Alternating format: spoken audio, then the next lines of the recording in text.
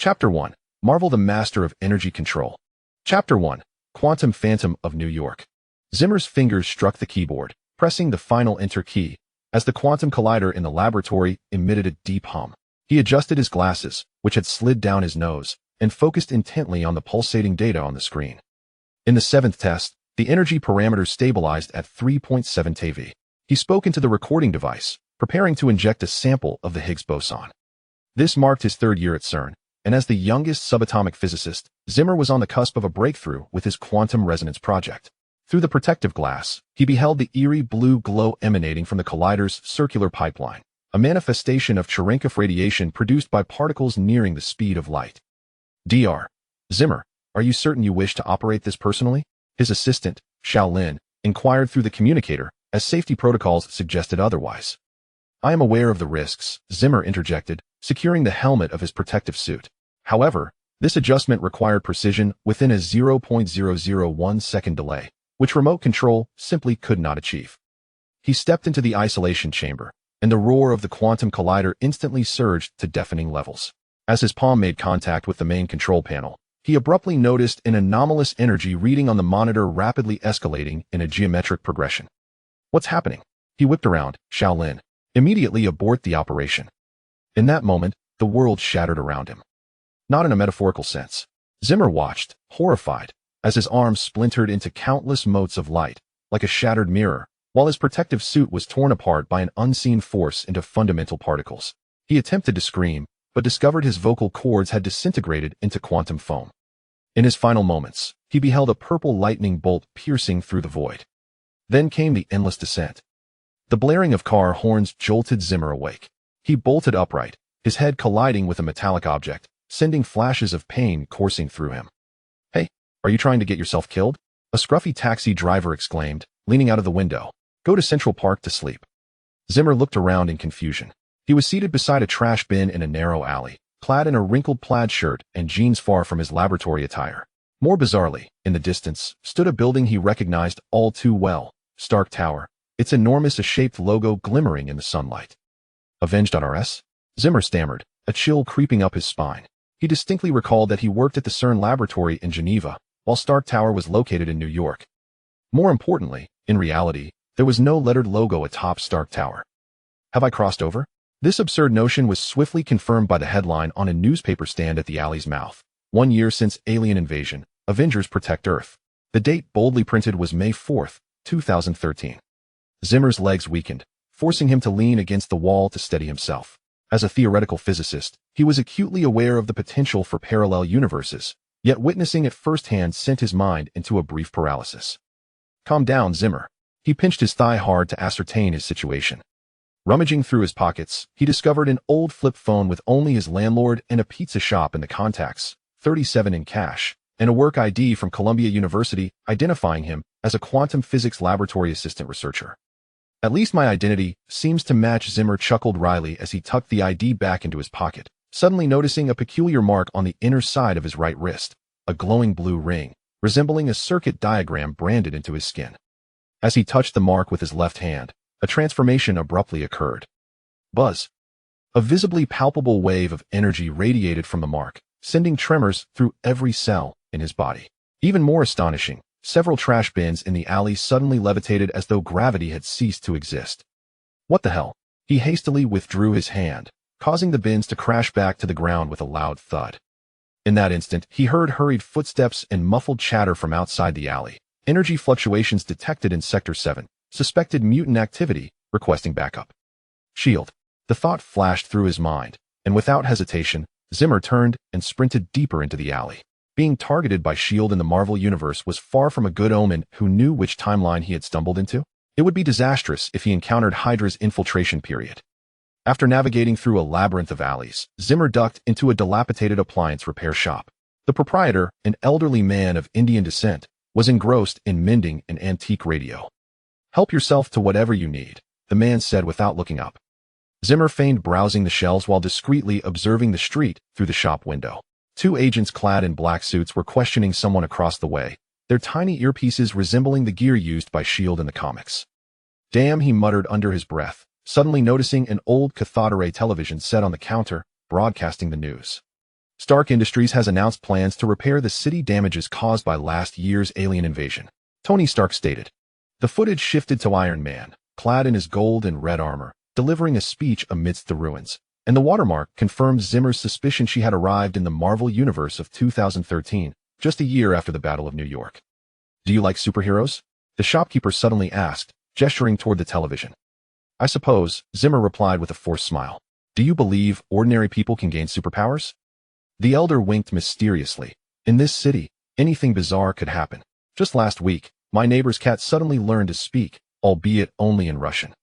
As Zimmer was about to inquire further, the mark on his wrist ignited with searing pain.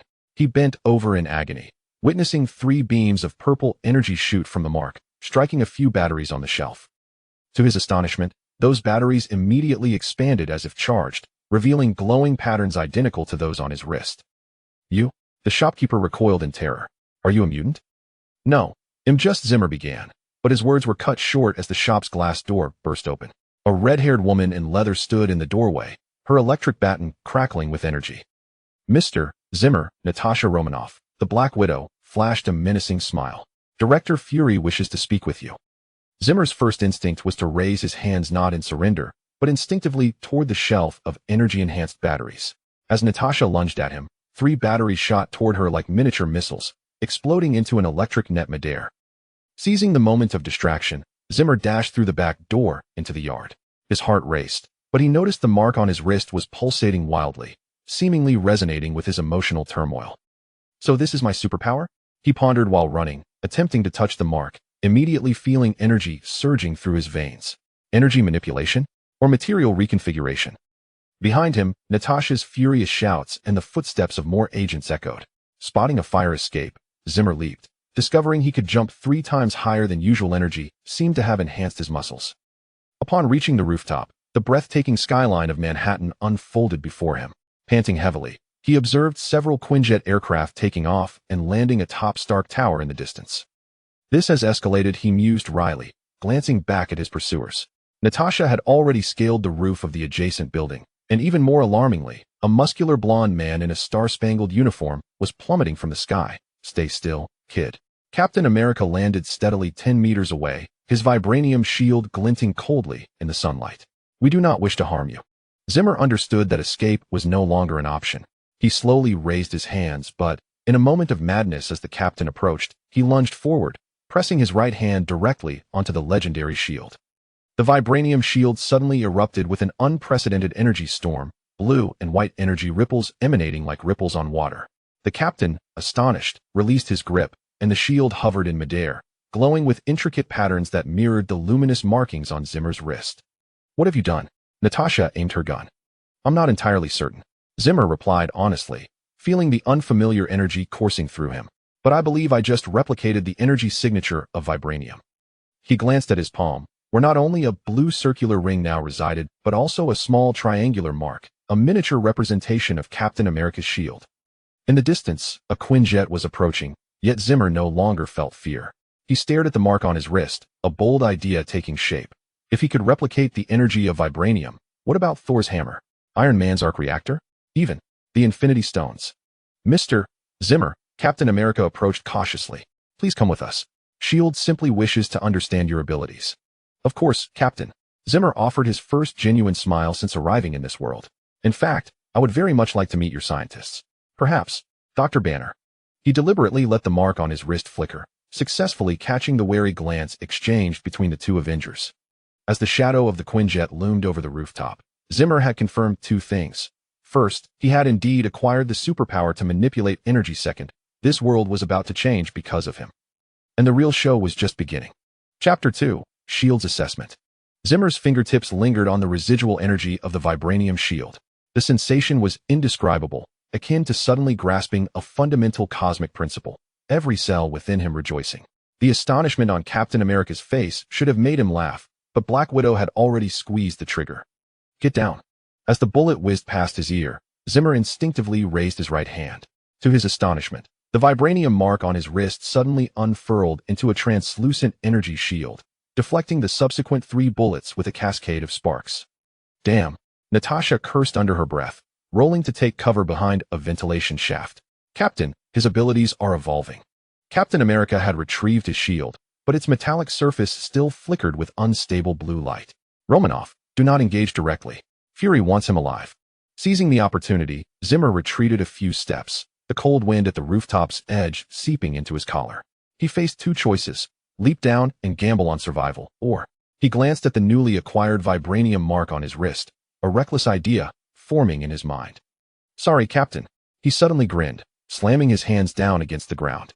I hope you have insurance. Vibranium energy surged into the building structure. The entire rooftop erupted in a web of blue light, concrete cracking and buckling beneath Zimmer's feet, sending shockwaves outward.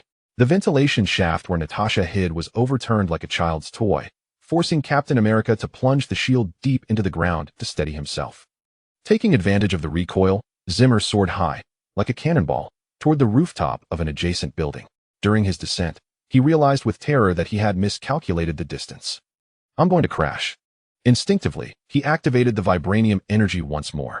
This time, the energy concentrated into his arms, forming a cushion. At the moment of impact, Zimmer felt as though he had become a ball caught in a baseball glove, the force dissipating miraculously throughout his body. Though he landed in a daze, not a single bone was broken. This is insane, he muttered, shakily rising to his feet, noticing the vibranium mark had dimmed considerably. Did the energy deplete? Did it require recharging? The distant roar of the Quinjet's engines echoed. Zimmer dared not linger, bursting through the rooftop door into the stairwell. Upon reaching the 8th floor, he heard the synchronized footsteps of more S.H.I.E.L.D. agents below. Damn it! He turned down the hallway, randomly kicking open a door. Fortunately, it led to a dental office under renovation, cluttered with building materials and tools. Zimmer grabbed a hammer and retreated to the window. The first agent who charged in was struck squarely in the shoulder by the flying hammer. As the second agent raised his weapon, Zimmer leapt out the window. This time, there was no vibranium energy to cushion his fall. He landed on the awning extending from the 3rd floor, rolling into a pile of cardboard boxes. A sharp pain shot through his ribs, but the instinct to survive compelled him to scramble into an alley. All units, be advised, the target is moving east. A calm male voice commanded. Seal off all exits on 34th Street. Zimmer pressed against the wall, every breath feeling like swallowing blades. As he turned the corner, he nearly collided with a brown-haired man in a trench coat. Mr. Zimmer, the man said with a gentle smile. I am S.H.I.E.L.D. agent Phil Coulson. May I have a moment of your time? In response to Coulson, Zimmer unleashed a vibranium energy pulse. Unsure of how he had executed the maneuver, he was nonetheless astonished to see Coulson hurled 3 meters away, his trench coat emitting wisps of smoke upon landing. My apologies, Agent, Zimmer gasped, continuing his flight. I'm in a hurry. After traversing 2 blocks, he ducked into a bookstore that was closed for business. Through the window, he could see at least 5 groups of S.H.I.E.L.D. agents setting up roadblocks outside.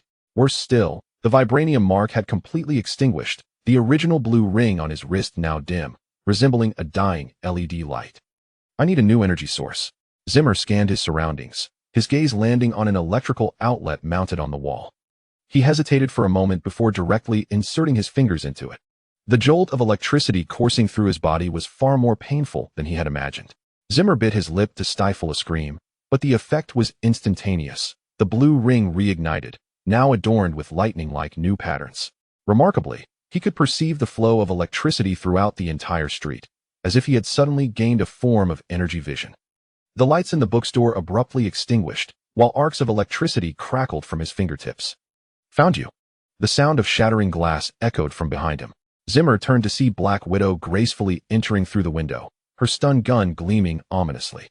MS. Romanoff, he feigned composure, concealing his charged right hand behind his back. Is chasing people your only hobby? My second favorite this week. Natasha tilted her head. My first is sedating disobedient boys. She suddenly lunged, her long legs sweeping toward him like a whip. Zimmer narrowly dodged, but was cornered by a flurry of strikes. A knife hand aimed for his throat, and he instinctively raised his hand to block. ZZZZZT. Blue and white electricity erupted from Zimmer's palm, detonating between them.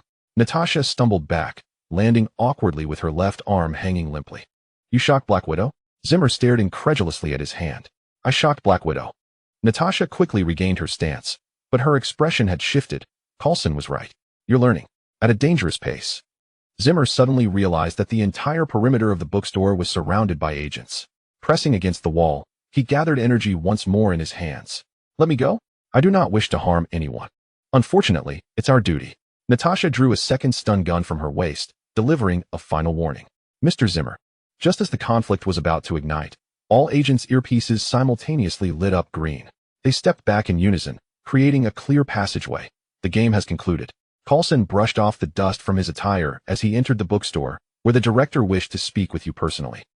Just as Zimmer was about to retort, the entire street was suddenly engulfed in darkness. It was not a power outage, rather. A colossal entity obscured the sunlight. He looked up through the skylight and felt his throat tighten instantly. The S.H.I.E.L.D. aircraft carrier loomed above like a steel sky at an altitude of 300 meters, casting a shadow over 6 city blocks. Wow, this was the only word Zimmer could muster. Follow me, Coulson gestured invitingly, unless you wish to attempt an escape from the cannon fire of a Quinjet. Zimmer weighed his options. His energy reserves might suffice for a singular breakout, but against the entirety of S.H.I.E.L.D.?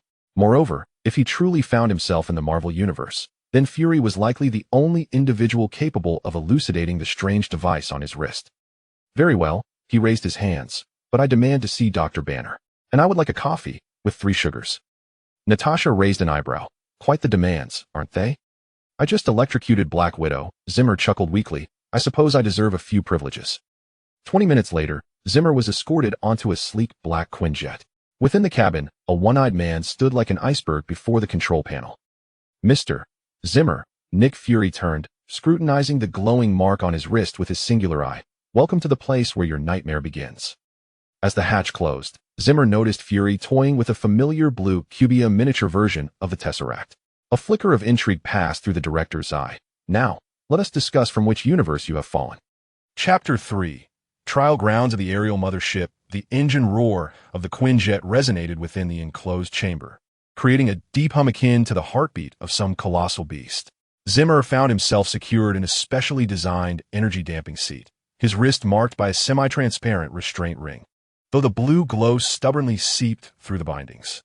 Nick Fury stood before him, resembling a dark statue, scrutinizing him with a singular eye, while a model of the cosmic cube in his hand refracted a ghostly blue light. Mr. Zimmer, Fury's voice remained utterly devoid of emotion. Let us bypass the tedious inquiries of identity.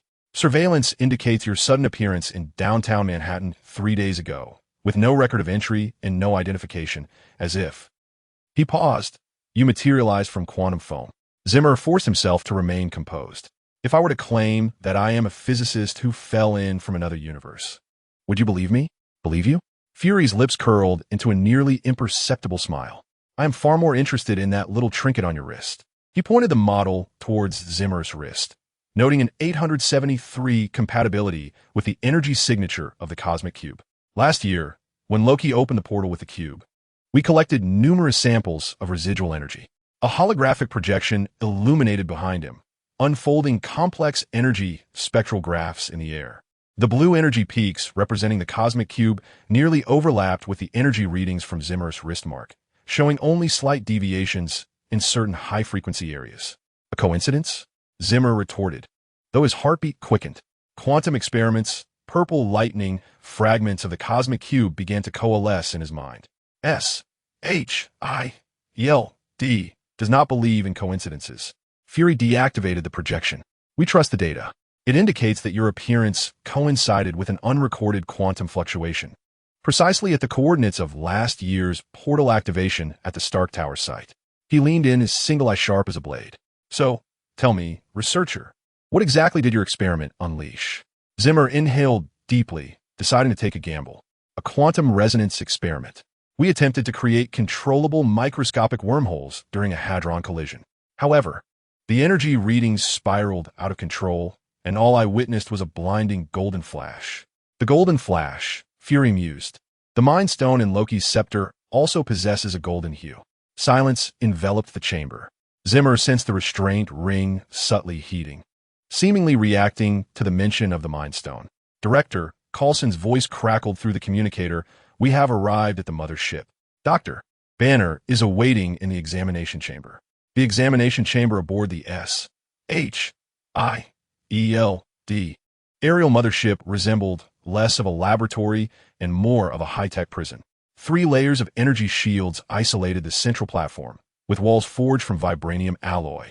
and even the air underwent multiple filtration processes. Dr. Bruce Banner, clad in a lab coat, exhibited a gentle demeanor behind his glasses, tempered by the sharpness of a scientist. "Relax, Mr. Zimmer." Banner adjusted the instruments, his voice calm. "We are merely conducting some basic tests." Director Fury, maybe a touch overly cautious. "Cautious enough to confine me in a cage designed for the Hulk?" Zimmer chuckled grimly, surveying the multitude of sensors surrounding him. Banner adjusted his glasses. "Precautionary measures. Our understanding of your capabilities is rather limited. Now, please attempt to activate your imprint, but strive to manage your output." Zimmer concentrated, and the blue ring emitted a faint glow. Instantly, a series of urgent beeping sounds resonated throughout the detection chamber. The energy readings steadily increased, scanning as Banner fixated on the screen, incredulous as it actively adapted to the environmental energy field. It was now mimicking the plasma pulse frequency of the mothership S engine. Zimmer felt it as well. The mark on his wrist came alive, greedily absorbing the vibrations of various energy engines that permeated the air, the electromagnetic fields of the shields, and even the faint signals from distant communication devices. A warm current circulated within him, sweeping away the fatigue of the previous battle. "Try this," Banner said, pressing a button. A metal column rose from the platform, its apex adorned with a small crystal radiating a ghostly blue light. "This is a residual energy sample from a tesseract, with a purity of 0.7, Banner explained. "It's remarkably stable." However, as Zimmer's hand neared the crystal, a sudden transformation occurred. A hum erupted. The blue ring burst forth with blinding brilliance. The energy within the crystal surged towards Zimmer like a deluge, forming a violently swirling ball of energy in his palm. Alarms blared in the detection chamber as the energy shield escalated to its highest level. "Zimmer, control it," Banner shouted. "It's absorbing too rapidly." Zimmer felt as if his arm might explode. The ferocious energy rampaged within him, blue pathways emerging beneath his skin like a spider's web. He gritted his teeth, desperately recalling the sensations from when he had replicated vibranium. Not absorption, but resonance. He compelled himself to alter the frequency, shifting from plunder to an attempt at synchronizing with the crystal's energy. A miracle transpired. The tumultuous energy ball gradually stabilized, ultimately hovering quietly in his palm, akin to a miniature blue star. "Is the energy stabilized?" Banner gazed incredulously at the readings. "Did you alter its energy properties?" "No," Zimmer panted, his back drenched in sweat. "I merely danced with it." With a thought, he dissipated the energy ball into the air, leaving only a faint scent of ozone behind. "Remarkable control." A deep voice resonated from the observation room.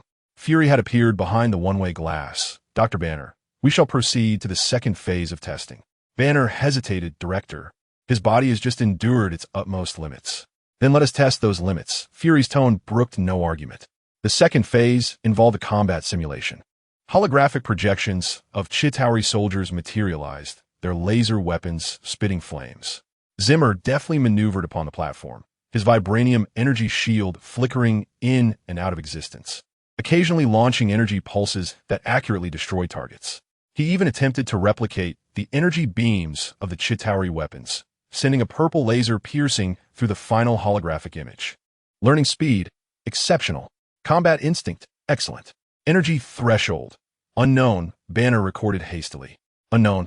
Fury raised an eyebrow. The disparity in energy consumption when replicating vibranium and Chitauri weapons was immense, without any linear correlation. "I suspect," Banner typed rapidly, pulling up the data, "the intensity of energy he can replicate seems contingent upon his level of understanding. My understanding of vibranium stems from direct contact with Captain America's shield, while my comprehension of Chitauri weaponry is derived from the visual records of the Battle of New York. The deeper the understanding, the stronger the replication, and the lesser the consumption." Fury's single eye narrowed. In other words, with sufficient information. He could even... A thunderous crash interrupted his words. The ceiling of the testing chamber was violently torn asunder. A figure entwined with lightning descended with a resounding roar, golden hair billowing and a red cape fluttering. It was the god of thunder. Thor's voice resonated like a mighty bell, MJ Lnr humming in his grasp. I sensed a wave of unfamiliar divine energy. Who was it that had their gaze locked on Zimmer, particularly the unextinguished blue ring adorning his wrist? siphoning the power of Asgard. Without further ado, Thor hurled S.H.I.E.L.D, imbued with the fury of the storm, towards Zimmer. This was not a test. It was the true wrath of a deity. At the brink of life and death, Zimmer's pupils constricted to pinpricks. Instinctively, he raised his hands to meet the hammer of the thunder god, not in defense, but in resonance. Buzz! An unprecedented surge of energy erupted. The brilliance of the blue ring instantaneously engulfed the entire testing chamber. Countless fine golden arcs of electricity erupted from Zimmer's palms, colliding thunderously with the lightning of S.H.I.E.L.D.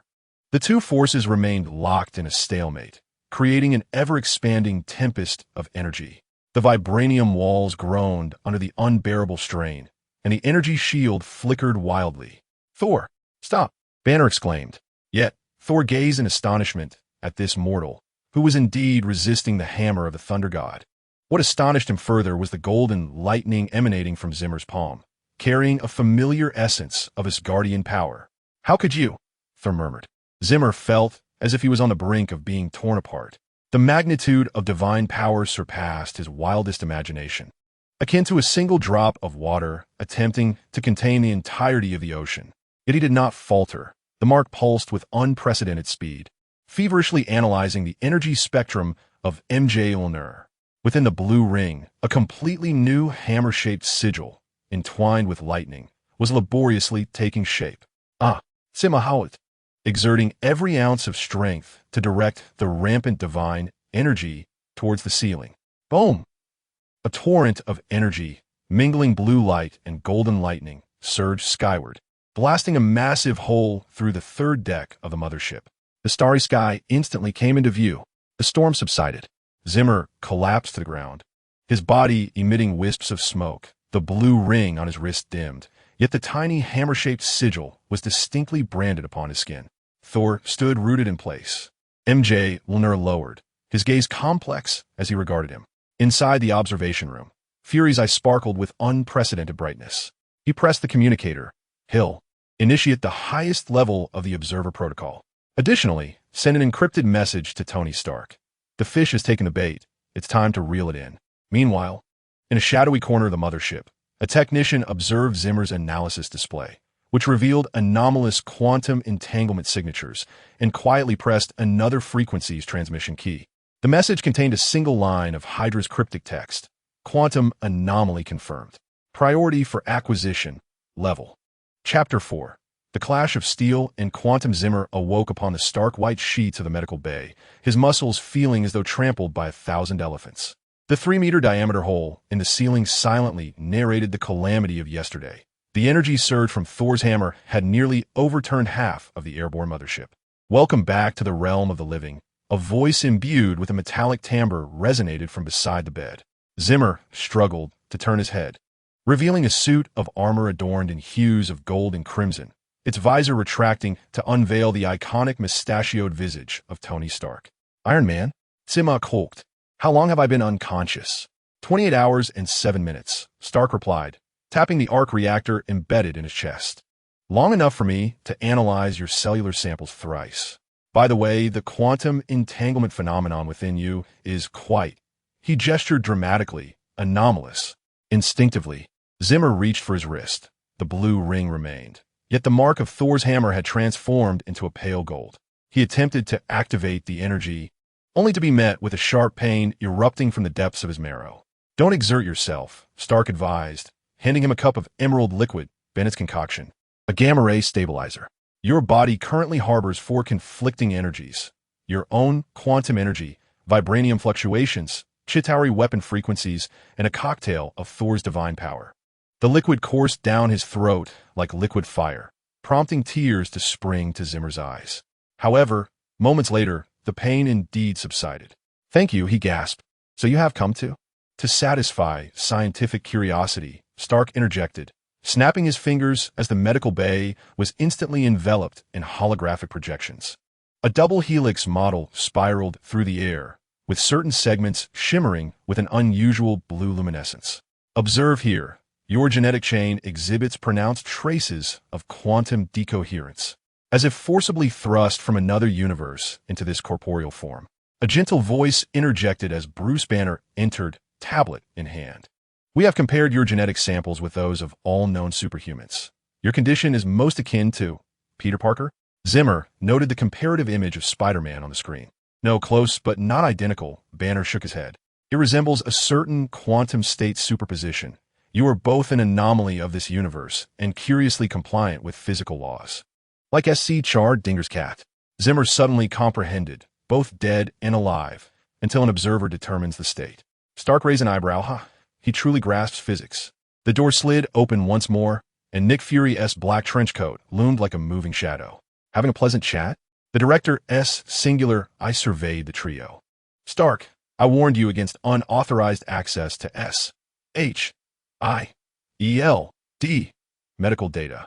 Come on, Nick, Stark waved dismissively. Your firewall is simpler than my coffee machine's encryption system. Fury ignored the provocation, striding directly toward Zimmer. How do you feel? Like I've been smashed by Thor's hammer. Zimmer replied with a wry smile. To be frank, Director, what am I? An experiment? A prisoner? Or a potential threat? Fury's tone suddenly chilled as he projected a dossier. Wolfgang Zimmer, age 34, senior researcher for S.H.I.E.L.D. array, specializing in quantum weapon development. 2 weeks ago, he vanished from the Siberian base. The projection revealed a face strikingly similar to Zemo's, characterized by a fierce gaze and a scar on his left cheek. Zemo's blood ran cold. This is not me. The similarity was rated at 927. Fury scrutinized his reaction. It was too close. Even if explained by the theory of parallel universes, it seemed too coincidental. Wait, Banner interjected. If he is a Hydra agent, why would he attempt to replicate Thor's hammer energy, nearly causing an explosion? Perhaps to gain trust, Fury replied, his fingers gliding over the control panel, bringing up Zemo's energy profile during combat. Look here. Each energy surge is accompanied by a faint quantum signal emission. Who is he transmitting data to? Zemo suddenly sat up, the foreneedle torn from his arm. That is a byproduct of energy resonance. My abilities naturally generate quantum feedback waves. Such a professional term. Stark pondered. Theoretically, that could be possible. Silence. Tony, Fury interrupted. Mr. Zemo, explain this.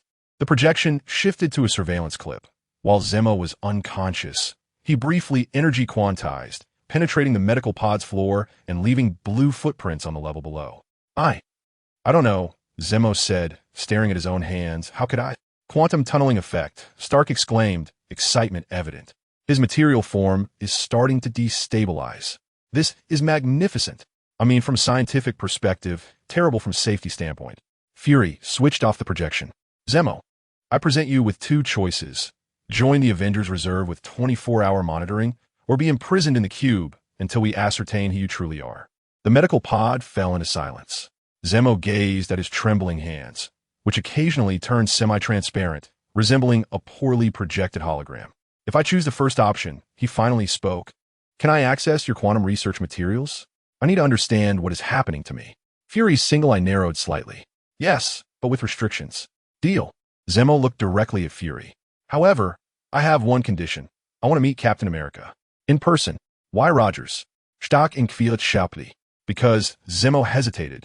If anyone in this world can discern the true Hydra, it should be him. Fury's expression subtly shifted, almost imperceptibly. Request approved. Now, gentlemen, please exit. The patient requires rest. After Stark and Banner left, Fury paused at the door. By the way, Thor asked me to convey a message. Heimdall's eye is upon you. Whatever that means. Figure it out for yourself. Once the door closed, Zemo slumped back against the pillow. Heimdall? The guardian who can see across the 9 realms? Things were becoming increasingly complicated.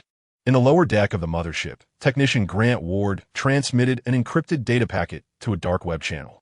As the progress bar reached 100, he swiftly erased all traces. Data transmission complete, he whispered into the mini microphone hidden beneath his collar. The target is currently located in the medical area, energy unstable. Recommend action during transfer. A gravelly male voice emanated from the headphones. Continue observing. The hive has awakened. Ward deactivated the communication, nonchalantly resuming his watch. The red light on the overhead surveillance camera flickered, yet no one noticed as he entered a series of anomalous commands, resulting in a 37-second blackout in the S.H.I.E.L.D. internal security system. Meanwhile, in an underground facility somewhere in New York. A bald man set down the communicator and turned to the figure shrouded in shadows. Minister Pierce, the bait has been released. Alexander Pierce stepped forth from the darkness, toying with a small Azure cube model. Prepare the harvesting team. The quantum energy within that boy will be the final key to unlocking Project Thor. Zimmer tossed and turned the medical pod. The starry sky outside was cast in a dark crimson hue by the mothership's engines, resembling a gigantic eye. He rubbed the blue ring on his wrist and suddenly felt an unusual mark growing warm, directing him toward a specific location. Compelled by an inexplicable force, he rose and approached the wall. As his palm pressed against the metallic surface, an astonishing scene unfolded. The wall became translucent like water, revealing the adjacent room. A blonde woman was calibrating a complex instrument, at the center of which floated a shard of the cosmic cube. The woman abruptly turned her head, as if sensing something. Startled, Zimmer quickly retreated, and the wall instantly reverted to its original state. His heart raced. Who was that? The blue ring on his wrist now burned with an intensity that bordered on pain, revealing a new symbol, an abstract outline of a blue cube. Unbeknownst to Zimmer, within the golden hall of Asgard, the one-eyed guardian Heimdall plunged his sword into the observation platform, his voice resonating like thunder. My King Odin. That Midgard interloper can perceive the existence of the space gem. Chapter 5. The Captain's Judgment. The interrogation room aboard the S.H.I.E.L.D. airborne mothership featured a unique design, with one-way glass and shock-resistant structures. Even the air circulation system was independent of the main ship. Zimmer sat at a metallic table, the energy suppressor on his wrist flashing red. He had been waiting for 47 minutes, enough time to memorize every weld mark on the ceiling. When the door slid open, a gust of cold air swept in. Captain America, Steve Rogers, strode in, his uniform impeccably tailored, shield on his back, eyes sharp as those from a World War II newsreel. Mr. Zimmer, the captain's voice was gentler than anticipated. I apologize for the wait. I just concluded an anti-terrorism drill. Understood, the world requires saving. Zimmer attempted to relax his shoulders. So, I'm a suspect in terrorism now? The captain placed a tablet on the table, pulling up a surveillance video. Zimmer's quantum tunneling phenomenon while unconscious. Fury mentioned you requested to see me. Why? Because if I were Hydra, Zimmer met those piercing blue eyes, you would be the first to discover it. The captain paused momentarily, then abruptly shifted the topic. In 1945, I piloted a plane carrying a nuclear bomb that crashed into the North Atlantic. I was 27 years old, weighed 109 kilograms, and had a lung capacity of 800 milliliters. Zimmer blurted out, then froze. Wait, how do I know this? The captain's gaze sharpened instantly. The S.H.I.E.L.D. files did not record such intricate details. Proceed, I wish to hear more. Zimmer's temples throbbed, and unfamiliar images flickered in his mind. A frozen cockpit, the Red Skull insignia, the silhouette of a man with a metallic arm in the snow. You wrote Peggy Carter's date commitment on the plane. He pressed his aching forehead, recalling a black officer with an eye patch advising him against such actions. Fury? No, that was incorrect. The timeline did not align. The captain's expression grew exceedingly grave. Where did these memories originate? I do not know, Zimmer exclaimed as the blue ring on his wrist suddenly flickered uncontrollably, akin to snippets from another's film. The lights in the interrogation room began to flicker. To Zimmer's horror, he realized his fingers had turned semi-transparent, revealing the patterns of the table beneath. Worse yet, a chilling mechanical voice echoed in his mind. Program initiated, memory extraction, sequence 9. Zimmer, control your breathing. The captain swiftly pressed the alarm. Medical team. Energy leak. The door burst open, but it was not medical personnel who rushed in. Rather, it was a fully armed assault team, their black uniforms devoid of S.H.I.E.L.D. insignia, instead adorned with the Hydra emblem disguised as tactical stickers. Be cautious. Zimmer lunged at the captain, unleashing a blue energy pulse from his palm that sent the leading assailant flying. They are not S.H.I.E.L.D. operatives. The captain instantly transitioned into combat mode, his vibranium shield carving a perfect arc as it incapacitated two foes. The mothership has been breached. Follow me. The corridor descended into chaos. Amidst the blaring alarms, Zimmer followed the captain towards the emergency passage, only to collide with Natasha Romanoff at the corner. Romanov. The mothership's security protocols. The captain's words were abruptly cut short as the Black Widow's gun was aimed squarely at them. I apologize, Captain. Natasha's gaze was frigid. But this individual belongs to Hydra. Zimmer's heart nearly ceased. The worst-case scenario had unfolded. Even the Black Widow was one of them. In a flash, the captain's shield had already been deployed. Natasha agilely leaned back to evade, simultaneously firing a volley of electric projectiles. Instinctively, Zimmer raised his hand. The Vibranium energy shield manifested instantly, deflecting the attack. "Is not Natasha?" The captain barked. "Look at her ring." Only then did Zimmer notice the peculiar copper ring adorning the Black Widow's right hand. A memory surged back, the Siberian base, a bald scientist implanting a chip into the temple of a subject. The brainwashing technology aboard the Lemurian star. He blurted out, bewildered by his own knowledge. "She is being controlled." The phone Natasha's pupils dilated slightly. "You truly are him, Wolfgang." She pressed her wristwatch, and the entire corridor was suddenly bathed in red emergency lights. A mechanical female voice echoed from the intercom. "Electromagnetic pulse protection activated. All electronic systems will shut down in 30 seconds. They intend to incapacitate the mothership." The captain grabbed Zimmer. "To the bridge. Fury is there." The two plunged into the stairwell as darkness descended.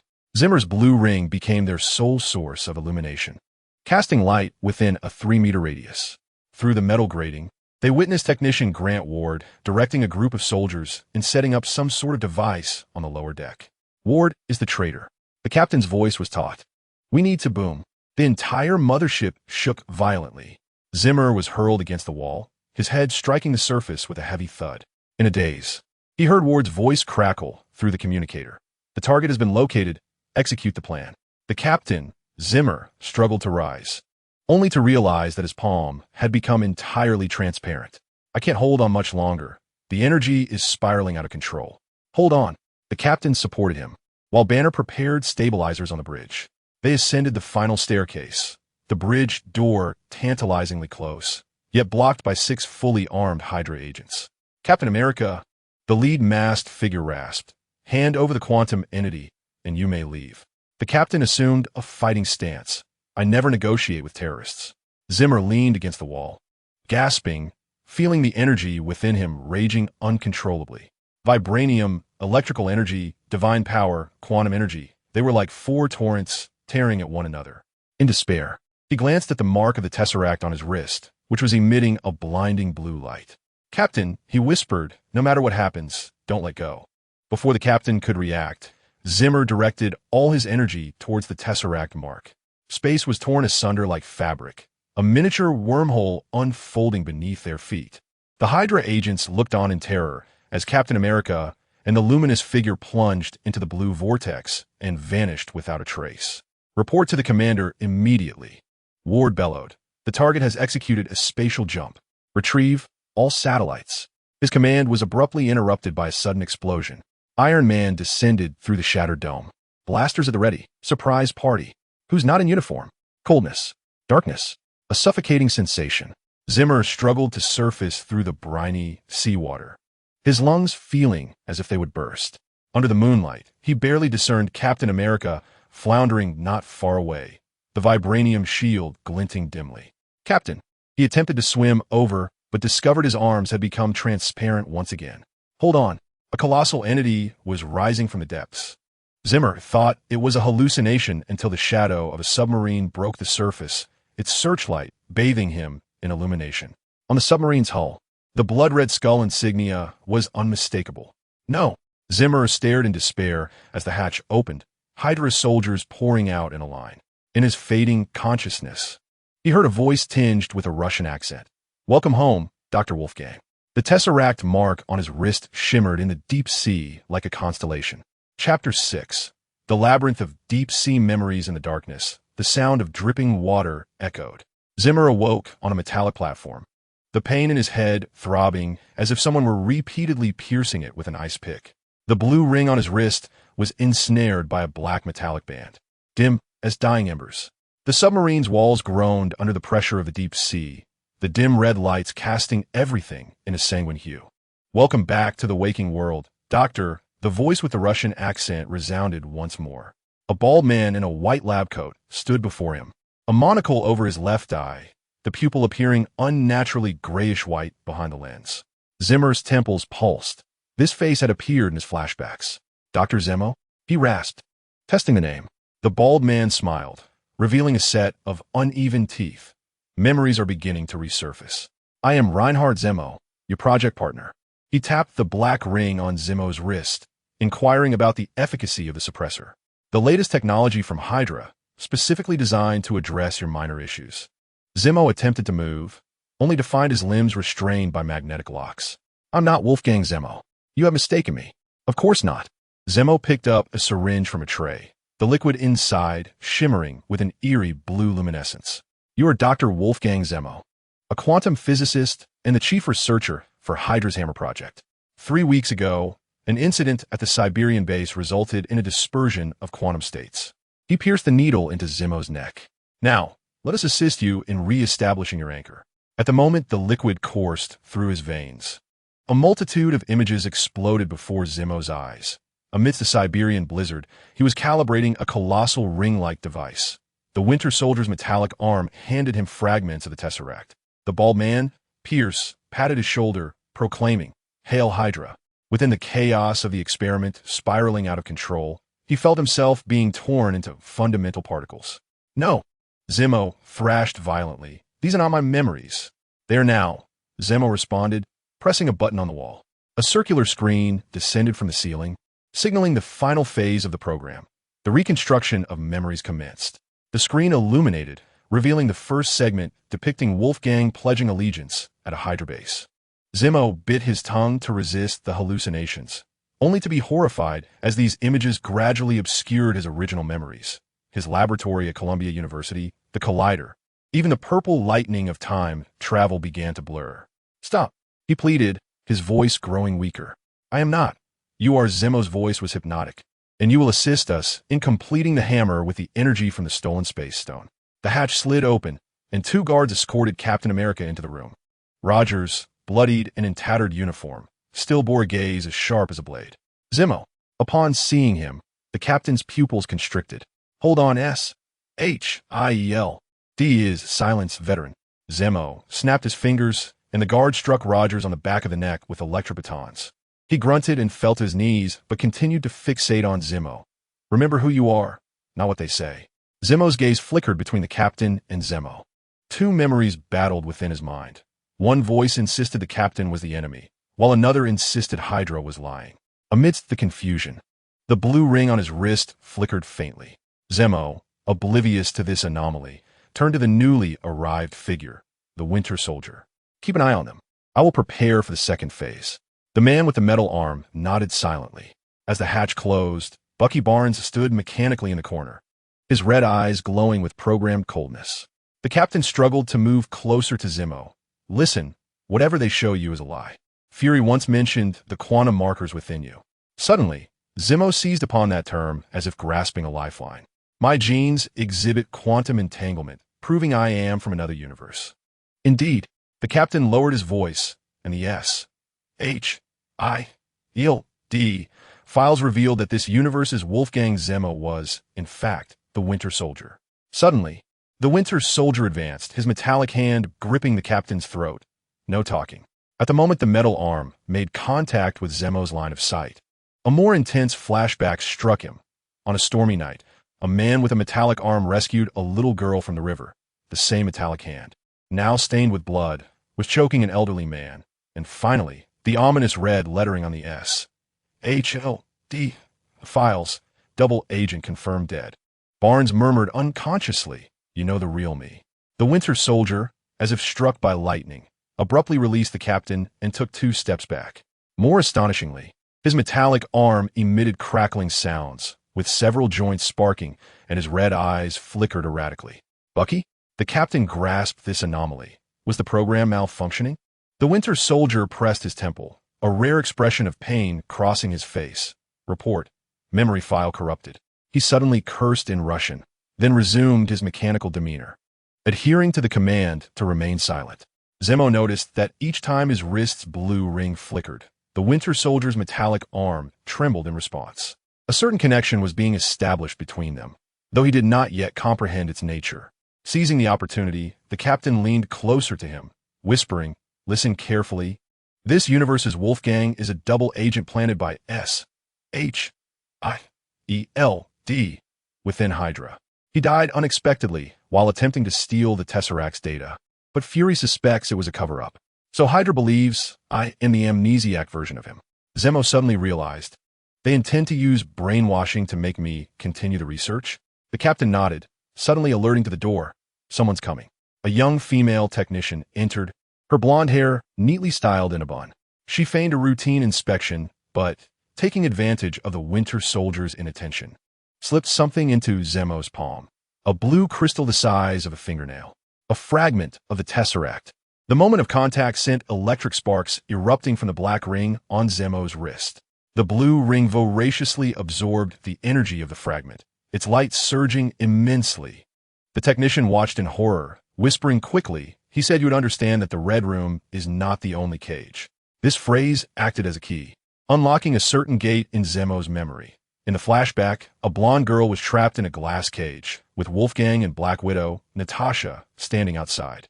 His eyes widened. "You are." The technician shook her head, signaling him to be silent, and swiftly exited. After her departure, Zemo's blue ring regained some vitality. The Tesseract's mark clear as a brand. "Captain," he murmured, "I can break free, but I need time. That fragment is too small. The energy is insufficient." "Buy us some time," the captain replied, looking at the still Winter Soldier. "I will find a way to awaken Bucky." Zemo closed his eyes, concentrating on the energy flowing within him. The suppression of the black ring was waning, yet strangely, a resonance emanated from the depths of the submarine, as if a larger fragment of the Tesseract was responding to his mark. Suddenly, the entire submarine shook violently. Alarms pierced the silence, red lights flashing frantically. Zemo's blue ring uncontrollably shot forth a beam of energy, tearing a fissure in the bulkhead. It is not a physical crack, but rather a rift in space, through which one can glimpse an eerie, orange-red sky and floating boulders. A ghostly voice emanates from the fissure. The translucent figure of the Red Skull materializes before the rift, its skeletal visage beneath the black cloak turning towards Zemo. Ah, yet another soul marked by the space gem. The Winter Soldier suddenly enters combat mode, his metallic arm striking at the Red Skull, yet passing through the apparition. "Bucky Barnes," the Red Skull cackles ominously, "your debt remains unpaid." The captain stands protectively before Zemo. "What manner of creature are you?" The guiding figure, the Red Skull, fixes his gaze upon the mark on Zemo's wrist. "Young man, the energy of the space gem you carry is quite unique. It bears the flavor of quantum dimensions." He drifts forward abruptly. "How about a deal? Reveal your secrets, and I shall show you the path to escape." Zemo instinctively recoils. "No deal." "Clever." The Red Skull's illusion begins to dissipate. "Remember, when the hive awakens, only the space gem can." Suddenly, the rift quakes violently. A viscous black substance oozes from the crevice, forming a humanoid shape upon hitting the ground. This pallid man opens his pupil-less eyes, his voice resonating like a swarm of insects. "I have found you, quantum vessel." "The hive," Zemo exclaims, not fully understanding how he recognizes this entity. The Winter Soldier emits a roar that defies humanity, his metallic arm unleashing its full power upon the pale man. Their collision releases an astonishing wave of energy, providing Zemo with the opportunity to shatter the magnetic lock with his restored energy. "Captain, we must leave. Now." He yanks the captain toward the hatch, casting a final glance back to see the hive temporarily obstructed by the Winter Soldier, while the Red Skull's illusion vanishes entirely. The rift begins to shrink unsteadily. Yet before it closes, a vision flashes. Iron Man's armor engaged in battle with some colossal creature in the depths of the ocean. In the corridor, alarms blare amidst the cacophony of hurried footsteps. Zemo's blue ring guides them, not upwards but deeper into the submarine. There lies a stronger cube energy. He calls out, sensing someone in distress. Suddenly, around the corner appears the blonde technician, her visage pale. "Hurry. They've initiated the self-destruct sequence. The hive is merely bait." "What?" the captain demands sharply. "Clarify." Hydra cannot afford to fail with their subjects. She pulls them toward the elevator. "Zemo intends to detonate the submarine, taking only your quantum data." The other prisoners will be. Her words are cut short by another wave of explosions. The entire submarine tilts at a 30-degree angle. The metallic groaning akin to the death throes of a great beast. Zemo, amidst the turmoil, grasps a pipe and sees the blonde woman hurled toward shattered window. His energy hand moves faster than thought, a beam of blue light wrapping around her waist, pulling her back to safety. Thank you, she gasps. I'm Aaron. Doctor. Wolfgang saved me at the Red Room. More fragmented memories coalesce in Zemo's mind.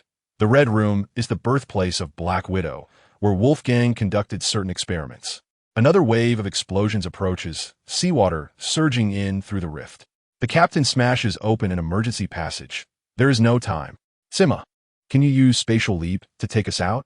Zimmer gazed at the blue ring on his wrist, the cosmic cube's mark shining brightly like a star. Yet its energy remained unstable. I can attempt it, but the destination is uncertain, he replied. Better than drowning.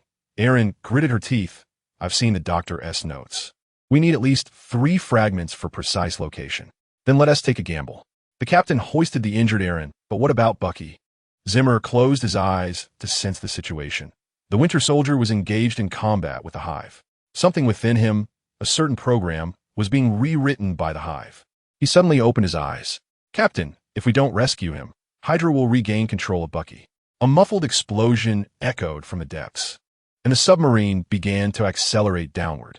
Zimmer realized the moment of choice had arrived, to risk saving the Winter Soldier or escape with the current intelligence. The pulsing of the blue ring began to synchronize with his heartbeat, and the answer became clear. Captain, take her away. He stuffed 2 fragments of the cosmic cube into the captain's hands. I will find Bucky and catch up with you. How will you find him? The captain grasped his shoulder. You can't even control the Leap S endpoint. Zimmer gazed at the surging waters, a resolute smile breaking across his face. Observation determines reality. The first lesson of quantum physics. Before the captain could stop him, he leapt into the icy waters, the blue ring-esque glow piercing the darkness like a beacon. Chapter 7. Quantum splitting in the deep sea. The seawater pierced his skin like 1,000 steel needles. Zimmer struggled in the pitch-black depths, the blue ring-esque light serving as his soul guide. The wreckage of the submarine burned above him, the twisted metal framework resembling the ribs of a colossal beast. Bucky, he called out in his mind, as oxygen rapidly dissipated from his lungs. The cosmic cube's mark on his wrist suddenly flickered violently, and Zimmer felt his consciousness being torn asunder, not in a physical sense, but in a more essential division, as if his soul were being split in 2. A singular thought emerged with uncanny clarity. Observation determines reality. In quantum theory, the act of observation itself influences the outcome. At that moment, Zimmer's consciousness stood at the singularity of choice, to continue descending in search of the Winter Soldier or to turn back and pursue Captain America's trail. Yet, in his quantum state, he simultaneously chose both possibilities. In the depths of the ocean, Zimmer continued to descend, the blue ring illuminating the path ahead. Simultaneously, another version of him felt the world spinning, the surrounding scenery shifting abruptly. The frigid sea vanished, replaced by the scorching sunlight of the African savanna. At the border of Wakanda, Princess Shuri's Vibranium detector suddenly shrieked in alarm. Njobu is here. She stared at the holographic projection of the drenched Asian man who had appeared out of nowhere. Where did this person come from? In the deep sea, Zimmer's lungs burned with pain, but the energy of the blue ring sustained his final thread of consciousness. Through the murky water, he beheld a chilling sight. The Hive was no longer a pale humanoid. Its body had disintegrated into countless parasites, like a living web, enveloping the entire submarine compartment. Several Hydra soldiers were ensnared by the swarm, visibly shriveling at an alarming rate, while the Hive's form swelled in response. The Winter Soldier was trapped in the center of the web, his metallic arm corroded by a viscous substance, hissing as it dissolved. But Bucky's gaze was no longer vacant. It was alert and infused with fury. Zemo expended his final breath, condensing the blue energy into a pulse. The azure light sliced through the Hive's web, creating an opening for Bucky. Countless compound eyes of the Hive turned toward him, and a cacophony of voices shrieked in Zemo's mind. Quantum host, you belong to me. Seizing the opportunity, Bucky broke free, his metallic arm erupting with unprecedented energy, delivering a devastating blow that shattered the Hive's central body. After temporarily repelling the swarm, he seized Zemo and swam towards the nearest airlock. Hold on. Bucky's voice resonated through the water, muffled yet resolute. Don't die, just as I've saved you. They crashed into an unwatered isolation chamber. Bucky smashed the emergency oxygen mask onto Zemo's face with his metallic arm, while keeping a vigilant watch on the door, where the swarm was seeping through the cracks. Are you awake? Zemo gasped. For now, Bucky pressed his temple, his expression pained. Your energy disrupted the Hydra program. But it won't last long. Zemo glanced at the blue ring on his wrist, flickering at an unusual frequency, resonating with the energy core of Bucky's metallic arm. Some form of communication was taking place, but he couldn't decipher it. Listen, Bucky suddenly lowered his voice. Zemo has taken Captain America and that girl. The submarine's self-destruct sequence is a ruse. What they truly desire is, the door was torn away entirely. The colossal form of the hive, reconstituted, blocked their escape, now incorporating the characteristics of the parasitized soldiers, forming a four-armed monstrosity. The time for conversation had ended. A chorus of countless voices echoed. Zemo and Bucky stood back to back, one ring gleaming, one metallic arm humming. As the hive's onslaught surged like a tide, they braced themselves together. Bucky's combat skills harmonized with Zemo's energy pulses, momentarily fending off the ancient alien's assault. Yet, the disadvantage was stark. Zemo's energy was nearing depletion, and Bucky's awareness was wavering. When the hive's tendrils ensnared Zemo's neck, he felt his consciousness dim once more. Upon opening his eyes, Zemo found himself standing atop a floating orange-red peak. The sky was drenched in crimson, and silent boulders drifted by. The shadow of Red Skull awaited in the distance. Welcome to Vormir, lost soul. Red Skull spread his arms. This is the final destination for all marked by the Space Stone. Am I dead? Zemo reached for his neck, but found no tangible form. Half alive. Red Skull floated to the edge of the cliff. Your quantum state is unique, existing simultaneously in two places. This is merely a projection of your consciousness. Below the cliff, Zemo beheld two scenes.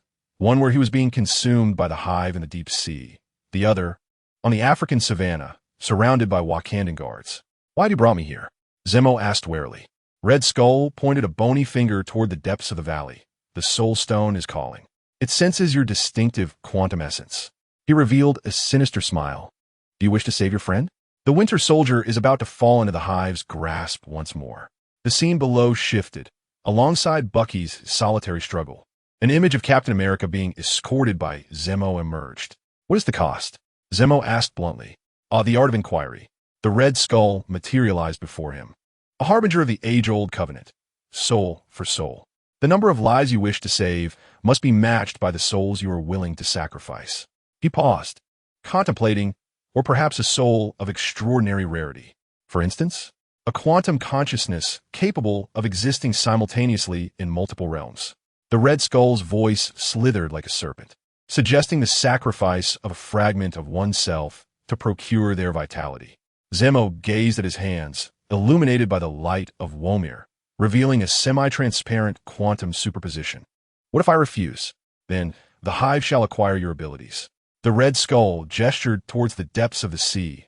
Envision this, a progenitor of the Inhumans, capable of infinite division, each manifestation endowed with your spatial jumping prowess. In the imagery, the hive injected a dark substance into the unconscious Zemo's body. Time is running short, Mr. Zemo. The Red Skull's voice echoed distantly. Make your choice. At the border of Wakanda, another Zemo raised his hands in the face of a vibranium spear. I'm not your enemy, he shouted in English, only to realize his error and switch to a stilted Kosa. I need help. Princess Shuri raised an eyebrow in astonishment. You speak Kosa? Just a few phrases. Zemo observed his semi-transparent arms. Good heavens, what has happened to me? Shuri's detector flickered wildly. Your quantum signature is diminishing. Should it fall below the critical threshold, you shall face quantum decoherence. Zemo offered a wry smile. I am aware. To put it simply, my quantum state could collapse, leading to my potential dissolution.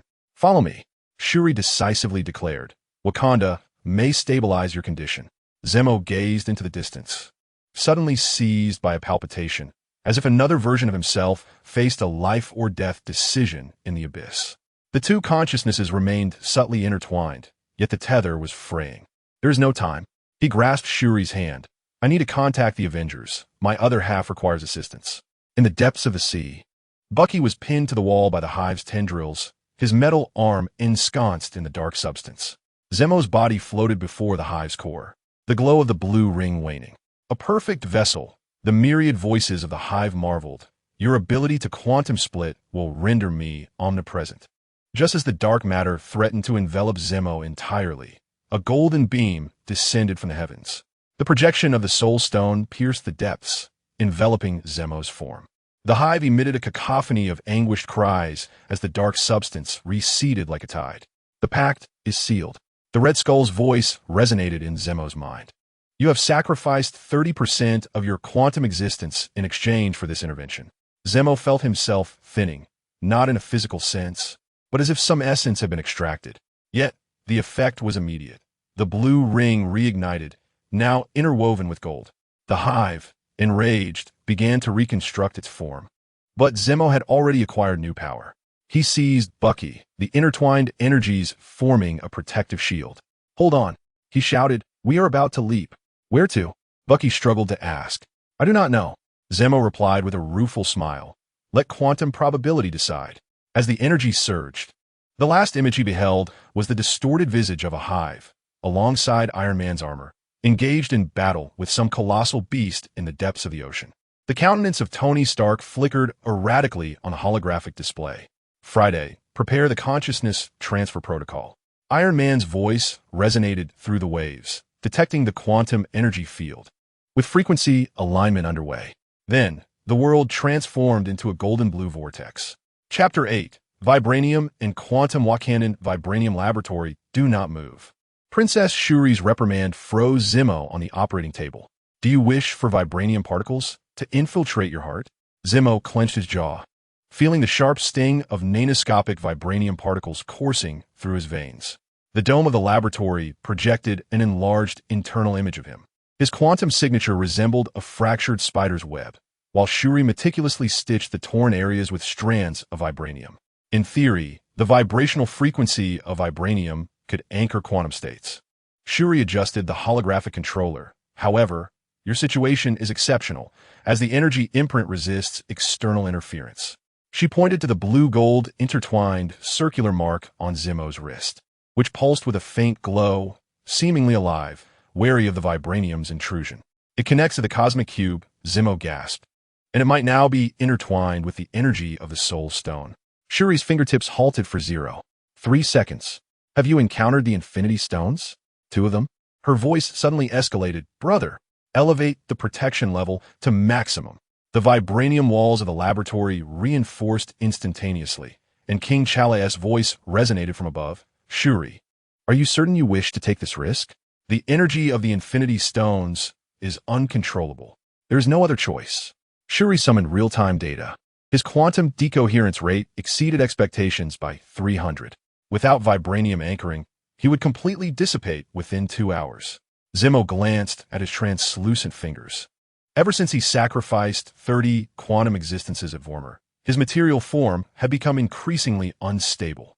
To exacerbate matters, he could often sense another version of himself. The Zemo who leaped through space with Bucky, as if an invisible string tethered them. Commence Phase 2. Shuri donned the neural link headset.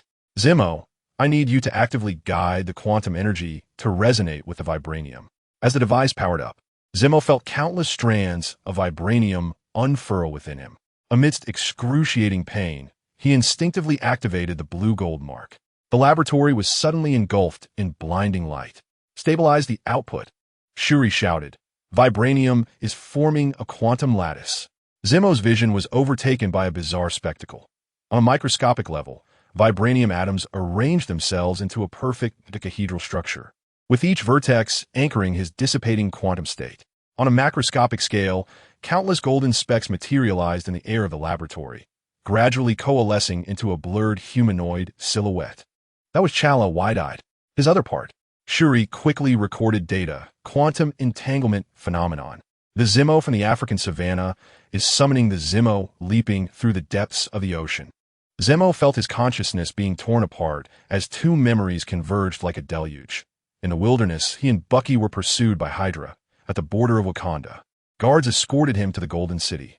The hive's parasitic entity lurked among the treetops, and then the vibranium needle pierced his arm. No, Zemo jolted upright, the surgical table fracturing under the force. More astonishingly, those golden specks suddenly collapsed into microscopic wormholes, for which a diminutive man clad in a red combat suit tumbled forth. What the hell? Who is this now? Scott Lang, disoriented, clambered to his feet, whistling at the vibranium apparatus in the lab. Wow, this is far cooler than Dr. Pym's gear. Untman. Chala instantly donned his Black Panther suit. Wait. Zemo suddenly pressed his temples. Scott Lang's quantum realm was the key. No sooner had the thought crossed his mind than he fainted again. In the last vestiges of consciousness, he heard Shuri exclaim, "The vibranium is stabilized, but the quantum portal has opened." In the frigid Yukon wilderness, the biting wind lashed snowflakes against his cheeks. Zemo, or rather, the Zemo who had experienced spatial jumps, curled up in a corner of an abandoned hunter's cabin. His memories were like shattered glass, fragments disjointed and chaotic. Eat something. Bucky offered a steaming can. Weave temporarily shaken off our pursuers. Zemo gazed at the metallic arm, suddenly recoiling in terror. Hydra, the Winter Soldier Project. Calm down. Bucky grasped his trembling shoulder. Listen, I am Bucky Barnes, you are Zemo. We just escaped from a Hydra submarine. The hive nearly killed us. It was your energy jump that brought us here. No. Zemo pressed his temples. I am Wolfgang Zemo, the Hydra scientist responsible for the enhancement of the Winter Soldier. Bucky's expression grew complex. He fell silent for a moment, then abruptly tore open his left shoulder S-garment to reveal an old brand. 09. Do you recognize this? The real Wolfgang Zemo marked me in 2009. Bucky's voice was laced with suppressed anger. You are a fake. But it doesn't matter, because the real one is dead. Zemo's blue-gold mark suddenly throbbed painfully, an unfamiliar memory surfacing. Siberian base, the Winter Soldier lying on the operating table, a bald scientist branding his metallic arm. I saw Zemo murmur, but why do I remember these things too? Because Hydra implanted false memories in you. Bucky fiddled with the fire. But your energy is purging them. Look at my arm. The surface of the metallic arm was shedding the original Hydra runes, replaced by gold and blue patterns reminiscent of Zemo's mark. Ever since I came into contact with your energy, my control program has weakened. Bucky's voice carried a long-lost hope. Perhaps you can completely erase Hydra's brainwashing. Suddenly, a crack of breaking branches echoed outside. Bucky instantly shifted into combat mode, the metallic arm shimmering to form a small energy shield. AVE found us. He lowered his voice. This ISNT ordinary Hydra. I can smell the hive's parasitic entity.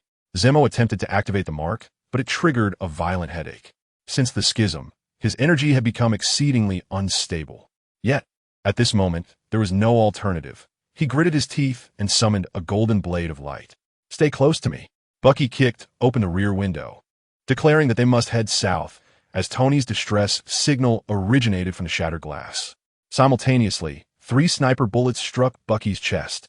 Were it not for the vibranium armor, this blow would have been fatal. More alarmingly, the assailants were clad in S.H.I.E.L.D. uniforms. The identification code was confirmed. The one-eyed female agent, leading the charge, spoke coldly, retrieve the Winter Soldier, eliminate the quantum anomaly. Zemo discerned that she was not human, but rather a replica crafted by the hive using a parasitic entity. He dragged the injured Bucky behind a wooden wall, the golden blade barely deflecting the second wave of gunfire. Can your energy? Bucky coughed blood. Open a space jump? Not stable enough. It might shatter further. Better than death. Suddenly, Bucky pressed his metal arm against Zemo's mark, exclaiming, with my energy. The golden blue patterns of the metal arm resonated with the mark, unleashing an unprecedented storm of energy. The hive's parasitic entity was overturned, while Zemo felt his consciousness splinter once more, not into 2, but into countless fragments scattered across the quantum dimension.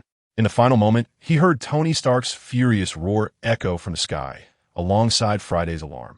Multiple quantum signatures detected, unable to lock onto rescue target. In Stark Tower, late at night, Tony Stark awoke from a nightmare, cold sweat soaking his pajamas. Scattered across his workbench were dozens of sketches, all variations of the same design. A blue and gold interwoven circular mark with a blurred cubic outline at its center. That's the 17th time, boss. Friday's voice bore concern. Do you need to contact a doctor? No, contact banner. Tony rubbed his temples, pulling up quantum scan data from the deep-sea battle. The holographic projection unfolded, revealing that Tony's armor had briefly been enveloped by Zemo's energy field. Strangely, the data indicated a 7-second anomaly where Tony's consciousness signal exhibited a quantum superposition state. Friday, what did I say during the nightmare? The repeated statement is as follows. The Hive is not the final enemy. Red Skull awaits the quantum rift. Friday paused for a moment, adding, 2 universes must maintain balance. Tony approached the floor-to-ceiling window, the lights of New York blurred by the rain. A certain intuition told him that Zemo's energy had not only altered Bucky's metal arm. It was changing everyone it touched, including himself. And most terrifyingly, he could not ascertain whether this change was a blessing or a curse. Chapter 9. Quantum Doppelganger Wakanda Vibranium Laboratory 3-2-1 Initiate. The instant Princess Shuri pressed the control button, Zemo felt his brain cleave in two. The Vibranium quantum stabilizer emitted a piercing hum as the laboratory's holographic projection split into 2 overlapping images. The left side displayed real-time footage from the Wakandan lab, while the right revealed a snow-covered wasteland. We succeeded. Ant-Man Scott Lang leaped from the quantum analyzer. The Vibranium frequency has achieved harmonic resonance with the PIM particles. Zimmer curled in agony upon the operating table, his vision simultaneously capturing 2 scenes. The hands of Su Rue adjusting instruments and his frostbitten toes in the wilderness. The vibranium patterns on the laboratory ceiling and the military drone hovering in the Canadian night sky. He was in the Yukon. Su Rue swiftly pinpointed the snowy landscape, but the vital signs were erratic, the body temperature dangerously low, when Zimmer suddenly screamed. A crimson gash appeared on his left arm, as if struck by an invisible blade. Strangely, in the holographic projection of the snowy scene, another Zimmer's left arm was also bleeding from the same spot. Quantum pain sharing. Scott turned pale. Their connection was deeper than they had imagined. King Chala hurried forward to restrain Zimmer. Terminate the experiment. He is losing blood. No. Zimmer gritted his teeth, grasping the king's wrist. Another me is under attack. If we sever the connection, he will perish. Through his dual vision, he witnessed his snowy counterpart being besieged by 5 S.H.I.E.L.D agents. Among them, a woman clad as Black Widow executed fierce strikes aimed directly at vital points. The Winter Soldier was protecting him, but the metal arm's sluggishness, hindered by the cold, impeded energy transmission. Hold on. Su Rue suddenly affixed a device to Zimmer's temple. I will enhance your connection with vibranium resonance. Perhaps it can convey some assistance. A warm surge flooded Zimmer's consciousness, swiftly transmitted through the quantum link. In the snowy scene, the blue-gold mark on the other Zimmer flickered to life, unleashing a pulse wave that repelled the assailants. Effective, Scott observed the data stream, but the energy consumption was excessive. The Zimmer here in Wakanda would. The blaring alarms interrupted him. An explosion erupted outside the laboratory, and the frantic Kosa of the guards crackled through the communicator. The border is under attack. The enemy is disguised as UN observers. Chala's mask instantly enveloped his face. Su Rue, you stay. I will handle this. But Zimmer suddenly grasped his cloak. Wait, it's not Hydra, it's Hive. They are attacking in 2 places simultaneously. The dual vision revealed a horrifying truth. The observers at Wakanda's border and the S.H.I.E.L.D agents in the Yukon were revealing the same eerie pale smiles amidst their assaults. In the Canadian Yukon wilderness, Zimmer's snowy counterpart staggered to his feet. Where did the energy pulse originate? He had been utterly depleted, yet he suddenly felt a fleeting surge of strength. Bucky, they are not S.H.I.E.L.D. He coughed blood, shouting, look into their eyes. Hearing this, the Winter Soldier executed a slide tackle, his metal arm lunging for Black Widow's throat. In the moment she evaded, he swiftly transitioned to an elbow strike, landing squarely on her chest. Black Widow was sent flying but twisted in mid-air with an inhuman flexibility. Landing gracefully, her pupils had turned completely milky white, her voice resonating with a blend of genders. Clever soldier. But how many of you can kill? She tore apart her uniform, revealing a torso infested with worm-like parasites. The other agents began to morph, 5 merging into a 3-meter-tall monstrosity. Countless tendrils thrashing in the snow. Run. Bucky yanked Zimmer. 3 kilometers south is Stark's rescue station. Zimmer's legs felt as if they were laden with lead. The dual connection allowed him to simultaneously experience the vibranium surgery in the Wakandan lab and the biting cold of this place, causing his consciousness to blur.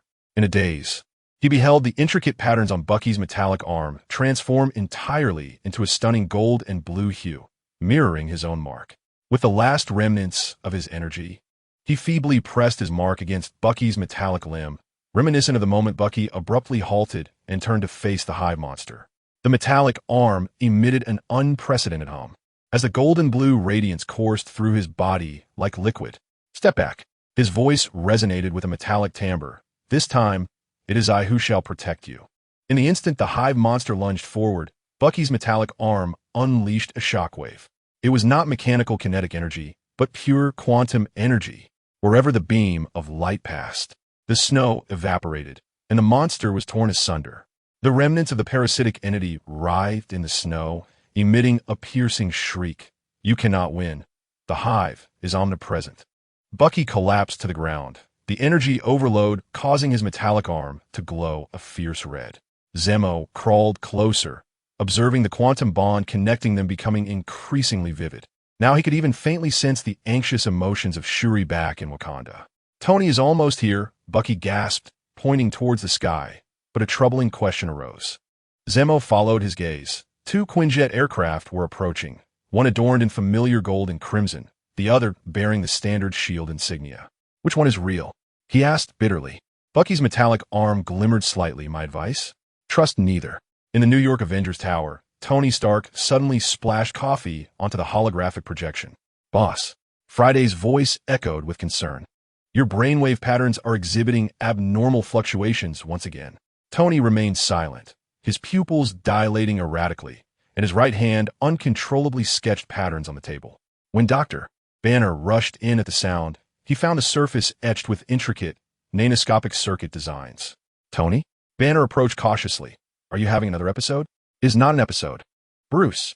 Tony's voice took on an unnaturally calm tone, a stark contrast to his usual demeanor. It is a memory, decompressing. The version of me from that universe is transmitting information. He gestured towards the most recently completed schematics, a miniature device resembling a gyroscope. Its core marked as a quantum anchor.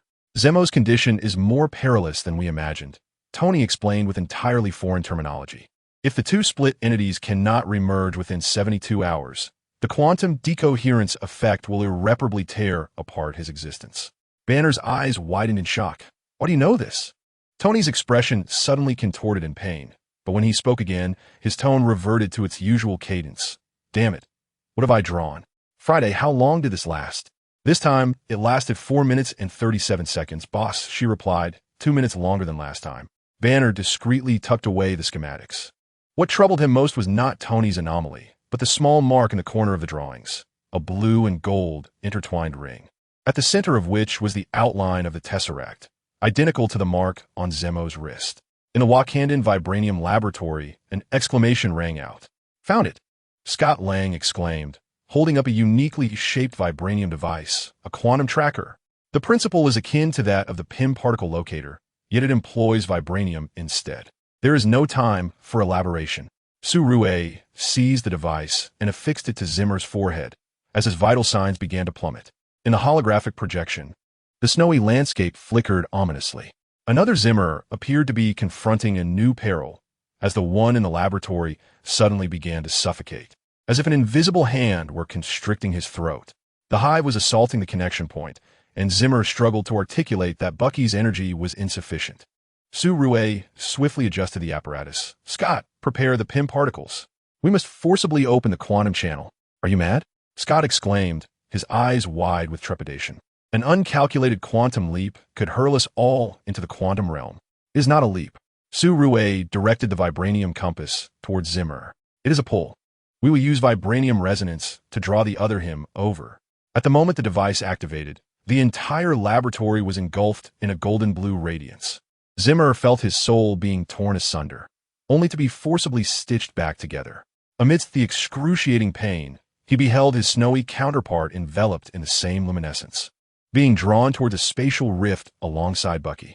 Even more astonishing was the vague perception of a third entity, a colossal consciousness lurking within the quantum dimension, peering through the rift into this world. Accelerate the process, Su-Rue shouted. Something is tracking the quantum channel. The vibranium apparatus strained under the overload, sparks flying in every direction. Just as Zimmer was on the brink of unconsciousness, two figures suddenly materialized from the snowy landscape, crashing heavily onto the laboratory floor. Shut the channel. Now. Scott lunged towards the control console. It is too late. On the other side of the rift, a gigantic eye composed of pure energy slowly opened, fixating its gaze upon everyone present. Without hesitation, Su-Rue plunged a vibranium spear into the heart of the device. The explosion sent everyone sprawling. When the smoke cleared, two Zimmers lay in the center of the laboratory, one barely clinging to life on the operating table, and the other just transported from the snow, alongside the unconscious Winter Soldier. Did we succeed? Scott coughed, inquiring. Su-Rue did not respond.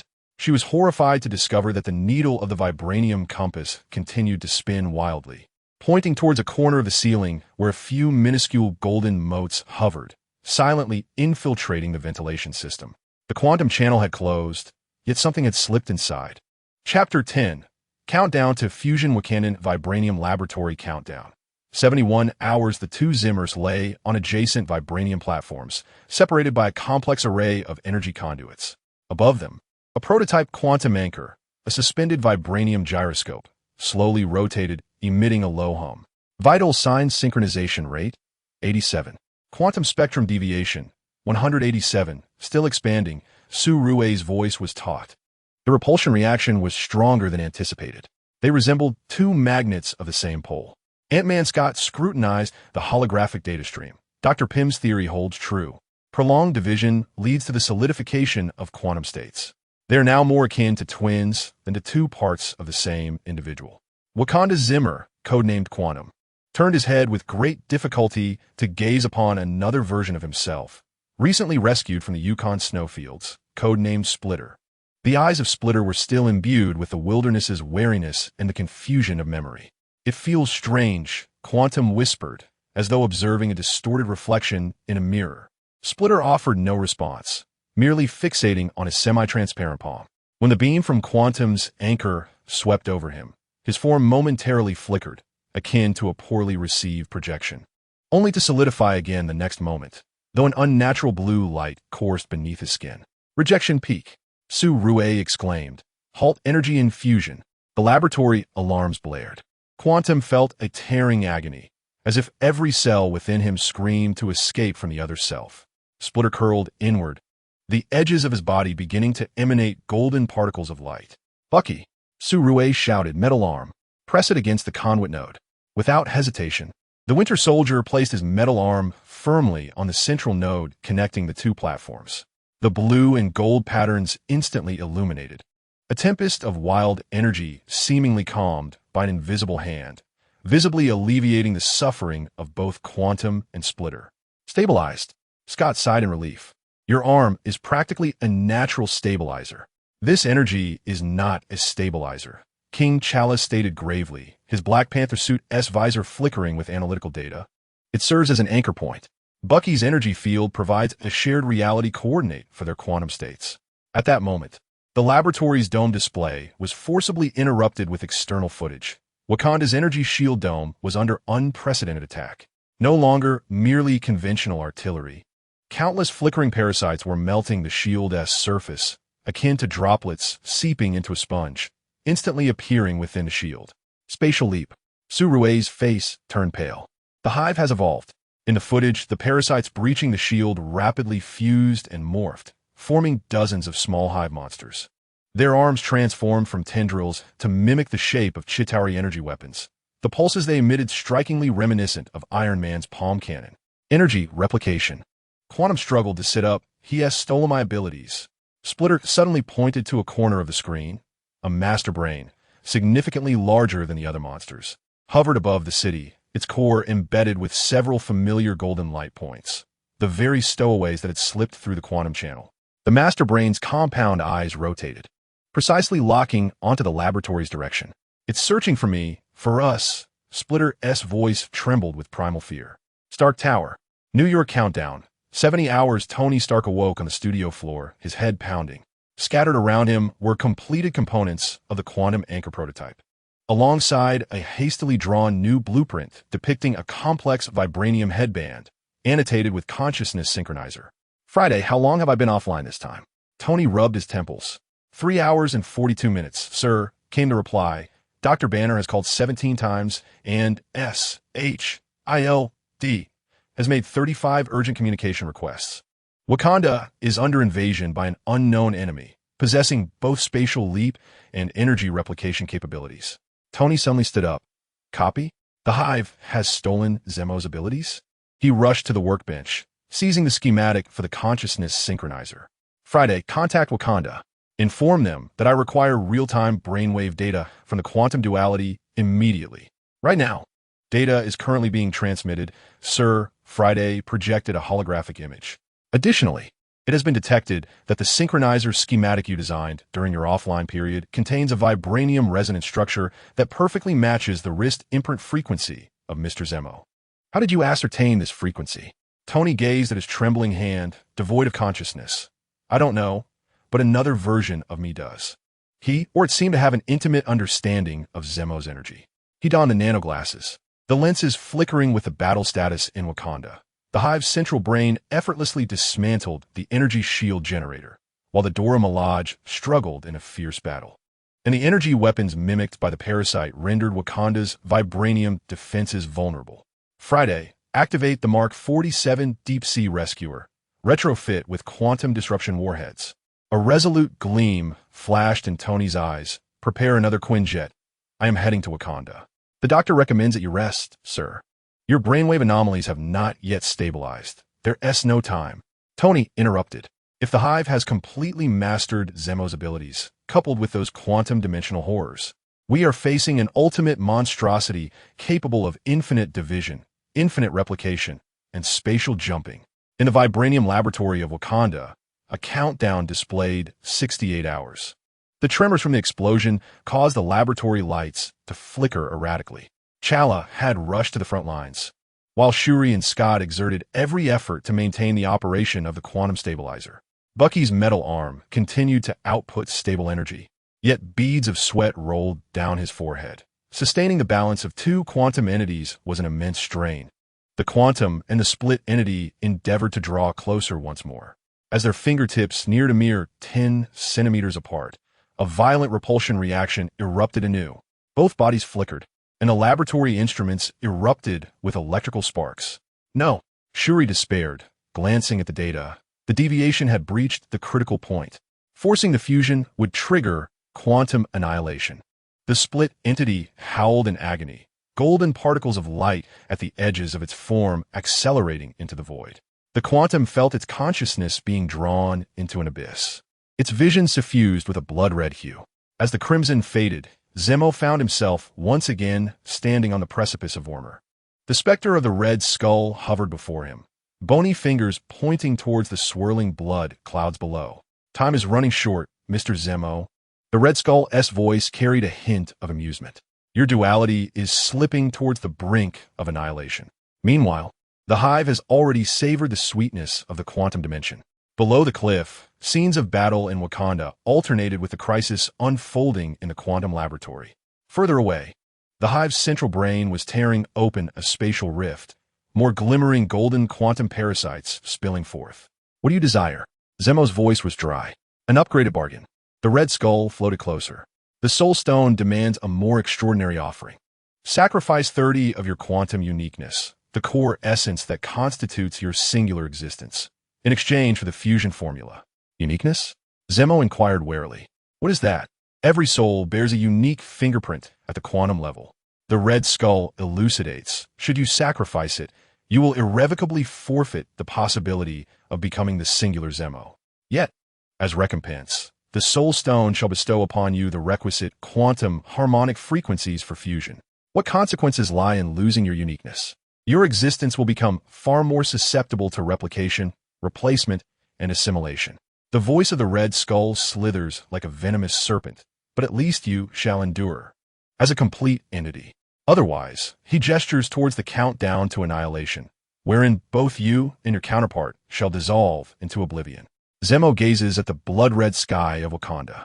The distress signal from Wakanda, Bucky's tenacity, Su-Rue's urgency, and countless images of Tony's blueprints flash through his mind. I accept. He closes his eyes. The skeletal finger of the Red Skull lightly taps Zemo's forehead.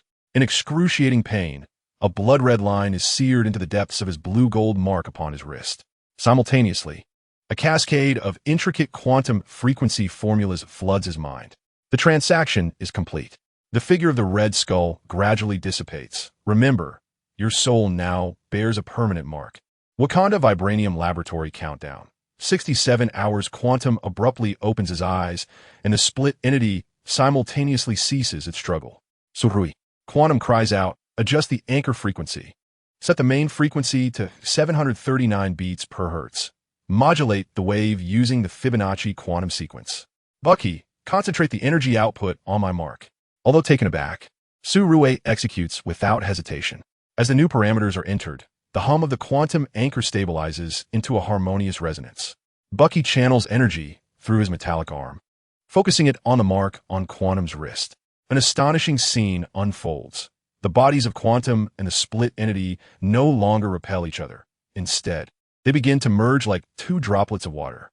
Quantum extends his hand, and the split entity mirrors the gesture, their fingertips touching amidst the radiance of vibranium, merging. Synchronization rate at 99. Deviation value 0. Scott exclaims excitedly, they are fusing. A more intense explosion reverberates outside the laboratory. It appears the hive's central brain has sensed something, emitting a deafening shriek, as the entire core transforms into a beam of golden light, instantly penetrating the vibranium outer wall of the laboratory. It's coming. Su-Rue screams. The golden light coalesces into the ultimate form of the hive, a humanoid entity composed of countless golden parasites and quantum energy, its visage continuously shifting between Zemo, Bucky, and even Tony. It extends energy tendrils, lunging toward the merging quantum duality. Not on my watch. Bucky roars, his metallic arm erupting with an unprecedented golden blue radiance, forming a solid shield before the merging entity. The shockwave from the energy collision engulfs the entire laboratory. Amidst the blinding light, the figures of Quantum and the split entity wholly unite. The newly reborn Zemo hovers in midair, his eyes radiating a tapestry of blue and gold light. The mark on his wrist merging shades of blue, gold, and a trace of blood red. He slowly raises his hand, pointing towards the hive, his voice resonating with dual echoes. Now, it is time to settle the score. Chapter 11. Quantum Phase Transition. Wakanda Vibranium Laboratory ruins at the instant of fusion's completion. The air seems to solidify. The newly emerged Zemo hovered above the remnants of the laboratory, enveloped in an ethereal halo of blue and gold energy. The blood-red markings at the center of his wrist pulsated as if alive. His gaze held no confusion, only a sharpness born of being torn apart and then forcefully reassembled. The humanoid energy conglomerate of the ultimate hive emitted a piercing shriek as countless golden parasites surged across its surface, mimicking various weapon forms. The repulsor of Iron Man, the lightning of Thor's hammer, and even the vibranium claws of Black Panther. The voice of the perfect energy source hive resonated like a chorus of myriad consciousnesses. Your quantum essence shall aid me in consuming the 9 realms. Energy tendrils rained down like a torrential storm. Zemo did not flinch. Upon contact, his body transformed into a nebulous mist of blue and gold. The tendrils pierced through the mist, striking the vibranium wall behind him and creating a massive crater. The mist recoalesced, and Zemo emerged unscathed at the hive's flank, his right hand morphing into a pure energy blade, striking down with ferocity. Quantum phase shift, Su-Rue exclaimed from behind cover. He was witnessing the seamless transition between material and energy states. The energy blade plunged into the hive's body, but felt akin to slicing through a viscous quagmire. The severed portion instantly transformed into more parasites, rebounding towards Zemo. Futile. The hive cackled, I am the swarm. I am Quantum. Zemo phased again, becoming mist to evade the attack. Yet this time, the blood-red markings on his wrist flared intensely. A chilling sensation of withdrawal enveloped him, as if his very soul were being rent apart. Not far away, a Wakan warrior shielding Su-Rue suddenly screamed in agony. his skin visibly shriveling and aging at an alarming rate. "Zimmo, stop!" Bucky bellowed, the golden blue light of his metal arm surging to form a shield that blocked the encroaching parasites. "Your ability is backfiring." Zimmo stumbled to the ground, gazing at his trembling hand. The cost of the soul imprint's sacrifice had transformed him into a black hole of energy, instinctively devouring the life force around him. "I cannot control it." His voice echoed with dual agony. Seizing the opportunity, the hive's core abruptly expanded and then detonated. Billions of nanoscopic quantum parasites surged like a golden sandstorm across the laboratory ruins. They ignored physical defenses, infiltrating the vibranium structures, attaching themselves to weapons, armor, and even human bodies. "My spear!" A warrior from a border tribe shrieked, as his vibranium spear instantaneously softened and deformed, the tip reversing to pierce through his chest. "The energy weapon has failed." Black Panther's voice crackled over the comms. He witnessed his side's energy cannon being consumed by parasites, the barrel turning to fire upon its own allies. "They are learning. They are replicating." Scott Lang shrank down to the size of an ant, narrowly evading a beam of golden light that mimicked Ant-Man's shrinking ray. It was a living quantum virus. The battlefield instantly descended into chaos. The vibranium advantage of the Wakandan warriors evaporated, transforming into a stockpile of weapons for the hive. The Avengers' signature attacks were perfectly replicated and unleashed upon their former comrades. Although Zimmo's quantum phase shift allowed for self-preservation, each use exacerbated the erosion of his soul imprint, making him wary of striking again. "Tony, where's your stabilizer?" "Doctor," Banner bellowed aboard the Quinjet, unleashing a barrage from the machine guns upon the swarm below, yet to little effect. Tony Stark, seated in the cockpit, wore a vacant expression. Suddenly, his body stiffened, and his fingers danced across the console, inputting a sequence of instructions so intricate they bordered on the unfathomable. "Friday, initiate protocol entropy reduction." His voice was cold and unfamiliar. "Permission confirmed. Activating quantum entropy suppression device." A response echoed back. A nondescript metallic disc emerged from the belly of the Quinjet. The moment it touched the ground, it unleashed an imperceptible wave. Time itself seemed to be pressed on pause. The swirling swarm, the explosive flames, even the rising dust, all crystallized in the air. "Entropy has been suppressed?" Banner gasped in disbelief. It was impossible. Second law of thermodynamics. Only 72 seconds. Stark's voice remained devoid of emotion. "Clearing a path. Target. Hive's core consciousness." Within the frozen swarm, a golden point of light, significantly larger than the other parasitic entities, thrashed violently, attempting to breach the entropy suppression field. It was the core consciousness of the hive. "Zemo! Bucky! Now!" Banner suddenly snapped back to reality and roared. Bucky's metallic arm erupted with an unprecedented radiance.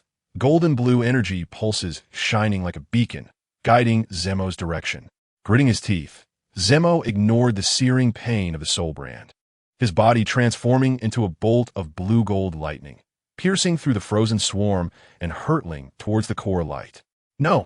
The hive's piercing shriek distorted within the suspended time. Zemo's hand breached the entropy suppression field, seizing the struggling core light. The blood-red patterns of the soul brand flickered wildly, greedily siphoning energy from the core. The hive's shriek morphed into a wail, and the frozen swarm began to tremble violently. The fleeting 72 seconds slipped away. The entropy suppression field dissipated. The once frozen swarm regained its mobility, yet, severely weakened from the core's devastation, they descended into chaos, their attacks becoming disordered and feeble. Tony Stark slumped, collapsing in the pilot's seat, his eyes shut and breathing faint. The scientist Tony had vanished, leaving behind a deeply unconscious shell. "Tony!" Banner hastily took control. Zemo returned to the ground, clutching the dim core light in his hand. The satisfaction of the soul brand intertwined with a profound sense of nausea, nearly overwhelming him. He felt an unprecedented strength, yet also an unparalleled emptiness. "Is it over?" King Chala approached, battered and worn, surveying the ravaged land and aging warriors, his gaze complex as it fell upon Zemo. "No," Shuri's voice interjected.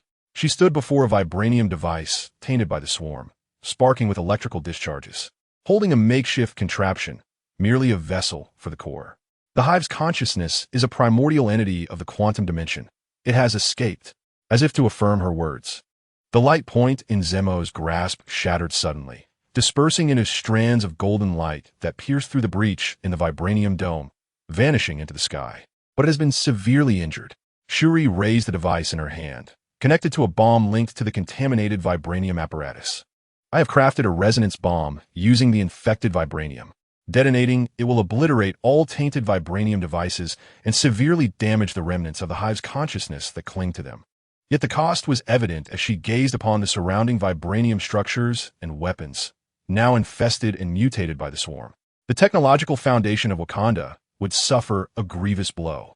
T'Challa understood, his voice heavy with resignation, yet he had no alternative. Detonated. Zemo's voice resonated with fatigue and resolve, seizing the moment before it could recover. Surue pressed the button. There was no cataclysmic explosion. Only a silent wave of vibranium resonance swept across the battlefield. All vibranium devices tainted by the swarm were instantly reduced to dust. The parasitic entities clinging to them emitted a final, piercing wail before turning to ash. Wakanda had paid a harrowing price, but the threat of the quantum swarm was temporarily abated.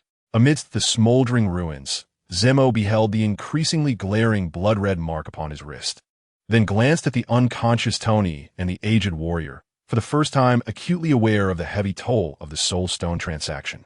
Bucky approached his side, the golden blue patterns on his metallic arm resonating faintly with Zemo's mark. Where to next?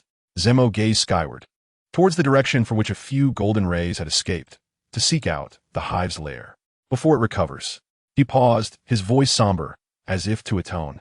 Deep within the soul's imprint, the phantom of the Red Skull flickered momentarily, smiling silently.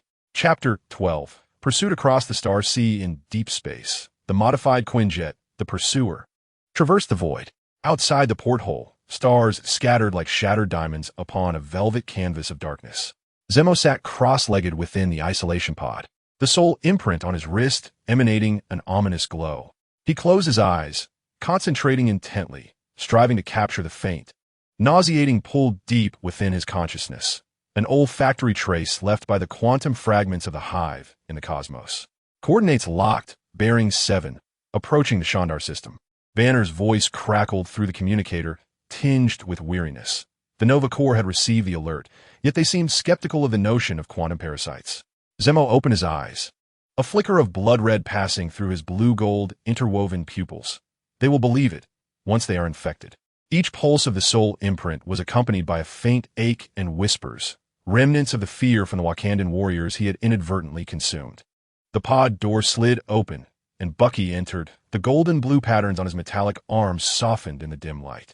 How do you feel? Like I'm harboring a ticking time bomb. Zemo managed a bitter smile, rubbing the imprint on his wrist. With each use of his power, it grew hungrier. Find the hive, eliminate it, and then we will devise a way to address this. Bucky's voice was resolute. Surue and T'Challa were scouring the ruins of Wakanda for ancient vibranium texts. Perhaps there would be a solution. Zemo nodded, his gaze shifting toward the control room. What of Tony? Still unconscious? He has awakened. Bucky's expression turned grave, yet something felt amiss. Inside the control room, Banner scrutinized the star map on the screen, brow furrowed. Tony Stark sat in the co-pilot's seat, fingers dancing over the virtual keyboard, inputting a series of commands so complex they were dizzying, optimizing the pursuer's sublight engine efficiency. His movements were precise and efficient, yet imbued with an unsettling detachment.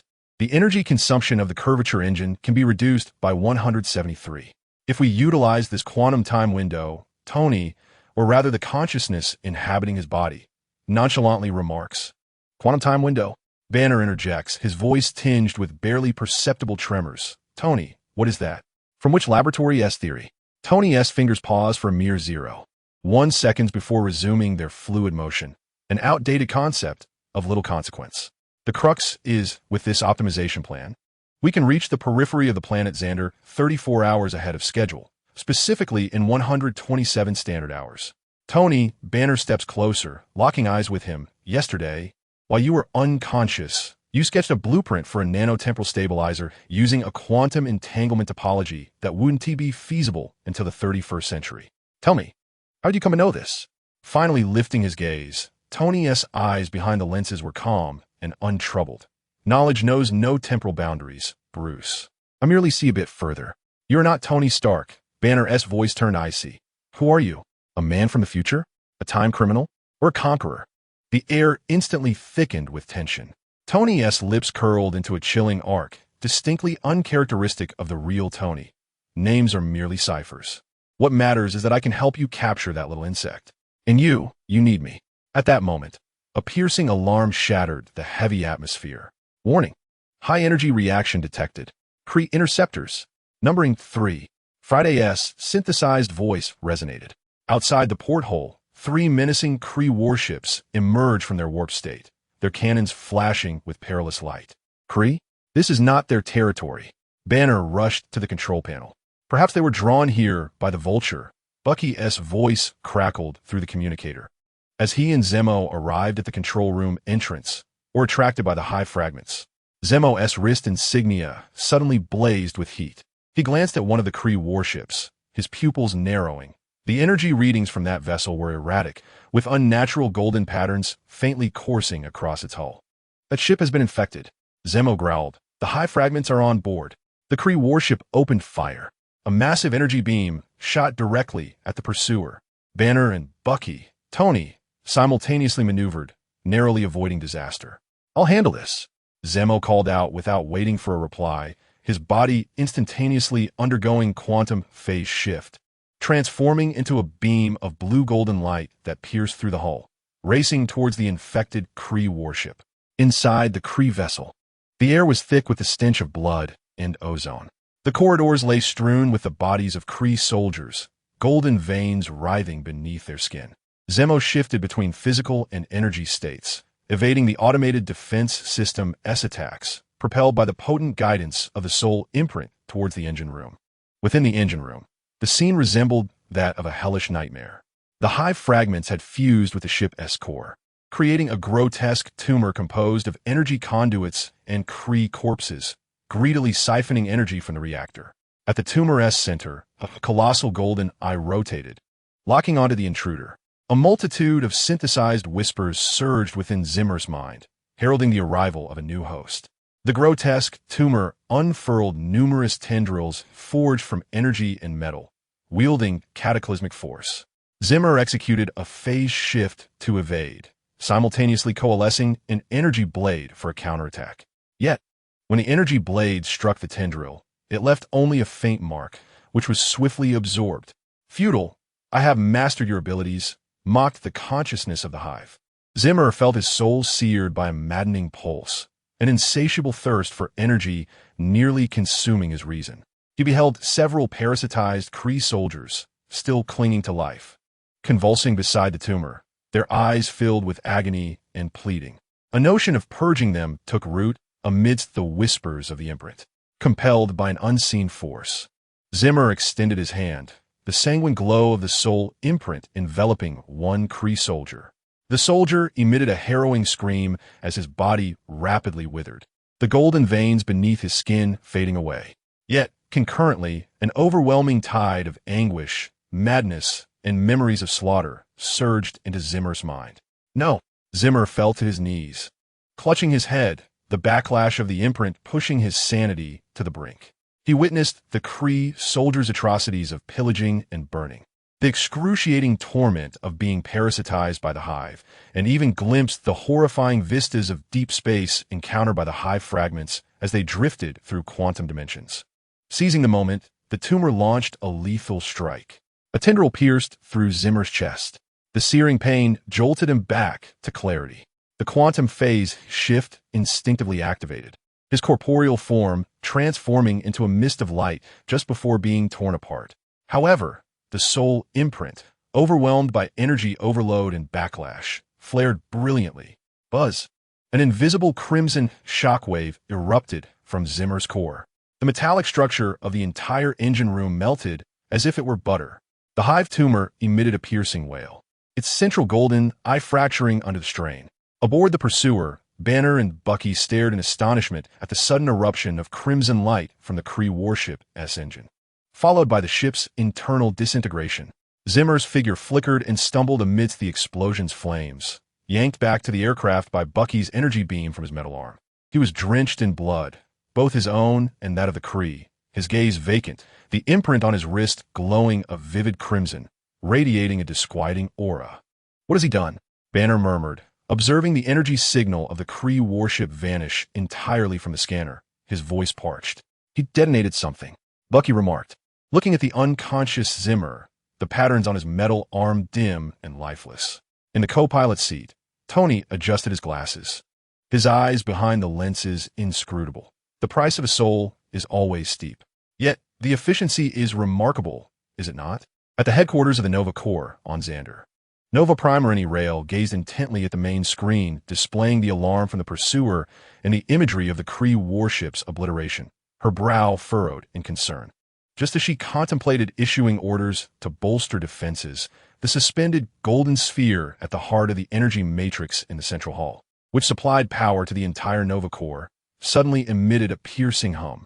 The surface of the golden sphere became alive with subtle, almost imperceptible golden threads that began to extend outward. Energy readings soared alarmingly. The technician gasped, "The core temperature has breached critical levels. Shut it down immediately," Irani commanded. But it was too late. A golden sphere suddenly expanded, then erupted, yet it was not a physical explosion. Rather, it was a torrent of billions of golden quantum swarms that surged forth. They instantaneously enveloped the entire hall, adhering to every Nova warrior's uniform and helmet. The warriors emitted cries of terror as their Nova energy was frantically siphoned, replicated, and distorted by the swarms. Golden patterns crawled up their skin, and their pupils turned milky white. More horrifyingly, their bodies began to flicker, oscillating between solid form and blurred shadow, as they mimicked Zimmer's quantum phase shift. A cacophony of thousands of voices synthesized into a roar that resonated through the hall. Ilaneral gazed at the headquarters, which had fallen within moments, and the parasitized warriors. A glimmer of despair flashing in her eyes. She pressed a hidden communicator on her wrist, sending out the highest-level distress signal. The signal pierced through the starry sea, reaching the unknown corners of the cosmos. At the altar of the Soul Gem on Womir, the ghost of the Red Skull hovered at the precipice, skeletal fingers caressing the floating Soul Gem. The gem's radiance was unprecedentedly bright.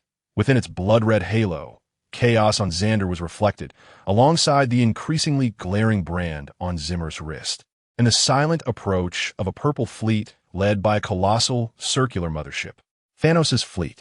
The corners of the Red Skull's mouth curled into a silent smile. The feast had begun. Chapter 13. The triangular clash in the ruins of the Nova Corps headquarters on Xander. A golden tempest swept across the capital. Once a magnificent city, it had been reduced to hell under the rampage of the Quantum Legion. The parasitized Nova warriors, now to be referred to as quantum soldiers, flitted between corporeal and energy states like phantoms. Their methods of attack were strange yet lethal.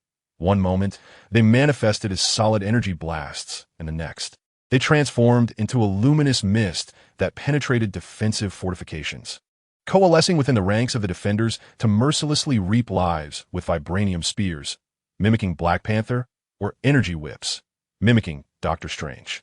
The pursuer maneuvered clumsily through the dense beams of quantum energy. Banner piloted the aircraft, his face ashen. "They are learning too rapidly. Zimmer, they are emulating all your combat patterns." Zimmer stood at the doorway, the soul brand on his wrist burning hot enough to sear his skin.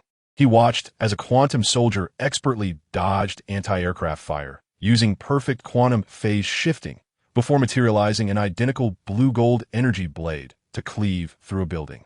A surge of anger and helplessness roiling within him. "We must destroy the core."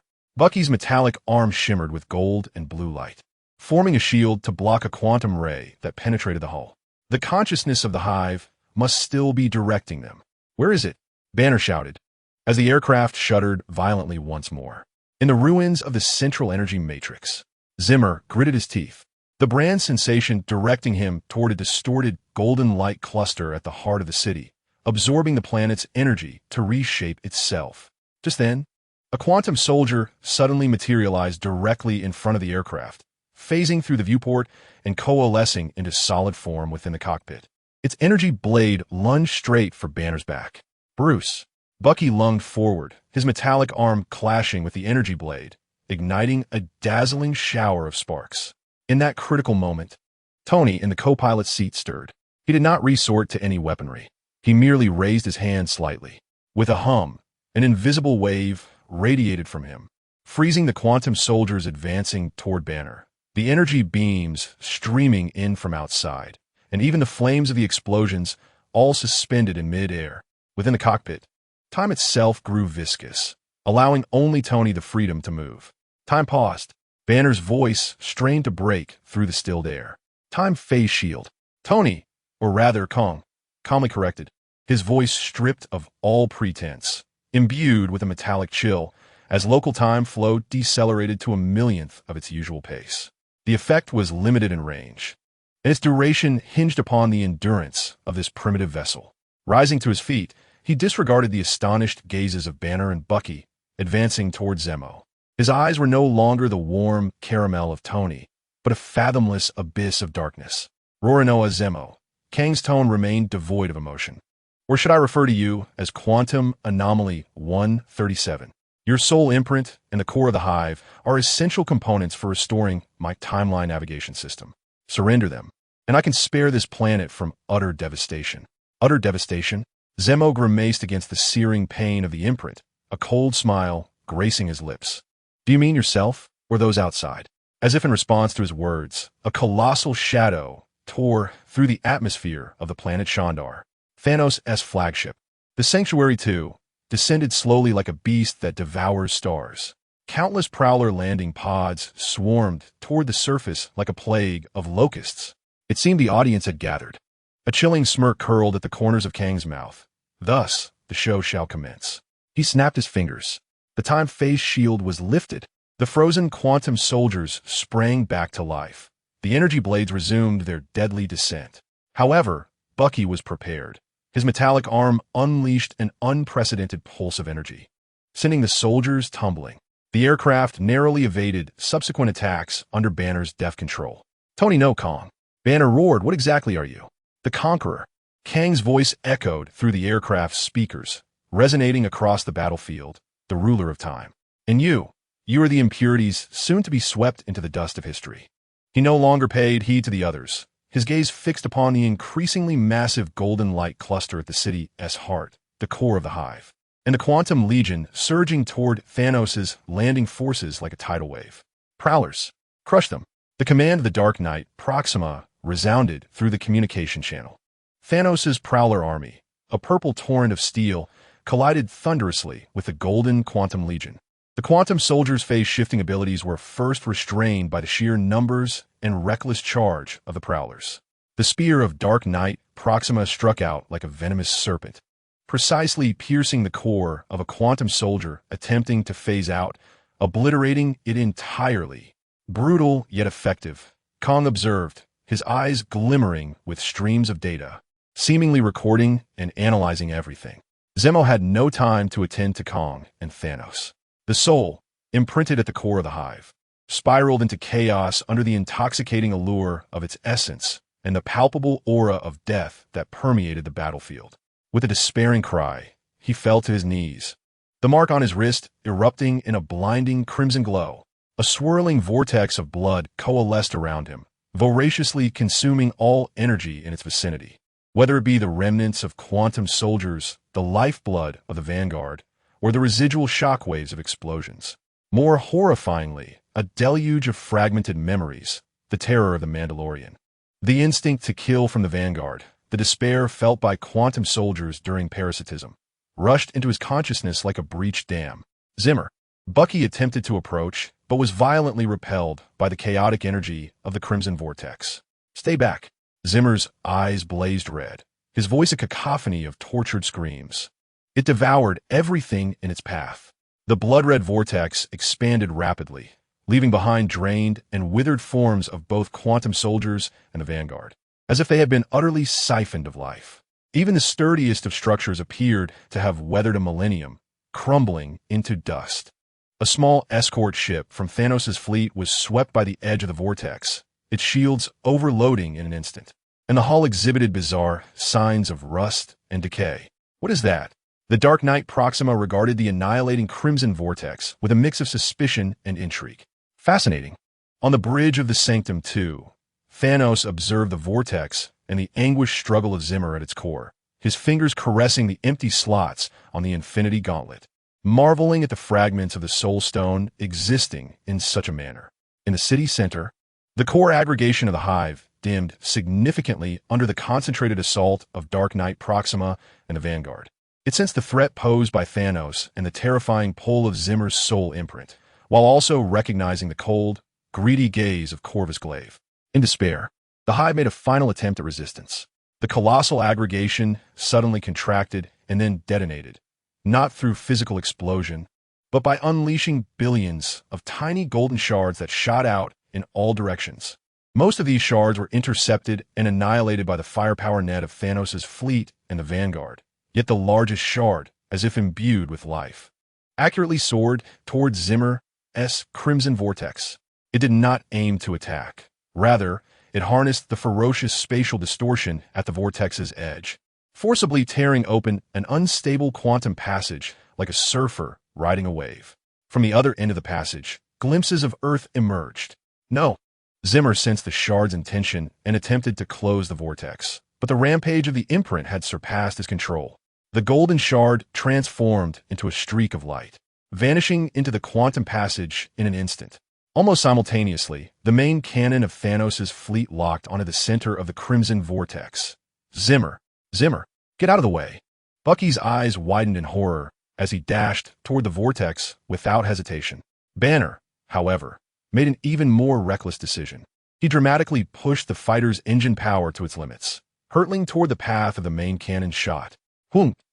Banner's roar echoed through the sky, his skin instantly turning green as his body swelled within the cockpit. Boom! The beam of Thanos' main cannon collided with the transformed Hulk in a cataclysmic clash. A wave of destructive energy radiated outward, engulfing the crimson vortex, the remaining quantum soldiers, and a nearby Vanguard in its relentless embrace. In the blinding light of the explosion, Zimmer's figure was violently hurled away, and the blood-red vortex finally dissipated. Bucky, with his metal arm, tightly grasped him, and the two were thrust towards the edge of the city by the shockwave. The Quinjet, or rather the Hulk, fell in the distance, and just before the explosion, Kang's silhouette transformed into a fleeting blue light, vanishing without a trace, leaving behind a chilling whisper echoing in Banner's ear. Data collection complete. Quantum Anomaly 137. Soul Imprint Sample acquired. We shall meet again in the future. As the dust settled, the capital of Scar became a desolate wasteland. Thanos' fleet loomed in orbit, resembling silent judges. The Hulk lay battered at the bottom of a massive crater, having reverted back to a comatose Banner. Zimmer and Bucky crawled out from the rubble, surveying the devastation and the immense shadow in the sky, their hearts sinking into despair. The core fragments of the Hive had returned to Earth. Thanos' fleet watched with predatory intent. Meanwhile, a creature that called itself the Conqueror, bearing the secret of Zimmer's soul imprint, vanished into the annals of time. We must return home, Zimmer murmured, glancing at the dim yet ominous blood-red mark on his wrist, his voice hoarse, before everything became irretrievable. Chapter 14. Undercurrents in the abandoned base of S.H.I.E.L.D.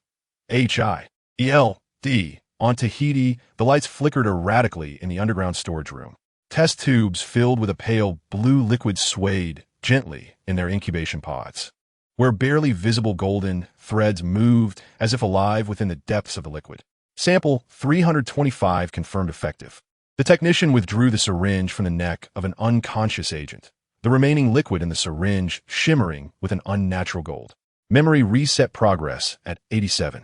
Melinda May stood before the monitoring screen, arms crossed. The screen displayed the vital signs of 20 injected agents, all stable. Yet, she sensed something amiss. During rapid eye movement sleep, the agent's eyelids flickered with faint golden light. When will Coulson arrive? She inquired, her tone as unyielding as ever. 2 hours from now, Director. The technician adjusted his glasses. He brought the newly recruited Inhuman team, ready for enhancement. May nodded and turned towards the exit. In the shadows where the light did not reach, a fleeting glimmer of gold vanished at the edge of her pupils.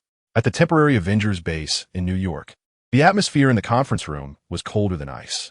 Zimmer stood before the projection screen, the sole imprint on his wrist concealed by a specialized suppressor. Yet everyone knew what lay beneath. The screen displayed the devastation of Scar, capturing in high definition the moment the blood-red vortex consumed lives. This was not triggered by my own volition. Zimmer's voice was hoarse. The imprint possesses its own consciousness. It feeds automatically when it is hungry.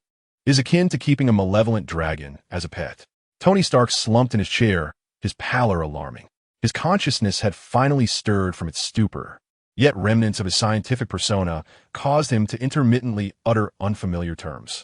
"We need to build you a cage, little quantum." Captain America tapped the table. "Tony, this is not his fault. Zimmer has saved us all multiple times." "Then perhaps we should consume a few," Tony suggested, gesturing towards the desiccated corpses displayed on the screen. "Captain, it appears your moral compass requires an upgrade. This is not the fist fights of World War II. We are confronted by energy weapons capable of devouring souls, and they're still attached to a living being." The Black Widow quietly observed Zemmow's reaction.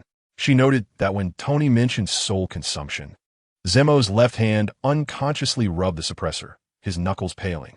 "We require precautionary measures," she stated calmly, "not for punishment but for safety." Zimmer himself harbored no desire to harm anyone. In the corner sat Banner, his hands wrapped in bandages. Since their return from Sakaar, the Hulk had refused to emerge, seemingly intimidated by some unseen force. He looked up. "I have analyzed the suppressor data. Each use has resulted in an escalating peak of branded energy. It is learning how to circumvent the limitations." The conference room fell into a profound silence. "So, it is a living entity," Tony concluded, "and growing increasingly intelligent." "Fantastic." Suddenly, Zimmer rose, his chair scraping loudly against the floor. "I will not sit idly by, waiting to become a ticking time bomb." He locked eyes with Fury. "Give me a mission, any task that can track the hive. We must neutralize it before it expands." Fury's fingers drummed on the table. S.H.I.E.L.D is currently investigating global energy anomalies. Yet first, he turned to Tony. "We need to discuss those designs you created while you were unconscious, particularly the quantum stabilizer." Tony furrowed his brow. "What designs?" Banner and Natasha exchanged a knowing glance. Tony's reaction confirmed their suspicions that advanced technology did not originate from him. "We will discuss this in detail after the meeting," Fury concluded. "Zemo, you and Bucky will head to the training facility. We need to assess the current status of the brand. The rest of you, return to your posts." As the crowd dispersed, Tony caught Banner's arm. "Bruce, what on earth is going on? I feel as if I've been run over by a truck and have lost several months of memories." Banner hesitated. "Tony, while you were unconscious, someone used your body to speak, to draw, even to invent a device that freezes time." He referred to himself as the Conqueror. Tony's pupils dilated sharply. A term buried deep within his subconscious suddenly surfaced. Kong. In the training facility, the simulated battlefield lights dimmed to a crimson hue, mimicking the environment of Sakaar. Bucky calibrated the energy output of his metallic arm, the blue and gold patterns glowing more brightly than ever. "Are you ready?" he inquired. Zemo nodded, removing the suppressor. At the center of the interwoven blue and gold markings, the vivid crimson pulsed ominously, as if alive. Phase 1. Energy Absorption Test. The Black Widow's voice echoed from the observation room. "Release the pulse after 3 seconds." A mechanical arm descended from the ceiling, its barrel igniting with blue light. Zemo raised his hand, poised to actively guide the brand in absorbing energy as he had done before. However, before he could act, the brand illuminated spontaneously.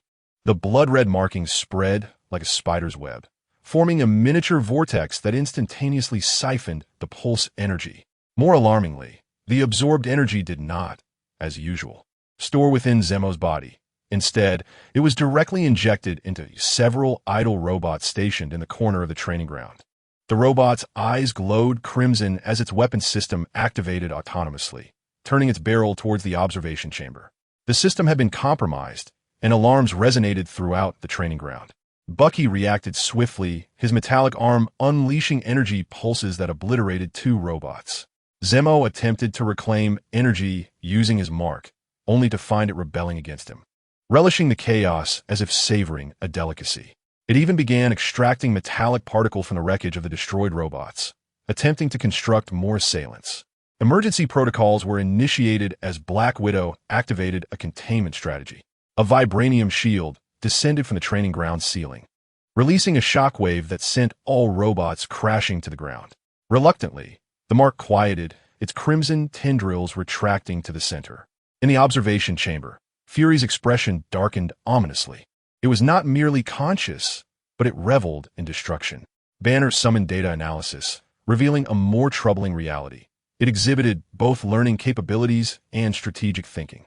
The robots were not attacking randomly. They were attempting to encircle the observation chamber's most vulnerable northeastern corner.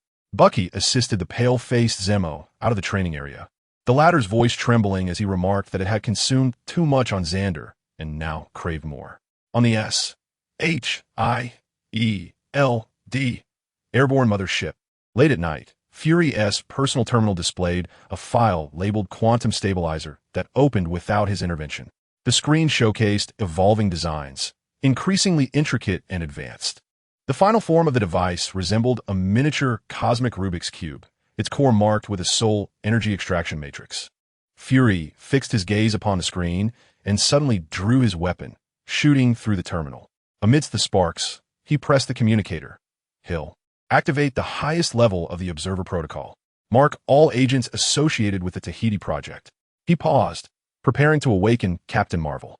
At the edge of the solar system, aboard the stealth ship Shadowblade, the blade of General Deathblade gleamed in the dim light.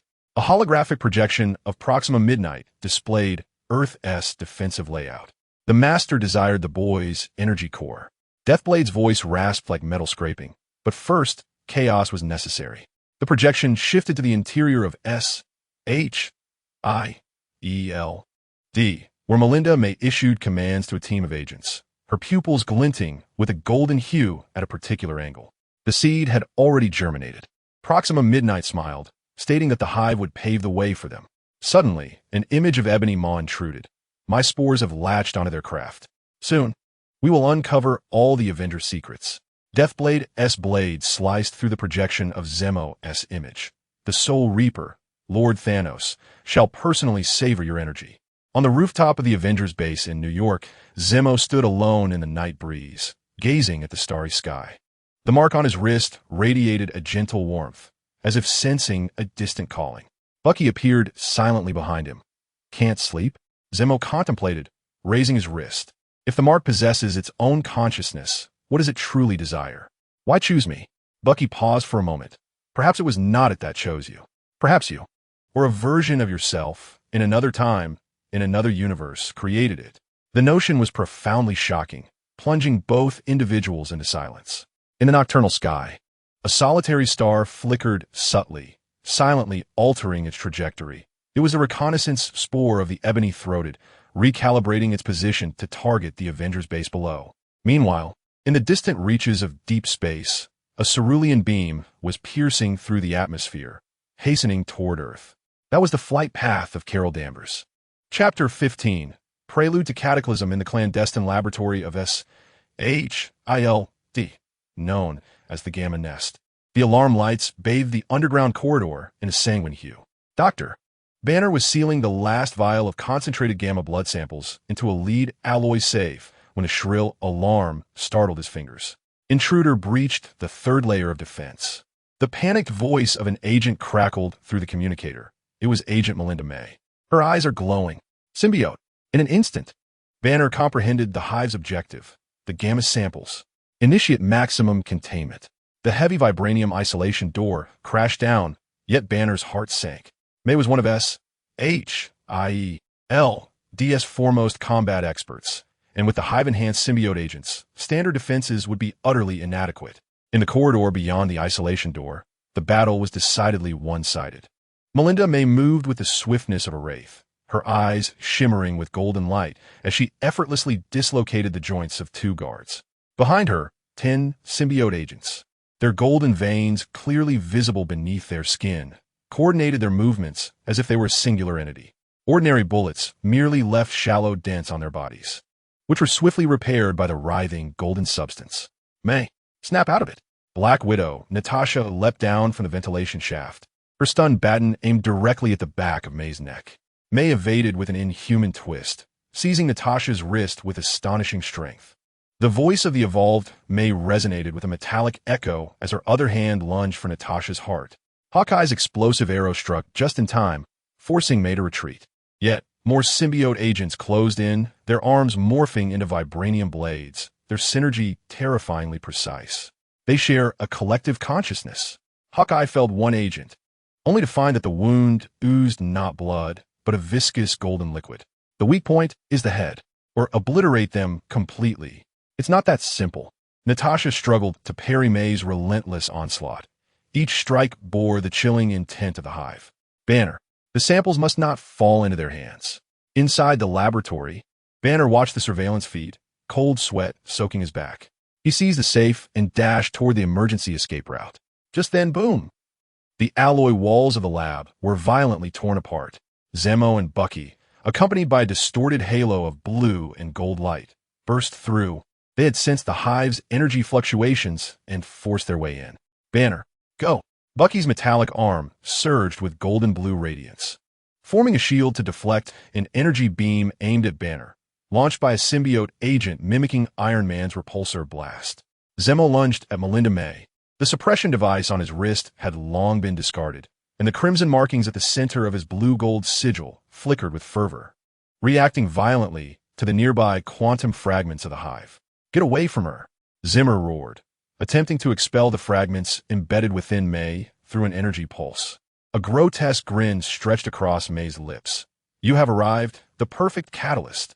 Abruptly, she abandoned her assault on Natasha, allowing Zimmer's energy pulse to strike her chest. Yet, the energy did not harm her. Instead, it was ravenously absorbed by the golden substance surging beneath her skin.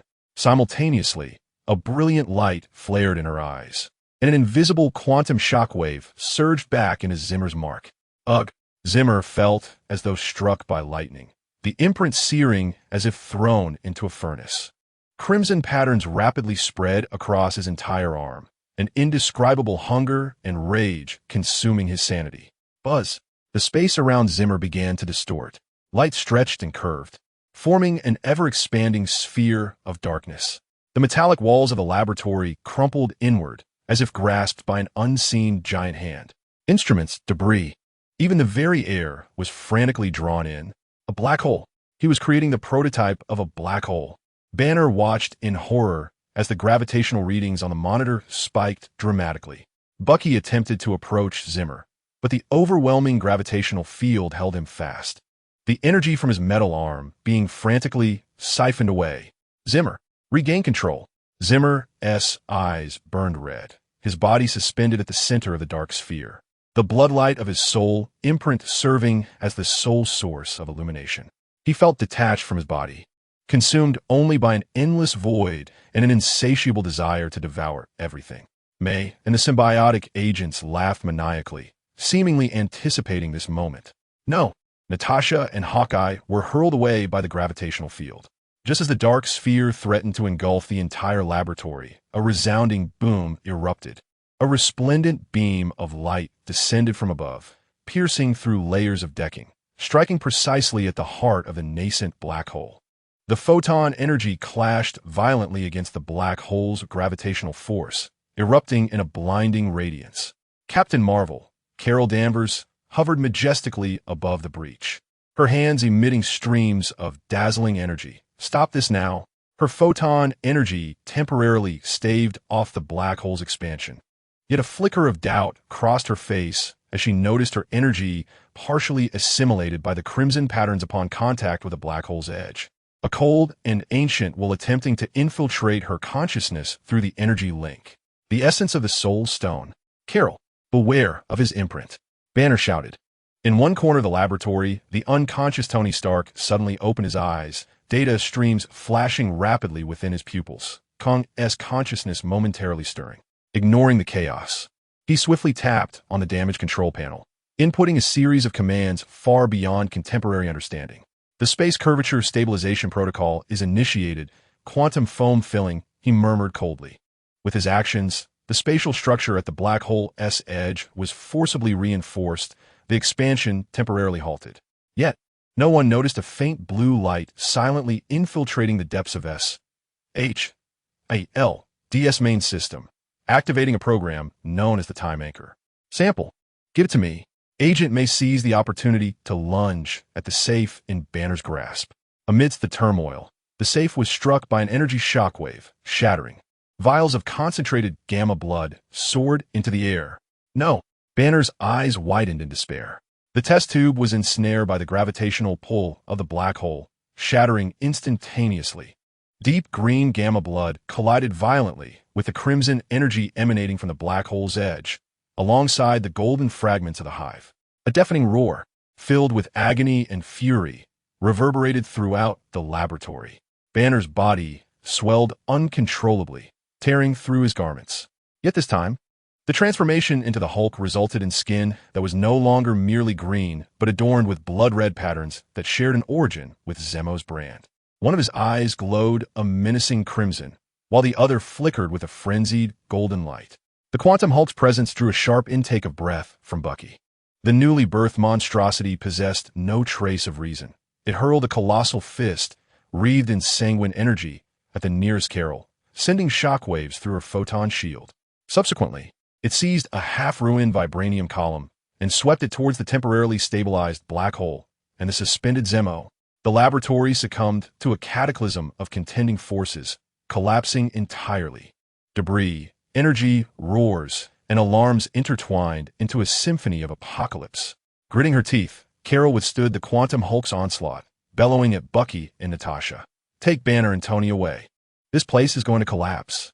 Bucky glanced toward Zemo, who was writhing in anguish at the center of the black hole, then at the rampaging Quantum Hulk, whose metallic arm glowed with an unprecedented brilliance.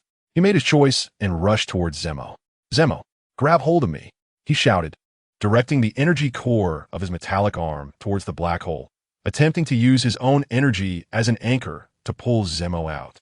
Meanwhile, Natasha lunged toward the unconscious Banner in human form, and the once again unconscious Tony.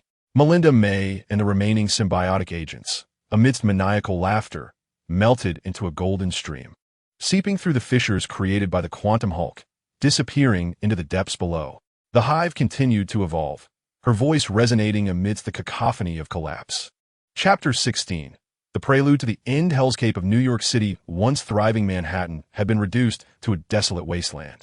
Each step of the Quantum Hulk unleashed seismic shockwaves, as his colossal fists, entwined with blood-red patterns, effortlessly penetrated skyscrapers. Gamma radiation and dissipating quantum energy transformed the streets into a no-man's land. The remnants of anti-Hulk armor lay scattered amidst the ruins, while Tony Stark, his ego consciousness, coughed blood in Banner's laboratory, helplessly watching the Hulk crush a tank into an iron sphere on the surveillance screen. All conventional weaponry proved futile. Fury's voice roared through the communication channel. His skin partially quantumizes when attacked. Energy weapons will only be absorbed. Captain America narrowly deflected a flying concrete block with his vibranium shield. Natasha, Hawkeye, evacuate the last 2 blocks. What about Banner? Could he still be awakened? The Hulk and the Hive's quantum fragments struggled for control. Banner's weak voice emerged, bound to a specially designed suppression chair, his skin alternating between blood patterns and green light. Only Zemo's brand can. At the heart of the ruins, Zemo and Bucky navigated through the debris with great difficulty. The blood-red brand on Zemo's wrist pulsated, each throb sending a soul-rending pain coursing through him.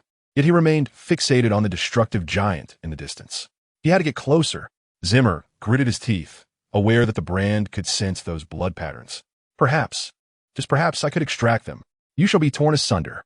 Bucky's metallic arm shimmered with golden blue radiance, forming a shield to block the unconscious energy surge unleashed by Hulk. And your brand has left you with no choice. Zimmer gazed at a distant, crumbling school building where desperate cries for help still echoed within. Help me. Just like in the S.H.I.E.L.D laboratory, use your arm as an anchor. Bucky, recalling the snowy expanse of Siberia and how he had freed himself from Hydra's grasp, looked into Zimmer's resolute eyes and nodded firmly. Don't die, you bastard. The two surged toward Hulk amidst the cataclysmic shockwave. Bucky's metallic arm exerted its full power, the golden blue energy forming a conical shield, struggling to penetrate the raging energy field enveloping Hulk. Zimmer, meanwhile, relinquished all restraint on the brand, allowing the crimson hunger to consume him.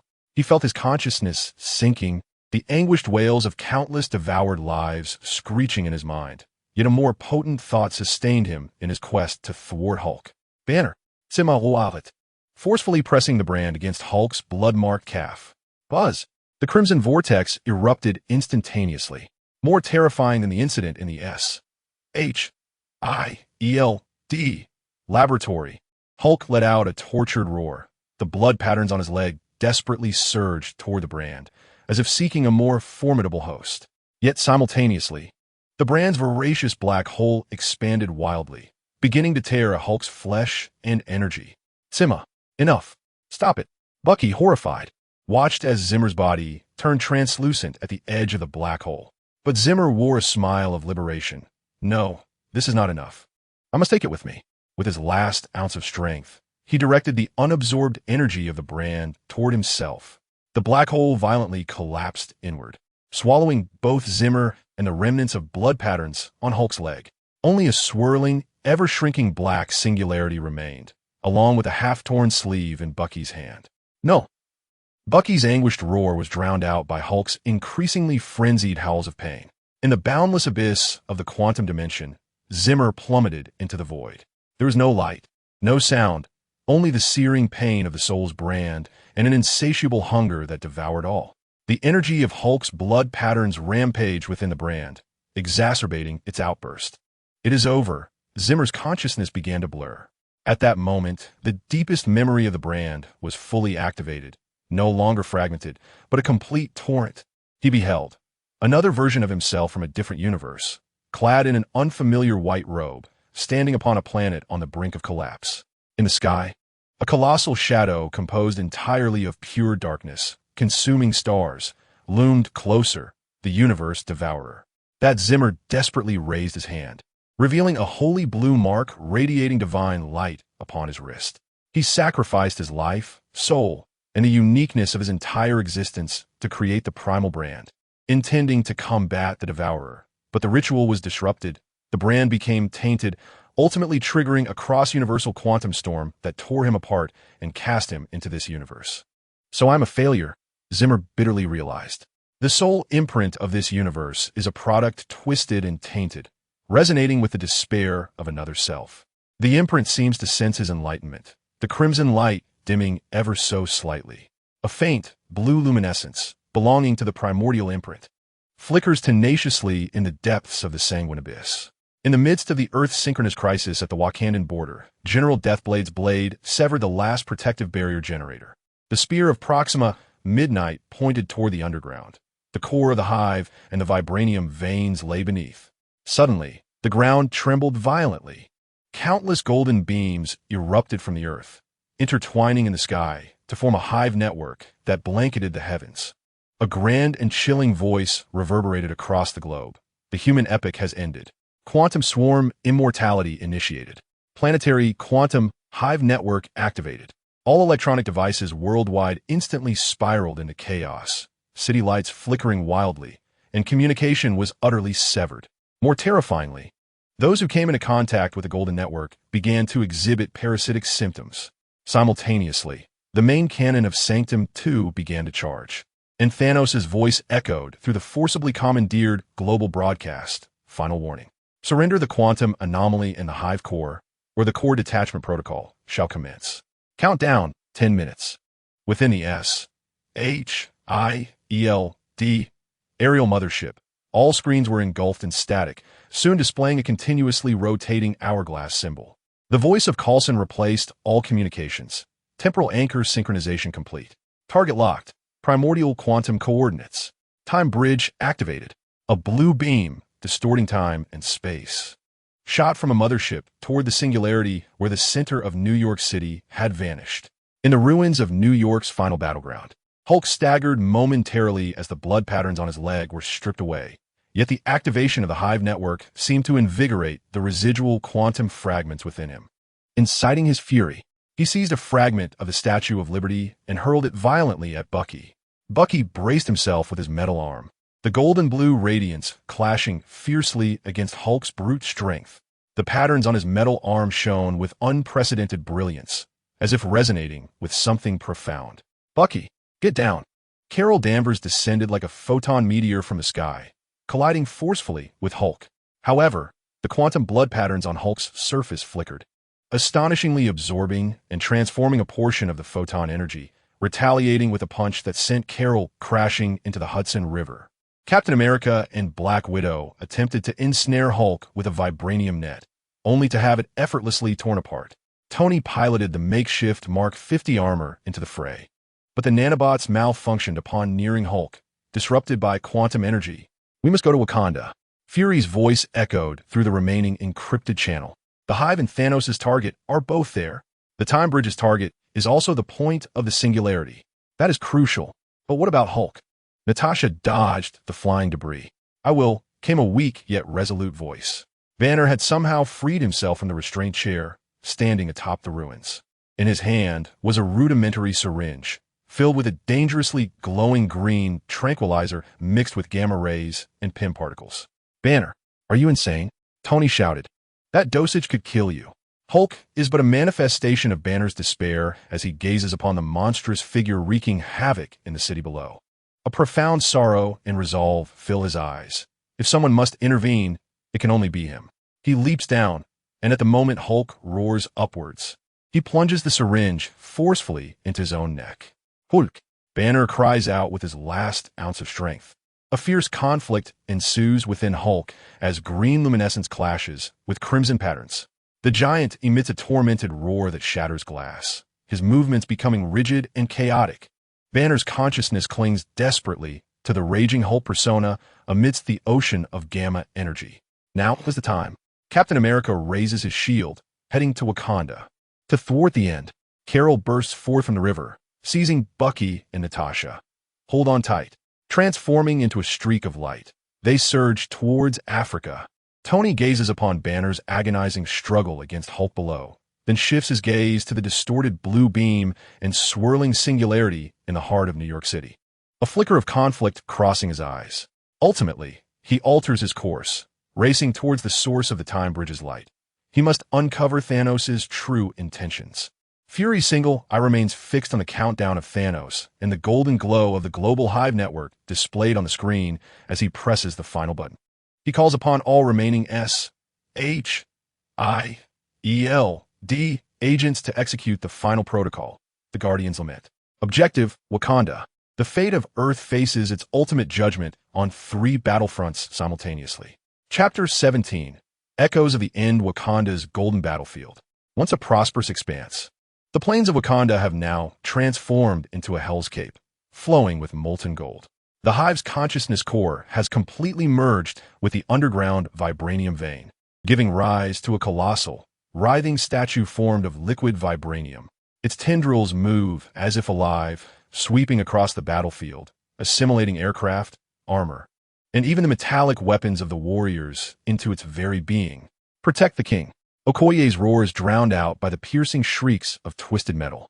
T'Challa's Black Panther suit is ensnared by golden tendrils, vibranium nanoparticles being forcibly stripped away, absorbed.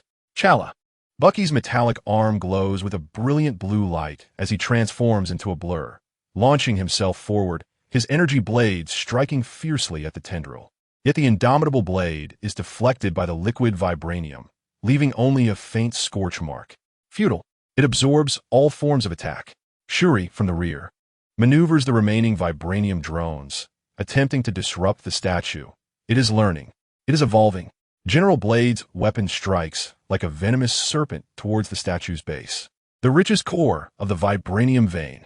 What Master Thanos desires is its heart.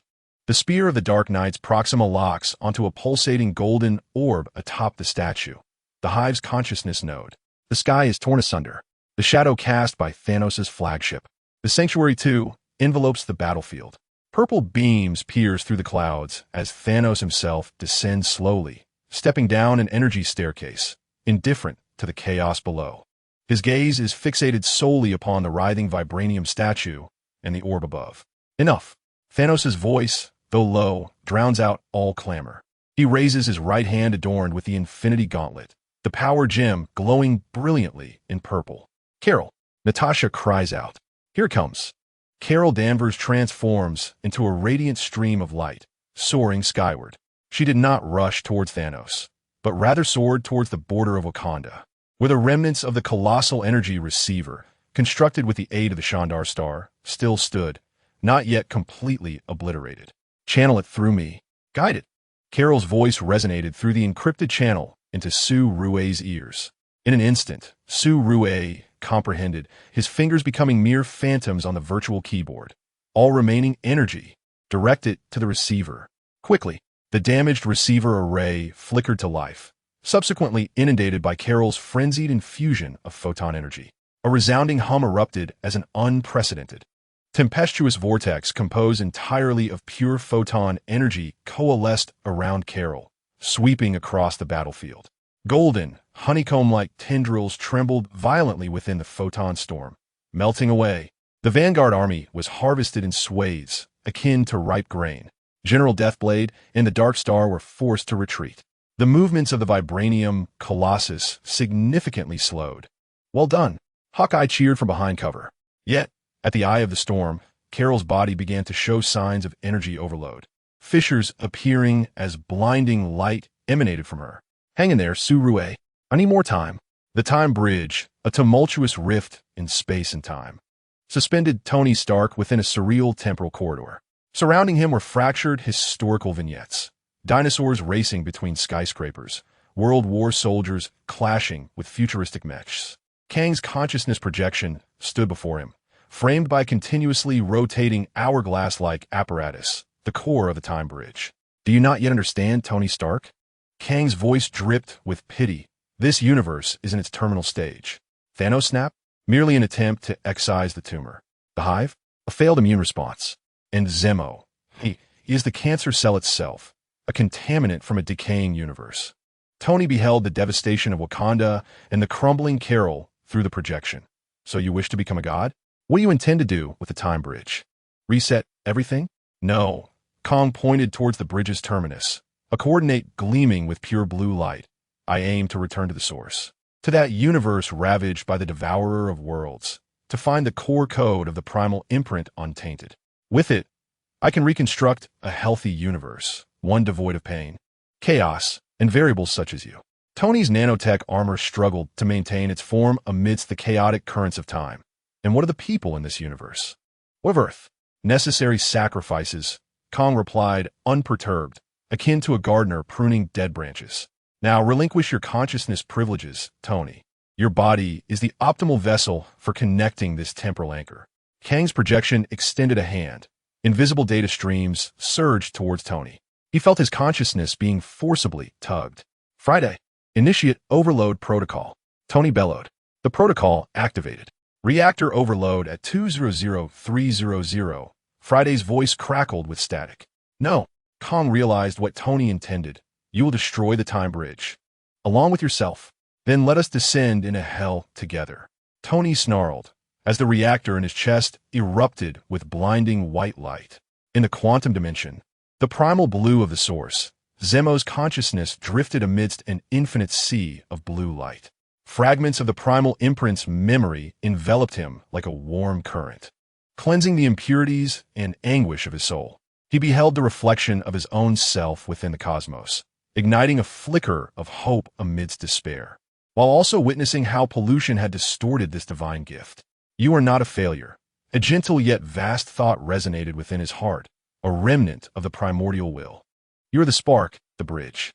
The azure light converged, coalescing at his wrist into a mark that was no longer a distortion of blood and blue gold, but a pure vortex swirling like the celestial nebulae.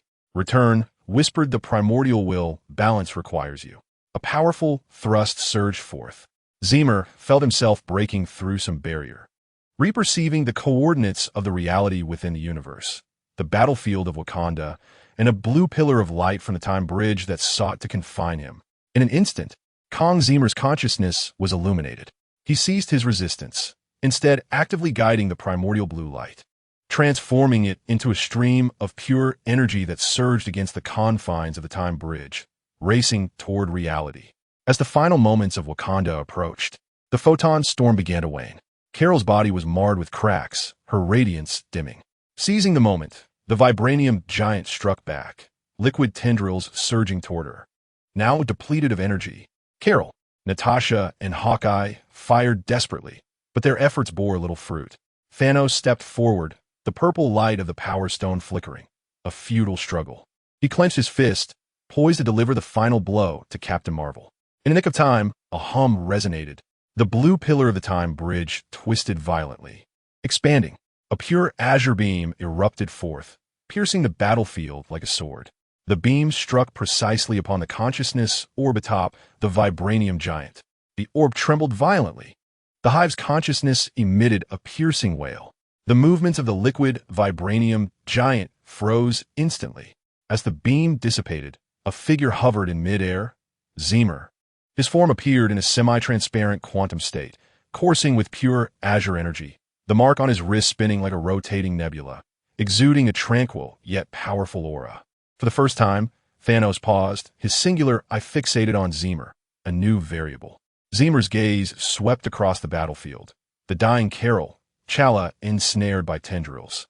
Bucky struggling to hold on, the astonished crowd, ultimately resting upon Thanos' infinity gauntlet. This is not your balance, Thanos. Zimmer's voice resonated with an unusual dual echo, as if emanating from the depths of the universe. Nor is it the eternal life of the hive. He raised his hand, pure blue light surged toward Carol, stabilizing her faltering energy core. Another beam transformed into a blade, severing the tendrils that bound Chala. This is our universe. Zimmer's gaze locked onto Thanos and the struggling core of the hive. It is we who shall determine its fate. Taking advantage of the moment, General Blade plunged the blade into the giant's base, extracting a pulsating, basketball-sized core of vibranium shimmering with golden light. The spear of the Dark Knight's neighbor readied itself, aimed at the exposed consciousness node of the hive. Thanos clenched his fist once more, the purple light of the Power Stone blazing fiercely. The final battle of Wakanda, under Zimmer's return, entered its ultimate round. Chapter 18. The Light of Origin in the Battlefield of Wakanda.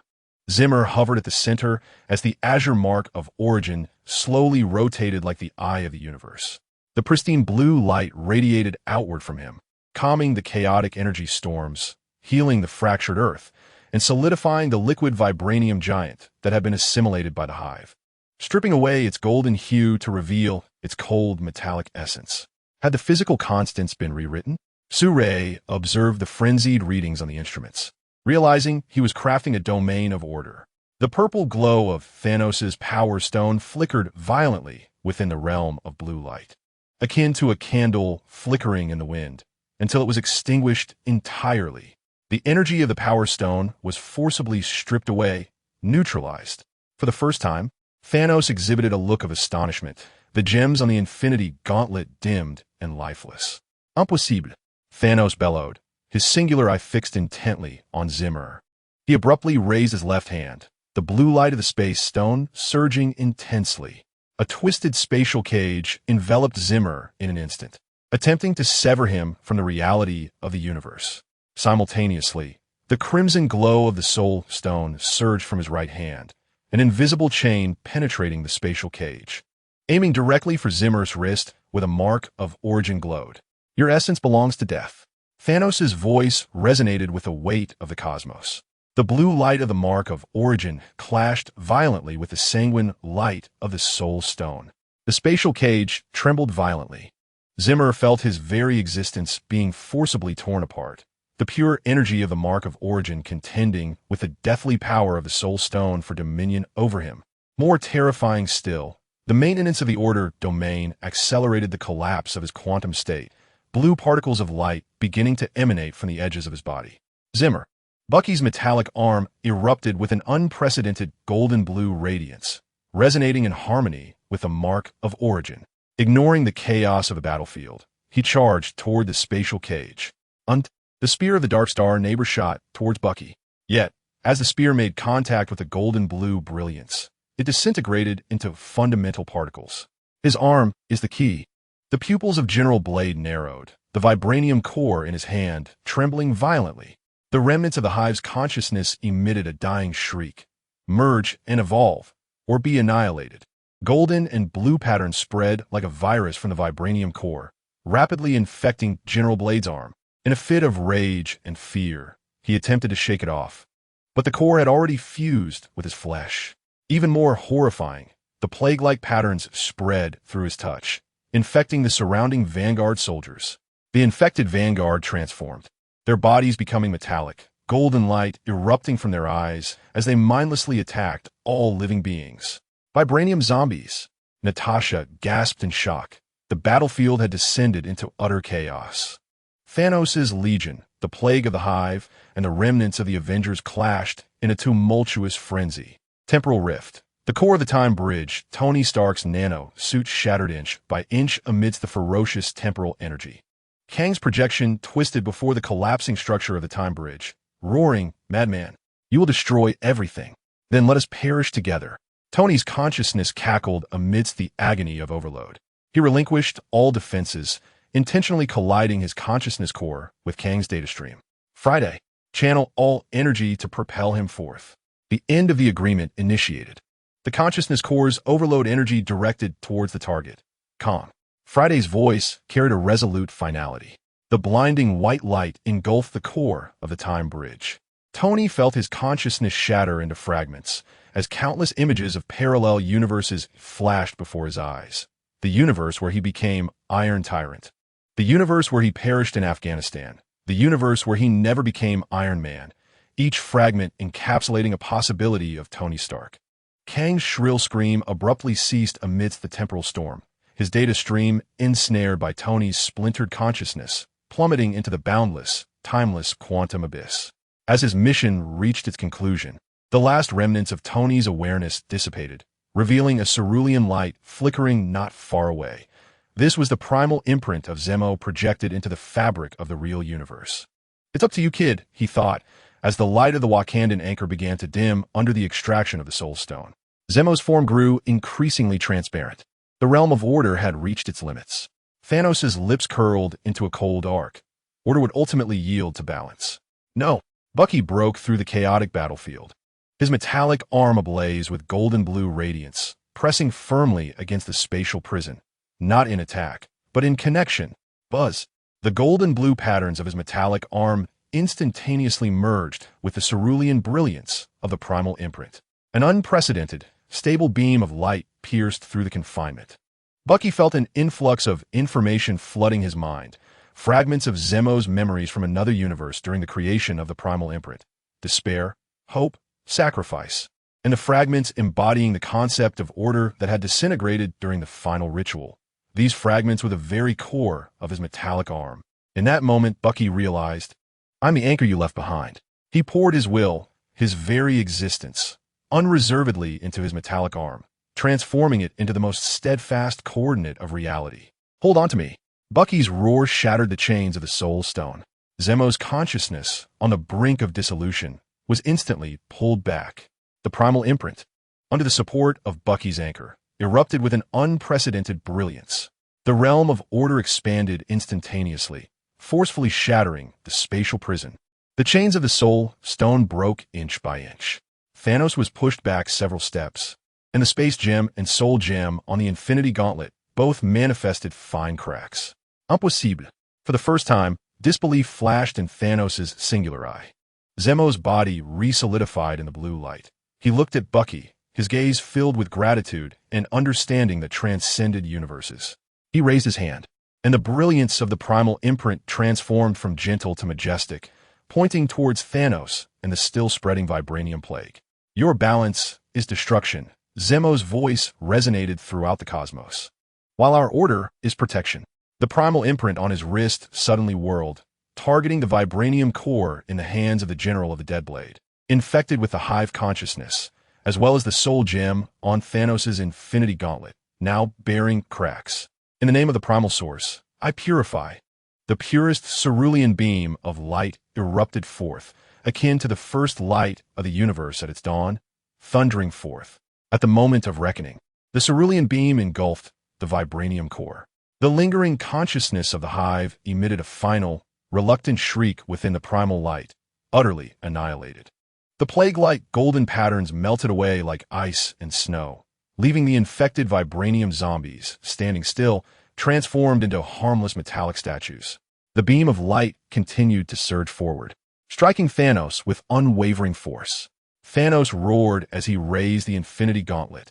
The azure glow of the Space Stone intertwined with the crimson light of the Soul Stone to form a shield. Yet, the primordial light disregarded the folds of space, penetrating the soul barrier and crashing forcefully against the Soul Stone. Crack! The existing fissures on the Soul Stone suddenly widened. A delicate yet pure stream of blood-red light escaped from the gem, as if it possessed life, instantly merging into the primordial imprint upon Zimmer. Zimmer gasped, as if struck by a heavy blow.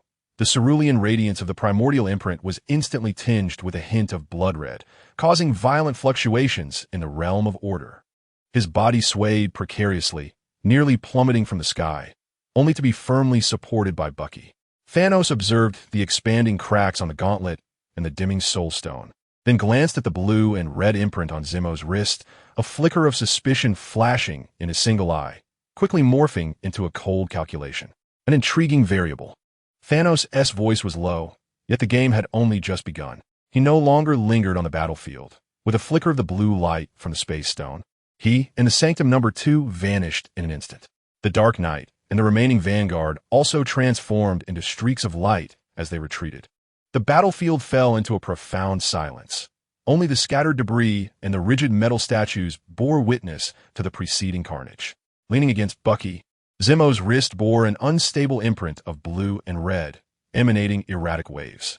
He sensed the fragments of the Soul Stone, like poisonous thorns, attempting to taint the purity of the primordial essence. Bucky's metallic arm also dimmed considerably, as maintaining the anchor point proved to be a tremendous drain of energy. Tony Banner's weak voice broke the silence, his gaze fixed upon the time-space rift above Wakanda, which had gradually calmed yet still bore the terrifying traces of energy. Was he unable to return? Zimmer looked deep into the rift, the primordial imprint flickering faintly. He could perceive countless scattered shards of consciousness, drifting like stars in the ocean of the multiverse. He is everywhere, Zimmer murmured, his eyes reflecting a complex blend of sorrow and hope.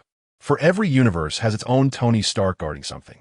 He gazed down at the now impure imprint on his wrist, then turned his gaze toward the distant rising sun. The battle had concluded, yet a new challenge had quietly sown its seeds. The fragments of the Soul Stone, the pollution of the primordial imprint, the scattered pieces of Tony throughout the multiverse, and Thanos' meaningful retreat all hinted at a cost of guardianship far heavier than anticipated. Their journey, however, was far from over. Chapter 19, Embers and Starlight Wakanda, the Vibranium Sanctum. The azure aura within the healing chamber flowed gently, akin to a breath. Zimmer floated within, the blue light of the primordial imprint on his wrist pure, the subtle blood red at its center seemingly subdued for the time being. Princess Shuri intently scrutinized the holographic data stream, her brow furrowed in concentration. The contamination index stabilized at 73, yet the energy activity exhibited abnormal fluctuations. She swiftly recorded that the fragments of the Soul Stone resembled a dormant seed, deeply embedded in the core of the imprint, forming some form of symbiosis with the primordial energy. Bucky stood before the observation window, the golden-blue patterns on his metallic arm dulled and lifeless. The aftereffects of the previous forced resonance had yet to fade, leaving his entire arm feeling as heavy and numb as if it were encased in lead. He gazed at the slumbering Zimmer within the pod, his mind echoing with the images witnessed during their consciousness fusion. Another Zimmer in a parallel universe, pressing a cerulean emblem against the dark, monstrous shadow that devoured stars on a burning planet, reflecting a desperation that mirrored the very essence of the individual before him. Coexistence? Bucky's voice resonated low, akin to a ticking time bomb. Currently, it appeared that the primordial energy was suppressing it. Noting that when Zimmer's emotions fluctuated intensely, particularly during moments of guilt or rage, the pollution index surged alarmingly. She turned to Bucky, recalling Dr. Banner's report on gamma therapy, which indicated that after the Hulk persona lay dormant, a faint resonance remained between the quantum blood energy within Banner and the fragments of the Soul Stone. He proposed attempting to use gamma rays as a catalyst to activate the fragments within a controlled environment, followed by purification through primordial energy. Too perilous, Bucky shook his head, contemplating the potential for chaos. Suddenly, an alarm blared sharply. The blue light within the treatment pod flickered violently, instantly tainted with an ominous crimson hue. Zimmer's body writhed in agony within the pod, the blood-red patterns at the center of his wrist's emblem pulsating and expanding like a living entity. The pollution index skyrocketed. 3,050. Su Rui's expression changed drastically. Was the emotional fluctuation triggered by external stimuli? The display on the observation window forcibly switched to external news footage atop Stark Industries. A grand memorial service was underway. Pepper Potts stood on stage, struggling to hold back tears. Behind her, the holographic image of Tony Stark, with a scrolling subtitle, "In memory of Tony Stark, hero, genius, guardian."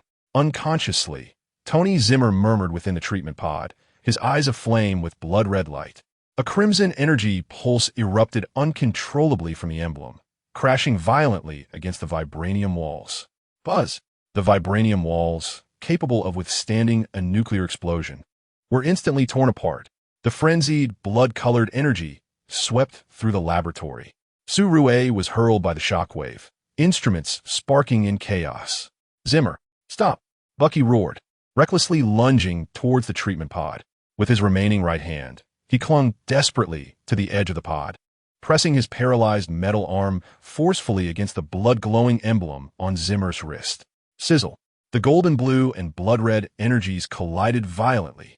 Bucky felt a chilling breath of death surge through his metal arm, the anguished wails of countless souls crashing into his consciousness. Yet simultaneously, the faint cerulean glow deep within the primordial emblem struggled valiantly in response to the contact with the fragments of order. "Look at me." Bucky endured the excruciating pain of his soul being torn apart as he locked eyes with Zimmer's blood-red gaze. Tony's choice. It was for us. For this universe. Do not allow his sacrifice to be tainted. Zimmer's struggle momentarily faltered. Within the bloodlight, a flicker of familiar cerulean seemed to flash. At that moment, Dr. Bunny's urgent communication resonnated. The laboratory erupted with news that the Gamma Lab had received an anomalous interdimensional signal, one that contained the identifying characteristics of Tony Stark. At the temporary headquarters of S.H.I.E.L.D Gamma Lab, Dr. Banner, his hair disheveled, had the frantic data streams reflecting off his glasses. On the screen, an exceedingly faint signal, interspersed with intense background noise, was being amplified and replayed repeatedly. Energy conduits overloaded Friday. Initiate the ultimate protocol. You time thief, listen closely. If we receive any signals indicating a potential collapse of the timeline, we must tread carefully. It's Tony's voice. Banner excitedly pointed to the spectral analysis, despite its intermittent nature. The voice print matched with a 998 accuracy, and there were keywords like Friday and Kong. Natasha furrowed her brow, asking, "The Temporal Variance Authority? What organization is that?" "I have no idea, but Tony is clearly warning us." Banner swiftly analyzed the signal source, discovering that it originated from a parallel universe with minute differences in our cosmic constants. Fragments of Tony's consciousness may be trapped there or actively engaged. Actively engaged? Fury's single eye narrowed. Are you suggesting another universe is Tony Stark? It is more plausible that fragments of our Tony's consciousness are influencing that universe's version of him. Banner rapidly typed on the keyboard, detecting unusual fluctuations in space-time curvature from the signal, pointing to a universe coordinate numbered 616. 616? Fury's brow tightened further. This designation had been mentioned in S.H.I.E.L.D classified files, marked as the baseline for the primary universe, but that was merely theoretical. The theory is becoming reality. Natasha's voice deepened. Kang's escape, the collapse of the time bridge, and Tony's warning could signify a far greater crisis. In the Sanctum Sanctorum's strategic chamber, Thanos sat upon his throne, his single eye fixated on the holographic image before him, a scene depicting Zemo's rampage in Wakanda, where the imprint erupted with blood-red energy. Beside the image was the molecular structure analysis of the purified vibranium zombie, remains relayed by Ebony Maw. The corruption of the soul had penetrated deeply into the core. Thanos' voice revealed no emotion. The primordial order had been tainted by the shadow of death. Ebony Maw bowed. stating, "Great Thanos. Analysis indicates that the polluted fragments are extremely unstable in conjunction with the primordial imprint. With just the right catalyst, the corruption can completely engulf the order, transforming that anomaly into the most formidable weapon of destruction in your hands." The catalyst. Thanos' gaze shifted toward the depths of the star map. The reality stone can distort reality and, by extension, the essence of the soul and energy. He raised his hand. The Reaper. General Reaper knelt on one knee. "My lord, venture into the void and locate the collector," Thanos commanded. "The clues to the reality stone lie within his grasp. At all costs, as you command." A bloodthirsty glint flashed in Reaper's eyes. In the dark nebula, Thanos turned to another ally. "Continue monitoring Earth, especially that anomaly known as Zemo. Await my signal." "Understood." The dark nebula caressed his spear.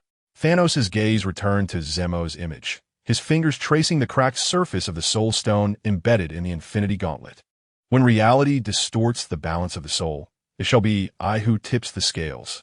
In Earth's orbit, aboard the Star Corps patrol ship, the Nova of Dawn, Centurion Roman Day stood on the bridge, gazing down at the Azure planet. He had just concluded a secure communication with Nick Fury, his brow furrowed. "Centurion Day, we have locked onto the signal source," his lieutenant reported. The encrypted signal originated from Universe 616, amplified and relayed through an old Kree relay station on Xander. "The decryption is complete. Kong has breached the quantum prison. The collapse of the timeline is accelerating. Remain vigilant against the timekeepers." "Timekeeper," Roman murmured softly, recalling the vague records of cosmic time managers within the ancient archives of the Nova Corps. He summoned another image. Above Wakanda, the temporal rift. A remnant of the collapsed time bridge, still not fully healed. "Earth," Roman Day whispered. "What have you truly stirred?" He pressed the communicator. "Director Fury. The information has been confirmed. The Nova Corps will elevate its monitoring level for anomalous temporal activities. Furthermore, exercise caution regarding any information from 616. It may be more perilous than we anticipate." He terminated the communication and gazed into the profound starry expanse. Kang's escape, Tony's warnings, Thanos' movements, and the lurking dangers of Zemo.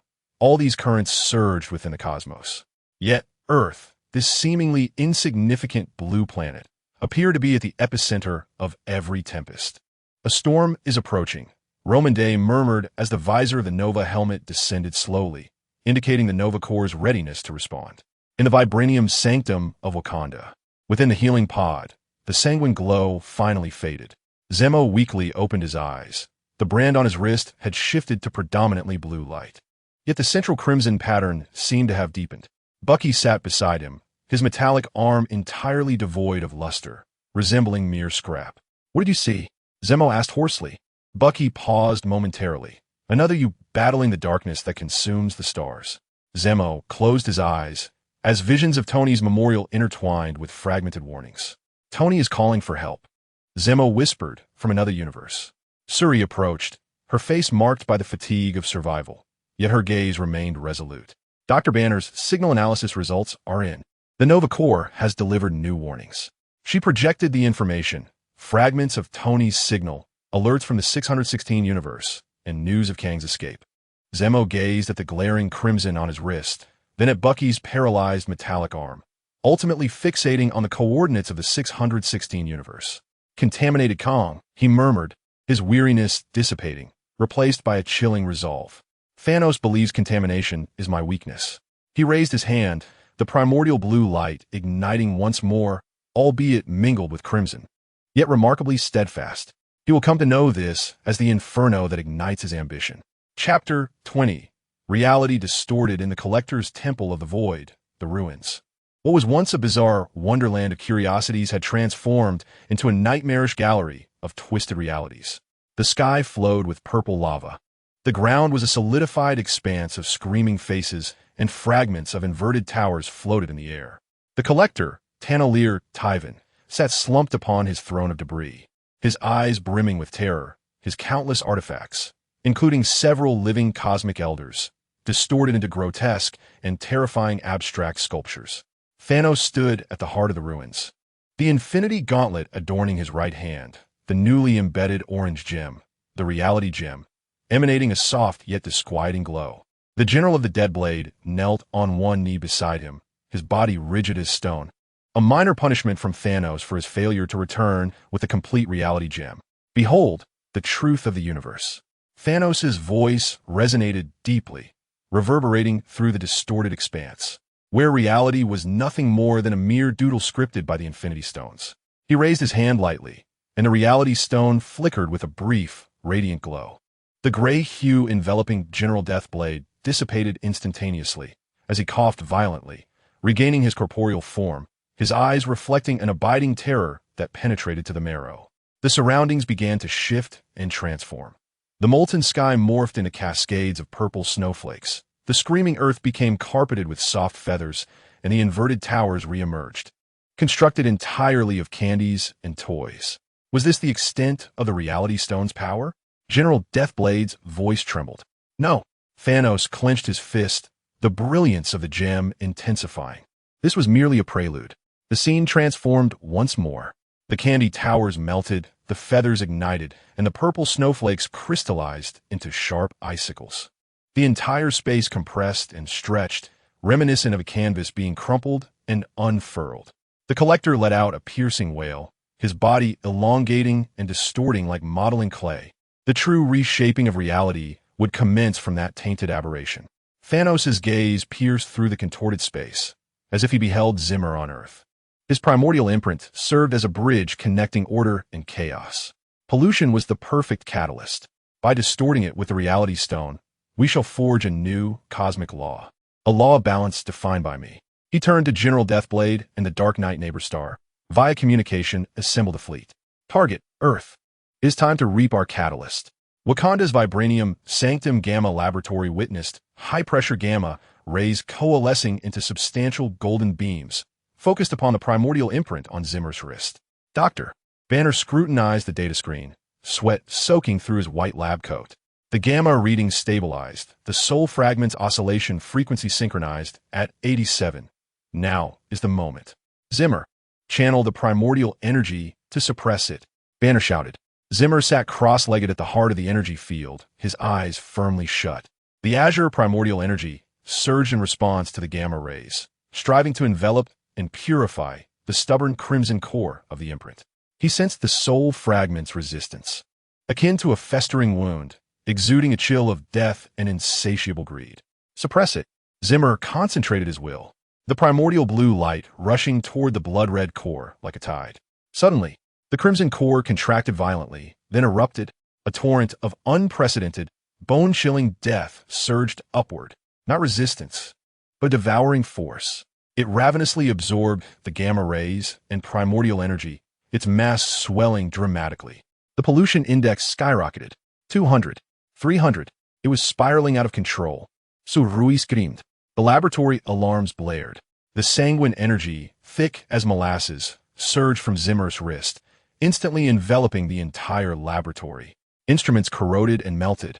Metallic structures twisted and deformed, and the very fabric of space began to exhibit unstable ripples and folds. Reality was being tainted and distorted. Banner looked on in horror as crimson patterns surfaced beneath his skin, only to be suppressed instantaneously by gamma energy, assimilating reality itself. Zimmer felt his consciousness being dragged into a blood-red abyss. The anguished wails of countless souls, the whispers of Thanos, the piercing shrieks of the Hive, and the final gaze of Tony as he plummeted into the chaotic vortex of time coalesced into a symphony of destruction, assaulting his sanity. He must escape. With the last vestiges of his clarity, Zimmer ignited the remnants of primordial energy within him. A resonating hum echoed as a cerulean quantum rift unfurled beneath him. Without hesitation, Zimmer plunged into its depths. The sanguine tainted energy surged in pursuit, akin to a ravenous maggot. Instantly, the crimson energy in the laboratory dissipated, leaving behind a scene of devastation and bewildered onlookers. Bucky gazed at the spot where Zimmer had vanished, the faint resonance of his metallic arm severed entirely. Where has he gone? Rui's voice trembled. The pallor on Banner's face deepened as he evaded the direct distortion of reality caused by the pollution. Yet the alternative could be even graver. In the abyss of quantum dimensional pollution, Zimmer fell through a kaleidoscope of quantum bubbles. Behind him, the viscous sanguine energy relentlessly pursued. Much like a greedy python. You cannot escape. A familiar yet foreign voice echoed in his mind, laced with icy mockery. I am you, and you are me. Ahead, the quantum bubbles suddenly coalesced, solidifying into a mirrored space. Zimmer abruptly halted as he beheld a reflection of himself, ensnared in blood-red patterns, eyes ablaze with crimson fury. The polluted mirror. Behold your tainted reflection. It sneered, flexing its wrists, the marks there are pure scarlet, suppressing order, embracing chaos. That is the essence of true power. Silence. Zimmer roared, as the primordial blue light transformed into a blade, striking towards the mirror. The polluted reflection effortlessly raised its hand. Crimson energy forming a shield to deflect the assault, retaliating with a blood whip. The quantum dimension quaked violently under the collision of their energies. The spatial structure fracturing and reforming repeatedly. You fear me. The voice of the polluted mirror hissed like a venomous serpent, afraid to become me. Afraid to acknowledge your innermost desire for destruction. Zimmer's attacks grew increasingly frenzied, yet the tainted reflection effortlessly countered and even absorbed portions of his energy to bolster itself. Zimmer felt the primordial energy waning rapidly, while the power of the pollution surged ever stronger. More terrifying still, the words of the polluted mirror acted as a curse, continuously awakening his deepest fears, fury, and desire for annihilation. Tony died because of you. The universe is in chaos because of you. The voice of the polluted mirror was rife with temptation. Embrace me, and together we can rewrite everything, resurrect him, reshape the universe, and become new gods. Zimmer's movements abruptly faltered. The thought of resurrecting Tony and reshaping the universe was like the sweetest poison, swiftly corroding his will. The primordial blue light flickered violently, nearly engulfed by the sanguine tide. At that moment, Zimmer, hold on. A faint yet clear voice pierced through the quantum dimension. It was Banner. The signal stabilized. It's Tony. He.S. in the 616 universe. He said, be cautious. Kong is pulling the strings. The voice of Tony. The 616 universe. Loki? Zimmer's faltering consciousness surged back to life. The primordial blue light erupted, momentarily driving back the polluted reflection. Tony is still alive. Zimmer's eyes regained their clarity. I'm needed in this battle. The polluted mirror emitted a furious shriek. Foolish. You cannot save anyone. Yet Zimmer no longer paid heed to its temptations. He concentrated all his will, transforming the primordial blue light into a sharp arrow that pierced through the mirror like space. Racing towards the real coordinates of the Sanctum Sanctorum in New York, from whence the signal from Banner originated. The crimson, tainted energy followed closely behind, akin to a roaring sea of blood. In the ruins of the Sanctum Sanctorum in New York, Banner, Bucky, and Natasha anxiously encircled a hastily erected signal booster. On the screen, the signal from the 616 universe finally stabilized into a clear audio transmission. Repeat. All timelines involving Kong are being pruned. Kong is using the chaos to conceal his true objective of finding the one who lives. The timekeepers are mere puppets. Their weakness is Loki. Locate the Loki of the 616 universe. He can. Suddenly, Tony's voice was interrupted by sharp, jarring interference. Warning. High-dimensional temporal interference detected. The device blared an alarm. Above the ruins, the fabric of space seemed to be torn apart by an unseen hand. A projection of a short-haired woman in a brown suit, adorned with a tie and wielding a golden scepter, materialized out of thin air. She wore a programmed, sweet smile, yet exuded a suffocating chill. This is a notification from the Temporal Variation Authority. Her voice was devoid of emotion, resonating throughout New York. Temporal offender. Tony Stark, designation 616. Anomalous energy entity. Zimmo, designation 199999. Your existence poses a severe threat to the sacred timeline. Surrender immediately and accept timeline pruning. Countdown, 24 hours. Failure to comply will result in the enforcement of pruning protocols. The projection vanished, leaving only a slowly rotating golden hourglass silhouette above the ruins, displaying a countdown. 235959. The pruning protocol. Natasha's expression grew grave. They were serious. And Loki? Bucky frowned. The Loki from the 616 universe? How do we find him? Before he could finish, the ground of the Sanctum Sanctorum suddenly collapsed. A metal box, shimmering with blue light and resembling a pirate's chest, ascended from the depths below, adorned with a flamboyant Iron Man mask design. Tony's gift? Banner and Natasha exchanged glances. Just then, the sky was torn asunder once more. Not another projection, but a smoke-emitting, graffiti-covered, dilapidated Milano spacecraft spiraled down towards the ruins. Hold on tight. Rocket's frantic voice crackled through the communicator. Boom! The ship carved a deep trench in the ruins as its hatch burst open. Rocket, covered in dirt and debris, emerged, with Groot following behind. I am Groot. Rocket immediately spotted Bucky and Natasha, hopping up and down as he exclaimed, Hurry! Earthlings! This is bad. The purple potato creature has obtained a reality stone, and that madman named Kong, his temporal offender markings are scattered everywhere like cosmic herpes. Thanos is his smokescreen. What he truly seeks is... Rocket's words abruptly halted. He, Groot, Banner, Bucky, Natasha, and everyone else suddenly looked up towards the center of the ruins, where a quantum rift of intertwining cerulean and crimson violently erupted. Zimmer's figure staggered out, drenched in blood, energy state, the markings on his wrist pulsating with a frenzied glow of blue and red.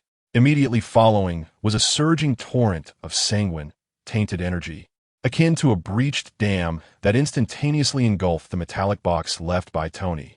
The box dissolved within the crimson light, revealing a diminutive golden scepter head adorned with a verdant gem.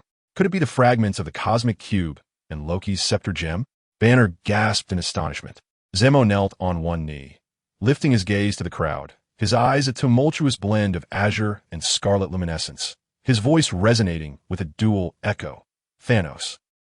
And Loki. He glanced at the scepter gem, bobbing amidst the crimson glow, then toward the golden hourglass suspended in the sky, counting down. The game had escalated. The sanguine taint seemed almost sentient, coiling around the scepter gem and emitting a greedy hiss. Chapter 21. The Tailoring of Time and the Plague of the Mind in the Ruins of New York. The countdown reached its conclusion. The final grain of sand from the illusory golden hourglass fell. Buzz. The sky appeared as if wiped clean by an invisible eraser, instantly losing its colors, leaving only a monotonous gray. Time seemed to freeze. The falling dust hung suspended in midair, and the flames stood still like a sculpture. At the center of the ruins, space was violently torn open, forming a smoothly edged circular aperture, revealing a cold corridor filled with geometric lines and shades of gray and white.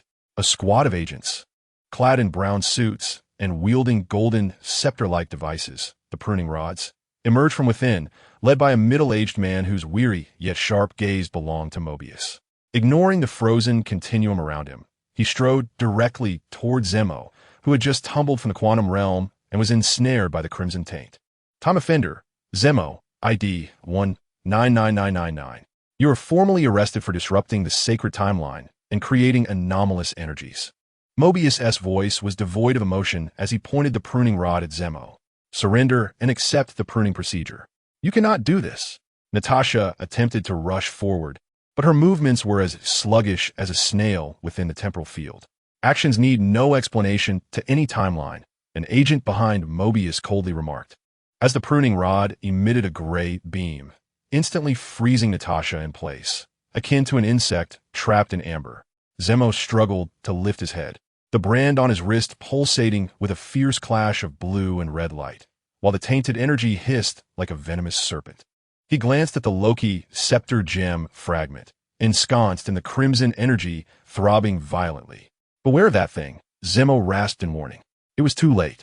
The fragment of the scepter succumbed to the ravenous erosion of the tainted energy. The yellow glow of the Mind Stone turned into a murky blood red.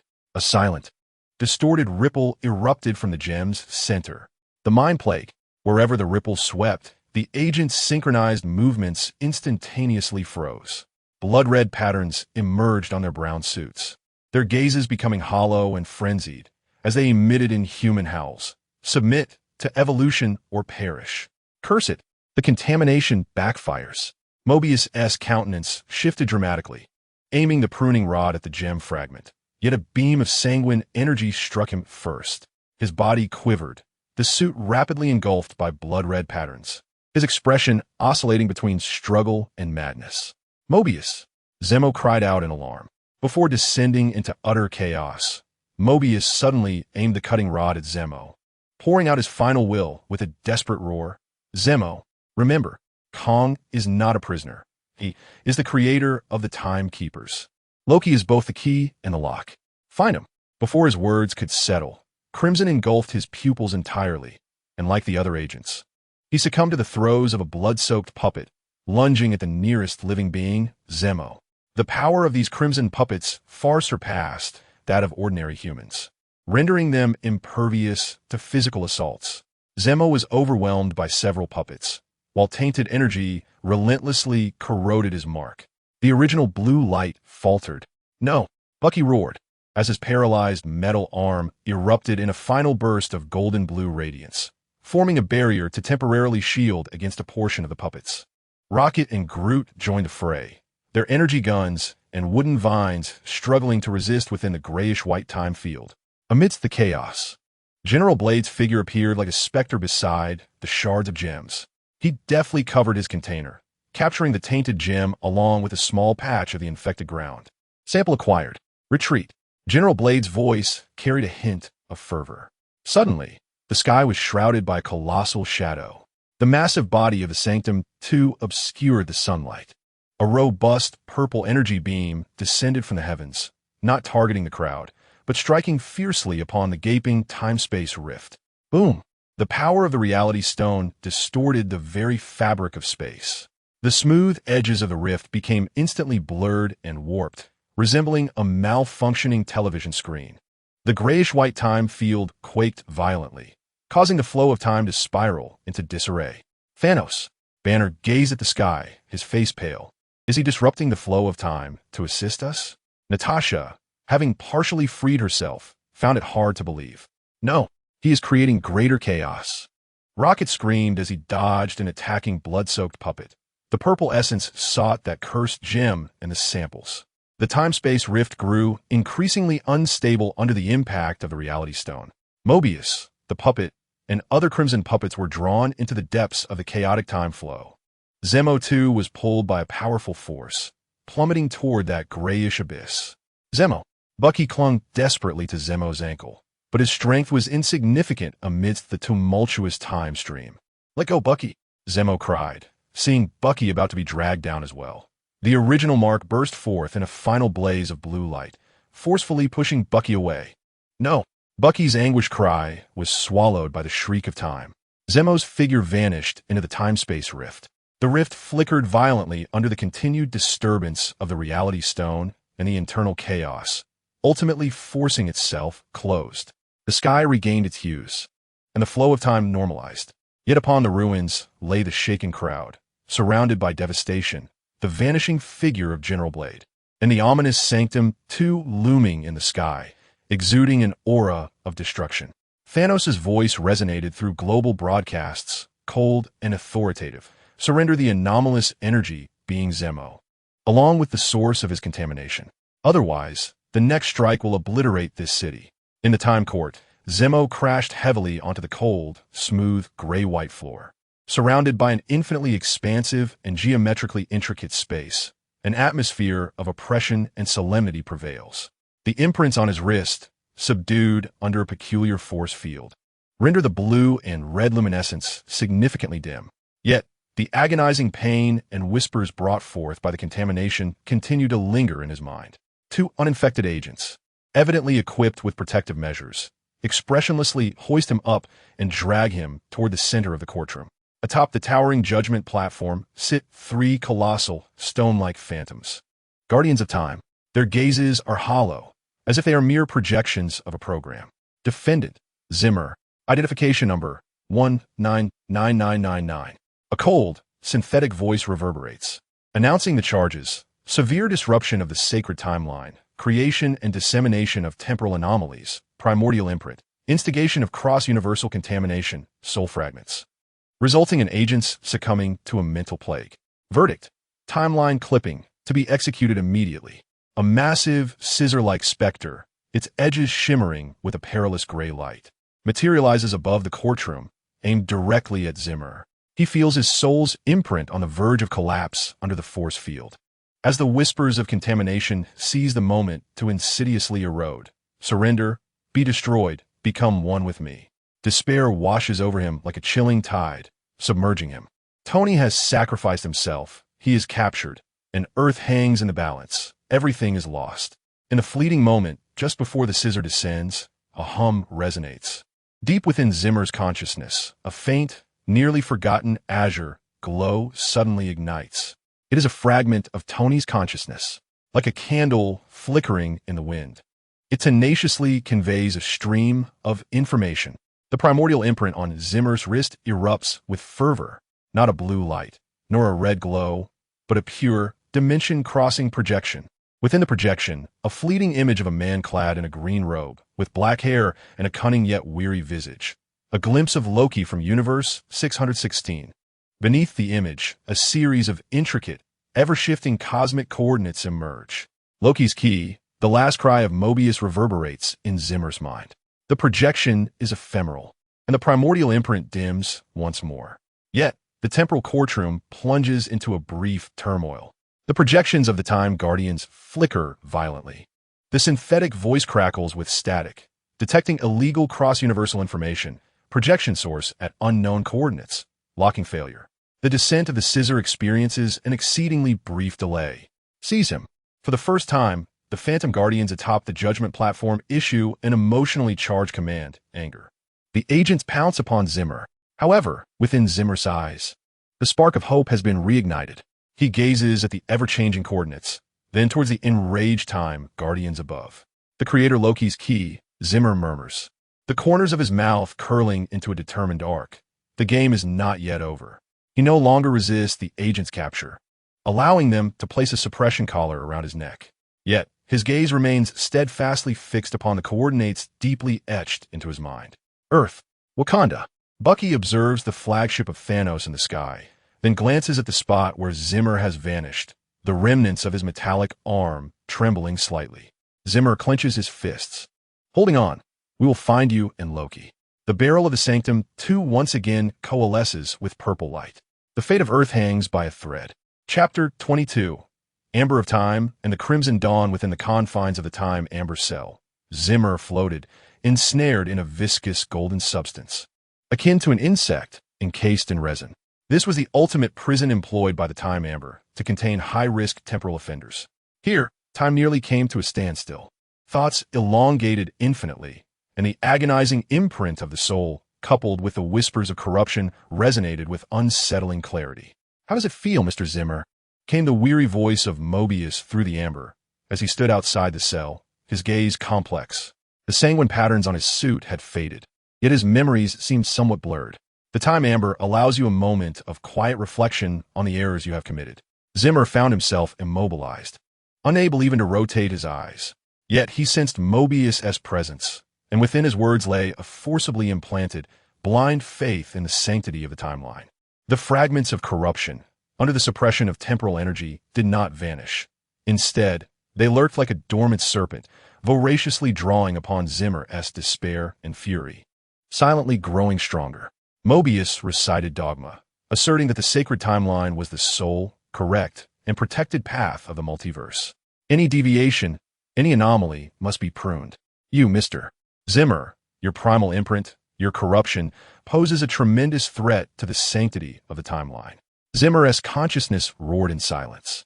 He yearned to interrogate Mobius about the truth of Kong, the puppet nature of the Timekeepers, and the key of Loki. Yet the Time Amber stripped him of all means of expression.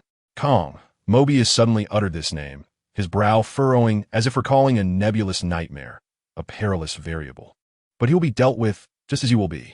He is both the architect and prisoner of the timeline. He shook his head, seemingly disrupted by some directive. In any case, you must understand that your existence is an error. Soon, this error will be corrected. With that, Mobius turned it apart. Zimmer remained ensnared in absolute silence and agony, the only sound being the mocking laughter of the fragments of corruption within his mind. Error? No. We are inevitable. We are the next step in evolution. Embrace my destruction of this hypocritical order. Just as Zimmer's consciousness was on the brink of being wholly consumed by despair and corruption, a faint, familiar, Cunning whisper brushed against his soul imprint like a breeze traversing the boundless sea of stars. The timekeepers are puppets.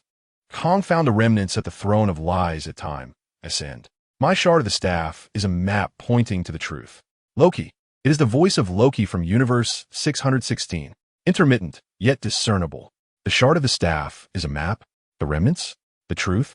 This whisper from another universe, akin to a stone cast in stagnant waters, stirred a ripple within Zimmer's crumbling consciousness. Deep within the primal imprint, the nearly submerged azure radiance flickered faintly.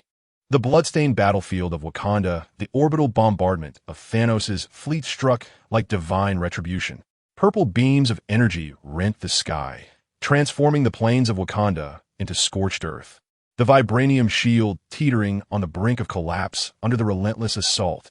The shockwaves from the explosions lifted the ruins anew. Doctor. Banner curled up in agony behind a shelter, the gamma blood veins beneath his skin writhing and expanding as if alive, stirred by the tremors of artillery fire and the remnants of quantum contamination. His eyes instantaneously filled with blood, a tumultuous blend of green and crimson. Banner, control yourself, Natasha implored, attempting to restrain him. But it was too late. With a thunderous roar, Banner's body swelled uncontrollably. This transformation into the Hulk was no longer marked by a pure green hue. Instead, his skin was marred by grotesque crimson patterns. His muscles bulged even more grotesquely, fangs protruding, with one eye a deep scarlet while the other shimmered with a frenzied golden light. The Blood Fury Hulk. The Hulk wreaked havoc. With a single punch, the Blood Fury Hulk shattered the shelter, disregarding friend and foe alike, seizing a battered tank and hurling it towards the sky, targeting the Sanctum II. The tank was obliterated mid-air by anti-aircraft fire, yet the shockwave caused the vessel to tremble slightly. More terrifying was the moment when the claws of the Vanguard struck him. The impacted area instantly blurred and became quantumized. The claws penetrated the illusion, and in the next heartbeat, the Hulk's colossal fist, imbued with crimson energy, smashed down, reducing the Vanguard to mere pulp. He could undergo quantum phase shifts. Bucky gazed in horror as the amalgamation of hive contamination and gamma energy spiraled out of control. The Blood Fury Hulk rampaged across the battlefield, indiscriminately targeting both the Vanguard and the remnants of Wakanda's forces to unleash his fury. General Blade sought to halt him with a vibranium spear, but was seized by Hulk, who hurled both the spear and its wielder into the mountainside with tremendous force. General, Dark Knight Proxima seethed with a mix of anger and fear. Now, Rocket Raccoon screamed into the communicator Groot. Throw that thing over here. I am Groot. Groot launched the contraption, a device ingeniously crafted for vibranium debris and the Milano's engine core, towards the area beneath the Sanctum II with all his might. A piercing resonance erupted. The device emitted a specific frequency of vibranium resonance, akin to an invisible hammer, striking the energy shield of the Sanctum II with ferocity. The shield flickered violently, revealing a brief, unstable gap. Now is the moment. Bucky, Natasha, Rocket bellowed. A modified Quinjet, remotely controlled by Surfer, surged forth from concealment. Bucky and Natasha grasped the ropes dangling from the aircraft, soaring like arrows towards the exposed transport ship of General Blade, revealed due to the shield's instability. Stop them. Dark Knight Proxima aimed her spear at the Quinjet, but the enormous figure of the Blood Fury Hulk obstructed the path of the spear. He roared, striking out at Dark Knight Proxima. Forced to evade, she could only watch as Bucky and Natasha crashed through the transport ship's hatch and plunged inside. In the eternal nightmare corridor of New York, Thanos' patience wore thin. News of General Blade's failure reached him, and a cold glint flashed in his singular eye. It seemed a more direct incentive was required. Thanos raised his right hand, the reality stone glowing ominously. A ripple of energy emanated from the Empire State Building. Wherever the wave passed, skyscrapers melted like wax figures, warping and reconfiguring into the skeletal forms of shrieking monsters. The pedestrians on the street instantaneously transformed into petrified statues of terror, only to be resurrected in the next moment as monstrous beings of rock, their skin flowing with molten lava and their eyes ablaze with golden light. The sky was no longer blue, but instead churned with violet whirlpools and blood-red lightning. Gravity became chaotic, with cars and debris floating in the air colliding with one another. Reality was distorted. In the temporary command center of S.H.I.E.L.D, Fury gazed at the hellish scenes displayed on the monitors, his one eye bloodshot, as he orchestrated a living nightmare. Zimmer, I know you can see. Thanos' voice reverberated through the twisted space, echoing in every corner of a nightmare corridor. Surrender yourself. Relinquish this source of the corruption. Otherwise, this city and all it represents shall become the cornerstone of my new reality. The rock monsters began their assault on the survivors, molten lava flowing and the monstrous structures roaring. The entire area morphed into a terrifying amusement park of reality gems, where countless lives struggled in extreme agony and fear. In the amber of time, Zimmer's vision was forcefully thrust into the nightmare of New York. Thanos' voice struck his soul like a hammer. He could see the despair of the citizens and feel the pain of a distorted reality. The corrupted fragments shrieked with excitement in the imprint. Look, this is power. Destruction. Reformation. Join us. Zimmer's consciousness silently resisted. The whispers of Loki, the hopes of Tony, and the cries of Bucky intertwined in his mind. At that moment, the amber of time suddenly trembled violently. Alarms blared in the corridor outside the cell. Warning. High-intensity reality distortion energy detected. Source. Universe 199,999. Energy signature. Infinity gem. Reality. The sacred timeline is experiencing severe disruption. A cold synthetic voice resonated. The projections of the Time Guardians emerged outside the cell. 3 colossal phantoms exhibiting unmistakable waves of anger for the first time. Anomaly escalation. Corruption source associate. Zimmer. Threat level elevated to Omega. Execute emergency protocol. Consciousness extraction and energy siphoning. Commanded the Time Guardians. The amber of time began to contract. A viscous golden substance, akin to countless syringes, pierced Zimmer's body and soul imprint. The agony surpassed all previous experiences. Zimmer felt his consciousness and energy being forcibly extracted. Khan is waiting for you. A chilling voice echoed at the moment of Zimmer's consciousness extraction, not from the Time Guardians, but from the depths of the amber, laced with a hint of mockery. Just before his consciousness was engulfed in darkness, Zimmer summoned his last strength to transmit Loki's whispers and the coordinates of Universe 616 through the resonance of his soul imprint with Bucky's metallic arm. Bucky and Natasha, the remnants of the Time's End, were locked in fierce combat with the guards of General Deathblade aboard the transport ship. Natasha's combat skills reached their zenith in the confined space, while Bucky, with his remaining right hand and battle instincts, struggled to withstand the onslaught of General Deathblade's lethal strikes. Hand over the samples. Bucky roared, delivering a punch to the General's helmet.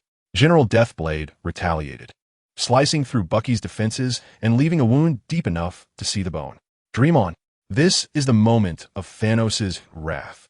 Suddenly, Bucky's body trembled violently as he felt a searing pain radiating from the remnants of his metal arm. Concurrently, Zimmer's thoughts surged into his mind like an electric current. Whispering Loki's name, the coordinates of Universe 616, the end of time, the remnants. In an instant, Bucky comprehended Zimmer's predicament and the message conveyed. What are you dawdling for? Natasha exclaimed, kicking a guard aside as she noticed Bucky lost in thought. Seizing the opportunity, General Deathblade lunged forward, his blade aimed directly at Bucky's heart. In that split second, a resolute glint flashed in Bucky's eyes. No longer evading, he chose to meet the blade with his chest. At the same time, he thrust his remaining hand forward, not to assault General Deathblade, but to strike fiercely at the container holding the samples. The container shattered under the force of Bucky's empowered fist, exposing the tainted shards of blood-colored gems and the blood puppets to the air. You are insane. General Deathblade seethed with rage as his blade pierced Bucky's chest. Yet, a peculiar smile appeared on Bucky's face. The gold-blue pattern on his wrist, originating from the same source as Zimmer's mark and derived from the metal arm's remnants, blazed with an unprecedented brilliance. A hum resonated as the golden blue light collided violently with the leaking tainted energy from the container, resulting in a cataclysmic explosion. The entire transport vessel erupted into a fireball in the depths of space. Bucky. Natasha was hurled away by the shockwave, watching in despair as flames engulfed Bucky. On Sanctuary 2, Thanos observed the explosion's luminescence, his single eye ablaze with fury. He slowly raised the reality stone, directing it towards the earth below. The game is over. The orange glow heralded the apocalypse, illuminating the blood-red dawn. Chapter 23. The End of Time and the Echo of Finality. At the end of time, the eternal throne awaited. Zemo's consciousness flickered like a candle in the wind, adrift amidst the bizarre fragments of time. Kang's invitation was not mere rhetoric. He was drawn by an irresistible force through countless collapsing cosmic bubbles, ultimately arriving at the end of time. Here, the concept of space was non-existent, replaced by a beach formed of solidified, ash-gray temporal streams. Upon this beach stood a throne beyond description, constructed from countless twisted remnants of timelines, shattered stars, and frozen faces of agony, exuding a suffocating aura of despair and decay. Atop the throne, Kang's figure appeared nebulous and ever-shifting, as if composed of overlapping reflections from myriad timelines. Welcome to the beginning and the end of all things. Kang's voice resonated, no longer the cold electronic tone, but imbued with a near-divine weariness and fervor. My eternal throne, the grave of all timelines. Zemo's consciousness, barely maintaining a humanoid form, gazed into a cage composed of pure temporal energy, wherein a familiar figure was imprisoned. Loki from Universe 616. He lay with closed eyes, his body nearly transparent. Fragments of his scepter suspended before him, emanating a faint green glow. The remnants. Zemo instantly realized he was both the key and the lock. Clever. Kang acknowledged with a nod. Loki Lofison, the king of variables in the timeline. His very existence serves as a singularity connecting all timelines. To seize him is to grasp the throat of time itself. He gestures towards the throne, which absorbs the chaotic energy of temporal entropy from all collapsing timelines. When the entropy reaches its zenith, I shall become the sole, eternal entity. All timelines will converge into one, yielding to my will. Madman! Zemo roared, the blue light of the primal imprint flickering violently within his consciousness, yet subdued by the surrounding viscous entropy of time. Madman? No! Kang spread his arms wide, the throne emanating a terrifying pull as more fragments of time were devoured. I am a savior. Only through absolute unification can we bring an end to the endless chaos and war. Behold your universe. Zemo, Thanos, the hive, the ceaseless strife. I alone can usher in eternal peace. He pointed at Zemo, declaring, your primal imprint is the sole vessel capable of enduring and transforming temporal entropy. Become my cornerstone of time, Zemo. With your power of order, assist me in stabilizing this final collapse. Otherwise, Kang's finger pointed toward Loki in his cage. The key will be shattered, and the lock shall remain forever sealed. All timelines, including the earth you hold dear, will be rendered to nothingness. Suddenly, Loki in the cage opened his eyes wide, no longer filled with cunning. They bore the weight of profound pain and resolution. The shard of his scepter glowed fiercely with green light. Zemo, do not trust him. Loki's voice pierced through the cage, resonating directly within Zemo's mind. The throne is a deception. It absorbs temporal entropy, but more so, it consumes the very essence of life across all timelines. Becoming the cornerstone means becoming an accomplice to annihilation. Enough, Kang bellowed, unleashing a gray beam that struck the cage. Loki emitted a painful grunt, his form growing increasingly transparent. Choose now, Zemo. Kang's voice dripped with temptation and menace. Become the cornerstone of the new god, or perish alongside all the insignificant. The earth, Wakanda, faced a blood-red dawn. Shadows of the Sanctum No. 2 loomed over the land as Thanos' flagship charged its main cannon to the utmost limit, the purple light of destruction poised to erupt. On the ground, the Hulk of Rage wreaked havoc amidst the ruins, unstoppable in his fury. All is lost. Rocket gazed at the sky, despair closing his eyes. Just then, a faint golden blue light emerged from the wreckage of the transport ship. It was the remains of Bucky's metal arm. Like a living entity, it floated upward, emitting a slender yet remarkably resilient beam of golden blue light, precisely connecting to the gamma blood pattern on the back of the Hulk of Rage. Roar! The Hulk's movements abruptly froze. The frenzied crimson patterns surged violently under the infusion of the golden blue light. The wild red in the Hulk's eyes clashed fiercely with the golden glow. Banner! Natasha observed a flicker of familiar anguish on the Hulk's face. It was Bucky's energy. He was awakening Banner. For the first time, the Hulk of rage uttered Banner's painful whispers. "Stop. Hulk, listen to me." The golden blue light continuously flowed in, the primal power of order clashing intensely with the gamma rage, merging. The crimson patterns on the Hulk's surface began to fade, the turbulent quantum phase fluctuations gradually subsiding. In their stead emerged an unprecedented, intertwining pure light of blue and green. Hulk and Banner unite. The Hulk, or rather Banner Hulk, abruptly lifts his head.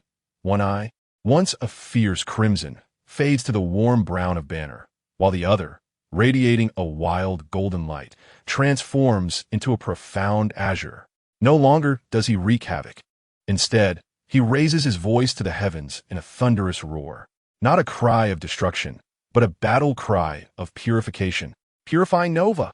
With his fists, Hulk strikes the ground with immense force. From his center, an unprecedented energy ring, a magnificent amalgamation of gamma energy and primordial blue light, erupts with a resounding blast. The energy ring sweeps across the battlefield like a supernova explosion. The vanguard caught in its path melts away like ice under the sun. The shields of Thanos' fleet flicker violently, and the main cannon of the Sanctuary II undergoes a forced power interruption. The Dark Star, Proxima, is struck by the edge of the energy ring, plummeting with a cry. General Corvus attempts to resist, but finds his weapon disintegrated by the inherent power of order within the energy ring, gravely wounded and captured. Thanos stands upon the bridge, witnessing the blue-green waves of light sweeping across the battlefield, a look of shock manifesting in his single eye for the first time. The glow of the reality stone pulsates violently within his gauntlet, seemingly fearful of this force that merges order and the essence of life. What manner of power is this? Thanos whispers. At the end of time, the final sacrifice unfolds. I choose to observe the consciousness of Zemo as he gazes at Loki, on the verge of dissipating within his cage, and then at Kong, who crazily devours time. The primordial imprint glows with unprecedented purity, destined to obliterate your throne. He no longer resists the throne's pull, instead propelling himself towards the eternal throne. The primordial imprint radiates its full brilliance, targeting the throne's core, the pulsing heart of time, formed from countless accumulations of temporal entropy. You seek death. Kong, filled with fury, channels the torrent of temporal entropy towards Zemo. Now is the moment. Loki. Zemo roars within his consciousness. In the cage, Loki reveals a weary yet cunning smile. This time, it is my turn to surprise. The shard of his scepter at his chest surges with green light. The fragment instantaneously melts, transforming into a pure, dimension-crossing stream of consciousness that merges with Zemo's primordial imprint. Buzz. The blue light of the primordial imprint is tinged with a vibrant green hue. Its power surges. Like the sharpest drill, it pierces through the torrent of temporal entropy, striking fiercely into the heart of time. No! Kong emits a desperate shriek. The moment the heart of time is pierced by the imprint, the raging temporal entropy amassed within, potent enough to obliterate all timelines, spirals out of control. Like a powder keg ignited. Boom! An indescribable explosion erupts at the end of time. The gray-white sands of time are torn asunder, the eternal throne crumbling inch by inch. Kang's figure twists and shatters amidst the explosion, releasing a defiant roar. I shall return. Zemo, move! Loki's consciousness cries out in the final moments of the explosion, his essence forming a green barrier, shielding Zemo's consciousness fragment, absorbing the most ferocious impact. Loki. The fragments of Zimmer's consciousness were cast into the abyss by the explosion, and the last sight he beheld was that of Loki's essence dissipating into stardust amidst a green luminescence, leaving behind a faint whisper. Tell Thor that this time I have triumphed. The shockwave of the blast enveloped Zimmer's consciousness as it tumbled into the chaotic flow of time. At his wrist, a small shard of the imprint flickered with a dim blue-green glow, encasing the remnants of his awareness. In the aftermath of the Earth's battle, the blinding brilliance of the explosion faded. The Sanctum II shield lay shattered, its hull marred in several places, silently suspended in orbit like a tomb. Thanos stood upon the bridge, observing the battlefield below where a figure gradually shrank, reverting to Bruce Banner, alongside the captured General Corvus Glaive and the gravely wounded Darkstar. He raised his right hand, the infinity gauntlet upon it, the light of the reality stone dimmed, a delicate yet distinct crack traversing its surface. Reality had been shaken. Thanos' voice resonated with an unprecedented weariness and uncertainty as visions of the cataclysmic explosion at the end of time flashed through his mind, depicting the destruction of the temporal flow. "Retreat," he commanded, his tone leaving no room for dissent. The sanctum, too, altered its course, slowly navigating toward the depths of space under the protection of the surviving fleet. Thanos cast one last glance at the ravaged Earth, his single eye devoid of the desire for conquest, replaced instead by profound contemplation. Balance must be redefined. Amidst the ruins of the Wakandan Vibranium sanctum, Banner awoke with the support of Natasha and Rocket, weak yet lucid. The Hulk's presence had subsided, as if he had succumbed to a deep slumber. "The Hulk is tired," Banner murmured, "but we have won." Natasha anxiously peered towards the direction of the transport ship's explosion. From the wreckage, a dust-covered, golden metallic hand emerged. Bucky struggled to crawl out, battered yet alive. In his right hand, he clutched two items, a shard of the imprint flickering with a faint blue-green light, and a dulled yet intact fragment of Loki's scepter stone. "Zimmer," Bucky gazed at the shard in his hand, his voice hoarse. He did it. The imprint shard flickered slightly, as if in response.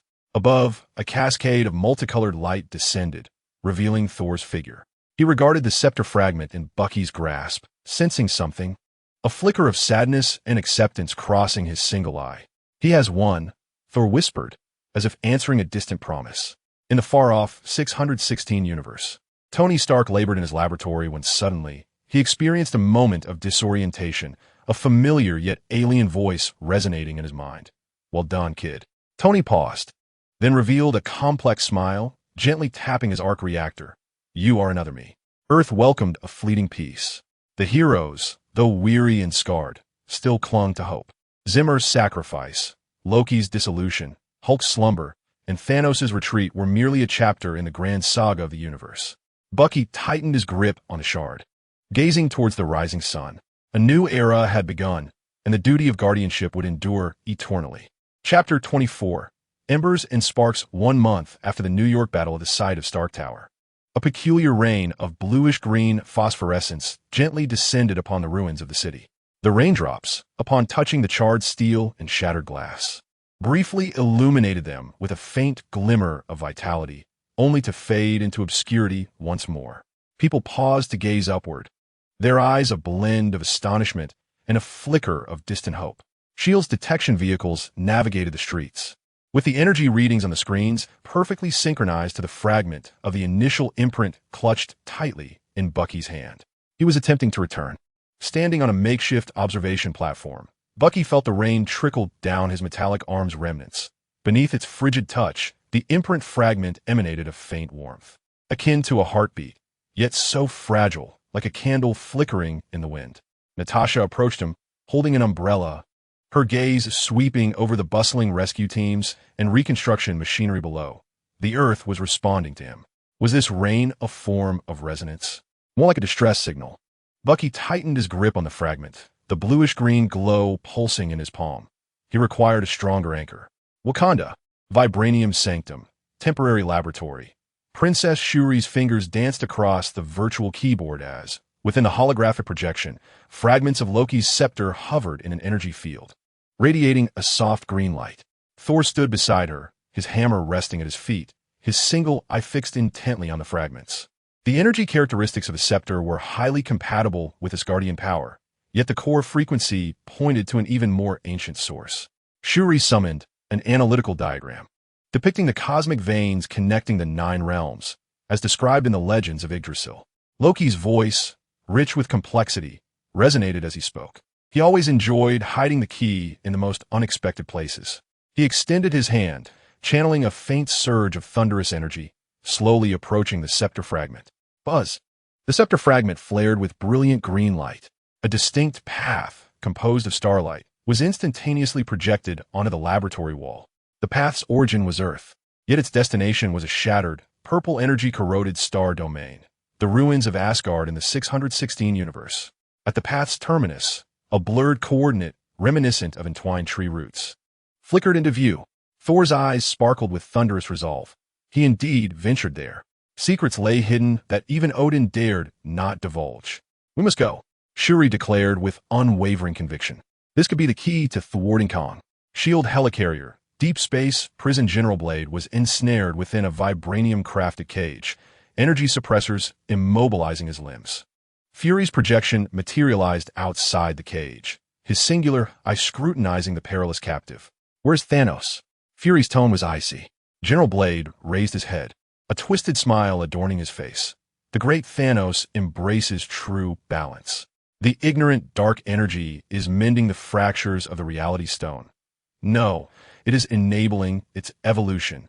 When absolute void descends, all chaos shall yield to eternal silence. This is the ultimate balance." The projection shifts, revealing images transmitted by a deep space probe. In the abyssal void, a peculiar region of darkness, devouring light, is expanding, its periphery occasionally flashing with the orange glow of earthly gems. Several wrecks of Pioneer satellites drift nearby, their forms becoming translucent and distorted, akin to phantoms of the void. The voice of Banner, engaged in fabricating void entities, resonates from the communicator, laden with gravity. The gamma detector indicates that the physical constants of that region are being perilously rewritten. Natasha deduces that Thanos' objective has transcended the mere annihilation of half of all life. He seeks to consume everything, returning it to the void. At the S.H.I.E.L.D.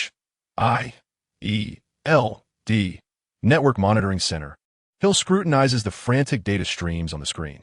The global sensor net has detected 17 anomalous quantum signal sources, spanning from 3000 BC to yesterday. The signal characteristics align strikingly with the temporal entropy contamination left by the explosion at the end of time. Fury observes one of the highlighted signal sources from 1945. In the North Atlantic, near the coordinates of Captain America's fall. What is his intent? To alter the history of Captain America's descent? Or to implant something at that very moment? Hill retrieves historical records. In 1945, Hydra's Operation Paperclip was clandestinely in progress. If Kang's consciousness fragments tainted a pivotal scientist. Suddenly, an alarm blares. On the screen, the intensity of a 1945 signal source surges dramatically. He is about to make his move. Hill exclaims urgently, "Activate the temporal firewall. Disrupt the quantum signals at that moment. We cannot allow him to succeed." Fury commands. An invisible wave of energy traverses time and space, shooting towards the skies above the North Atlantic in 1945. A silent struggle across time unfolds quietly within the annals of history. In the 616 universe, Stark Tower, Tony Stark jolts awake from his workbench, beads of cold sweat dotting his forehead. He had just experienced an exceptionally vivid dream. Another version of himself, clad in a different model of armor, struggling in the currents of time. Shouting at him. Kong is at the source of time, preventing him. He needs Loki's key. Friday. Tony rubs his temples, wondering if the anomalous brainwaves were recorded. "It has been recorded, sir," Friday replies, detecting a high-intensity, interdimensional quantum resonance signal. The source remains untraceable. The signal characteristics closely match your description of the fragments. The information has been decrypted. Tony gazes at the information displayed on the screen, his brow furrowed. Kong, the source of time, Loki's key. He strides to the window, gazing at the bustling New York of the 616 universe. Is another me pleading for help? Or issuing a warning? He takes a deep breath. Friday, initiate the multiverse communication protocol at the highest priority. Attempt to reverse trace the signal source and establish a stable connection. Additionally, contact Dr. Strange and inform him that we have a predicament regarding the timeline and Loki. In the 1999 universe, Banner's Gamma Laboratory. Banner is attempting to analyze the residual gamma blood sample from the Hulk, when the communicator on the desk suddenly erupts with blinding blue light and intense interference noise. "Dr. Banner, do you hear me? This is Tony Stark, from the 616 universe. We need to talk about Kong and Loki's key." A familiar yet anxious voice pierced through the cacophony. Banner's hand trembled, nearly dropping the test tube. "Tony, Universe 616. Goodness, the signal is terribly unstable. Hold on, Bruce. Stabilize the frequency with gamma energy. Quickly." The voice of 616 Tony came through, fragmented and intermittent. Banner immediately aimed the gamma-ray emitter at the communicator. A fierce reaction occurred between the blue light and the communicator's energy, miraculously stabilizing the signal. "All right, Tony, it's Bruce. Our situation is dire." Banner rapidly conveyed the circumstances of Universe 199999, the sacrifice of Zemo, the evolution of Thanos, the infiltration of Kang's fragments, and the clues regarding Loki's keys. The voice of 616 Tony was filled with shock and gravity. Kang is at the source of all timelines. Loki's keys might be the only means to locate him. We have also received warnings. Listen, Bruce, share all data regarding Kang and the Loki keys. We need to collaborate. Otherwise, all universes will perish. At the temporary command center in Wakanda, Thor hefted his hammer, thunder swirling in his eyes. Asgard calls. Loki's relics must be reclaimed. Bucky embedded the fragment of the original branding into a specially crafted vibranium container, which he hung around his neck. "I will remain here. He needs me as an anchor." S.H.I.E.L.D was calibrating the navigation of the World Tree's root system. "The ship is ready. Thor, I will accompany you." Banner entered, his expression grave. "I have established contact with Tony from Universe 616. The threat of Kang is multiversal. We require a cross-universal alliance." Fury's projection materialized. S.H.I.E.L.D will provide all necessary support. Hill will coordinate the temporal firewall to prevent Kang from altering history. Natasha, Rocket, you will monitor the void realm of Thanos. Banner, you will manage cross-universal communications. He surveyed the group, Zemo's sacrifice for time. "Now, it is our turn to protect this future." A new enemy emerges from the shadows of time and the cosmos, but the Guardians shall never walk alone. Eyes met across the room, igniting a new resolve amidst their fatigue. Thor raised his hammer. Bucky tightened his grip on the fragment. S.H.I.E.L.D activated the navigation, and a glint of gamma and wisdom shone in Banner's eyes. Above the ruins, the spark of hope reignited. A new era for the Guardians had officially begun. Chapter 25. The Fire of Entropy in the Ruins of Asgard. Universe 616, the once glorious Golden Palace now lay as fragmented remnants adrift in the cold stardust. Thor stood upon a massive fragment of the palace, his hammer thrumming as he scanned the surroundings warily. S.H.I.E.L.D operated the World Tree coordinate device. The root-like light path on the screen, pointing towards the depths of the ruins where the eternal flame once burned. Energy readings were erratic. Something was interfering with the coordinates. No sooner had S.H.I.E.L.D finished speaking than an anomaly abruptly emerged. From the shadows of the ruins, dozens of translucent, distorted figures, the Void Vanguard, silently materialized. They defied the laws of physics, phasing through the debris like phantoms, their claws glimmering with the dark light of devouring energy. "Be cautious," Thor roared, unleashing the full force of thunder. Yet when the lightning struck the Void Vanguard, it vanished as if a clay bull had plunged into the ocean, absorbed by its very essence. More terrifying still, the dark energy emanating from it entwined around Thor's divine power as if it were a living entity, ravenously devouring it. Roar! Thor felt his divine strength rapidly dissipating, the brilliance of MJ Lunar dimming perceptibly. "Thor, look there!" Su-Rue pointed toward the core of the ruins. At the altar of the eternal flame, which should have extinguished, a viscous, roiling dark purple flame was ablaze. It was not a warm divine fire, but rather an entropy flame exuding an aura of coldness and decay. The space surrounding the flame warped and eroded. The pollution of Thanos and the entropy of time. Su-Rue's coordinate device flickered erratically, revealing signs of corrosion on the vibranium shell. Kang's consciousness was controlling it. "Ha ha ha ha ha!" Kang's laughter, intermingled with electronic static, echoed through the ruins. As a phantasmal figure composed of gray and white temporal flow materialized above the entropy fire. "Welcome to the twilight of the God cycle." The specter of Kang raised his hand, causing the entropy fire to expand violently. The dark purple flame spread like a gigantic net, enveloping Thor and Su-Rue in an instant. The surrounding scenes flickered chaotically, as if rewinding film. The reconstruction of the Golden Palace, the arrival of Hela, the outbreak of Ragnarok. The collapse of the Golden Palace. Time was forcibly pulled into the moment of Hela's destruction of Asgard, continuously looping. Thor witnessed the destruction of his homeland time and again within this temporal cycle. His divine power, being perpetually consumed by the entropy fire. The anger and helplessness threatening to tear him apart. Su-Rui's coordinate device became utterly ineffective under the erosion of time entropy. The surface of the vibranium equipment riddled with cracks. Hand over the coordinate device, Thunder God. Kang's voice dripped with mockery, or be forever trapped in this despairing cycle. Watching your home perish time after time. Thor roared, swinging MJ Lolnir at Kang's specter, yet it passed through mere void. The cycle persisted, and his strength waned further. In the year 199999, within the time-stripping zone of New York City, Bucky knelt on one knee at the heart of Times Square, the fragment of the primordial mark on his chest erupting with an unprecedented blue-green radiance. The light formed a hemispherical barrier, struggling to withstand invisible erosion. Beyond the barrier lay a hellish scene. The glass facades of skyscrapers, as if weathered by a millennium, instantly cracked and flaked away. Pedestrians on the streets stared in horror at their own hands, some turning suddenly gray-haired and lined with wrinkles, while others regressed into wailing infants. Time had lost its linearity here, violently stripped away and disrupted. Entropy fire time stripping banner roared in the temporary command center. The gamma stabilizer pushed to its limits, barely maintaining stability at the edge of Bucky's barrier, while Kong siphoned off the time entropy from this area. Bucky, hold on. Ugh.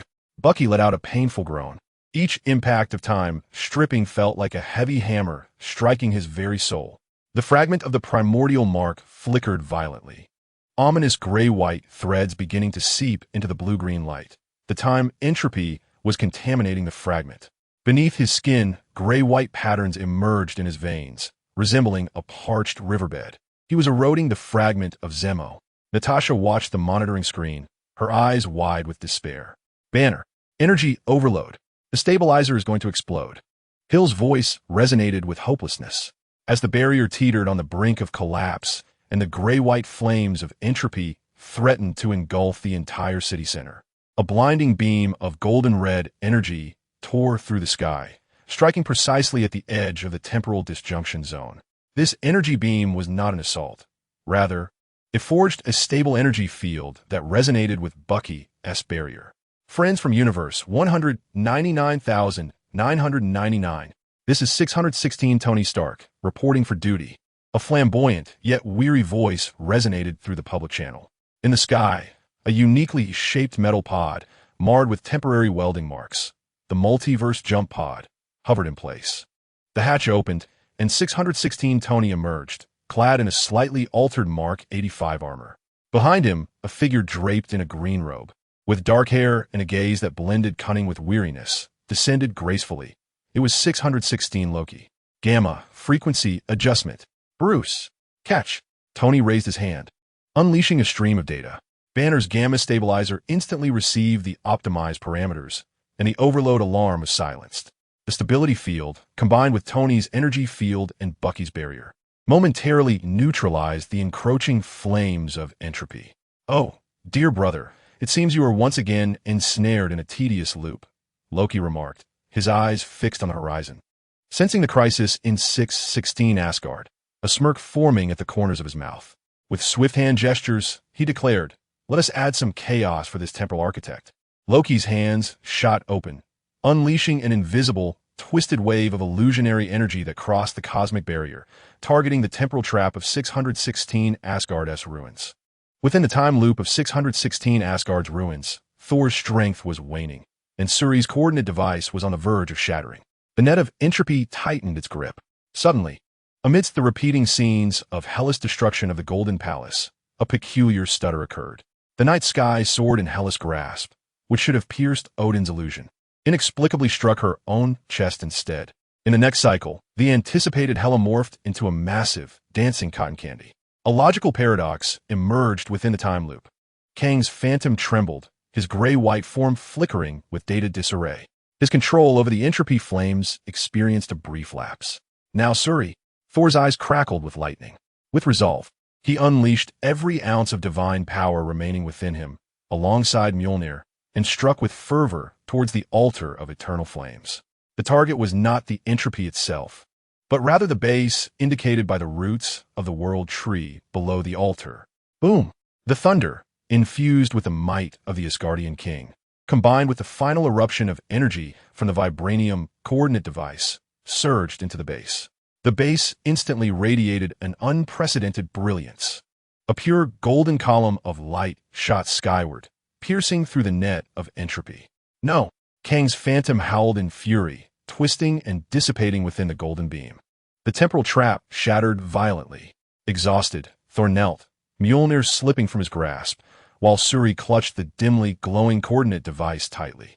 On the altar, the flames of entropy momentarily receded under the impact of golden light, revealing a verdant seed embedded in the pedestal, flowing with the veins of the world tree. The seed of the world tree, Suri, gasped for breath, while Loki's key and the void singularity of the Oblivion Blade General's report were abruptly interrupted by violent tremors. On the bridge of the Sanctum II, Thanos, with his singular eye, gazed intently out the viewport at the void's core, where an indescribable point was forming.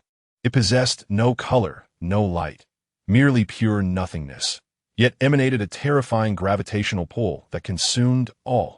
Surrounding stardust, debris, and even light were mercilessly drawn into it. The void singularity had taken shape. Thanos' voice resonated with an almost fervent calmness as he raised his right hand. The orange glow of the reality stone merging with the darkness of the singularity. Initiate the Zero Protocol.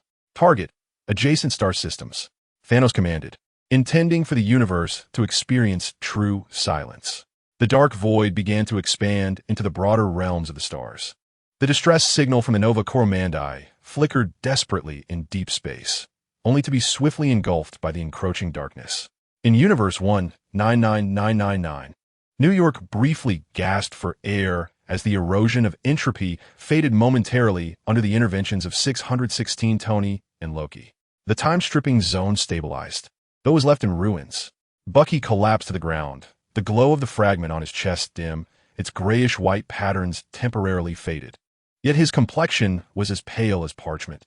616 Tony landed, his helmet retracting to reveal a face that resembled 199999 Tony, yet bore the weight of experience. Wow, it's quite lively here. 616 Loki elegantly adjusted his robes, glancing at the fragment on Bucky's chest, his gaze profound, the primordial shard, and a familiar, yet foreign aura. Intriguing. Banner rushed over to support Bucky. How is he? He won T-Die, responded 616 Tony, scanning Bucky, noting that his soul imprint was deeply entwined with the fragment. The corruption merely subdued for the time being. Kang could re-emerge at any moment. Meanwhile, from Asgard, Natasha inquired, what about Thor? He has acquired the key. 616 Loki replied with a slight smirk, though the troubles were merely beginning. He looked skyward, as if he could pierce the cosmic barrier to see the expanding darkness of the void. An even greater shadow was approaching. The communicator crackled with Hill's urgent voice. Thanos' void singularity has breached the alert threshold. The Nova Core defenses are collapsing. It is consuming adjacent star systems at an exponential rate. It is expected to reach the edge of the solar system in 72 hours. A heaviness settled in the hearts of all present. The shadow of Kang had yet to dissipate, while Thanos' ultimate weapon of destruction had already arrived. Bucky clenched the fragment on his chest, feeling the faint yet resilient pulse within. Zimmer, he whispered, we need you now. Deep within the fragment, a faint blue-green glimmer flickered ever so slightly. Chapter 26, Prelude to the End at the Edge of the Void Singularity in Deep Space. It was not merely a point. It was the embodiment of nothingness, a negation of existence itself. Light twisted and fractured at its periphery, akin to threads devoured by an invisible maw. Mars, the crimson sphere, collapses in silent terror. Akin to a sandcastle crumbling and being consumed by the purest darkness, devoid of explosions or flames. Only a complete obliteration. Following closely, in the lunar orbit, the last bastion of the New Star Legion, the Sentinel I space station, disintegrates like a piece of paper tossed into a fire, instantaneously reduced to nothingness. Earth, this fragile blue planet, emits a painful groan under the terrifying gravitational pull of a singularity. The oceans break free from their gravitational constraints, forming towering walls that surge toward the continents. Tectonic plates shift with mournful cries, and volcanoes awaken from their silence.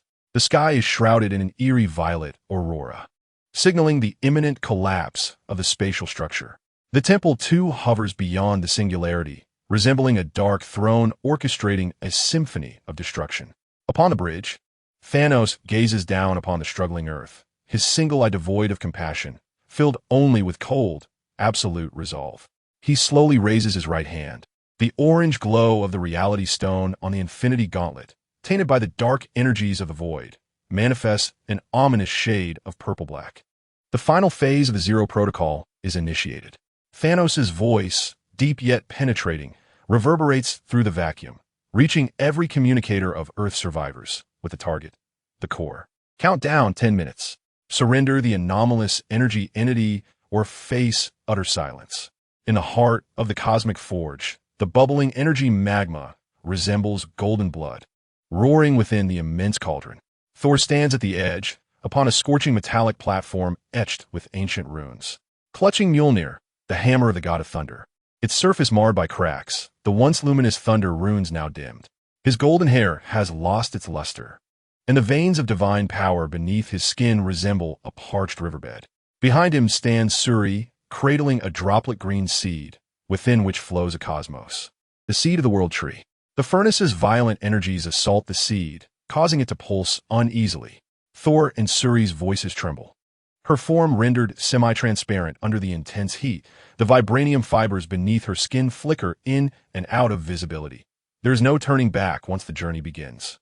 Thor does not turn back. He stares into the center of the molten pool, where the most intense and chaotic energy whirlpool swirls. The sole spark capable of igniting the seed of the world tree. The Asgardians never fear the end. He grins, a bloodied, weary yet resolutely steadfast smile. For the Nine Realms. For the future. He suddenly pivots, raising Mjolnir high, not to strike an enemy, but to bring it down forcefully upon the platform beneath him. In the name of Odin's son, the god of thunder, Thor Odinson bellows, his remaining divine power surging forth like a flood breaking through a dam, madly pouring into Mjolnir. The hammer erupts in a blinding white light, the cracks bursting forth with a last and most radiant thunder. I sacrifice myself. Ignite hope. Boom. Mjolnir explodes in Thor's grasp. Countless dazzling bolts of lightning intermingle with his golden divine blood, cascading into the energy whirlpool at the center of the cauldron like a waterfall. The entire cosmic forge trembles violently. The raging energy whirlpool is forcibly ignited, compressed, and purified by this thunder imbued with the essence of the God King, transformed into an exquisitely pure, platinum-hued beam of energy. It shot directly towards the seed of the world tree in Su-Rue's hand. Su-Rue let out a piercing scream of agony. The verdant seed was instantly engulfed by the radiant platinum light. Within the seed, it seemed as though billions of stars were exploding, the emerald glow erupting like a supernova. The light spread along Su-Rue's arm, her body rapidly crystallizing within the brilliance, her skin morphing into translucent jade, with emerald streams coursing through her veins. The vibranium coordinate device on her chest levitated, voraciously absorbing the dissipating primordial energy, transforming into a rapidly spinning emerald vortex. The life rainbow. Su-Rue's voice was no longer her own, but a solemn and melancholic chorus of countless beings. An indescribable emerald beam of light, piercing through the cosmos, erupted from the core of the furnace. It disregarded spatial distances, instantaneously crossing dimensions, aiming towards the 199,999 universe. Wherever the beam passed, the gray-white entropy of time left by Kong melted away like snow under a blazing sun. The space distorted by entropy fire regained its tranquility, and the shattered flow of time restabilized. The beam vanished, the platinum flames of the furnace core extinguished. Thor's figure collapsed upon the cold platform, his body resembling burnt-out charcoal, covered in charred marks, his breath faint to the point of near extinction. Fragments of the thunder god's hammer scattered across the ground, reduced to mere mortal iron. Su-Rue maintained her outstretched posture, her body entirely transformed into a jade statue shimmering with emerald light, with only the vortex of the coordinate device slowly continuing to spin. In the deep space laboratory of the 19999 universe's S.H.I.E.L.D, the core of the anti-entropy singularity blared a piercing alarm. akin to the dying wail of a colossal beast. The massive circular anti-entropy device trembled violently under overload, its metallic structure groaning under the immense strain. At the center of the apparatus, a miniature, reverse-rotating turquoise energy vortex struggled to take shape, clashing violently with the gray-white torrent of entropy fire surging from the direction of the 616 universe. Each collision caused the laboratory lights to flicker wildly, spiderweb-like cracks appearing on the walls. Energy input is unstable. The core temperature of the 616 arc reactor has surpassed critical levels. The gamma energy reserves of 199,999 are depleted. Hill's voice roared through the communication channel, trembling with despair. Gamma energy, I shall take it. Banner pushed aside the technician obstructing his path and strode purposefully towards the energy intake. In his eyes, green light and remnants of crimson patterns intertwined fiercely, his body trembling slightly from the unstable fluctuations of gamma energy. Bruce, no. Tony's voice echoed through the interdimensional communication, filled with urgency, a dual-universe energy overload. Your body will be torn apart in an instant. Even Hulk cannot withstand it. Banner halted before the intake, casting a glance at the monitoring screen displaying the void singularity devouring Mars, alongside the coastal cities of Earth being swallowed by the tsunami. A faint yet resigned smile graced his face. Someone has to bear the burden for Tony. Tell the other me that we did well this time. Before his words could fade, Banner thrust his hands into the gamma energy intake.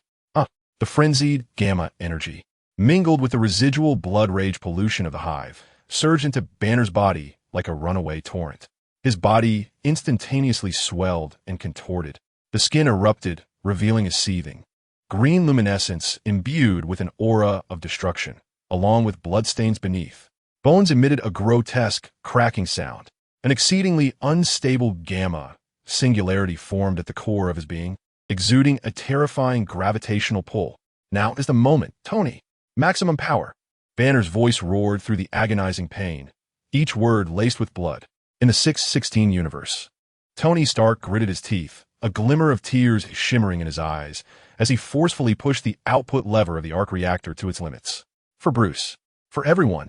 Overload initiation. Virum. The gamma singularity from the 199999 universe collided violently with the arc energy of the 616 universe at the anti-entropy core.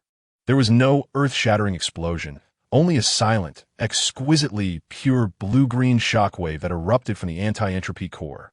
The shockwave swept across the laboratory like a cosmic sigh, penetrating the Earth's atmosphere, precisely meeting the entropy fire torrent that spanned the universe. Two opposing yet equally galaxy-destroying forces clashed in the depths of space. The entropy fire torrent, as if facing its nemesis, was swiftly neutralized, disintegrated, and dissipated by the blue-green shockwave. The fatal strike that transcended the universe was forcefully halted. The laboratory fell into an eerie silence. The anti-entropy singularity device emitted wisps of smoke, entirely rendered inoperative.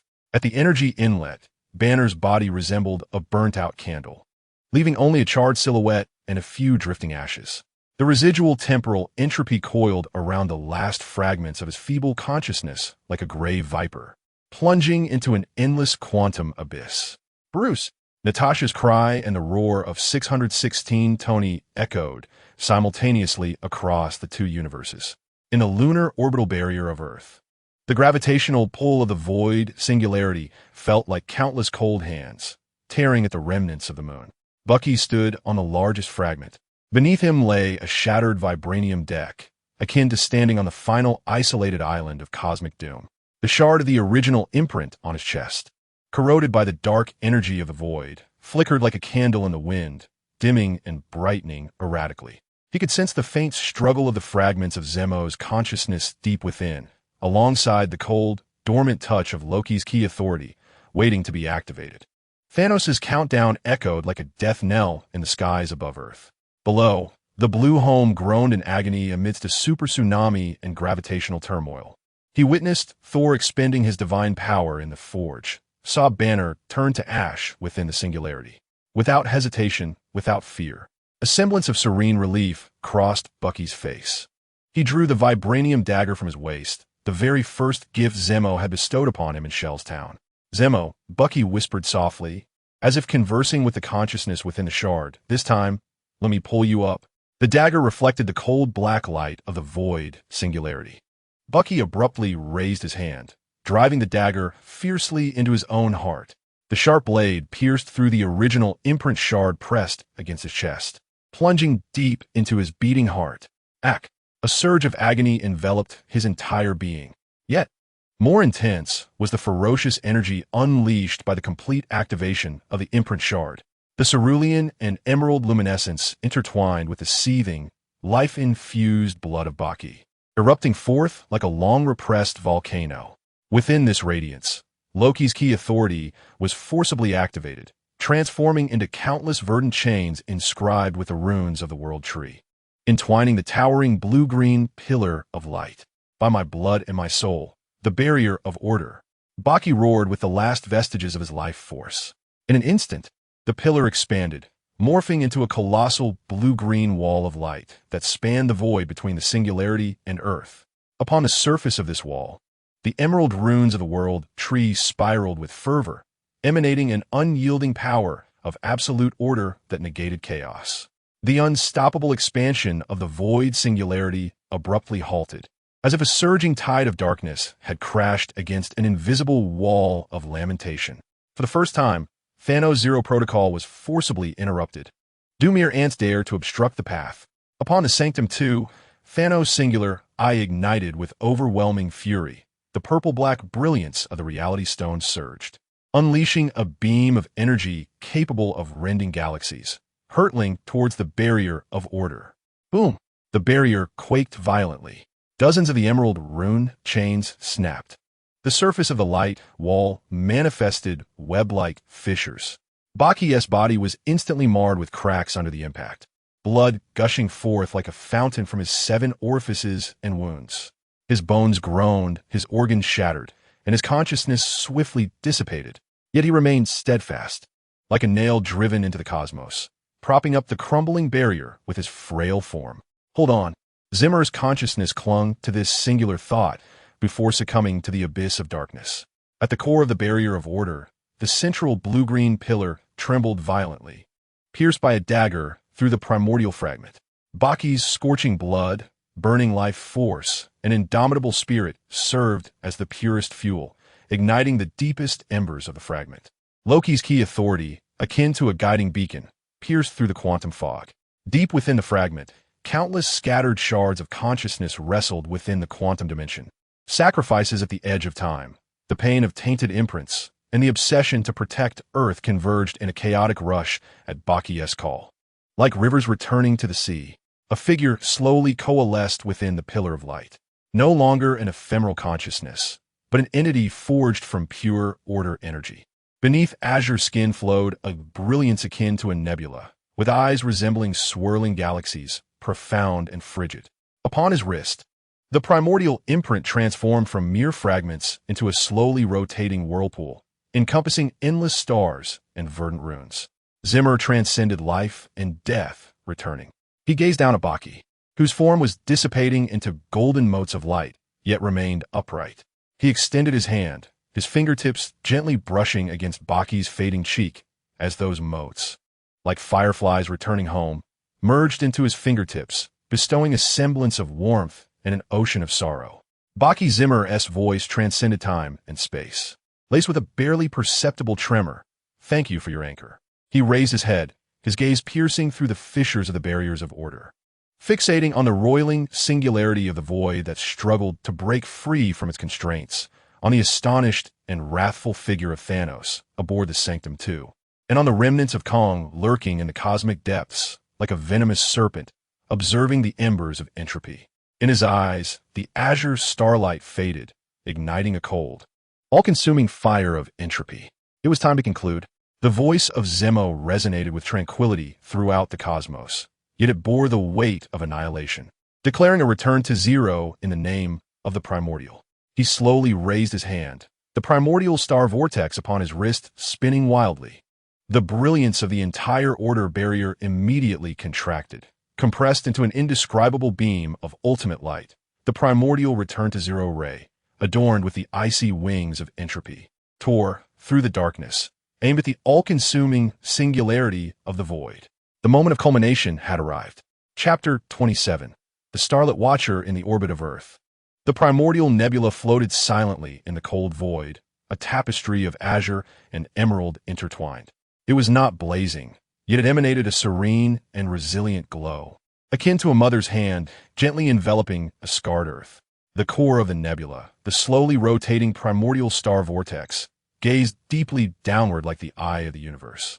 The bluish-green halo pulsed as if breathing, forming an invisible field of order. Where the field passed, the rifts in space, torn by the singularity, healed slowly. Like wounds being soothed, the chaotic gravitational field of Earth stabilized under the field's influence, and the violent global storms gradually subsided. Even the lethal radioactive dust pervading the atmosphere was slowly decomposed and purified under the halo's illumination. It was not merely a physical barrier, but a profound symbol. On the frozen surface and in the shadowy underground cities, survivors looked up to the night sky, that eternal bluish-green glow becoming an indelible beacon of hope amidst despair. They called it the Watcher Nebula, or more simply, Zemo's Light. In the underground dome city of New Wakanda, the heart of Emerald, once a lion of the savannah, now lay dormant beneath the earth.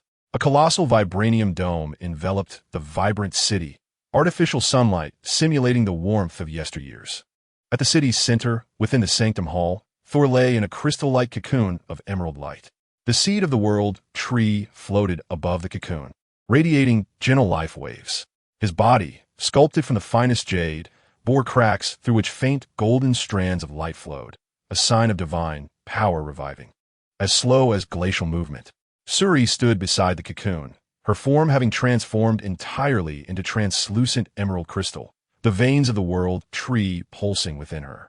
She no longer walked but floated, her consciousness intertwined with the vibranium network of New Wakanda. She perceived not only the city, but also the drifting paths of Banner's consciousness fragments in the quantum abyss, the flight trajectories of rocket patrols in deep space, and the whispering entropy fire spreading like a venomous serpent through the depths of time. Kong was rewriting history. S.H.I.E.L.D's voice resonated directly in Natasha and Hill's minds. Crystalline and ethereal, as shadows of the 1945 North Atlantic timeline flickered with two Steve Rogers, the virus spreading. Natasha furrowed her brow as she summoned the holographic star map. Can the Watcher intervene? Not at the moment, came Su Rui's thought, tinged with a hint of resignation. The temporal firewall had sustained damage amidst the aftershocks of zeroing out. We require a new temporal technician. Her consciousness swept over the slumbering Thor and, in the distant recuperation area, caught sight of Bucky, lost in thought as he gazed at his wrist. In the recuperation area, amidst the shimmering vibranium garden, Bucky sat on a bench bathed in simulated sunlight. A faint yet familiar pulse emanated from the vibranium-coated area of his chest. It was not a heartbeat, but rather the residual energy of primordial imprint fragments resonating with the nebula in orbit. Each time the night grew quiet and he closed his eyes, fragmented visions unfolded before him. The swirling core of the nebula, the frigid quantum abyss, and even Zemo's eyes, composed of starlight. He murmured softly to himself, his fingers unconsciously tracing his chest. A medical robot glided over, presenting a cup of nutrient liquid. Bucky accepted it, yet his gaze drifted towards the simulated night sky above, where a genuine image of the nebula was projected, its blue-green luminescence gently cascading down. Uncle Bucky, a youthful voice chimed. Sally, S.H.I.E.L.D's assistant, dashed over, her wrist adorned with a small S.H.I.E.L.D generator emitting a soft blue glow, crafted from the energy of the nebula lighthouse.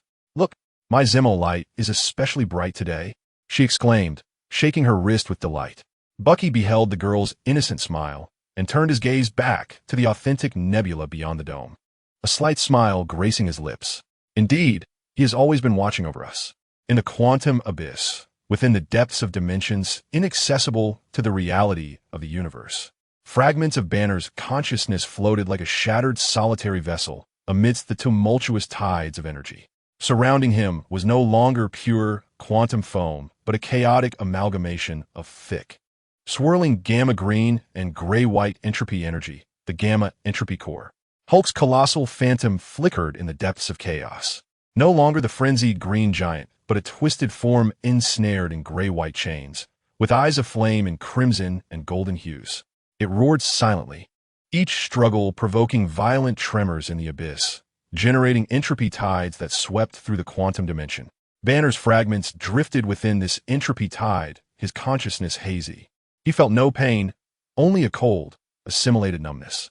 Yet, deep within the chaos, a faint spark of rationality belonging to the scientist flickered defiantly. Documenting each pulse of the entropy core and analyzing the peculiar, nascent order emerging from destruction and disarray. On the bridge of the Milano, Groot, to the left, that damned void residue is about to collide with the asteroid belt. Rocket Raccoon shouted from the pilot's seat, his paws flying over the control panel. I am Groot. Translation, handling it. Groot extended his wooden tendrils, deftly operating the weapon systems. A purification beam shot forth, evaporating the void contaminants, dark as oil, attempting to cling to the asteroid. Surrounding the Milano, several patrol vessels of the Nova Corps coordinated their efforts, forming a sparse yet steadfast line of defense. In the distance, the remnants of Mars continue to float, enveloped in a dim azure-green halo, a manifestation of the purifying force field emanating from the Nebula Lighthouse, preventing the spread of void pollution. A warning from New Wakanda has been received. The communications officer reports that the entropy fire signal of Kong has appeared in the 7-star zone, near the ruins of Xander. Damn time, madman. Rocket curses Hill. Did you hear that? Send a team to investigate the 7. Don't let that damned thing pollute any more places. The second squad of Deep Space Rangers has been dispatched. Hill's calm voice responds, stay vigilant, Rocket. The remnants of Thanos may also be lurking in the shadows. Rocket gazes into the boundless darkness outside the viewport, a glimmer of alertness flashing in his single eye. Let them come. I was just lamenting the lack of things to dismantle. In the Void Tomb's dark throne, General Deathblade kneels on the cold black rock. His armor cracked, and his metallic arm pockmarked by the corrosive dark energy of the void. Before him, the colossal form of Thanos is half ensconced in a throne made of solidified void. The reality stone is embedded in his glove, yet a glaring fissure marred its surface, from which tendrils of purplish-black dark energy seep like a living entity, coiling around Thanos' arm and eroding his body. Portions of his shoulder and chest have become semi-transparent, fading into the void. Thanos' single eye is tightly shut, his breath faint. Yet within the perception of General Deathblade, deep within that ethereal form lies a cold, pure, and unprecedentedly potent will of destruction, quietly gestating in slumber. My master, whispers Deathblade, we await your awakening. A new balance shall inevitably arrive. In the life sanctuary of New Wakanda, a resounding cry pierces the tranquility of the sanctuary. Under the anxious gaze of onlookers, a healthy baby boy is born. As the nurse cradles him from the incubator, a miracle unfolds. On the inner wrist of the baby's tiny hand, a faint blue birthmark, reminiscent of a swirling nebula, becomes vividly apparent. Simultaneously, the projection of the Nebula Lighthouse outside the dome suddenly brightens, as if responding to the newborn's wail. Su Rue, the crystalline prophet, hovers outside the delivery room, the tendrils of the world tree within her glowing with an unprecedented gentle light. The Starfire child, her thoughts imbued with joy and solemnity, rekindles the hope of order amidst the ashes. Natasha gazes at the birthmark on the baby's wrist, then looks towards the eternal nebula outside the dome. A genuine smile finally graces her weary face. She gently clasps the infant's small hand and whispers, welcome to the new era, little one. You have a remarkable uncle among the stars watching over you. The blue light of the Nebula Lighthouse tenderly bathes the newborn in his swaddling, illuminating this underground city reborn from ruins. Above the snow-covered surface, the cold wind howls, yet the spark of hope has quietly ignited under the watchful gaze of the stardust. Chapter 28. The flicker of starfire in the Emerald Heart Nursery of New Wakanda. Soft simulated moonlight filters through the dome's light layers, casting a gentle glow within the tranquil nursery. In the crib, the Starfire child Kale sleeps soundly. On the delicate inner wrist of the child, a nebula-shaped blue birthmark emanated a faint, almost imperceptible glow under the moonlight. In the adjacent bed, a girl named Amy, afflicted by surface radiation, tossed and turned in a restless slumber, emitting painful groans. Her parents stood vigil by her side, their faces etched with fatigue and despair. At that moment, without warning, the birthmark on Kai illuminated brilliantly. No longer merely a glimmer, it pulsed with a pure, vibrant azure light, as if breathing. The radiance swiftly expanded, forming a soft blue halo that gently enveloped the entire nursery. A miracle unfolded. Amy's furrowed brow relaxed, her rapid breaths steadied, and the radiation-induced rashes on her skin visibly receded. Other infants who had been slightly discomfort ceased their cries and drifted into peaceful slumber. The nursery was suffused with an unprecedented tranquility and serenity. "Oh my God," Amy's mother gasped, tears streaming down her face, realizing Kai's extraordinary gift.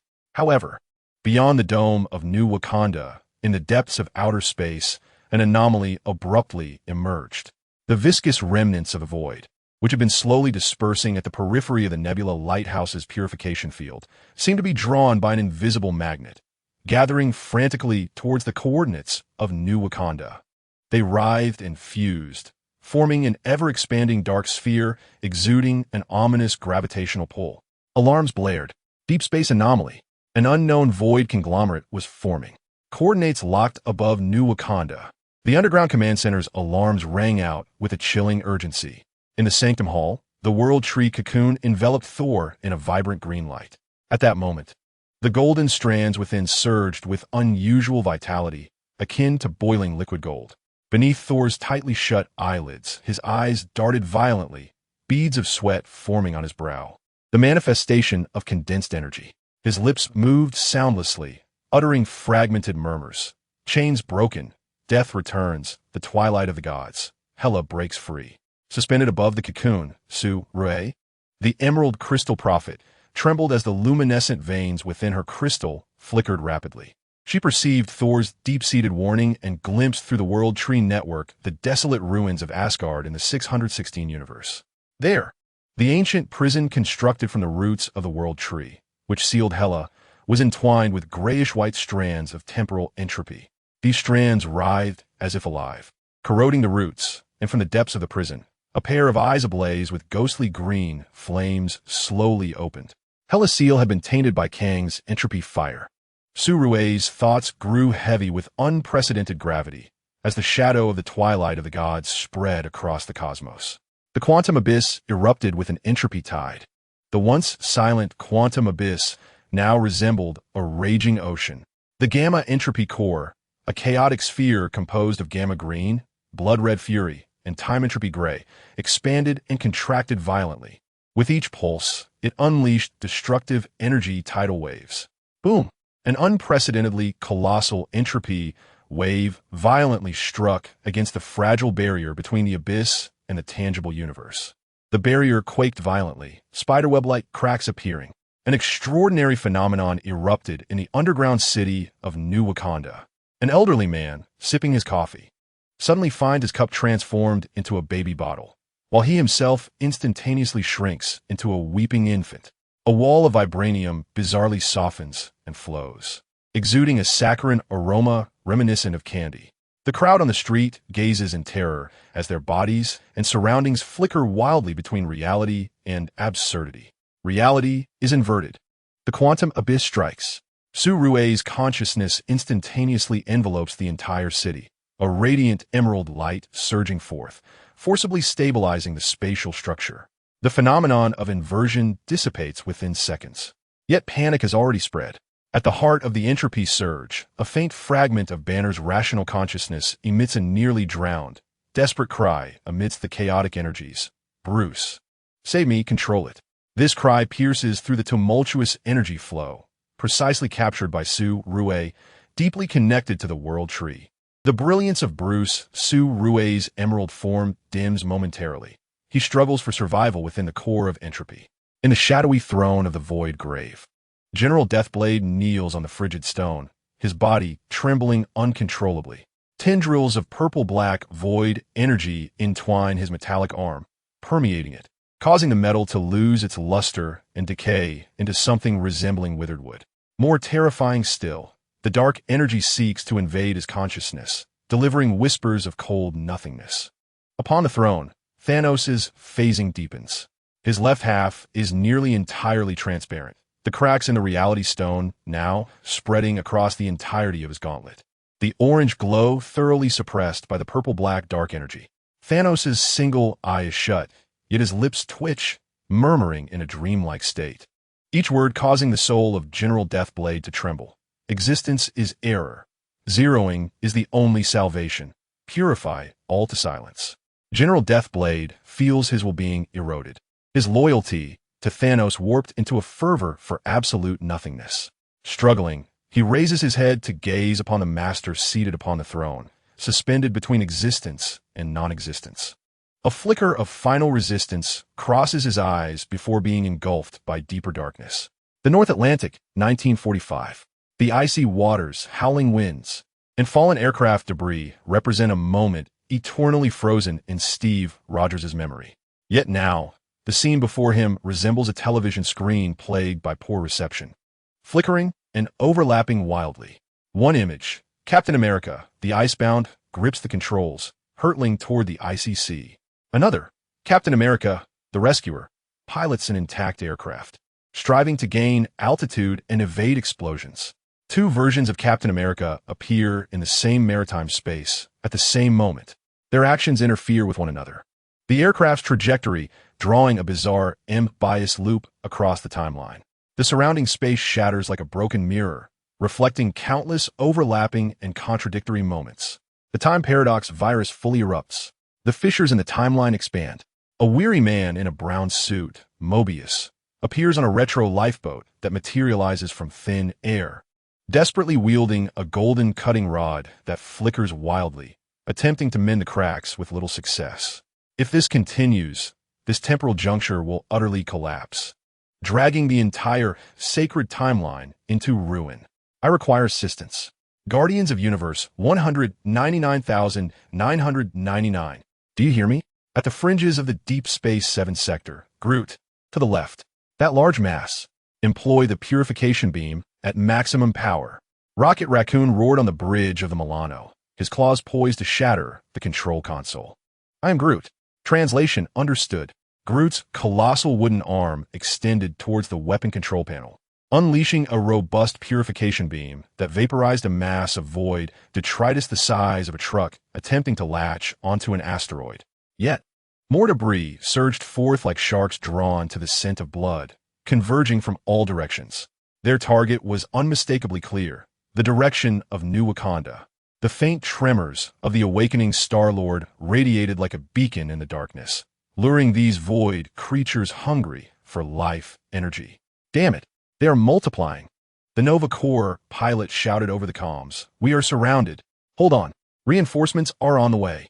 Just as Rocket's words faded, a colossal mass of void debris, akin to a small mountain, suddenly collided with a Milano from the side. The speed was too great to evade.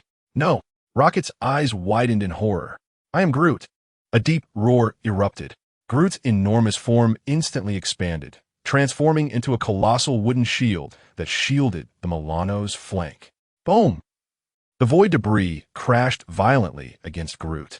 A viscous, corrosive darkness instantly enveloped him. Groot emitted a painful groan as his wooden body visibly carbonized, turning black and splintering. Groot! Rocket dashed forward, desperately clawing at the dark matter, only to be burned by its intense corrosive properties.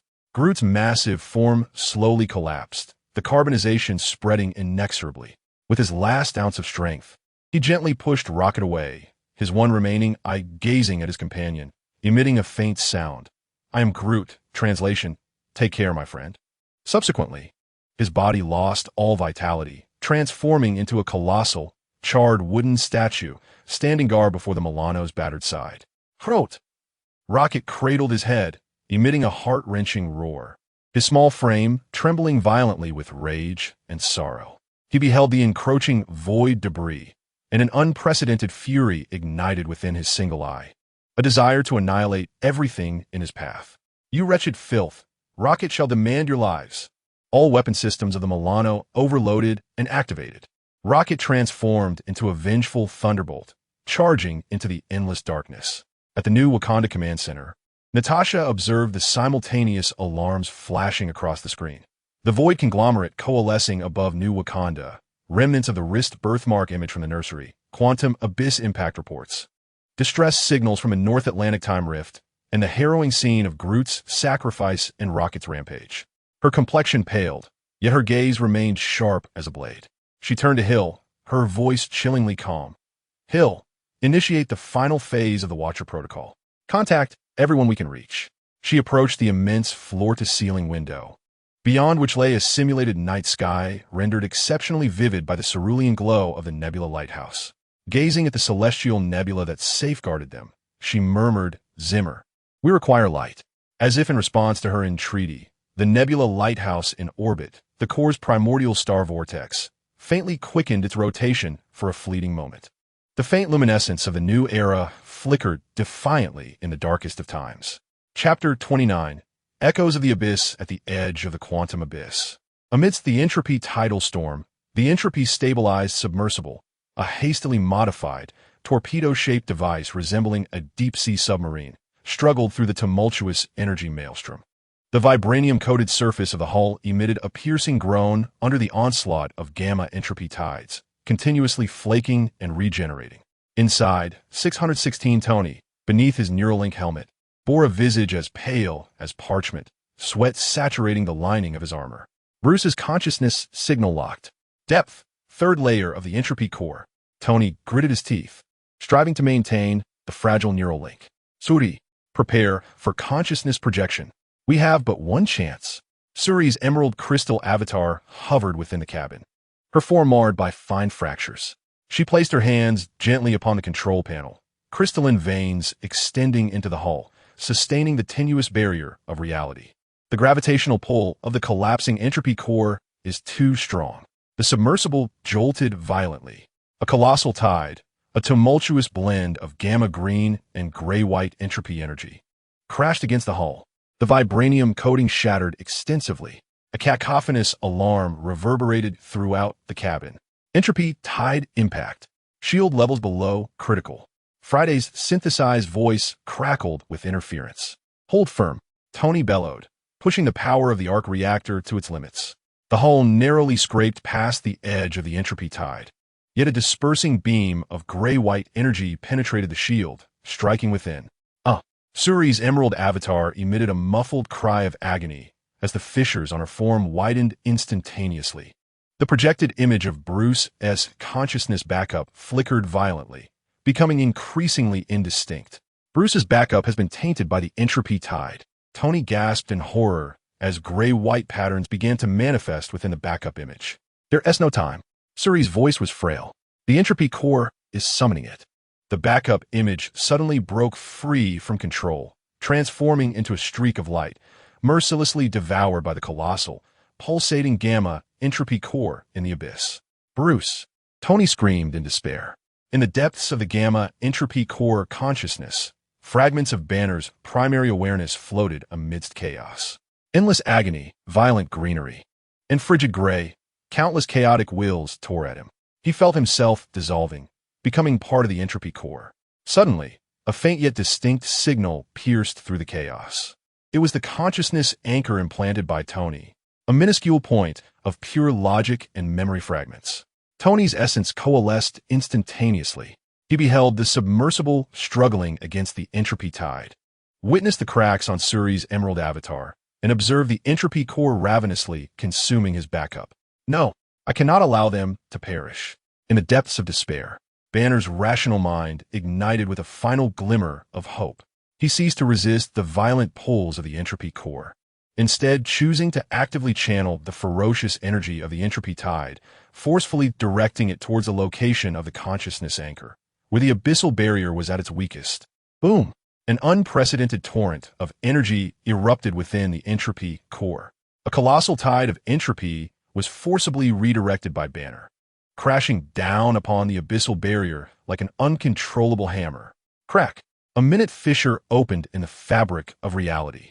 The turbulent energy flow outside the submersible was instantly drawn into the crack, forming a fleeting escape route. Now, Tony, Surui, go!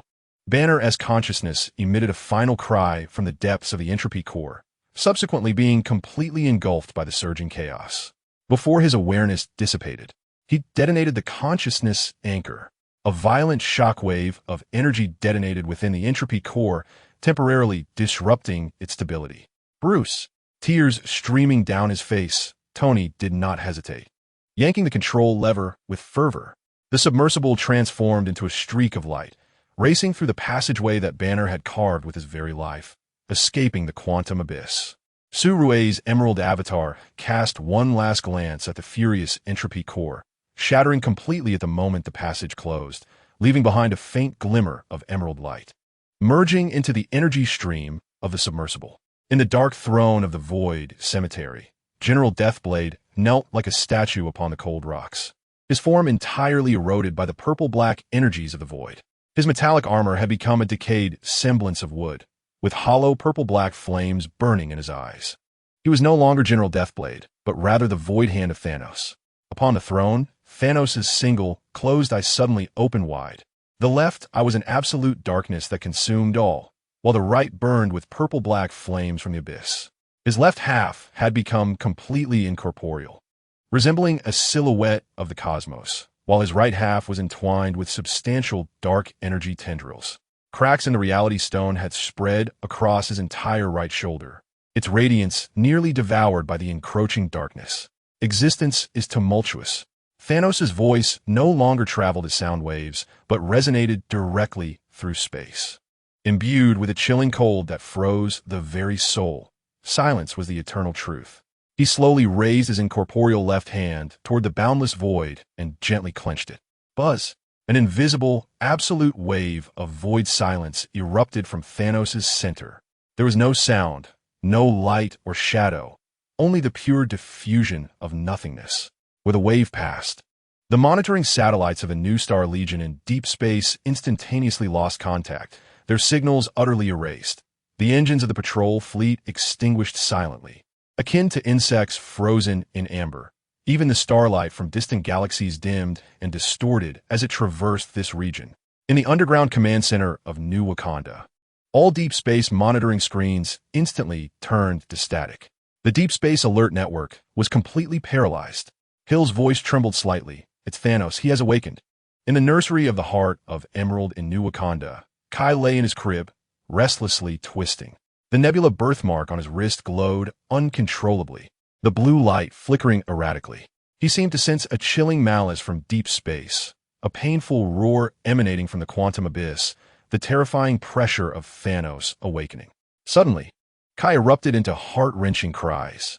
The azure glow of the birthmark on his wrist surged instantaneously, transforming from a gentle halo into a blinding, pure azure beam that pierced through the nursery's dome, shooting straight into the heavens.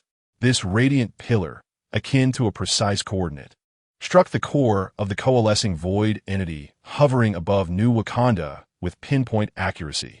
Buzz! In orbit, the core of the Nebula Lighthouse's initial star vortex seemed to be activated in an instant, spinning with unprecedented velocity. The turquoise light cascaded like a torrential downpour, precisely nourishing the void entity. Hiss! Like cold water splashed upon a red-hot iron block, the void entity emitted a silent shriek, its dark form twisting, evaporating, and shrinking violently in the deluge of orderly light. Its threat was temporarily contained. However, this intense resonance also drew the attention of Thanos like a torch in the night. The light of order pierced through the void, locking onto New Wakanda. His ethereal left hand lifted, aiming towards Earth. As a meticulously condensed wave of void silence shot forth soundlessly. Target, the source of the starfire Kai. At the remains of Deep Space Groot. Rocket Raccoon clutched Groot's charred, colossal body, his small form trembling violently with sorrow and rage. The Milano hovered nearby, battered and bruised. Groot, I'm sorry, it's my fault. Rocket's voice cracked. Suddenly, the light of the nebula showered down. The pure azure glow enveloped Groot's remains, and the Milano. A miracle occurred. Groot's carbonized wooden form, bathed in the blue light, began to bloom anew, with deep brown metallic glossed fibers rapidly growing and intertwining. The shattered vibranium remnants of the Milano were drawn by the azure light, merging fluidly into the nascent wooden structure, forming a robust network and armor. The core engine of the wreckage repaired and rebooted in the blue glow, radiating a gentle azure light. "I'm Groot." A deep, resonant voice, imbued with metallic resonance, echoed. Rocket shot up in surprise. Before him, Groot was no longer merely a tree giant.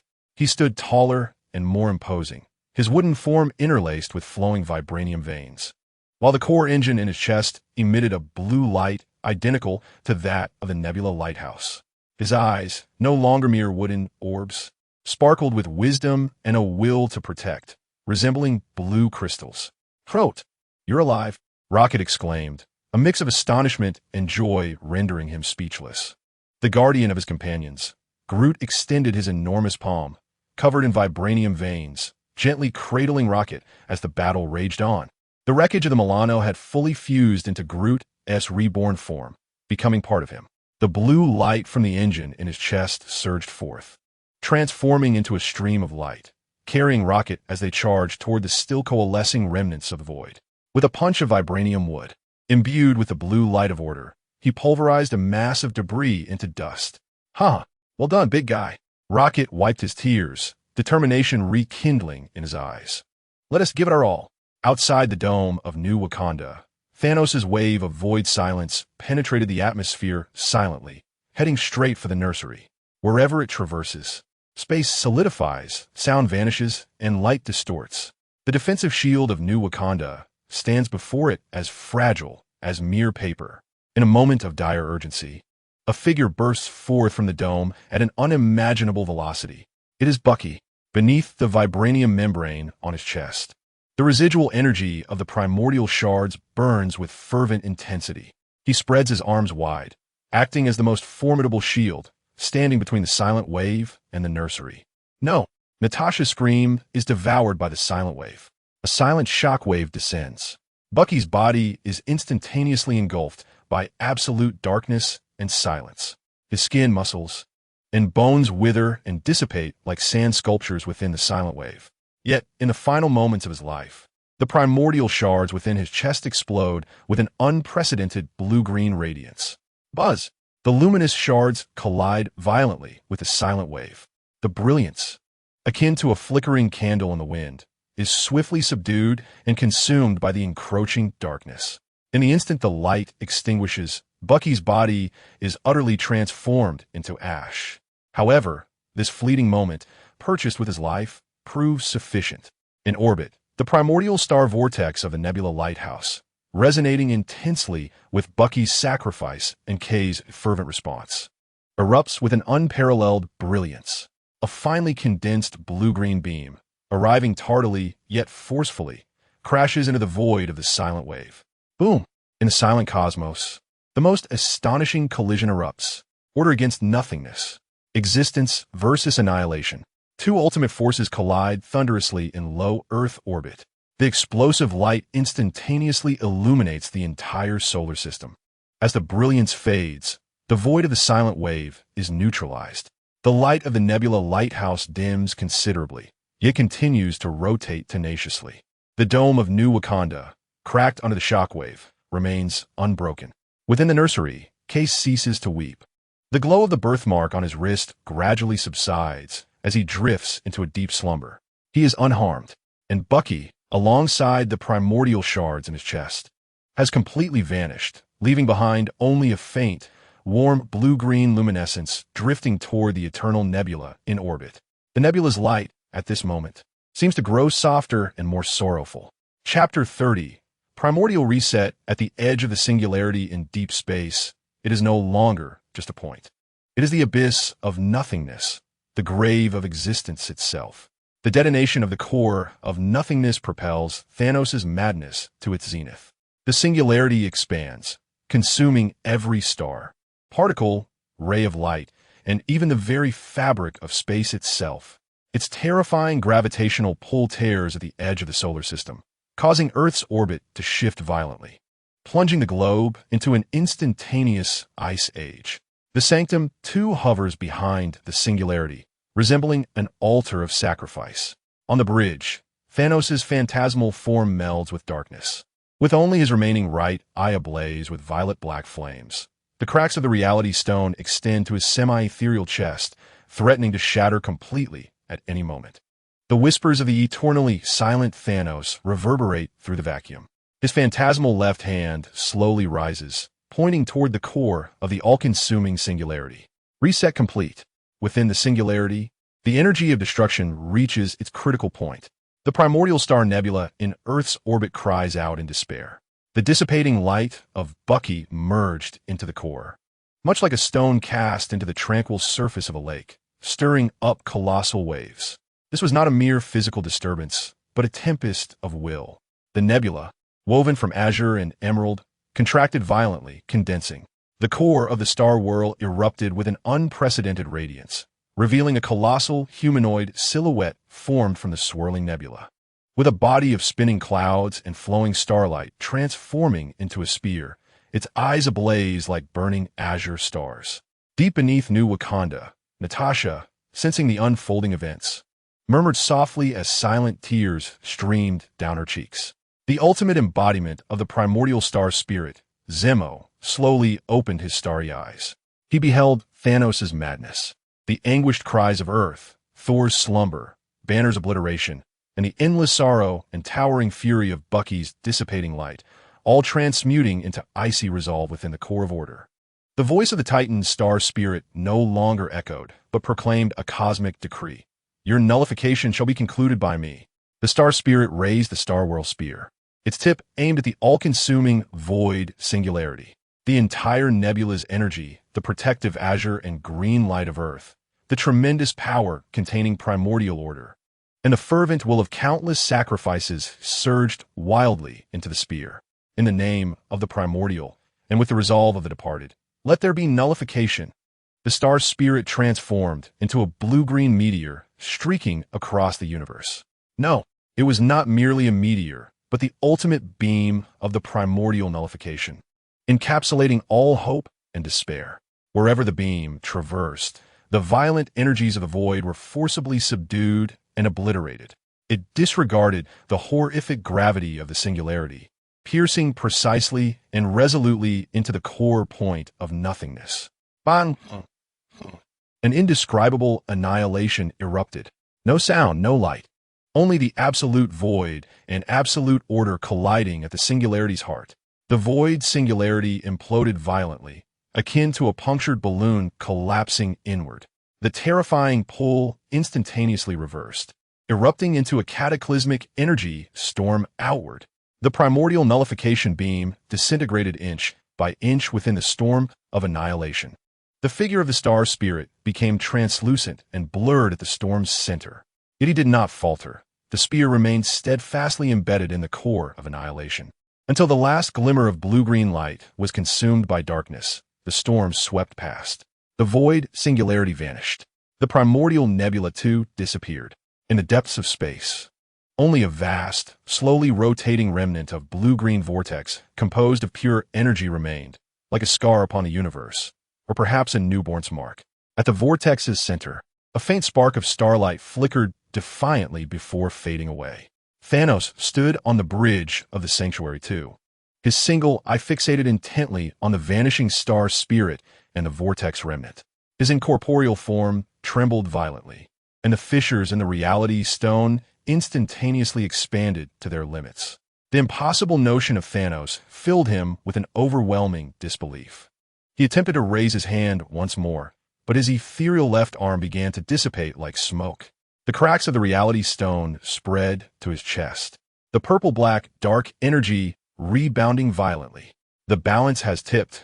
Thanos' last words echoed with a hint of distorted confusion, and then his body, along with the sanctuary too, was completely consumed and obliterated by the uncontrollable dark energy of the void and the fissures of the reality stone, leaving not a trace behind. The general of the Blade of Death, Hand of the Void, stood still for a brief moment amidst the obliteration storm as the purple-black flames receded from his eyes, restoring a flicker of clarity. He gazed at the place where Thanos had vanished, then turned his attention to the lingering blue-green vortex, emitting an unintelligible low growl before transforming into a stream of purple-black light, disappearing into the depths of the cosmos, in the ruins of Asgard within the 616 universe. During the eternal twilight, Thor's body floated in the radiant light of the seed of the world tree. The emerald cocoon was riddled with cracks. His tightly shut eyes suddenly burst open. No longer did they harbor thunder, but instead they blazed with the fire of a burning dusk. The twilight of Ragnarok must come to an end. Thor let out a final roar. He expended the remnants of his life force, forcefully pressing the seed of the world tree against his chest. Buzz! The emerald light soared into the heavens, a projection of a hall of valor, composed of golden light and emerald roots, descended upon the ruins. The grand doors thunderously swung open, and countless phantoms of Asgardian heroes roared forth. Just freed from her seal, the 616 Hela, wielding the sword of the night sky, was poised to tear through space, yet was firmly ensnared by the projection of the Hall of Valor. Simultaneously, one of Kang's entropy fire avatars, attempting to seize the power of the world tree, was also drawn into the fray. Thor, have you lost your mind? Hela skriamid.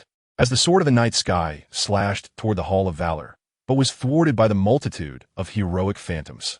For the future, Thor's body rapidly crystallized in the resplendence, his voice echoing across the skies, in the name of Odin's son.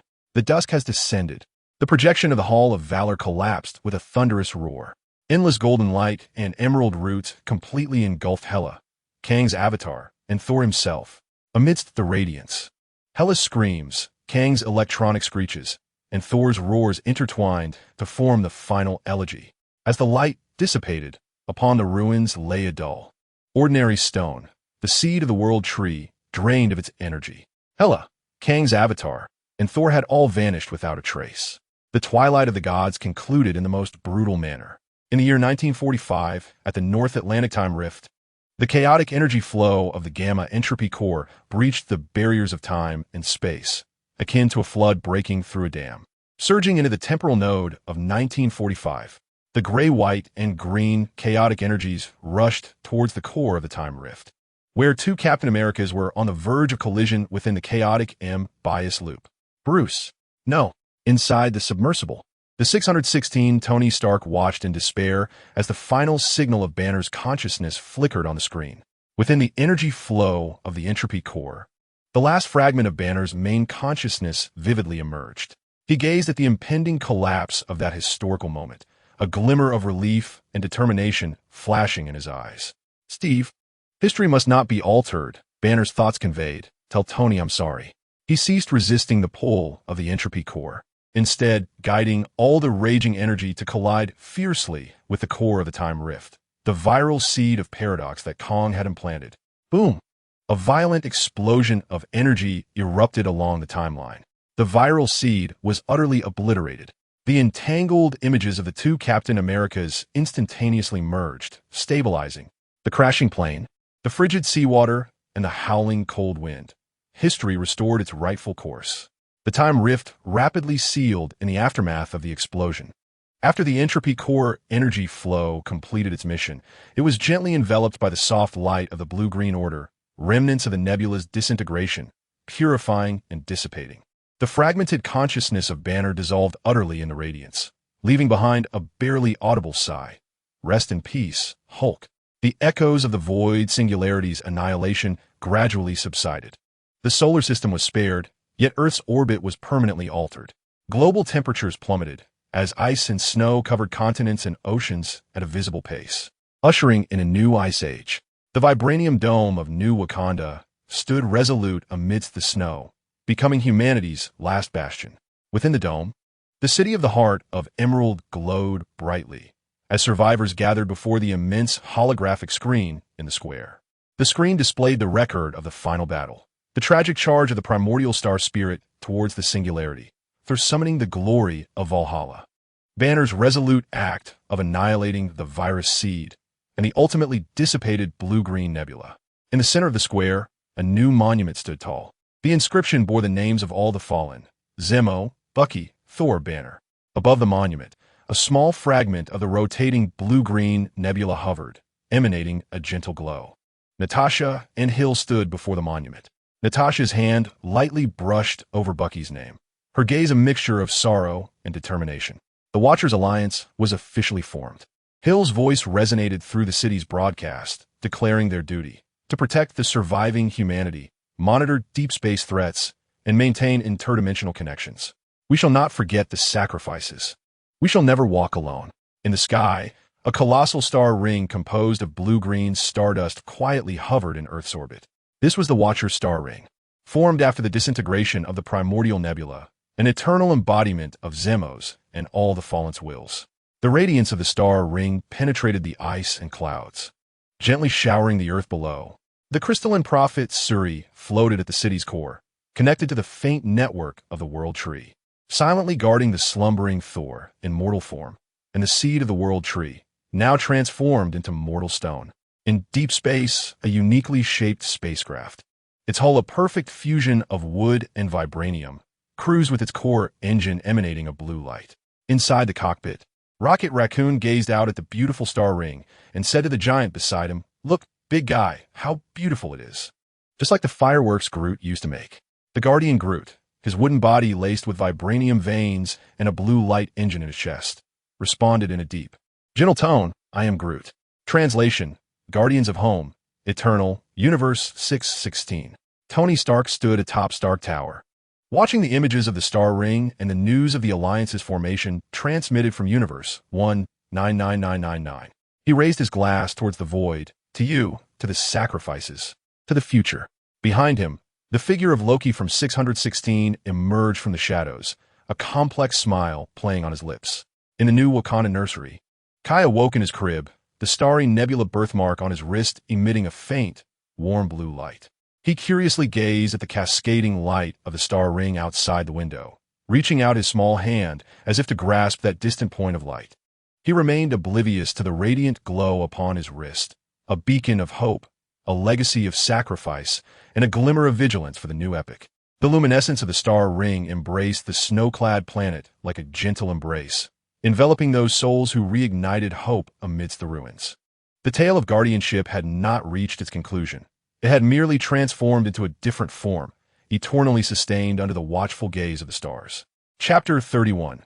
Whispers of the Star Ring, the seventh Earth year of the new epic, the cold starlight, spun eternally. For the past 7 years, the Star Ring, a magnificent halo of azure and emerald stardust spanning the Earth's orbit, had silently shielded the planet from lethal cosmic radiation, stabilizing its deviating trajectory. Its brilliance served as an undying lighthouse of hope upon the frozen sphere. It was tranquil, steadfast, as if ensnared in slumber. However, on this day, the silence was shattered. Buzz, without warning, the stellar whirlpool at the core of the star ring accelerated its rotation.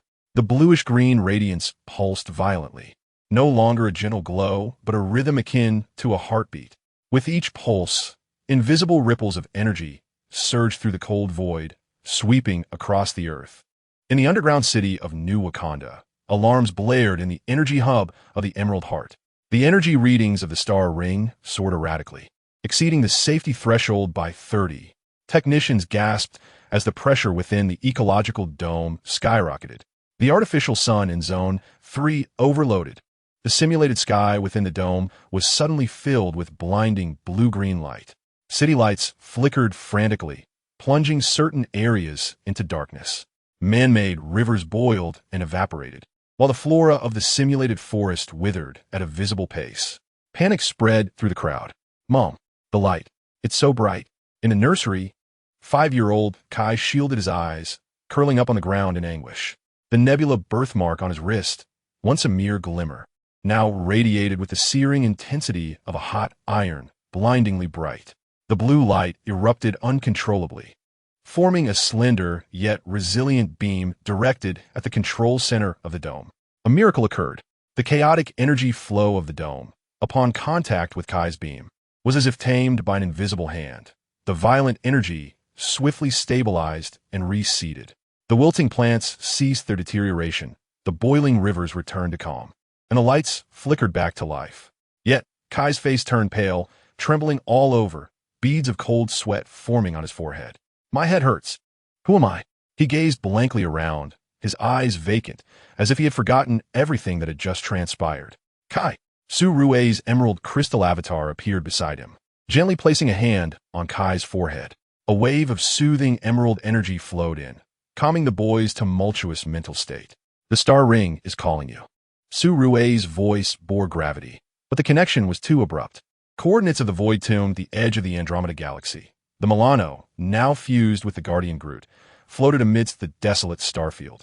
The vibranium veins on the surface of its hull emitted a soft blue light, resonating with the glow of the star ring. Groot, have you detected anything? The gravitational readings from that cursed place are erratic. Rocket Raccoon, perched at the helm, embedded within Groot's chest, fixated on the data streams on the screen. I am Groot. Translation: abnormal gravitational source. Coordinates confirmed. The deep voice of the Guardian Groot resonated with a metallic timbre, as his enormous wooden arm pointed towards a distorted area of darkness outside the viewport, where Thanos' void tomb once resided. Suddenly, that dark expanse rippled violently, akin to the surface of a turbulent sea. A battered, semi-ethereal Vanguard warship was expelled from the shadows by an unseen force. The ship's engine belched forth an unstable violet-black flame, while its hull was encrusted with a viscous, seemingly sentient void energy, writhing and contorting in a frantic attempt to escape. Even more bizarrely, in the direction of its struggle, a miniature black hole was forming, exuding a terrifying gravitational pull. At the event horizon of the black hole, a flickering blue-green luminescence pulsed in perfect synchrony with the rhythm of the star ring. Good heavens! What is that? Rocket's eyes widened. The light of the star ring? Is it creating a black hole? Groot's voice was tinged with caution, the remnants of the void being drawn in and devoured. Just as they were observing, the Vanguard warship was completely consumed by the miniature black hole, vanishing without a trace. The black hole then collapsed and disappeared, as if it had never existed. Only the lingering energy fluctuations, resonating with the star ring, bore witness to the recent events. Record the energy signature. Send it to Hill. Rocket's expression darkened. Thanos' grave was far from peaceful. New Wakanda Star Ring Observation Station Energy Conduit Natasha, clad in a specially designed Star Ring energy protective suit, stood at the entrance of the conduit. Inside, a blue-green energy flow surged like a liquid river of light, exuding a palpable sense of dread. Kai was positioned outside the conduit, his wrist birthmark connected to the energy stabilizer. His small face remained pale, yet his gaze had regained clarity. Aunt Natasha, he whispered cautiously, his birthmark emitting a faint glow that provided Natasha's suit with a subtle resonant shield. Don't worry, little one. Natasha took a deep breath and stepped into the energy flow. Buzz. The tumultuous energy enveloped her instantly. The protective suit emitted a shrill alarm. Natasha felt as though her very soul was being torn apart. She focused her mind, striving to perceive the will of the star ring through Kai's resonant birthmark. Zimmer, is that you? Tell us what is happening, she called out in her mind.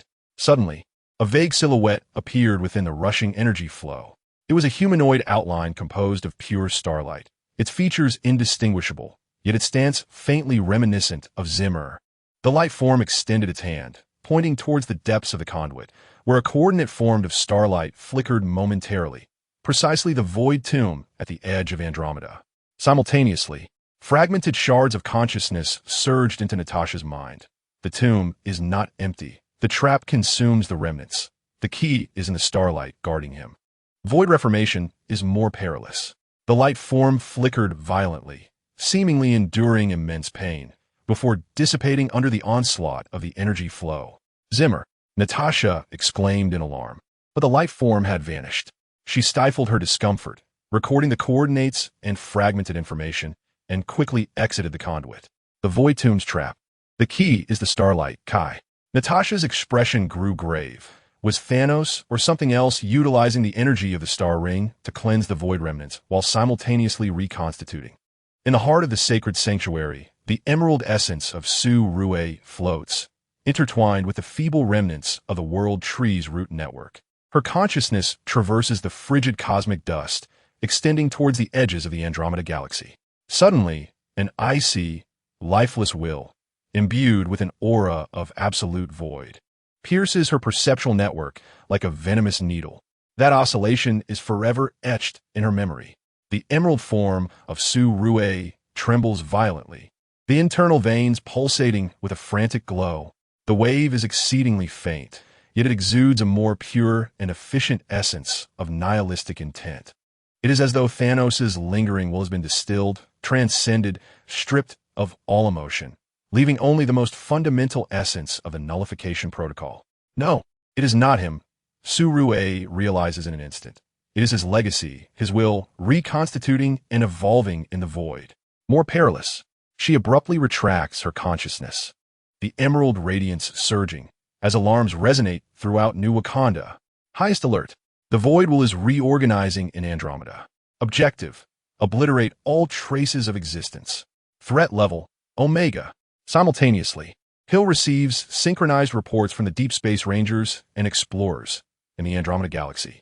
3-star systems that once harbored primitive civilizations have been rendered utterly silent by an undetectable energy wave within the past 72 hours.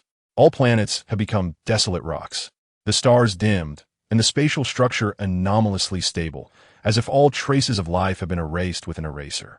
The methodology mirrors Thanos' nullification protocol, yet it is executed with even greater thoroughness and silence. The tranquility of a new epoch has been irrevocably shattered. The whispers of the star ring, the awakening of starlight, and the shadows of the void intertwine to form a prelude to a new storm. The challenge of the Watchers has never ceased. Chapter 32. Stardust reshaped beyond the dome of New Wakanda, a silent wave of void descends. That intangible death wave, which annihilates all existence, penetrates the sparse atmosphere like the scythe of the Grim Reaper, striking towards the vibranium dome of New Wakanda.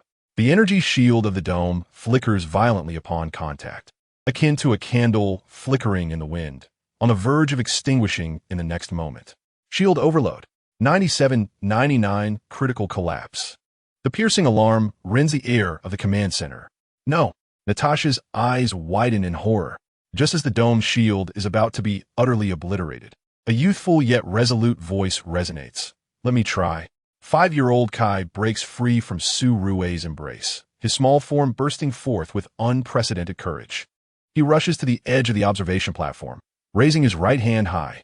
The nebula birthmark on his wrist glows like a burning turquoise sun, emitting a radiance that pierces the dome. Kai, no! S.H.I.E.L.D exclaims in alarm. Too late. Kai's will resonates with the core of the star ring in an unprecedented harmony. He feels himself transformed into light. A colossal blue-green beam, composed solely of starlight birthmark energy, ascends skyward, colliding fiercely with the intangible wave of silence. Buzz! The beam and the silence wave clash violently. There is no explosion, only a silent obliteration. Kai's beam acts as the most resilient barrier, staunchly resisting the encroachment of death. But the cost is immense. Kai's small face drains of all color, his body visibly withering at an alarming rate. The life energy surged forth like a torrent breaching a dam, fervently siphoned by the star ring. His gaze began to fade, consciousness plunging into the abyss of darkness. Kai! S.H.I.E.L.D's heart bled. In an instant, she comprehended. Kai was sacrificing his life to empower the star ring, constructing the final line of defense. Yet if this continued, he would be drained within mere seconds. The last tendrils of the world tree were connected to him. S.H.I.E.L.D's crystalline form radiated with an overwhelming brilliance. She fiercely plunged a single, remaining, verdant root of the world tree, extending from the sanctuary into the floor of the observation deck. The root, alive with energy, entwined around Kai's body, its tip piercing fiercely into the birthmark on his wrist. Buzz! The verdant life, energy, surged into Kai's body through the root, akin to a powerful stimulant, momentarily suspending the imminent extinguishing of his life force. Simultaneously, at the opposite end of the root, the emerald energy flowed against the star ring's guiding light beam, piercing into the tumultuous energy flow of the star ring, directly targeting the core star vortex. A bridge of life, woven from the verdant root and azure-green stellar fire, thunderously established itself between Kai's near-lifeless form and the core of the star ring. Zimmer returned. S.H.I.E.L.D's consciousness surged along the bridge, entering the core of the star ring. Your child needs you. In the abyss of the star ring's core consciousness, fragments of Zimmer's awareness drifted amidst the cold stardust. Memories were shattered mirrors, the fading light of Bucky, the crystalline figure of Thor, Banner's final sigh, Thanos' cold single eye, and a blurred, warm point of light. Who was it? Zimmer, return. Your child needs you. Su-Rue's thought reverberated like thunder, awakening the dormant consciousness. That warm point of light instantly crystallized into Kai, the boy with the stellar birthmark on his wrist. His smile, his cries, the blue glow when he first activated the birthmark. Kai Zimmer's consciousness fragments trembled violently. The fervor of protection erupted like a volcano. At that moment, a faint yet profoundly familiar wave coursed along the bridge. It was the remnants of Bucky's heart, the primordial fragment dust, stimulated by Kai's stellar fire energy and the bridge. The dust activated, forming a minuscule, swirling star vortex. Within the vortex lay the final fragments of Bucky's memories. The snow of Siberia, the blade of S.H.I.E.L.D's town, the sea breeze of the Golden Mary, and the silent farewell. This time, let me pull you up. Bucky's consciousness emitted a silent roar. All fragments of memory, sacrifice, protection, promise, under Bucky's star vortex anchor, converged and fused in a frenzy. I want to go back. The star vortex at the core of the star ring suddenly accelerated. The immense energy of stardust ceased its chaotic dispersion, instead flowing toward reality under Zimmer's reformed will, surging along the bridge of life, towards Kai's body, towards that minuscule anchor point of Bucky's star vortex. Above the dome of New Wakanda, Kai's body floated above the observation deck, the verdant roots entwined around him, akin to an umbilical cord delivering the essence of life. His vital signs flickered weakly, yet the brilliance of the birthmark on his wrist shone with unprecedented radiance. Suddenly, the light of the birthmark collapsed inward. Kai's body seemed to transform into a black hole, voraciously absorbing the incoming energy of the star ring. The light of the star ring dimmed at a visibly rapid pace. The energy of the stellar ring plummeted. 302,010. The technician's voice trembled with fear, announcing a decline in Earth's orbital stability coefficient and a weakening of the radiation protective field. He is absorbing the stellar ring. Hill's complexion turned pale. No, he is reshaping. Natasha's gaze was fixed on the sky. Kai's body became translucent in the radiant light. The stardust of the stellar ring, the verdant energy of the world tree, Kai's own primordial starlight, and fragments of memory from the Bucky's star vortex anchor point fused wildly at the sight of the birthmark, reshaping. A blurred humanoid silhouette emerged in the brilliance. Its torso, composed of flowing stardust, coursed with verdant life veins, and at the core, a dual star imprint formed by the intertwining of azure star vortices and emerald roots slowly rotated. The outline gradually sharpened, revealing a distinctly defined jaw, tightly closed eyes, and gently curled black hair. It was Zimmo. The excruciating pain of reshaping caused Zimmo to instinctively let out a low growl. He abruptly opened his eyes. No longer did they reflect starlight, but rather a burning blue-green flame. Memories surged forth like a tide, yet they remained fragmented. Bucky's sacrifice, Thor's slumber, Banner's obliteration were as vivid as yesterday. However, the details of the final battle and the formation of the stellar ring remained obscured. He looked down to see Kai, suspended and on the brink of life, entangled with the roots of the world tree. A tremor from deep within his soul resonated, a connection of bloodlines. It was a vow of guardianship. Zimmo's voice resonated with the hum of stardust as he reached out. His stardust form instantaneously quantumized, appearing beside Kai. He gently embraced Kai, and the dual star imprint radiated brightly. A gentle yet powerful energy of order surged into Kai's body, mending the parched essence of life and soothing the rampaging starlight energy. Kai's pale visage regained its rosy hue, his breathing steadied, and he fell into a deep slumber. The roots of the world tree that had ensnared him slowly retracted, their tips glowing faintly with blue-green light, merging into Su-Rue's emerald crystal form. Zimmo held Kai as he descended gently onto the viewing platform. His stardust form flickered slightly in reality, appearing somewhat unstable. He raised his gaze towards the guardian of the orbital stellar ring, whose light had dimmed by at least half, and whose rotation had become sluggish. The protective field of Earth had evidently weakened. Zimmo. Natasha's voice trembled with disbelief and immense joy. Zimmo's gaze swept over Natasha, Su-Rue, and Hill. finally resting on his own translucent hand, composed of stardust. The warm pulsing from the Bucky's star vortex anchor point was palpable at his chest, where the dual star imprint lay. Zimmo, his voice was somewhat hoarse, imbued with the weariness and determination of transcending life and death, have returned. Just then, a piercing alarm blared once more. The Andromeda Galaxy. The intensity of the void's silent wave surged. Target galaxy, Andromeda. Civilization level, erased. The Deep Space Monitor's voice was filled with despair. As the will of the void accelerated, Zimmo suddenly looked up, gazing into the depths of space, the blue-green flame within the dual star imprint burning coldly. Thanos' legacy, he whispered, as unstable ripples surfaced at the edges of his stardust form, must be settled. The returning Guardian confronts a deeper darkness. The sacrifice at the heart of the starry ring has rekindled the flicker of hope, yet the battle for guardianship is far from over. Chapter 33. The Spark Ignites 1.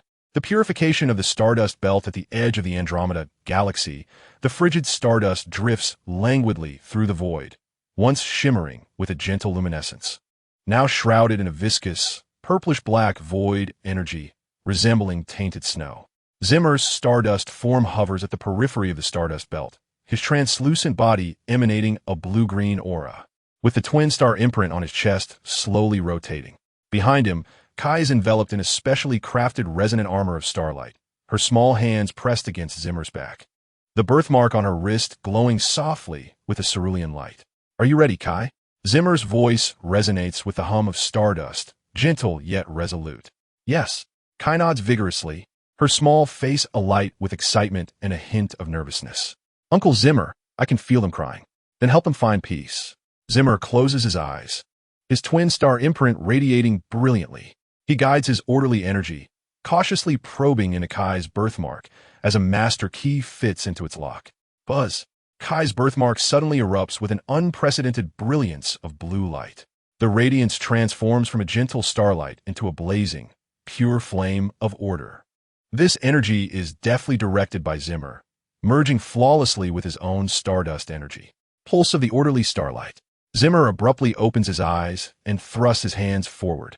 A beam of energy, honed to perfection, combining azure stardust and blinding starlight, shoots forth like the spear of cosmic judgment, wherever the beam passes.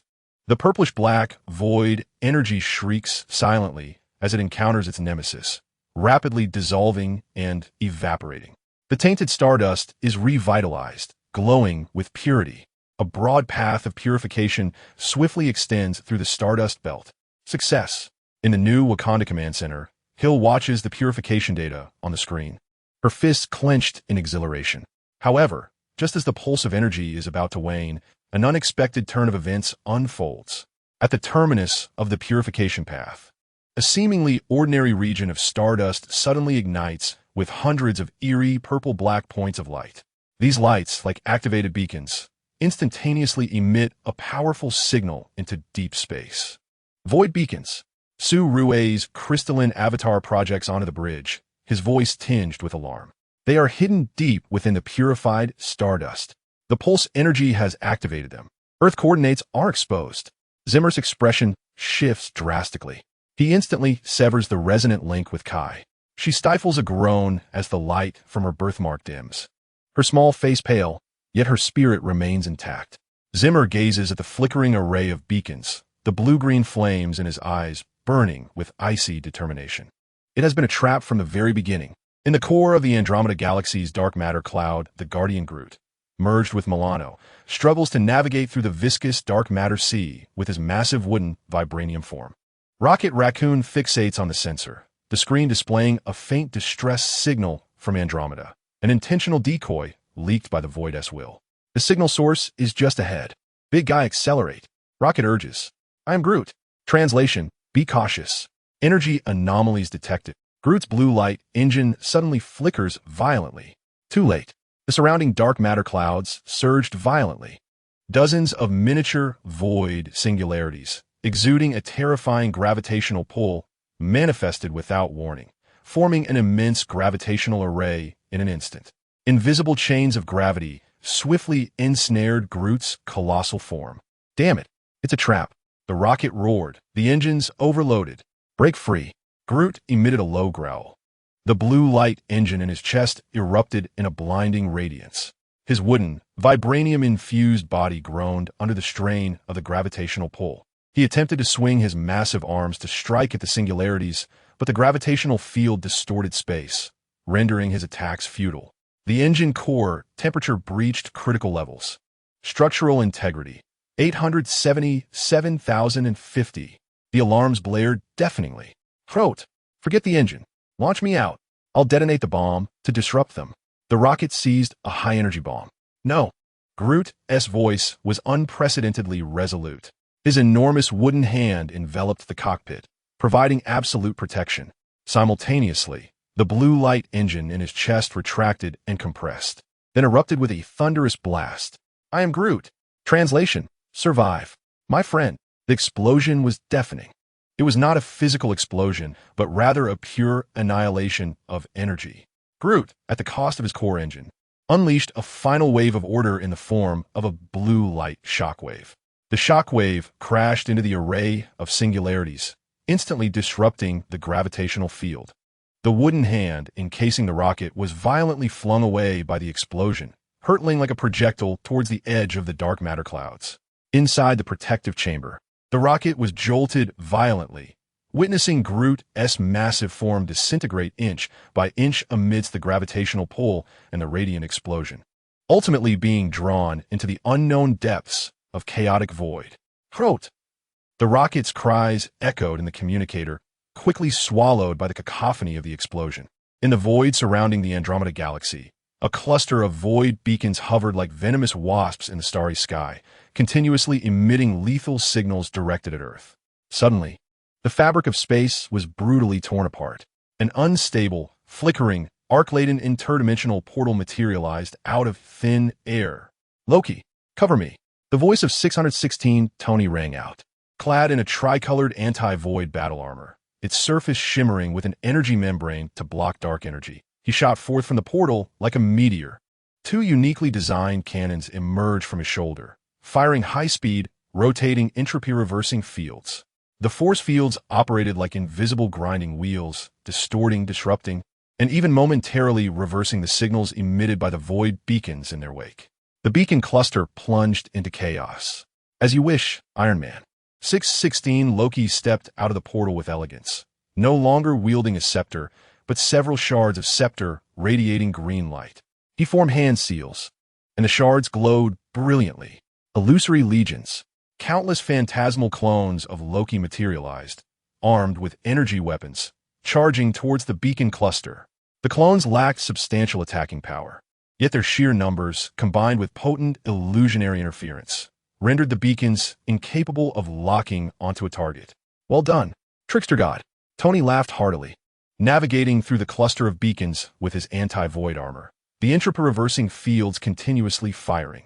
However, the reprieve was short-lived. The voids will seem to be angered.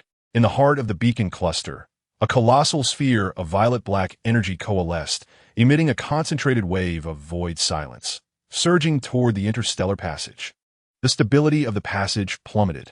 805,020. The alarm on Friday blared in Tony's ears. Loki, retreat. Tony urgently called out. The passage is about to collapse. Tony, come back. At the other end of the passage, the original Tony from Universe 616 shouted anxiously, "Give me 10 more seconds." Gritting his teeth, 616 Tony pushed the power of the entropy inversion device to its limits, aiming it at the core energy sphere. Boom! The silence wave collided with the entropy inversion force field. The passage violently shook and ultimately disintegrated. The shockwave from the explosion violently hurled 616 Tony's armor away, the anti-void coating peeling off in large swathes. Loki's illusionary army dissipated in an instant, and he was also thrust back, the shards of his scepter dimming. Mission accomplished. 616 Tony gazed at the majority of the beacons being destroyed or incapacitated, blood trickling from his mouth, his armor billowing smoke. Gripped by Loki's hand on his arm, the two transformed into a stream of light, vanishing into the Andromeda night sky just before the passage completely closed. In the verdant crystal sanctuary of New Wakanda, Su-Rue's crystalline essence was deeply connected to the remnants of the world tree. Her consciousness extended along the roots like the most delicate antennae, probing into the frigid sea of dark matter at the core of the Andromeda Galaxy. She skillfully navigated the chaotic gravitational fields, cautiously approaching the source of the void's will's fluctuations. The chilling silence embodied an absolute logic devoid of anger or hatred. Only a pure directive mode of thought reminiscent of Thanos, but executed with greater efficiency and ruthlessness, resembling a program stripped of all emotion. Leaving only the core directives, the legacy of the Mad Titan. Su-Rue's consciousness trembled as her will evolved into a pure zeroing program within the void. It was not life, but a weapon. She endeavored to delve deeper into the origin of its core directives, only to encounter a frigid firewall. The thought patterns of the firewall bore a hint of familiar cunning. Su-Rue was startled. Is this a remnant of Kang's entropy fire? Warning.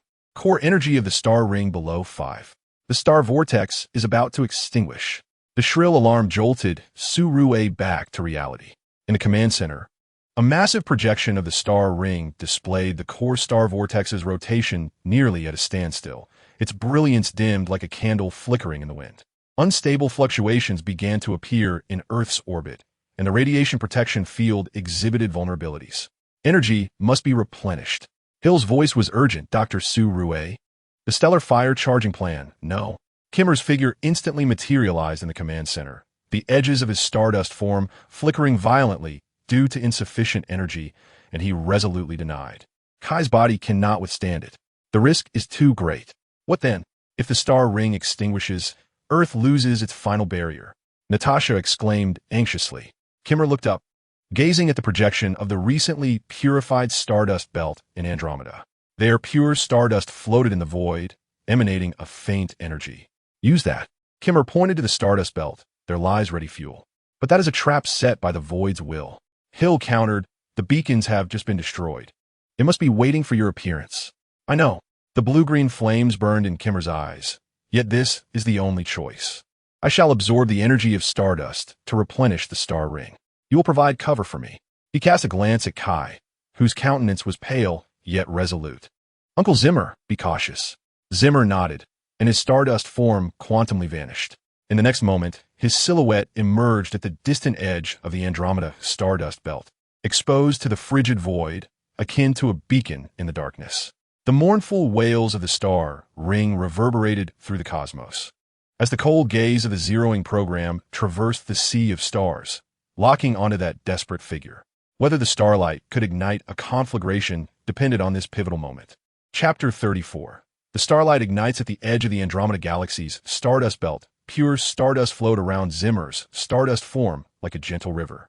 He spread his arms wide, the dual star imprint on his chest slowly rotating, resembling the breath of the universe, guiding the stardust energy to flow gently into his being. The dim star ring flickered to life, akin to a parched land welcoming rain, greedily absorbing this nourishment. Yet beneath this tranquil facade lay a deadly trap. As the absorbed energy reached a critical threshold, a sudden transformation occurred. Buzz. The core of the absorbed stardust energy erupted with an eerie, gray-white light. The light resembled a spark igniting a barrel of oil, instantly exploding. A tumultuous, decay-laden gray-white entropy fire spread rampantly within Zimmer's stardust form like a plague. Ah! Zimmer let out a tortured scream. The stardust body was no longer a pure blue-green, but was rapidly being eroded by gray-white patterns. The dual star imprint trembled violently, its radiance dimming, with spiderweb-like cracks appearing at the edges. The orderly energy succumbed to the corrosion of the entropy fire. Entropy fire contamination. It was a trap. At the new Wakanda Command Center, Su-Rue's emerald crystal projection changed dramatically. Zimmer, cut the connection. Too late. The entropy fire, like a maggot burrowing into flesh, not only contaminated the stardust form, but also, through the energy link, began to reverse erode the core of the star ring. The rotation of the star ring momentarily stalled, its recently ignited glow dimming once more, even more so than before. Unstable ripples began to emerge in Earth's orbit. Uncle Zimmer, on the observation deck. Kai watched the agonizing struggle of Zimmer on the screen, his small face turning ashen. The birthmark on his wrist flickered uncontrollably, radiating heat. An unprecedented wave of fear and fury surged through his tender heart. "No, do not harm him," Kai cried out with a heart-wrenching scream. His tiny body erupted with astonishing will. The blue light of the birthmark on his wrist transformed from gentle starlight into a supernova-like explosion. The radiance instantly penetrated his protective suit, coalescing on his surface, taking shape. A suit of armor, composed entirely of pure blue light, with smooth lines enveloping his entire body, materialized in an instant. The surface of the armor flowed with nebula-like patterns, and the core on his chest was the enlarged starry birthmark. Kai felt a tremendous, warm, yet destructive force surge through his limbs. "Release him." Kai's consciousness was dominated by rage and the instinct to protect. He raised his armored arm, aiming at the distant starry sky. The core of the birthmark on the chest of the starlight armor unleashed a blinding beam. It was not an attack, but rather the purest essence, a stream of starlight energy embodying the very source of Kai's life, transcending space to precisely infuse the crumbling form of Zimmer. Boom! The untainted starlight cascaded upon Zimmer's body, ravaged by the entropy flames like a nourishing rain. The gray-white entropy flames emitted a silent shriek. Melting away like snow under the sun, Zimmer felt a warm and potent force surge within, not only suppressing the entropy flames, but also mending his damaged twin star imprint. Kai Zimmer gazed in astonishment at the energy stream that traversed the cosmic sea and entered his being, sensing the will of Kai and the rapidly depleting life force contained within. "Stop, Kai, you will perish." Yet Kai could not hear. His small frame trembled violently within the starlight armor, the glow of the birthmark core dimming swiftly like a flickering candle. His delicate features lost their color at a visible pace, and his breath grew faint. "No." Su Rue, in the command center, was beside herself with anguish. Her crystalline form materialized instantly beside Kai. Without a moment's hesitation, she drove the last remnants of the world tree's roots, a verdant tendril connected to her very essence, forcefully into Kai's chest. A bridge of life. Su Rue's voice resonated with determination. The vibrant life energy surged through the tendril into Kai's heart. The dwindling flame of life was forcibly sustained. The brilliance of the starlight armor stabilized, yet Su Rue's crystalline body instantly became riddled with cracks, its radiance dimming. More astonishingly, the tip of the tendril piercing Kai's chest was stained with a golden blue hue from the starlight energy. The fierce struggle between purification and corrosion raged within Zimmer. The starlight clashed violently with the entropy flames, each encounter sending tremors through Zimmer's stardust form. In the depths of the void, in the realm of exile, there lay an endless darkness, an absolute silence. Grut's massive form floated in the emptiness, his wooden body largely eroded by the purple-black energy of the void, resembling a withered giant tree. Yet at the core of his chest, the blue light from the engine of the Milan had stubbornly flickered, fiercely resisting the encroaching dark energy. "I am Grut," a painful whisper. Grut's consciousness floated in the darkness. The void's dark energy sought to devour his will, attempting to assimilate him into an unthinking puppet. Yet just as his consciousness seemed poised to submerge, the vibranium veins embedded in his broken form suddenly ignited. A faint, yet familiar blue-green luminescence flowed through the vibranium veins, the light of order clashing with the void's dark energy, inadvertently awakening Grut's deeply buried essence of the world tree. The tendrils connected to Grut's fragmented consciousness captured a faint call, a whisper from the remnants of the world tree. It was Su Rue. His remaining wooden core erupted with its last vestiges of strength, a feeble thought coursing along the call of the world tree, flowing against the current. The heart of the void pulsed within the temporal prison of Kong, a trap of stardust, the key to starlight, halting the countdown to 0. Information flickered intermittently, like a candle wavering in the wind. After conveying the message, Grut's consciousness sank completely into darkness, his remnants swallowed deeper by the void's dark energy. Yet the blue light core in his chest continued to flicker, weak yet resilient, in the interminable darkness. In the 616 universe, within the Stark Tower laboratory, Tony Stark, 616, gazed intently at the holographic screen, his expression grave.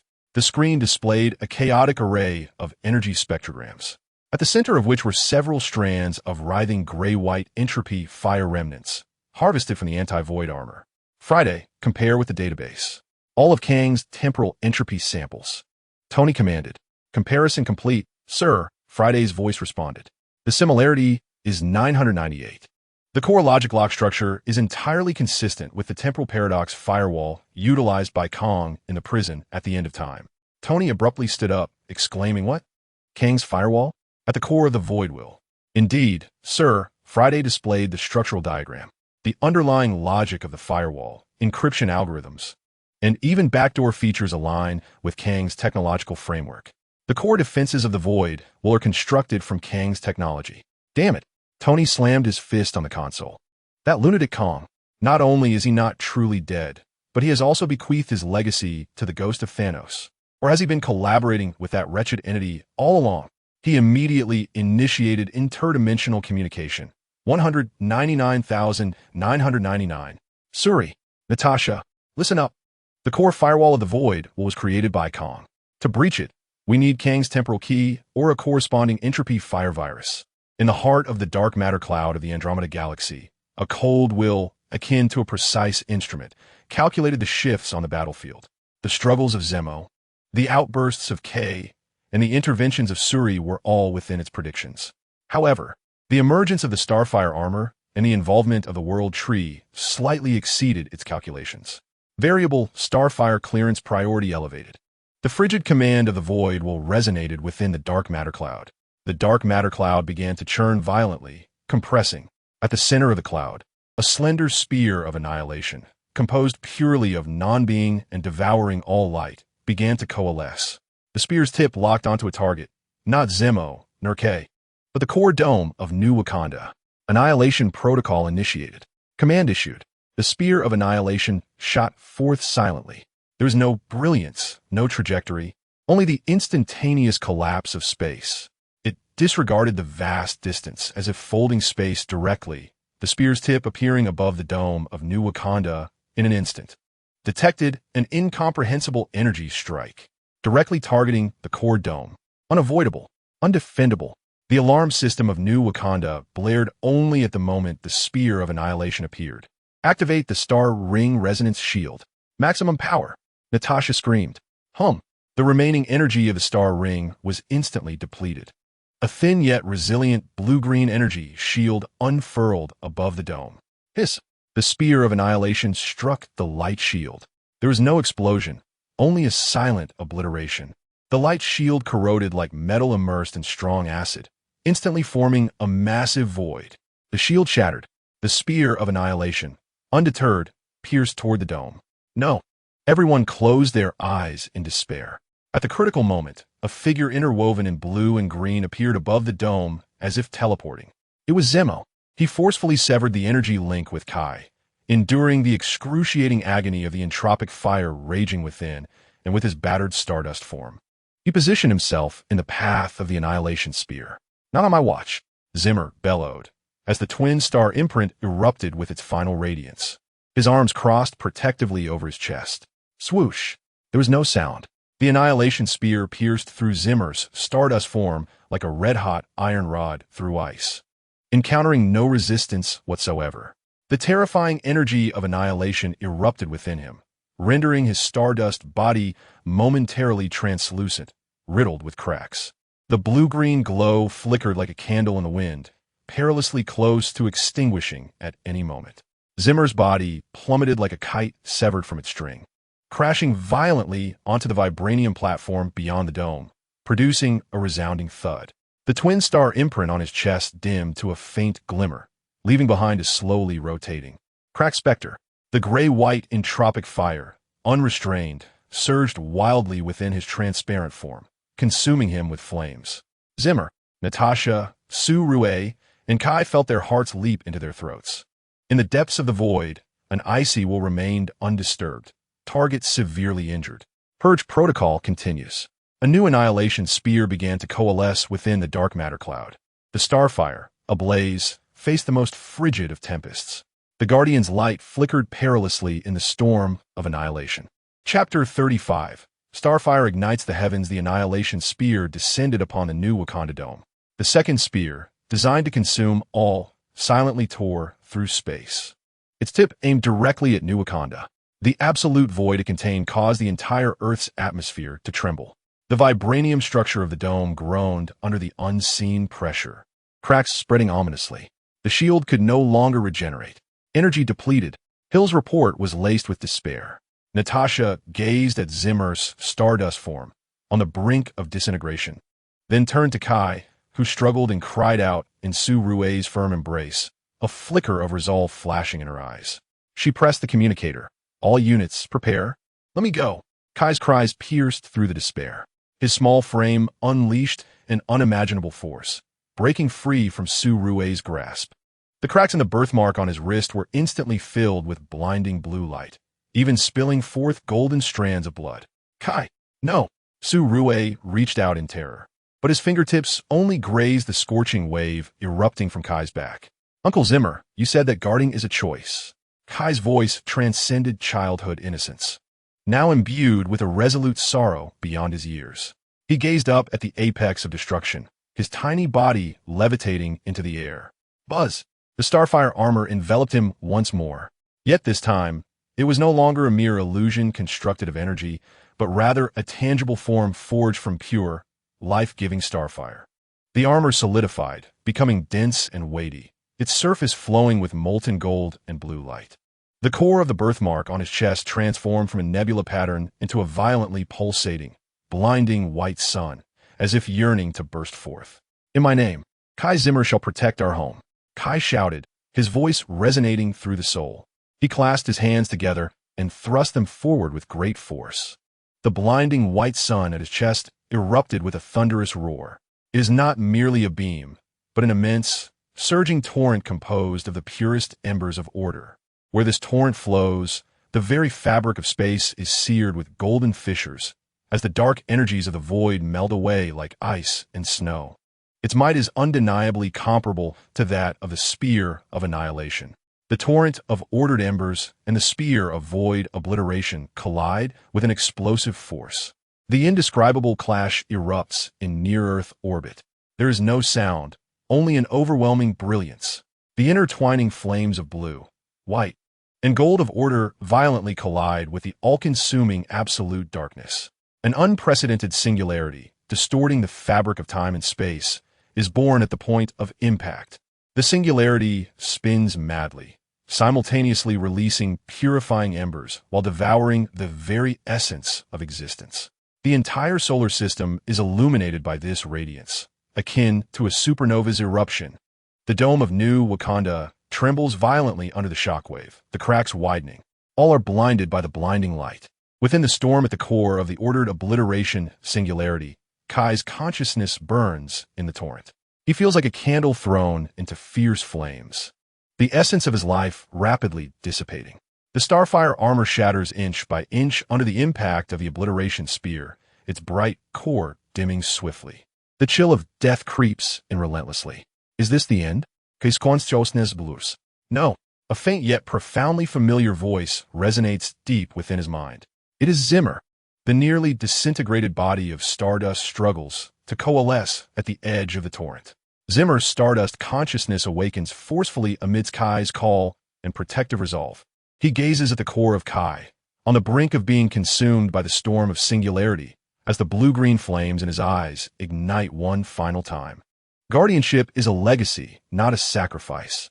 Zimmer's stardust form disintegrates entirely. It transforms into countless slender yet resilient blue-green light strands, wrapping around Kai's core like the gentlest embrace. Instantly entwining it, the light strands intertwine, compress, forming an impenetrable barrier of stardust, safeguarding Kai's essence within. Survive, my child. Zimmer's final thought, akin to a sigh, melds into the raging torrent of starfire. Boom! The stardust barrier trembles violently under the relentless pull of the singularity storm, fissures spreading across its surface. Yet it staunchly protects the core.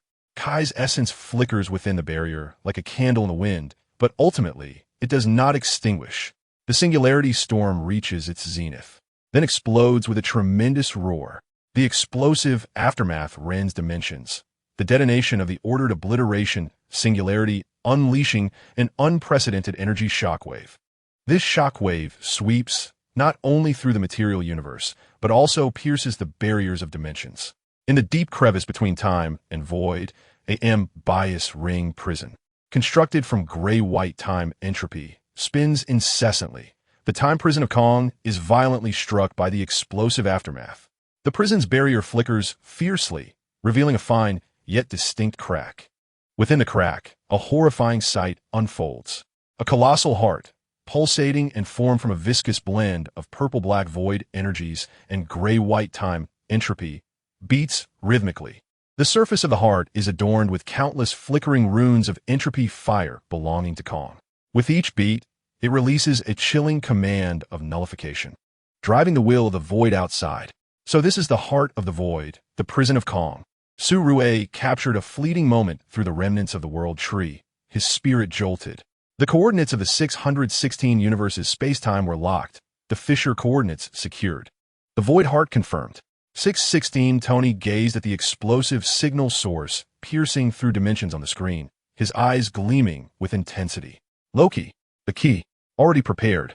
The Iron Man 616 Loki smirked, fragments of the scepter floating in his hand, green light swirling, forming a complex, ever-changing key of temporal entropy. Tony extracted the core of the anti-entropy singularity device. Within it, a miniature, counter-rotating blue-white energy vortex was beginning to form. The key activated the temporal entropy reversal bomb. The key merged with the vortex. The bomb's surface ignited with a dangerous green light and blue-white arcs of electricity. The passage opened. Only 3 seconds remained. Loki formed hand seals. The green light of the scepter fragments surged, forcibly tearing open an unstable cross-universal rift. On the other side of the rift lay the coordinates of the time prison's fissure. Go! Tony hurled the bomb fiercely into the rift. In the realm of cosmic exile, Groot's remnants floated in the endless darkness. The blue core in his chest had long since extinguished. His wooden body eroded by the void's dark energy until it resembled charred remains. Yet at the moment the Order Annihilation singularity exploded, a faint, familiar spark of energy pierced through the darkness, brushing against his remnants. Deep within Groot's once silent consciousness, a feeble ember was ignited. It was the obsession of guardianship, the bond of friendship. I am Groot. A silent cry. The wooden core of Groot's remnants suddenly shattered. Countless massive, faintly glowing blue-green wooden root shadows surged forth, like awakening dragons, wildly growing and extending from his remains. The roots, undeterred by the void's barriers, pierced through dimensions, accurately stabbing into the fissure of the time prison, fiercely entwining around the pulsating void heart. The passage stabilized. Loki was delighted to discover that the bomb's trajectory was guided by the roots, precisely aiming at the heart's core. Groot's rocket, adrift in a capsule, seemed to sense something, tears streaming down. The countdown to the time prison's end began. The temporal entropy reversal bomb, following the root passage, silently shot towards the void heart. The green light and blue-white arcs on the bomb's surface flickered violently, on the verge of detonation. The void heart seemed to sense the imminent threat, its pulsations accelerating. The entropy fire runes on its surface flickered wildly, attempting to construct a defense. The entwining root shadows rapidly carbonized and disintegrated under the scorching entropy fire. No, hold on. 616, Tony roared, just as the defense was about to take shape. The stardust barrier protecting Kai shattered completely in the explosive aftermath. The remnants of Kai's starfire essence were exposed to the raging energy turbulence. Yet a pure, warm emerald energy instantly enveloped him. It was the roots of Su-Rue's world tree. The roots entwined around Kai, pulling him back to the dome of New Wakanda. The tips of the roots, having absorbed the embers of starfire and stardust, transformed into brilliant golden blue crystals, piercing into Kai's chest, becoming the final anchor of his life. Kai's body lay ensconced within a cocoon of roots and the embers of starlight, his life signs faint yet stable. At that moment, the defenses of the void heart experienced an almost imperceptible delay due to a sudden surge of energy. Now was the time. The entropy-reversing bomb slipped through the gaps in the defenses and struck fiercely at the core of the void heart. A deep hum resonated, but there was no explosion, only an absolute silence. The bomb unleashed an invisible field of reversal, extinguishing the entropy fire runes in its wake, causing the dark energies of a void to flow backward and the structure of time, entropy, to collapse. The pulsations of the void heart ceased. Almost immediately, a web-like fracture appeared on the heart's surface, from which gray-white and purple-black energies gushed forth wildly. The entire temporal prison began to tremble violently on the verge of collapse. Success! Tony and Loki exchanged triumphant high-fives. But in the next instant, an unforeseen calamity struck. From the collapsing core of the heart, a concentrated, frigid directive of zeroing materialized as a bolt of black lightning, tracing the bomb's energy trajectory and shooting back through the interdimensional rift, directly toward Tony and Loki in Universe 616. Watch out! Loki pushed Tony aside. The black lightning struck Loki. His body convulsed violently, fragments of his scepter turning to dust in an instant. In his eyes, the cunning spark that belonged to Loki quickly dimmed, replaced by an absolute, chilling void. Loki! Tony's eyes widened in horror. The zeroing protocol rebooted, eroding Loki, the puppet, as he slowly turned, conjuring a spear of gray-white entropy fire in his hand. Aimed at Tony, the target of all universes. The temporal prison collapsed entirely, and the void heart crumbled to dust. Yet, an even graver crisis loomed over Universe 616. Above New Wakanda, the starlight cocoon emitted a faint warm glow.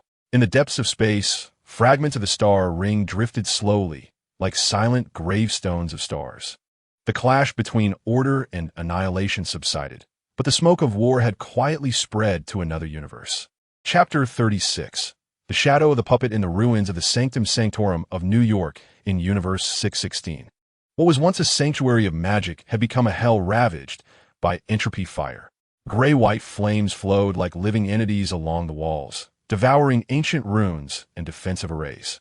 Doctor Strange found himself bound tightly to the throne by chains forged from entropy fire. The light of the eye of Agamotto dimmed under the relentless corrosion. Struggling was futile. Puppet Loki floated in the center of the hall, his voice cold and hollow, his eyes ablaze with gray-white entropy fire. No longer wielding a scepter, he now held remnants of scepter shards, hovering and shimmering with a dangerous gray light. Under his command, the shards arranged themselves into a colossal, continuously rotating matrix of entropy fire that enveloped the skies above New York. The gray light of the matrix swept across the city, instantly weathering the glass facades of skyscrapers, turning vehicles on the streets into rusted scrap, and crippling the communications network entirely. Even more terrifying was the matrix's core, which connected to global arc reactors, geothermal power stations, and even mantle energy collection points, projecting a massive countdown in the heart of the matrix. Civilization zeroing. 715959. Loki, wake up! Tony Stark, 616, piloted the hastily assembled entropy armor, 86, directing his palm cannon towards the puppet Loki, only to have his attack effortlessly deflected by a casual wave of Loki's hand, as a gray-white entropy flame formed a shield. Loki was already dead. The voice of the puppet Loki was devoid of emotion, merely echoing the zeroing program. He raised his hand, and a silent wave of entropy fire shot towards Tony. The armor shield overloaded in an instant, sending Tony crashing violently into the wall. Friday. Initiate the plan. Tony roared, coughing blood. The protocol for eradicating the target was activated, the core node of the entropy flame matrix. Friday's voice resonated with determination. From the back of the armor, dozens of miniature drilling missiles were launched towards the geothermal wells scattered across the city. These were the energy transmission nodes of the matrix. In vain, the puppet Loki lightly tapped his finger, causing the drilling missiles to be engulfed in gray-white flames mid-air, turning them to ash. Stephen, Tony called out to the imprisoned Doctor Strange. Think of something. Doctor Strange laboriously lifted his head. A faint green light flickering in the eye of Agamotto. The time stone was suppressed, requiring a stronger order. His gaze pierced through the entropy fire, looking towards the far reaches of an unknown universe. In the universe 199999, on the new Wakandan Starfire Sanctuary, a colossal cocoon of starfire floated at the heart of the sanctuary, woven from the golden blue roots of the world tree, radiating a warm and sacred glow. The surface of the cocoon, once ablaze with intensity, had now subdued, pulsing softly like a gentle breath. Within the cocoon, Kai's consciousness drifted amidst fragments of memories of starfire and stardust. He witnessed Zimmer's anguished struggle as he absorbed energy from the stardust, saw the gray-white patterns eroded by entropy fire, and in the burning eyes of blue-green flames, he discerned not fear, but a resolute concern and protection for him, Kai. He saw Zimmer transform into a stardust barrier, crumbling under the spear of annihilation, his final whisper akin to a sigh. "Survive, my child." Uncle Zimmer. Kai's consciousness trembled with sorrow. At that moment, from the depths of the imprint, that primordial, pure azure will re-emerged, enveloping him like a warm ocean current. Guardianship is a legacy, not an end. The golden-blue roots of the cocoon suddenly contracted. All light collapsed inward, merging into Kai's chest. The fissures at his wrist vanished entirely, replaced by a slowly rotating, miniature binary star vortex seal, woven from azure stardust and verdant life energy. Kai gradually opened his eyes. His pupils were no longer the clear gaze of a child, but a profound depth akin to a swirling nebula, reflecting the order and vicissitudes of the universe. He floated in the air, his small frame emanating a tranquil yet powerful aura. "Order is reborn." Kai's voice was calm, yet resonated throughout the sanctuary. The emerald crystal form of Su-Rue flickered with a light of reassurance, mixed with a hint of concern. "Kai, you have awakened." "Und Su-Rue." Kai's gaze pierced through the dome, looking towards the dim nebula in orbit. Uncle Zimmer is still there, as though responding to his call within the orbit. The nearly extinguished core star vortex of the nebula lighthouse flickered faintly, a slender yet distinct beam of blue-green light, like the final beacon, pierced through the void, aiming towards an inconspicuous coordinate within the stardust belt of the Andromeda Galaxy. As Natasha gazed at the coordinates displayed on the screen, it marked the final dissipating area of Zimmer. He softly called out to Kai, the twin star mark on his wrist faintly glowing. In the remnants of deep space, the Guardian Seed lay nestled in the debris of the Milano, embedded within a colossal asteroid. At the heart of the wreckage, a fist-sized fragment of blue light, a remnant of Groot, was meticulously integrated by Rocket into a specially designed vibranium base. Surrounding the base were intricate energy conduits that connected to the remnants of the ship's engines. Root resonance protocol initiated. Rocket, his claws stained with blood, pressed the button. Buzz. The blue light core erupted with a gentle yet vibrant luminescence. The light surged through the conduits, infusing the engine remnants. The vibranium shell of the wreckage, like withered wood rejuvenated, sprouted countless glowing blue tendrils. These tendrils delved deeply into the asteroid, spreading wildly and growing. The entire asteroid became enveloped in blue tendrils, transforming into a colossal guardian seed, radiating an orderly blue light. Wherever the blue light traversed, the surrounding debris of the void hissed as if encountering a bane, being purified and dissipated. From this, a small, pristine realm of order was birthed in the void. It worked. Big guy, did you see that? Rocket exclaimed, both weeping and laughing, shouting at the blue light core. Yet, the joy was fleeting. The deep space radar emitted a piercing alarm. Dozens of menacingly designed, purple-black shadow hunter warships, like sharks scenting blood, surged forth from the shadows of the debris. The surfaces of the warships glistened with viscous, dark energy from the void, their cannons flashing ominously with purple light. Spawn of the Reaper. Rocket spat, a flame of vengeance igniting in his eyes. Come on, I shall play with you to the end. He leaped into the makeshift turret, the blue tendrils of the Guardian Seed instinctively coiling around the cannon, charging it with energy. A desperate defensive battle erupted at the edge of the void. The Vibranium shield generator of the new Wakanda orbital defense platform, a massive spherical apparatus, floated in orbit, its surface shimmering with liquid vibranium, constructing the final energy shield for New Wakanda. Suddenly, the signals from the perimeter surveillance drones vanished in clusters. Alert! Unknown fleet assault. Model matches remnants of Thanos shadow hunters. The control room was in chaos. Activate defense turrets. Maximum power to the shields. The commander bellowed. It was too late. The shadow hunter fleet appeared around the platform like phantoms, refraining from firing, instead releasing countless tiny, spore-like purple-black entities. The spores disregarded the energy shield, adhering to the surface of the generator. Hiss! The spores instantly activated, secreting a highly corrosive dark energy from the void. Black spots rapidly spread across the surface of the liquid vibranium, resembling rust. The shield generator emitted anguished groans, its energy output plummeting. Above the dome of New Wakanda, the vast vibranium shield thinned and dimmed, revealing several large, corrosive breaches oozing with purple-black sludge. Deadly cosmic radiation and dark void energy slithered through the breaches like venomous serpents, infiltrating the Earth's atmosphere. The shield is infected. Dome pressure surging. Sector 7. 3 exposed. The underground command center was engulfed in chaos. Seal the breach area. Activate the backup generators. Hill's voice was chillingly calm, though his eyes were bloodshot. Natasha gazed at the menacing breach on the screen, then turned her attention to the recently awakened Kai in the direction of the sanctuary, clenching her fists. Kai, we need light. The crystal sanctuary's world tree whispered, resonating deeply with Su Rui's crystalline essence. Her consciousness traversed through the fabric of time and the web of energy, seeking a means to counter the puppet Loki. Suddenly, a bone-chilling sense of dread washed over her, one potent enough to freeze time itself. She envisioned that as the countdown of the entropy fire matrix in the 616 universe reached zero, puppet Loki would detonate the core of the matrix, creating a temporal entropy singularity that would consume all timelines of the 616 universe. The entire history of the universe, its past, present, and future, would collapse and vanish into absolute nothingness within the singularity.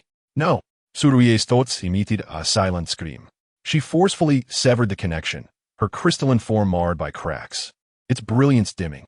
Hill, immediately contact Tony from 616. Su Rui's voice trembled with unprecedented terror. The countdown's completion would trigger the time entropy singularity, obliterating the entirety of the 616 universe's timelines. She transmitted the foreseen imagery through an encrypted channel, adding, "The only way to prevent this is to cover and purify the zeroing command with a stronger, like-sourced order energy before detonation, akin to how water extinguishes fire." Su Rui's gaze involuntarily drifted toward the small figure floating within the sanctuary, radiating golden blue light. In the Star Tower of the 616 universe, the dawn of despair loomed. Tony Stark stared at the screen, displaying Su Rui's forewarning and vision, his complexion as pale as parchment. The time entropy singularity threatening to obliterate the universe's timelines was far more terrifying than any physical destruction. Like sourced order energy, Tony murmured, a sudden spark igniting in his eyes. Friday, analyze the energy characteristics of the Starfire cocoon. Compare with the residual data of the primordial imprint. Comparison complete, boss, Friday swiftly responded. Energy spectrum similarity at 993. Core order attributes are completely of the same source. Theoretically feasible. Kai turned to the screen, displaying the image of the 199999 universe, capturing the moment of Kai's awakening, the nebula in his eyes, and the dual-star whirl on his wrist. He was their only hope. Instantly, he established cross-universe communication. 199,999. Natasha, Surui, listen, we need Kai. Immediately, only his Starfire essence can cover and purify the zeroing command. Otherwise, the 616 universe will be utterly annihilated within 72 hours. On the other end of the communicator, there was a profound silence. Everyone's gaze fell upon the recently awakened 5-year-old boy in the sanctuary, his eyes still clouded with confusion and sorrow. To place the fate of the universe upon the fragile shoulders of child, the last beam of the nebula lighthouse quietly pointed toward the hope of reunion in the depths of space. Meanwhile, above Earth, the gaping void of corruption poured forth a lethal darkness. At the edge of deep space, the seed of the Guardian swayed amidst the artillery fire. The countdown for the 616 universe ticked away like a funeral bell. Hope and despair intertwined, culminating in the gravest of choices amidst the rebirth of the Starfire. Chapter 37. The Stardust Expedition. On the eve of the Starfire Temple's transition in New Wakanda, a chilling silence enveloped the sanctuary. All eyes were fixed upon the diminutive figure suspended within the cocoon of Starfire, eyes firmly shut. The dual-star spiral mark on Kai's wrist pulsated gently, reminiscent of slumbering celestial bodies. There are no alternatives. Natasha's voice shattered the stillness, imbued with unyielding resolve. Only 67 hours remained in the countdown of the 616 universe. Tony's passage had been sealed. Conventional methods were futile. Only the Starfire transition could transport Kai. Yet the risks were palpable.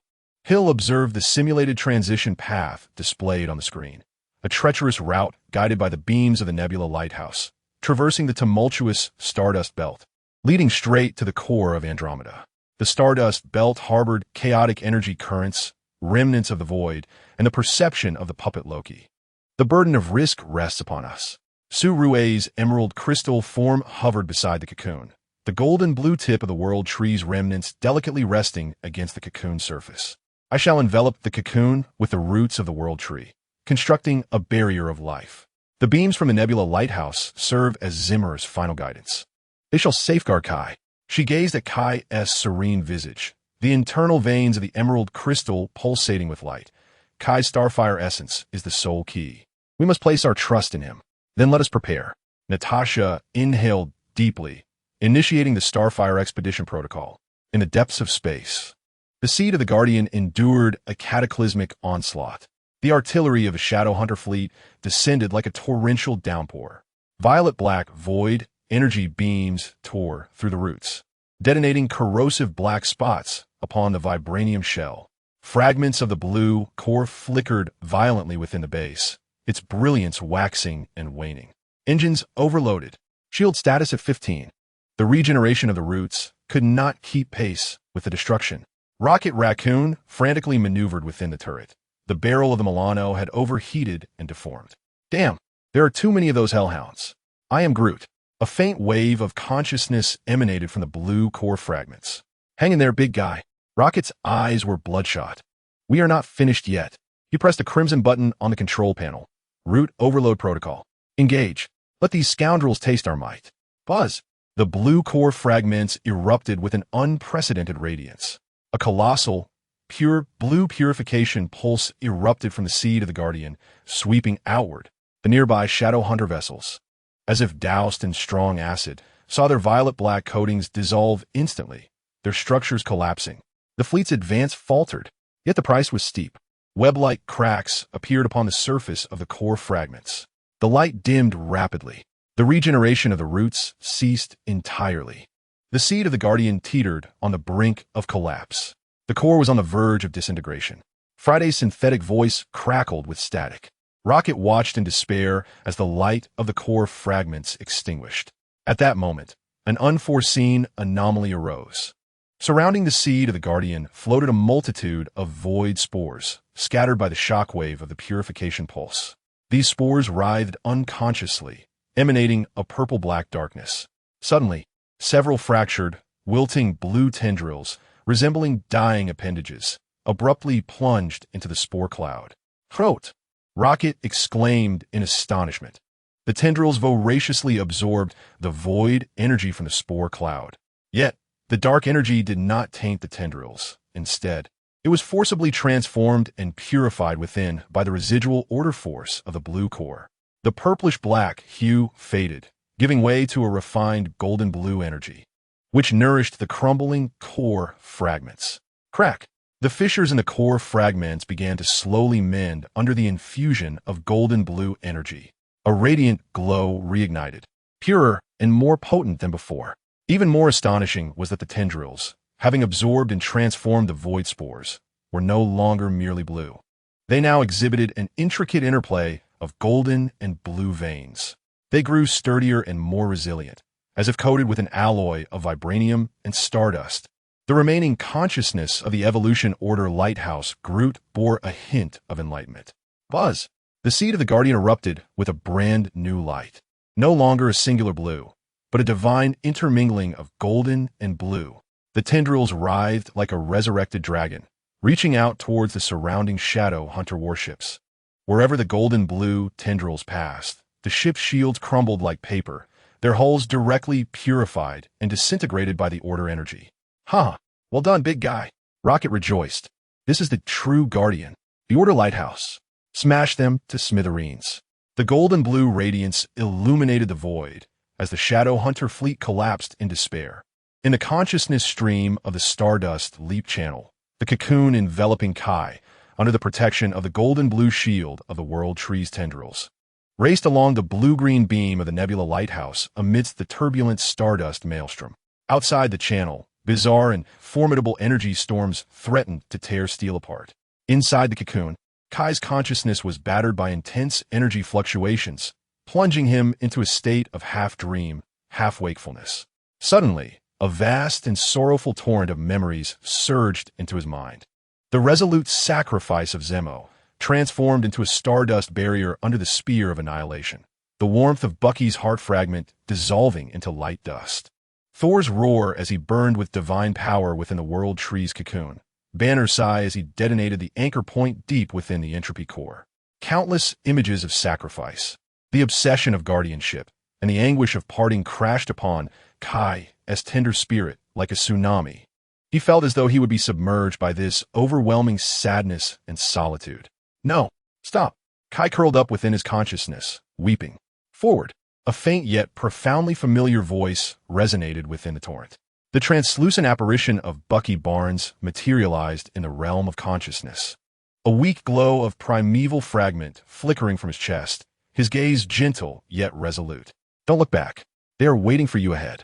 Bucky's ethereal form gently patted Kai on the head, transforming into specks of warm light dust that merged into Kai's consciousness, bestowing a semblance of tranquil strength. Kai lifted his head, and through tear-filled eyes, he beheld a swirling vortex at the end of the channel, composed of faint stardust. At the vortex's center, a hazy silhouette, outlined by stardust, hovered silently. Amidst the dimensional crevice, the entropic flame intercedes as the ember cocoon prepares to breach the final barrier of dimensions, entering the neighboring star realms of Universe 616. Suddenly, the space ahead is torn asunder by an invisible, colossal hand, entirely composed of gray-white entropic flame, exuding a chilling silence that freezes time itself, reaching menacingly towards the ember cocoon. The figure of the puppet Loki materializes at the edge of the rift. The eye of the entropic flame locking onto the cocoon. Annihilate the seed of order. No. Within the command center of New Wakanda, the onlookers are gripped by sheer terror. Inside the cocoon, Kai's consciousness is abruptly awakened by the overwhelming dread emanating from the entropic flame's hand. Fragments of fading memories, the warm whispers of Bucky. Groot's roots calling forth all emotions, coalesce into a tempest of wrath and determination fueled by the instinct to protect. Begone! Kai unleashes a silent roar from within the cocoon. The twin star spiral seal erupts with an unprecedented brilliance of white-hot light. The ember cocoon becomes translucent in an instant. A celestial star, pure to the utmost and infused with the essence of nascent order and boundless grief, explodes forth from Kai's center. Boom! The blazing star collides ferociously with the entropic flame's hand. There is no stalemate, only the annihilating force of purification. The gray-white entropic flame shrieks like snow under a scorching sun, rapidly dissolving and evaporating. The colossal hand is forcibly burned away, creating a vast void. The ember cocoon transforms into a streak of light, narrowly escaping through the void, disappearing into the starry expanse of Universe 616. The passage seals shut. The entropic flame's hand retreats slowly, the edges of the void pulsating and mending themselves. The eye of the entropic flame in Loki's puppet form flickers slightly, betraying a hint of confusion for the first time. The cold voice of variables exceeding calculations reverberates through the dimensional crevice. Inside the cocoon, after releasing the celestial star, Kai's twin star spiral seal dims, his small face paling like parchment as he succumbs to profound unconsciousness. The golden-blue glow of the World Tree's roots weakens, tightly entwining him, sustaining the last vestiges of life. Above the dome of New Wakanda, the Ember Amulet, at the very moment Kai initiates the Ember Leap, his wrist twin star spiral seal flickers involuntarily. A faint yet exquisitely pure beam of golden blue light emanates from within him, piercing through the cocoon and the World Tree's shield, transforming into a rain of golden blue light cascading upon the menacing, purple-black ooze-ridden breaches of the dome. Sizzle. As the light rain touches the spore-infested void, it acts like boiling water on snow. The purple-black ooze emits a hissing scream, rapidly undergoing purification and evaporation.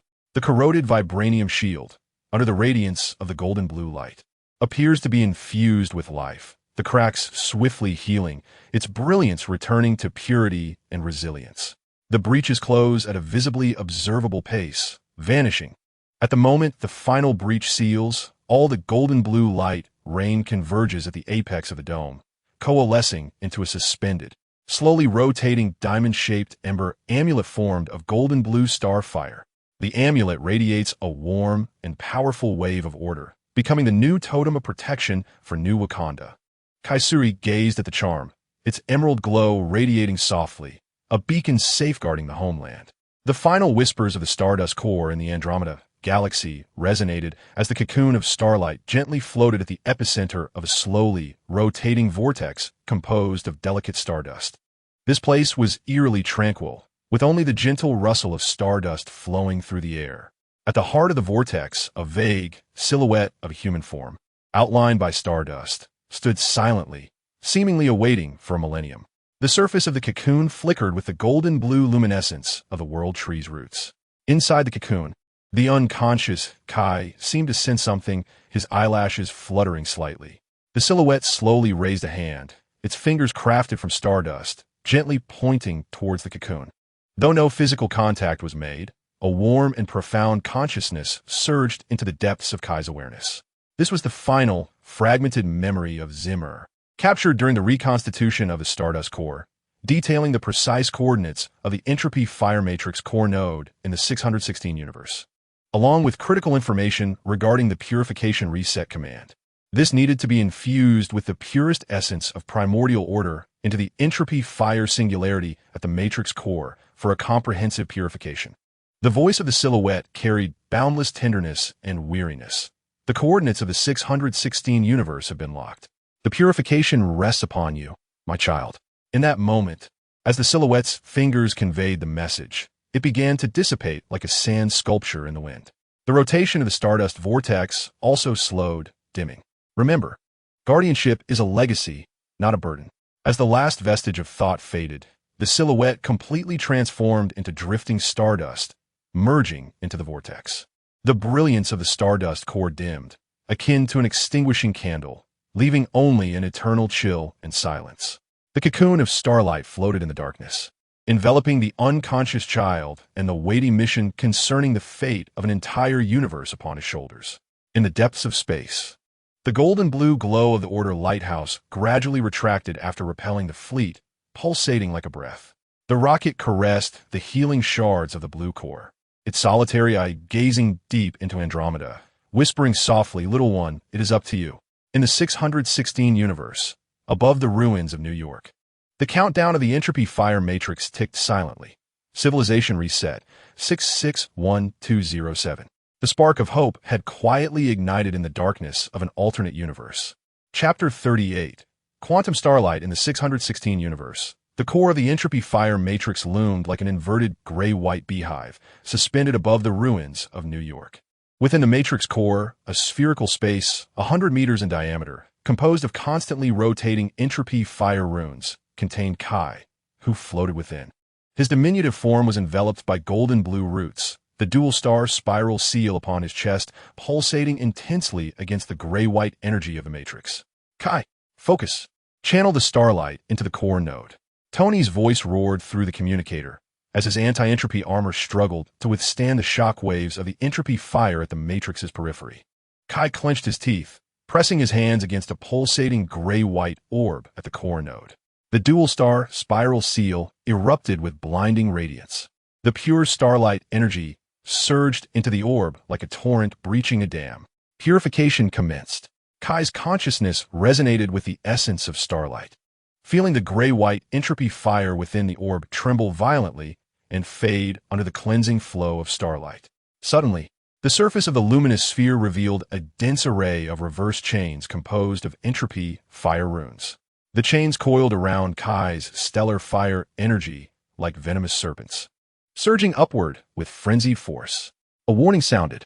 Entropy fire backlash program detected. Energy reversal imminent.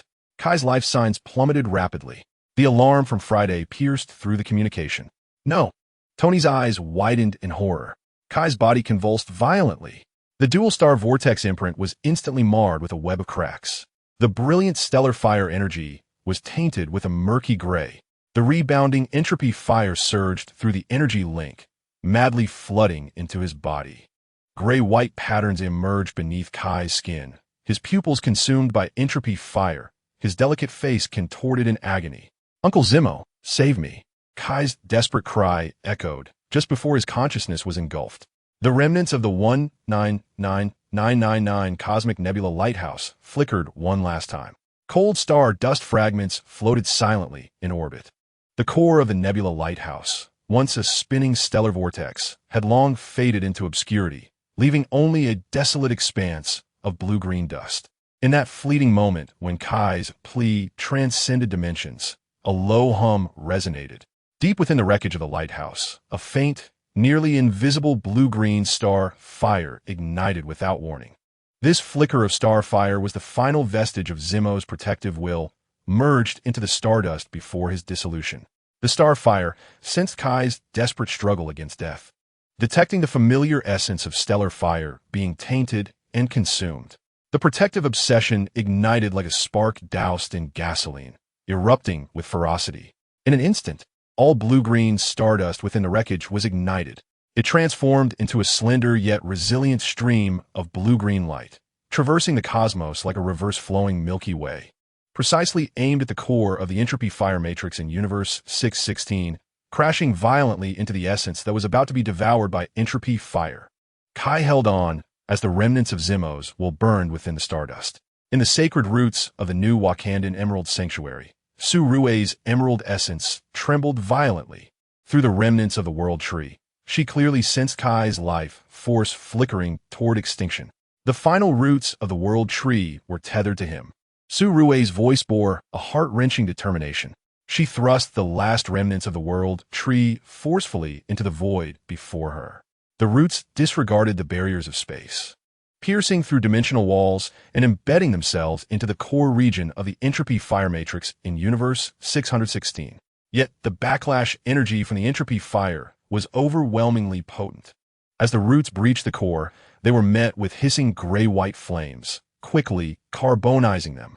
Not enough power, not enough. The cracks on Su-Rue's emerald body spread, her radiance dimming rapidly. She pressed her hands firmly against her heart, the emerald core. "With my soul, I fuel the roots of the tree." A blinding green light erupted from the emerald core. Su-Rue's life energy surged wildly into the roots of the world tree. The roots expanded instantaneously, turning golden blue. They forcefully stretched and intertwined within the entropy fire, constructing a quantum rebirth cocoon woven from pure life energy and particles of spacetime between Kai and the rebounding entropy fire. The cocoon gently enveloped the near-death Kai, temporarily shielding him from the encroaching entropy fire, yet irrevocably binding Su-Rue's life to Kai's fate. Su-Rue's emerald form rapidly faded to gray-white, like weathered plaster, with only the core's flickering green light stubbornly shining. As Zimmer returned to rescue him, Su-Rue's consciousness flowed through the roots, infusing the cocoon's body. The core of the entropy fire matrix, the quantum star spirit, emerged anew. Within the quantum rebirth cocoon, Kai's life force flickered faintly, akin to a candle struggling against the wind. Stardust and his primordial starfire intertwined and surged within the cocoon, boiling with fervor. Amidst the stardust, Zimmer's protective will awaken from the depths of Kai's despairing cries and Su-Rue's life-affirming shouts, akin to a dormant volcano stirring to life. Zimmer's consciousness coalesced within the chaos. He beheld Kai's torment as he was eroded by the entropy fire, witnessed Su-Rue's resolute sacrifice of life, and observed Tony valiantly resisting outside the matrix. His solitary vow of protection transcending life and death, reigniting hope. The stardust, Kai's primordial starfire, and the life energy of the world tree spun wildly within the quantum cocoon, compressing and merging in a frenzy. The space-time structure of the matrix's core began to distort and fold under the energy's impact. The cocoon's surface pulsated with a blue-green radiance, throbbing violently like a heartbeat. With each pulse, quantum ripples spread forth, temporarily pushing back the encroaching entropy fire. "What is that?" Tony gazed in astonishment at the increasingly luminous blue-green cocoon within the matrix core. The cocoon suddenly collapsed inward. Then, it erupted with a thunderous roar. There was no physical shockwave, only a pure, soul-cleansing blue-green halo that expanded like a supernova. Wherever the halo passed, the gray-white entropy fire dissolved and evaporated, as if it encountered its nemesis, screaming in agony. At the center of the halo, a figure slowly levitated. No longer a mere being of stardust. He was now a translucent humanoid composed of flowing quantum energy. Blue and green light coursed beneath his skin, like rivers of stars rushing through his veins. At his chest, a slowly rotating dual star seal, intertwined with azure star spirals and emerald roots, replaced his former primal mark. His visage was as distinct as ever. Yet his eyes bore the weight of crossing life and death, mingled with a hint of awakening confusion. The quantum star spirit, Zimmer, had returned. He lowered his gaze to the unconscious Kai in his arms. The little one's dual star seal bore cracks, yet the gray-white entropy fire had been purified, allowing the faint life force to burn steadily within the embrace of quantum energy. Zimmer extended a finger, gently brushing against Kai's cheek. Quantum energy tenderly seeped in, mending the damaged meridians. He raised his head, his gaze piercing through the gray-white barrier of the matrix, landing on the battered Tony outside.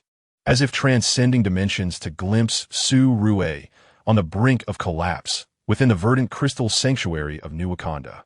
Fragments of memory surged within his quantum consciousness. The Stardust Belt, the Spear of Annihilation, Bucky's light dust, Thor's roar, but the details of the final battle faded into obscurity, and the instinct for energy replication vanished without a trace. He remembered the vow of protection, recalled the faces of each comrade, yet forgot how he had perished and how he had returned. This time, Zimmer's voice resonated with a hum of quantum vibrations, calm, yet echoing throughout the matrix space. It is now your uncle's turn to protect you. He slowly raised his hand, the dual star seal at his chest radiating brilliance. Quantum energy coalesced in his palm, transforming into an invisible barrier that effortlessly shielded against the oncoming tide of entropy fire. The purification of the matrix core heralded an era of reversal with the return of the Guardian. Chapter 39. The Declaration of Order. In the ruins of New York within the 616 universe, the entropy fire matrix core unleashed a colossal fist that tore through the air, bringing with it the chilling silence that froze time and space. The quantum star spirit of Zimmer floated before Kai, its semi-transparent blue-green form radiating a celestial glow reminiscent of the galaxy. Faced with the cataclysmic blow, he merely raised his right hand. A hum resonated as quantum energy coalesced in his palm. There was no earth-shattering explosion, only an invisible, high-frequency, vibrating quantum barrier that sprang into existence. The enormous fist struck the barrier with tremendous force. Sizzle, like a red-hot iron plunged into icy water. The gray-white entropy fire clashed violently with the blue-green quantum energy, annihilating each other. The runes of entropy fire on the giant fist flickered frantically, yet could not penetrate the barrier. The shockwave reduced the surrounding ruins of steel and concrete to dust. Yet Kai and Tony remained unharmed behind the shield. Impossible. The puppet Loki, in his giant form, emitted an electronic reverberation of fury, and another colossal fist, imbued with even more ferocious entropy fire, surged forth. Zimmer's gaze remained calm. The quantum star spirit instantaneously became intangible. The fist passed through the illusion and struck the ground, triggering a violent tremor. In the next moment, Zimmer materialized behind the giant S head, fingers spread wide, aiming at the nape of its neck. Decompose. The two words were spoken with nonchalance. A flash of blue-green light surged from his palm. An invisible pulse wave penetrated the giant's body. There was no explosion, no flames. The giant's form began to disintegrate as if immersed in a potent acid. Collapsing from the particle level, the gray-white entropy fire energy was decomposed and purified, transforming into scattered, pure starlight that drifted into the night sky. In a mere 3 seconds, the towering entropy fire giant was reduced to a pulsating purple-black core embedded with the runes of entropy fire, thumping violently at its chest. Tony, now is the time. Zimmer's voice resonated in Tony's mind. Friday. Overload activation. Tony bellowed. The backup energy canisters of the anti-entropy armor erupted from its back, coalescing into a golden-red streak, racing toward the exposed core. Not a chance. The core runes of the puppet Loki erupted with blinding gray light. A miniature yet terrifyingly powerful time, entropy singularity, formed instantaneously before the core. 3 city blocks of New York were enveloped by the singularity's gravitational pull, skyscrapers twisting, disintegrating, and being drawn into it, becoming mere temporal dust. Tony's armor was ensnared by the gravitational force, rendering him immobile. "Hey," Zimmer urgently called. "I'm here." Caius' voice responded. He hovered behind Zimmer, the quantum star spiral mark on his chest synchronizing with the dual star spiral mark on Zimmer's chest, erupting in a brilliant blue-green luminescence. Order resonance. Kai and Zimmer raised their hands simultaneously. 2 waves of blue-green light shot from their palms, converging in midair. The fused light waves transformed from mere energy beams into an intangible frequency capable of shaking the very fabric of cosmic law. The frequency swept across the time, entropy, singularity. The singularity trembled violently. The terrifying gravitational field, as if a pause button had been pressed, instantly became chaotic and stagnant. The consuming pull vanished. "Now, Tony," Zimmer commanded. "Thank you." Tony's armor engine roared to life, instantly breaking through the stagnation of the gravitational field, delivering a powerful blow to the core rune of the puppet Loki. "Taste this." Entropy, singularity, injection. A resounding hum echoed as the miniature entropy singularity device was forcefully pressed into the rune's core. A blue-white vortex of purification spiraled wildly across the surface of the purple-black rune. "No!" The puppet Loki emitted a piercing electronic shriek. The core rune flickered violently, the gray-white entropy fire clashing fiercely with a blue-white purifying energy. The entire entropy fire matrix trembled, its brilliance fluctuating erratically. Zimmer hovered above the remnants of the puppet Loki, the glow of the quantum star spirit illuminating half of the collapsed New York City. His voice, calm yet resonant, pierced through the barriers of dimensions, echoing deep within the consciousness of every survivor. Existence shall never return to zero. Order shall ultimately prevail. This was the declaration of order, a cry of hope. In the depths of the void, a cold consciousness of the voids will stirred, akin to stones thrown into still waters, creating ripples for the first time. The violent oscillation of the puppet Loki's core rune, the imminent collapse of the entropy fire matrix, and Zimmer's declaration of order, all exceeded its calculations. The chilling command to eliminate variables reverberated through the void. The dimensional barrier was forcefully torn apart, a colossal eye of the void, composed entirely of pure nothingness and devouring all light, gradually opened above New York. The eye lacked a pupil, only an absolute darkness in that moment of gaze. The very structure of space began to twist and erode. An unresolvable high-dimensional strike was detected. Friday's alarm blared with static. The eye of the void locked on his Zimmer, a ray of annihilation, refined to perfection and seemingly capable of erasing existence itself, shot forth silently. Wherever the ray passed, space appeared as though erased by an eraser, leaving behind an absolute void. "Zimmer, dodge!" Tony's eyes widened in horror. Zimmer's quantum star spirit instantaneously became incorporeal. The ray penetrated the illusion, hurtling toward the rear with great force. Boom! The Statue of Liberty was silently obliterated in the wake of the ray. Along with it, the sea below and the clouds above were erased, creating a massive, smoothly edged spherical void. Within the void, only a chilling vacuum remained. Quantum leap. Zimmer, in his incorporeal state, willed himself to appear a kilometer away, solidifying once more. As the light of the star vortex seal on his chest reignited, a barely perceptible gray-white flickered at its edge. The marking was complete as the eye of the void transmitted a cold wave of intent, slowly closing and vanishing into the torn dimensional rift. The core rune of the puppet Loki shattered completely at the moment the eye of the void disappeared. The entropy fire matrix extinguished. Akin to a colossal net severed from power, its brilliance utterly snuffed out. The crisis was temporarily averted, yet the gaze of the eye of the void lingered, like a persistent parasite, etched deep within Zimmer's quantum core. In the sanctuary of the new Wakanda's emerald crystal, Su Rue's emerald essence trembled violently within the temple. The golden-blue luminescence of the world tree's roots dimmed to the utmost, akin to a flickering candle in the wind.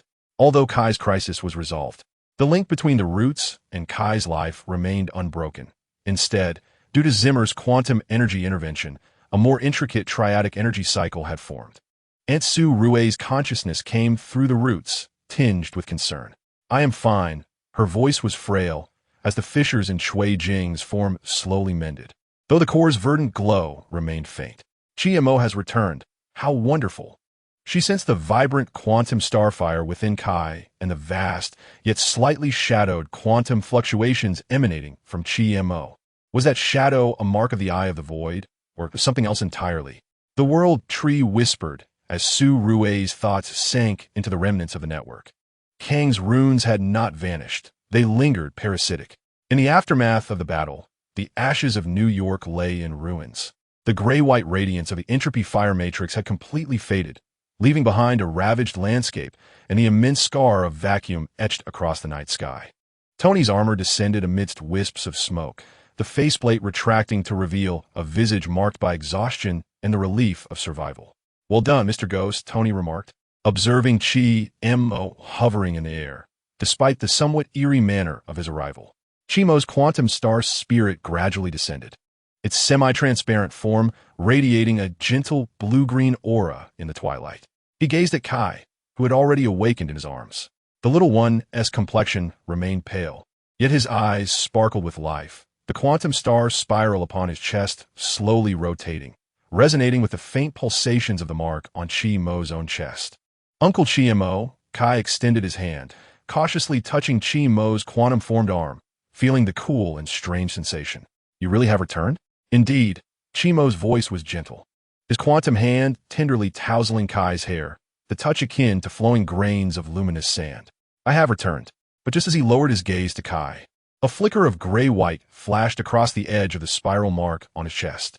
Simultaneously, a vision of Bucky Barnes, drenched in blood and dissolving into motes of light amidst the silent waves, suddenly surged in his mind, only to blur and distort as if shrouded in a veil of gray mist.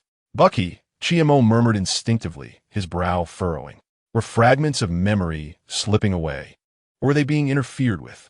Tony keenly perceived Chi-Mo's unease. "Hey, are you all right? Do quantum ghosts get headaches too?" Chi-Mo lifted his head, the blue-green light swirling in his quantum eyes as he suppressed that fleeting doubt. "I'm fine. I merely need to acclimate to this new body." He gazed toward the vast vacuum scar in deep space, a remnant of the Eye of the Void, a Damocles sword hanging over everyone's heads. The battle. Chi-Mo's voice resonated with a quantum vibration, calm yet brimming with strength, has only just begun. The return of the quantum star spirit heralded a declaration of order echoing through the cosmos. Yet the shadows of the void and Kang's machinations had stealthily infiltrated this nascent hope. Chapter 40. The String of Probability in the 616 Universe. The void reemerged over the ruins of New York, where the ashes of the entropy fire matrix had yet to cool. The night sky above New York was once again torn asunder. Dimensional rifts expanded like festering wounds in the air above the ruins.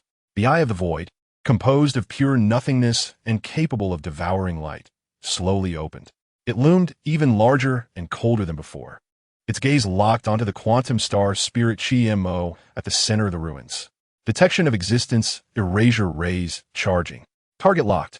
Hit probability calculated at 999. The alarm on Friday resonated with a tone of despair. Zimmer, dodge.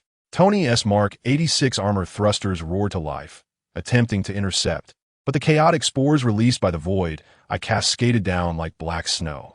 Upon contact with the armor, the plating instantaneously corroded, and the joints seized randomly. Tony's suit spiraled like a kite severed from its string, crashing into the ruins. "Uncle Tony," Kai exclaimed, his quantum star vortex emblem glowing brightly, striving to unleash starlight to dispel the spores. Yet, the chaos embedded within the spores disrupted the energy transmission, causing the starlight to flicker erratically. Zimmer's quantum star spirit floated along the trajectory, its translucent form trembling slightly under the pressure of the void. The edges of his dual star vortex emblem radiated a scorching heat, inflamed by the gaze of the void eye. He could sense that the erasure beam had locked onto every quantum state of his existence. A 999 hit rate, a definitive deadlock. Just as the beam was about to be unleashed, a hum resonated. Zimmer's vision transformed abruptly. No longer were there ruins and the giant eye, but rather a complex tapestry of cosmic strings woven from countless delicate light threads. Each string represented a possibility.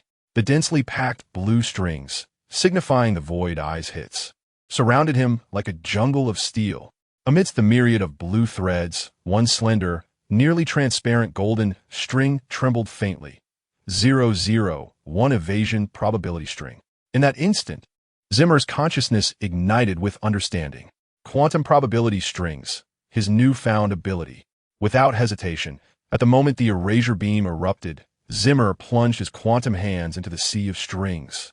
Ignoring the sturdy blue threads, he precisely grasped the fragile golden string. Sever. With a swift motion of his hands, the golden string snapped. A hum echoed as an invisible maelstrom of probability swept through reality. Just as the erasure beam was about to strike Zimmer, it was gently diverted as if nudged by an unseen eraser, causing the quantum trajectory to shift by a mere 0.0001 degrees. The searing black light grazed Zimmer's quantum form, silently obliterating 3 towering ruins behind him, leaving a smooth, mirror-like spherical vacuum. Had he successfully evaded? Tony emerged from the debris, his eyes wide with disbelief.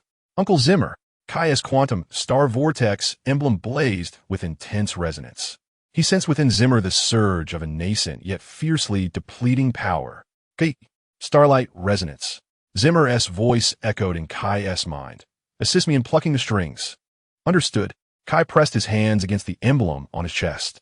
Pure starlight energy transformed into a golden blue beam, infusing Zimmer's dual star vortex emblem. Zimmer's eyes brimmed with radiant blue light. He reached back to grasp the thickest blue string in the sea, representing the void is hit. Reinforce. With all his strength, he yanked on the blue string. It instantly tightened and solidified. Starlight energy surged along the string's channels, forcefully flooding into the interior of the void eye. Roar. For the first time, the void eye emitted a soundless wail akin to pain. The erasure beam it had unleashed was forcibly redirected, crashing violently into its own pupil. Sizzle. The eye of the void trembled violently. The pitch-black pupil was torn open, revealing a gaping wound that oozed a viscous, purplish-black substance.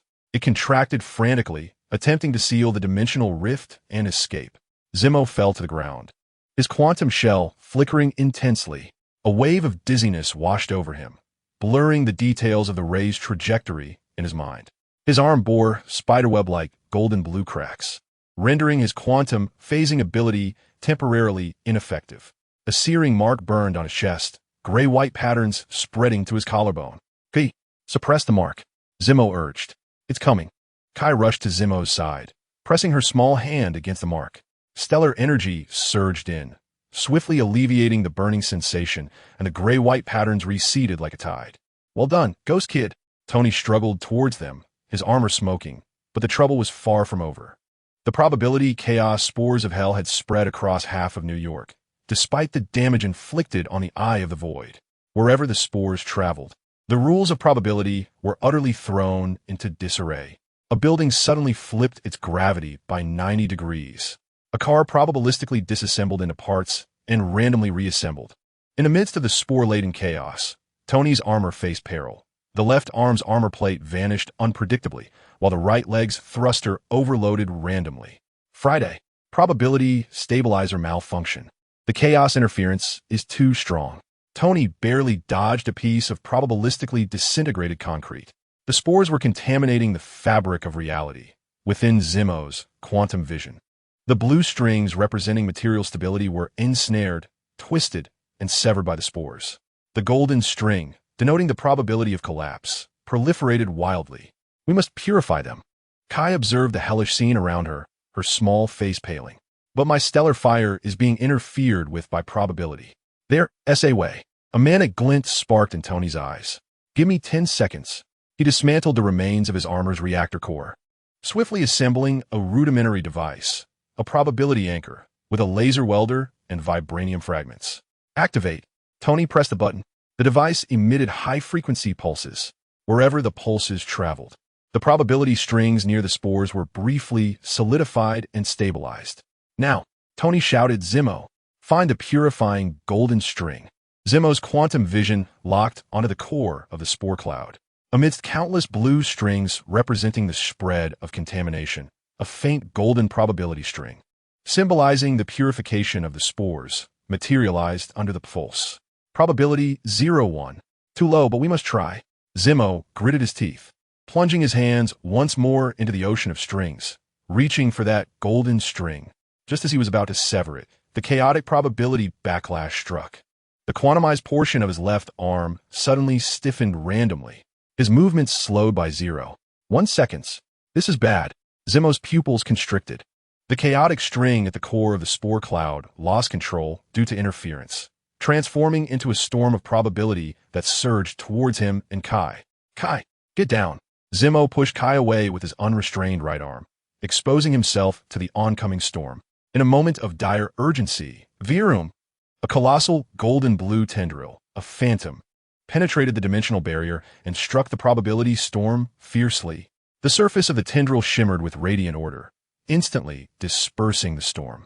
The guardian sea, Kai, gazed in astonishment at the source of the phantom in the deep void, where the golden blue light of the Order lighthouse pierced through the clouds. The big guy arrived just in time. Rocket laughed heartily from the ruins over the communicator. Probability anchor overload explosion. Tony was hurled away by the shockwave, rising from the ground in a disheveled state. Next time, I must construct with vibranium and incorporate more fuses. The spore cloud, under the purification of the roots of order, temporarily dissipated. The eye of the void dragged its remains into the rift. The ruins of New York enjoyed a brief respite. Zimmer's left arm regained sensation, yet the backlash of the probabilistic turbulence left him unsettled. He gazed at the vanishing shadow of the roots, and then turned his eyes towards the beacon of order in the depths of space. Where the quantumized orbs of his vision shimmered with light. The string of probability, he murmured softly, "Observation is power, but next time I shall require more precise hands. The cost is manageable, yet the risk persists. New abilities, new responsibilities, a new battlefield has unfolded within my grasp." Chapter 41. The storm of probability. Zimmer floated above the ruins of New York, the quantumized tips of his fingers still resonating with the subtle tremors of plucking the strings of probability. His quantum sight had not yet fully closed, and the world before him remained an intricate tapestry of interwoven blue and golden strings.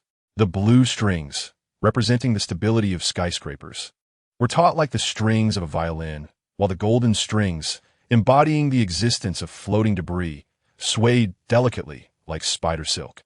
This was the ocean of probability. Every event, every existence, cast its reflection here.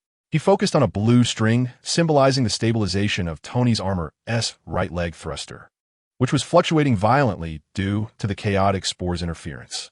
"I can see them, even touch them, but from whence does this power arise?" Friday.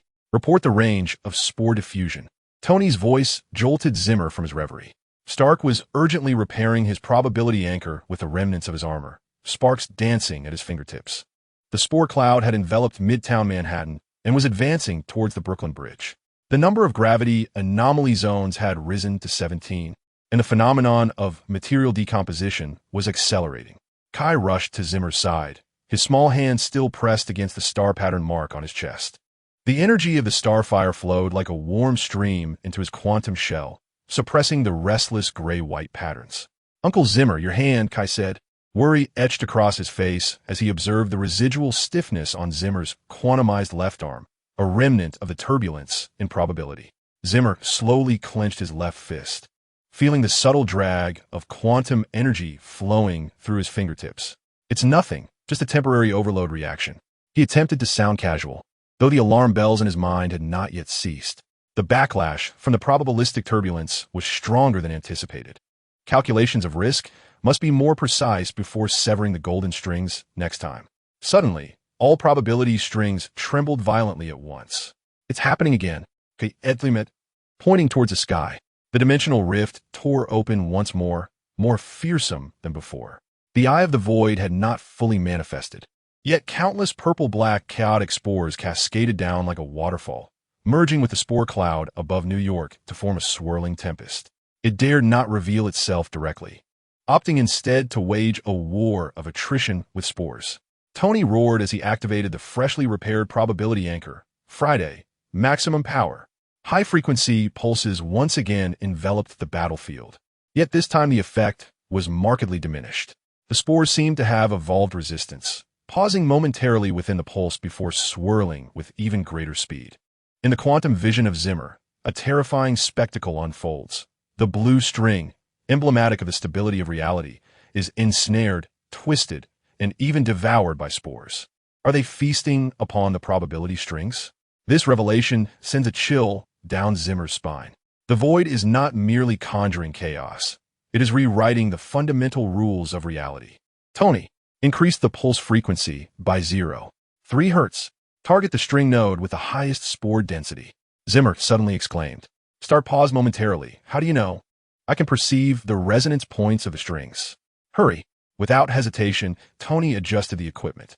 A more potent pulse surged toward the core of the spore cloud, indeed triggering a tumultuous reaction, momentarily halting the expansion of the spore swarm. Effective. Yet, this was merely a temporary measure. Zimmer swiftly scanned the distribution of the probability strings, his mind calculating an unprecedented velocity. Each string node required a distinct frequency. I must simultaneously compute millions of variables. At this moment, the instincts of the quantum star spirit manifested within him. Zimmer discovered he could concurrently track the state changes of all crucial probability strings, akin to a supercomputer processing vast amounts of data in parallel. However, the burden of such calculations caused his quantum form to flicker incessantly. Zimmer, the building on the left, is about to collapse. A stout blue string, representing the structural stability of the skyscraper, was rapidly thinning and darkening under the assault of the spores. Zimmer immediately reached out to grasp the string, channeling quantum energy to forcibly stabilize its condition. No, this is too passive. He gritted his teeth, fine droplets of energetic sweat beading on his quantum forehead. I must locate the source of the spores. Just as he diverted his focus to stabilize the building, an exceedingly slender golden string flickered deep within the spore cloud.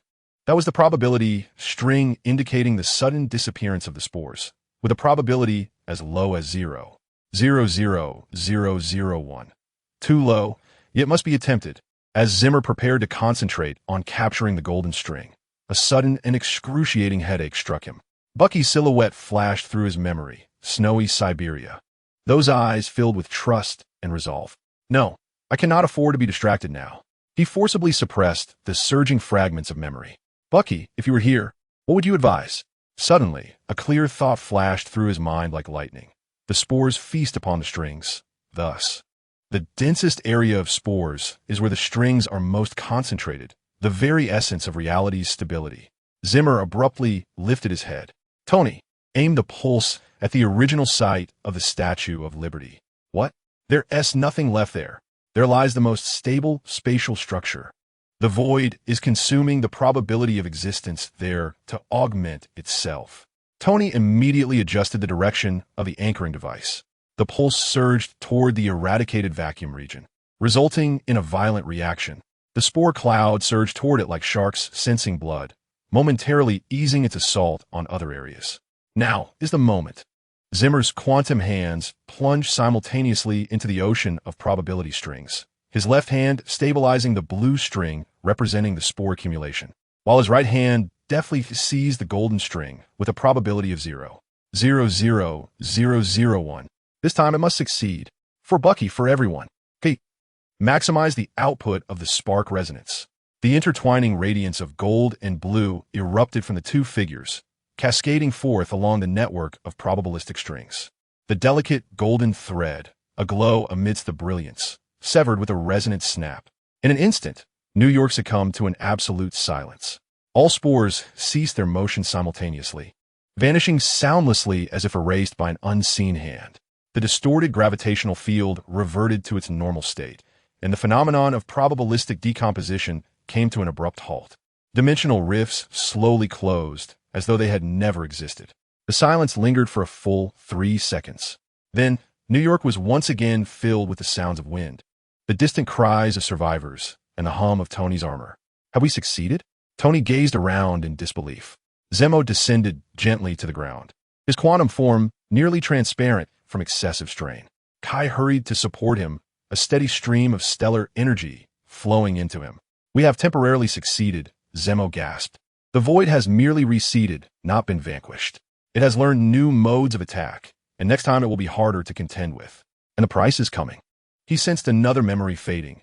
This time, it was aboard a S.H.I.E.L.D submarine, where Fury first revealed to him the details of Loki's scepter fragments. At that moment, Zemo's quantum perception suddenly detected an anomaly at the center of the area where the Statue of Liberty had been erased. An exceedingly fine blue thread was regenerating. This was no ordinary probabilistic string, but one resonating with a familiar frequency. This frequency belonged to Bucky's metallic arm. Zemo's heart raced. Could it be that his probability of existence had not been entirely obliterated? Zemo? Kai looked at him with concern as he noted Zemo's suddenly tense expression. Zemo offered no reply, his gaze fixed intently on the void. In his quantum vision, the faint blue thread flickered like a candle in the wind, yet it persisted defiantly. You are still alive, in some form of quantum state. This revelation filled Zemo with both elation and dread. If I can perceive this thread, then the void undoubtedly can as well. He slowly lifted his gaze towards the closing dimensional rift, determination glinting in his quantum eyes. Tony, his voice eerily calm. I need your assistance in crafting a new piece of equipment. What equipment? A fishing rod capable of reeling in probabilities. Zemo's eyes remained locked on that faint blue thread. We must reclaim what has been stolen from the void. The setting sun of New York cast intertwining hues of blue and green upon his semi-transparent quantum form. The storm of probabilities had momentarily subsided, yet a greater tempest was brewing. This time, the objective was not defense, but offense. An assault on the void itself. Chapter 42. The Weaver of Probabilities Zemo floated above the ruins of Stark Tower, his quantum body radiating a semi-transparent blue-green halo in the fading sunlight. His fingertips delicately brushed through the air, causing innumerable probability strings to tremble in dimensions unseen by ordinary eyes. Is this the fundamental code of the world? He gazed at the vast ocean woven from blue and gold threads before him. Each string's vibration represented the birth and annihilation of a possibility. If Fury could witness this spectacle, his solitary eye would likely bulge in astonishment. Mr. Ghost, your new toy is ready. Tony's voice echoed from below. He stood before a contraption fashioned from remnants of battle armor and vibranium components, a complex structure reminiscent of a satellite dish. Its surface adorned with energy conduits pulsating with a radiant blue glow. Zimmer descended slowly, his quantumized feet touching the ground, creating ripples of luminescence. I trust it will be more reliable than the last probability anchor, Tony. Your previous invention nearly shattered my quantum hand. Hey, that was merely a prototype. Tony protested, his fingers deftly gliding across a virtual control screen. This time, I've incorporated a vibranium stabilizing ring and, additional fuses. Friday assures me it can withstand the feedback from your quantum plucking. As Zimmer approached the device, his quantum vision immediately revealed its connection to the probability string field. Thousands of minuscule energy tendrils vibrated at varying frequencies, striving to synchronize with the surrounding probability strings. Too crude, he instinctively mused. Like performing neurosurgery with a sledgehammer. Allow me to make some adjustments. Zimmer pressed his quantumized palm against the core of the device. Azure energy flowed from his fingertips, meticulously reshaping the vibration patterns of the energy tendrils. The frequencies needed to resonate at the Planck scale, otherwise probability turbulence would ensue. Tony stared in awe as the device transformed under Zimmer's touch. When did you become a quantum physicist? Since my body transitioned into a quantum state, Zimmer replied without lifting his gaze. Now, it is ready, the probability weaver. As the device activated, an invisible energy field radiated outward. Within Zimmer's quantum vision, the previously chaotic probability strings began to align, forming a radiating network centered around the weaver. Perfect, he felt his perceptual range expanding exponentially. Now I can simultaneously track all significant probability strings in Manhattan. Suddenly, the weaver emitted a piercing alarm.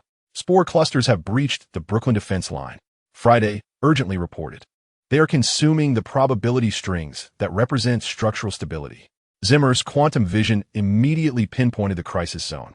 Thousands of purple-black spores were voraciously gnawing at the robust blue string representing the Brooklyn Bridge's stability, visibly thinning and darkening. There was no time to eliminate them one by one. He made a swift decision. We must weave an alternative string network. Tony, provide me with energy support. K, stabilize the mark on my chest. Their reactions were lightning fast.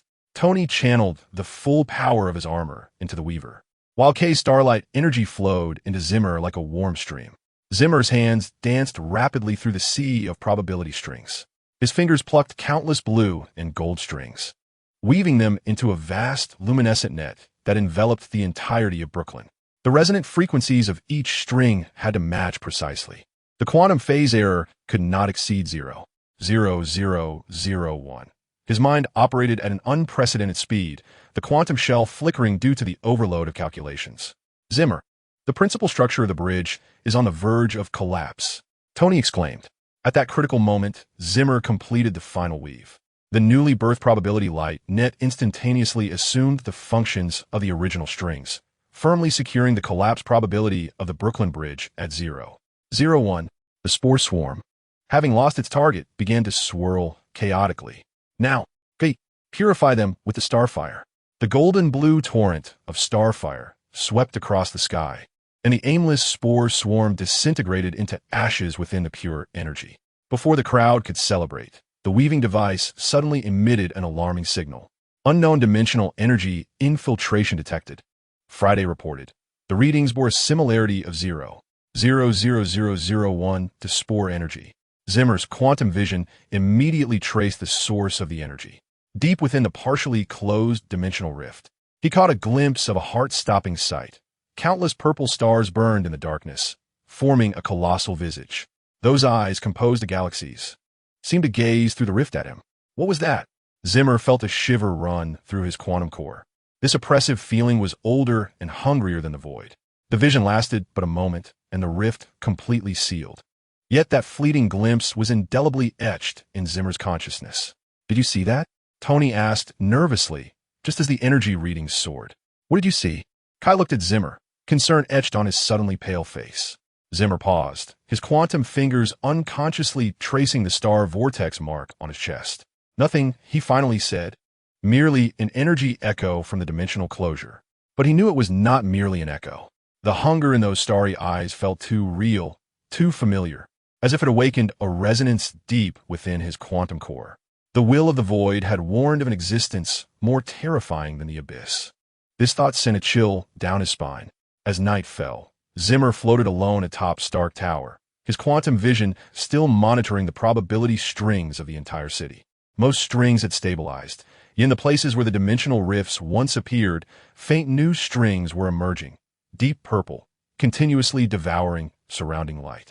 Zimmer attempted to touch one of the purple strings with the weaving device, only to discover it remained unaffected, instead beginning to reverse devour the energy of the device. This property completely contradicted the fundamental laws of quantum probability. The scientist's instincts stirred within him. It resembled not a probability string, but rather something alive. He recalled the golden lightning he had witnessed on the day of the Hadron Collider accident, the Mind Stone embedded in Loki's scepter, and the quantum contamination of the hive. There must be some connection among all these events, a connection deeper than the void, deeper than Kong, and even deeper than the Infinity Stones.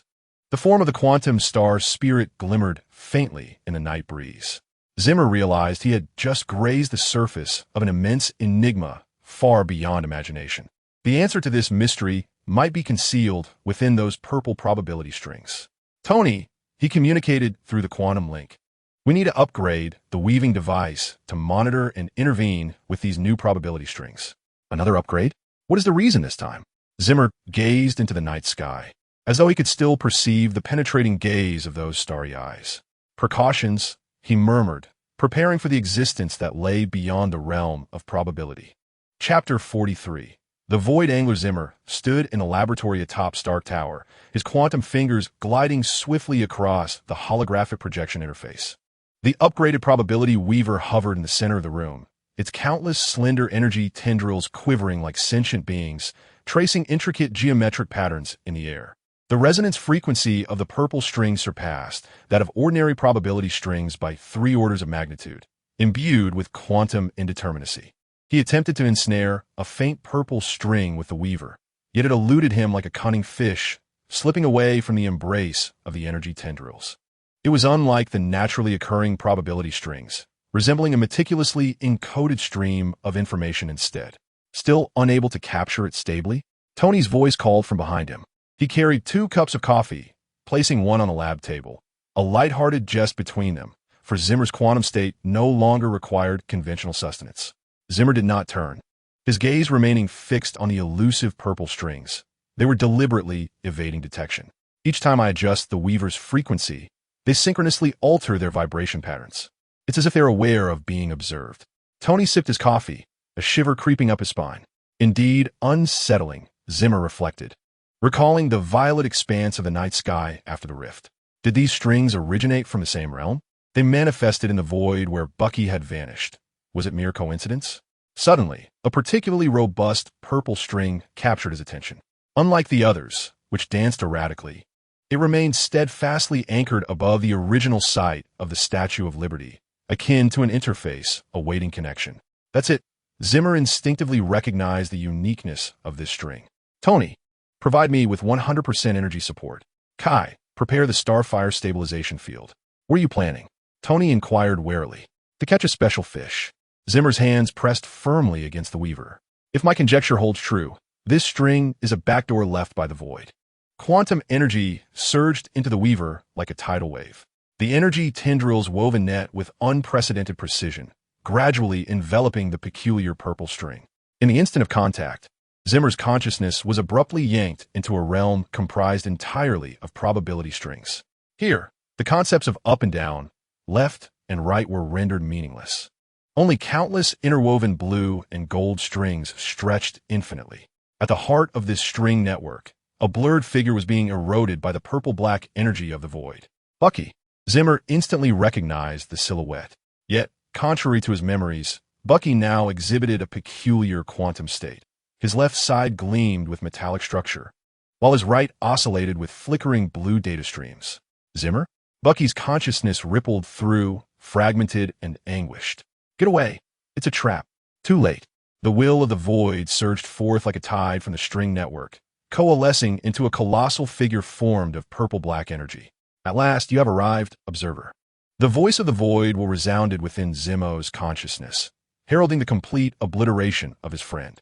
A sharp pang coursed through his quantum core as he witnessed the golden strings representing Bucky's existence being severed one by one, with each strand that snapped. Bucky's figure grew increasingly indistinct. No! In a frenzy, he frantically manipulated the surrounding blue strings, striving to reinforce Bucky's probability of existence. Yet the power of the void will far exceeded his imagination. Just as he fortified one string, 10 others were cut. Probability holds no meaning here, observer. The void will taunt it. I can roll the dice an infinite number of times until I attain the desired outcome. In the tangible world, Tony and Kay observed Zimmer's quantum form flickering violently as the gray-white patterns of the star vortex emblem on his chest began to spread uncontrollably. His quantum signature was destabilizing. Friday warned, at this rate, he will completely disintegrate in 3 minutes. Without hesitation, Kay pressed her hands against Zimmer's chest, channeling the Starfire energy with all her might. Uncle Zimmo, hold on. Meanwhile, Tony frantically adjusted the weaver, declaring, Friday, divert all energy to Zimmo. Overload risks be damned.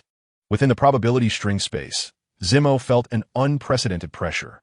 The void will, akin to a seasoned chess master, precisely countered his every move. Bucky's probability of existence had plummeted below the critical threshold, rendering his figure nearly transparent. Conventional methods were futile. A bold gamble was imperative. A reckless thought flashed through Zimmer's mind. He seized his direct confrontation with the void will and concentrated all his awareness on his quantum core. He began to adjust his quantum vibrational frequency, attempting to resonate with the remnants of Bucky's consciousness. If the theory of quantum entanglement holds true, and our consciousness once shared a quantum state, then frequency synchronization should be achievable. A wave of excruciating pain engulfed him. forcing a change in quantum frequency felt akin to self-dismantling at the cellular level. Zimmer felt memories shatter like glass. The Siberian tundra, the plains of Wakanda, and Bucky's moment of descent, a futile struggle. The void will deliver its final strike, severing the last golden string representing Bucky's existence. In that fleeting moment, Zimmer achieved frequency synchronization. Their quantum cores vibrated in perfect unison. Time seemed to stand still. Zimmer felt his consciousness merge with Bucky's.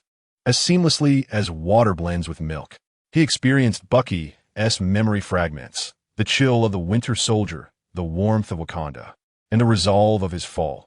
While Bucky sensed the explosive essence of Zimmer's quantum experiments, the transcendence of becoming a star spirit, and a vow to protect all. This was the true quantum symbiosis. When they opened their eyes once more, they were no longer two independent consciousnesses, but a singular entity embodying the attributes of both. Zimmer Bucky raised his left hand, the metallic arm emanating a quantum blue glow. The right hand coalesced pure starfire energy. Impossible. For the first time, the void will display shock. Quantum symbiosis necessitated absolute alignment and a unified will to sacrifice. Zimmer Bucky spoke in unison, and none of us lacked this. They struck simultaneously. The quantum metal of his left hand intercepted the void will's attack, while his right hand, starfire, began to frantically weave new strands of probability, not to reinforce, but to create. If the old probabilities were in your favor, the new golden and blue strands proliferated at an astonishing pace. We were crafting a new field of probability. The void will began to retreat. Within this newly birthed probability field, each of its steps became fraught with difficulty. The scales of probabilistic advantage were tilting. This makes no sense. It roared. Creating requires more energy than destruction. Yet, some things hold greater significance than energy. Zimmer Bucky smiled, the star vortex imprint on his chest bursting forth with unprecedented radiance. In the real world, Tony and Kay witnessed a shocking scene. Zimmer's quantum shell no longer flickered, but stabilized into a perfect blue-green luminescence. Even more astonishing, his left arm gradually became enveloped in a liquid vibranium-like metallic sheen, tiny quantum sparks igniting as his fingers moved.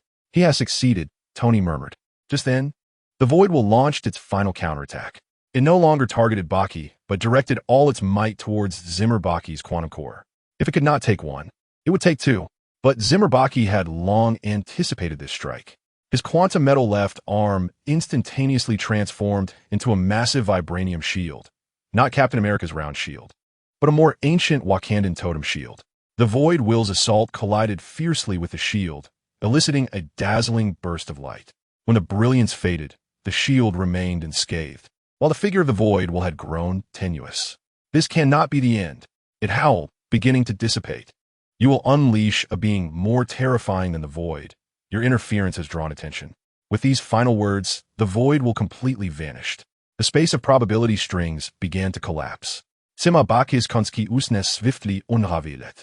In the fleeting moment before complete separation, Zimmer performed one last act. He infused a fragment of his quantum essence into Bucky's residual consciousness. This will stabilize your form of existence until we discover a way to bring you back entirely. When he awoke, he found himself returned to the real world. The quantum shell was stable and powerful, with his left arm retaining some metallic properties. Tony and Kay looked at him with concern. Bucky Zimmer's first instinct was to gaze towards the direction of the Statue of Liberty's original site. There, a brand new golden strand was slowly forming, slender yet resilient, exuding a familiar metallic resonance. He is still alive, in the form of quantum probability. Zimmer gently touched the strand, sensing the faint fluctuations of consciousness within. Rest now, old friend, he conveyed through the quantum connection. When we meet again, I will bring you home. The golden strand quivered softly, as if responding to his promise. As night fell, Zimmer stood alone at the edge of the building, his quantum eyes reflecting the lights of New York. His left arm occasionally shimmered with metallic luster, a mark left by quantum coherence. What did the void will's final words mean? A presence more terrifying than nothingness has drawn attention. He recalled the eerie purple probability strings and the violet starry sky beyond the fissures. An unsettling hypothesis took shape within his mind. Perhaps the void was never the ultimate adversary, merely the harbinger of a far greater existence. In the quantum vista, Those purple strings continued to multiply silently, akin to an encroaching web. Zimmer understood that he had merely won a battle. The war had only just begun. Chapter 44. The baptism of entropic fire. Zimmer's quantum perception felt as though struck by a heavy blow. Just as his fingertips were about to graze the golden string representing the existence of Baki, the entire probability string field underwent a terrifying upheaval.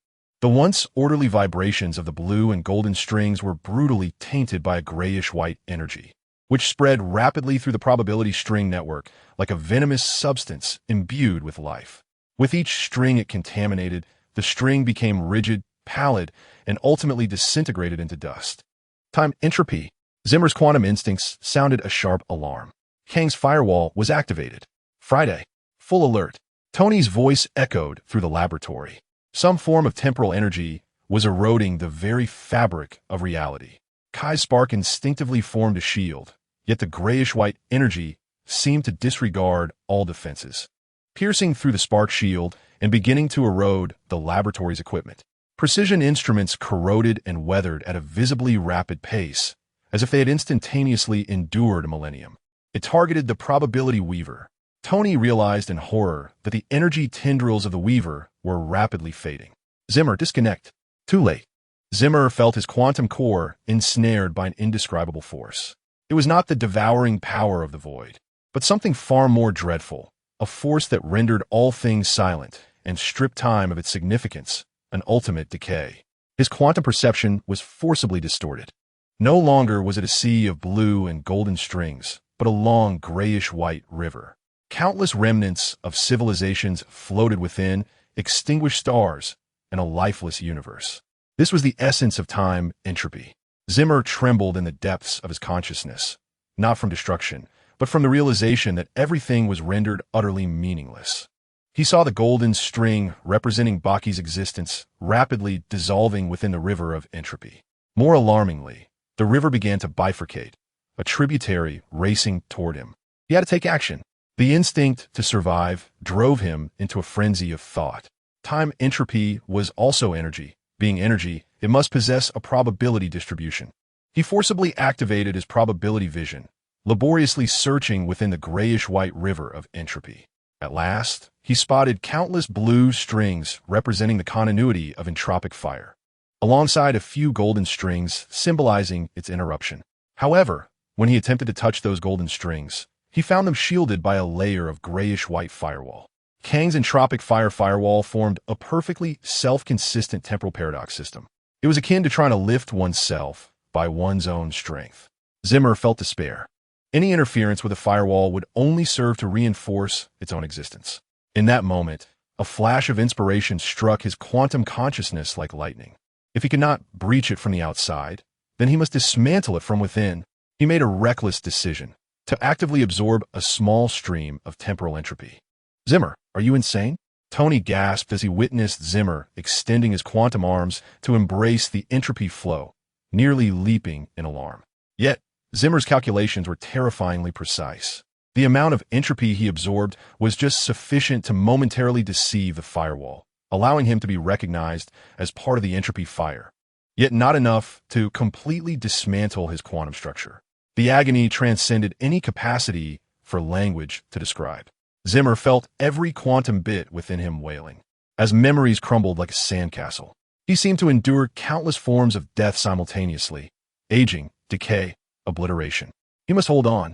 He had to find the resonant frequency of the firewall. Amidst the baptism of entropy fire, his quantum perception underwent an extraordinary transformation. He began to perceive the very probability strings of time itself.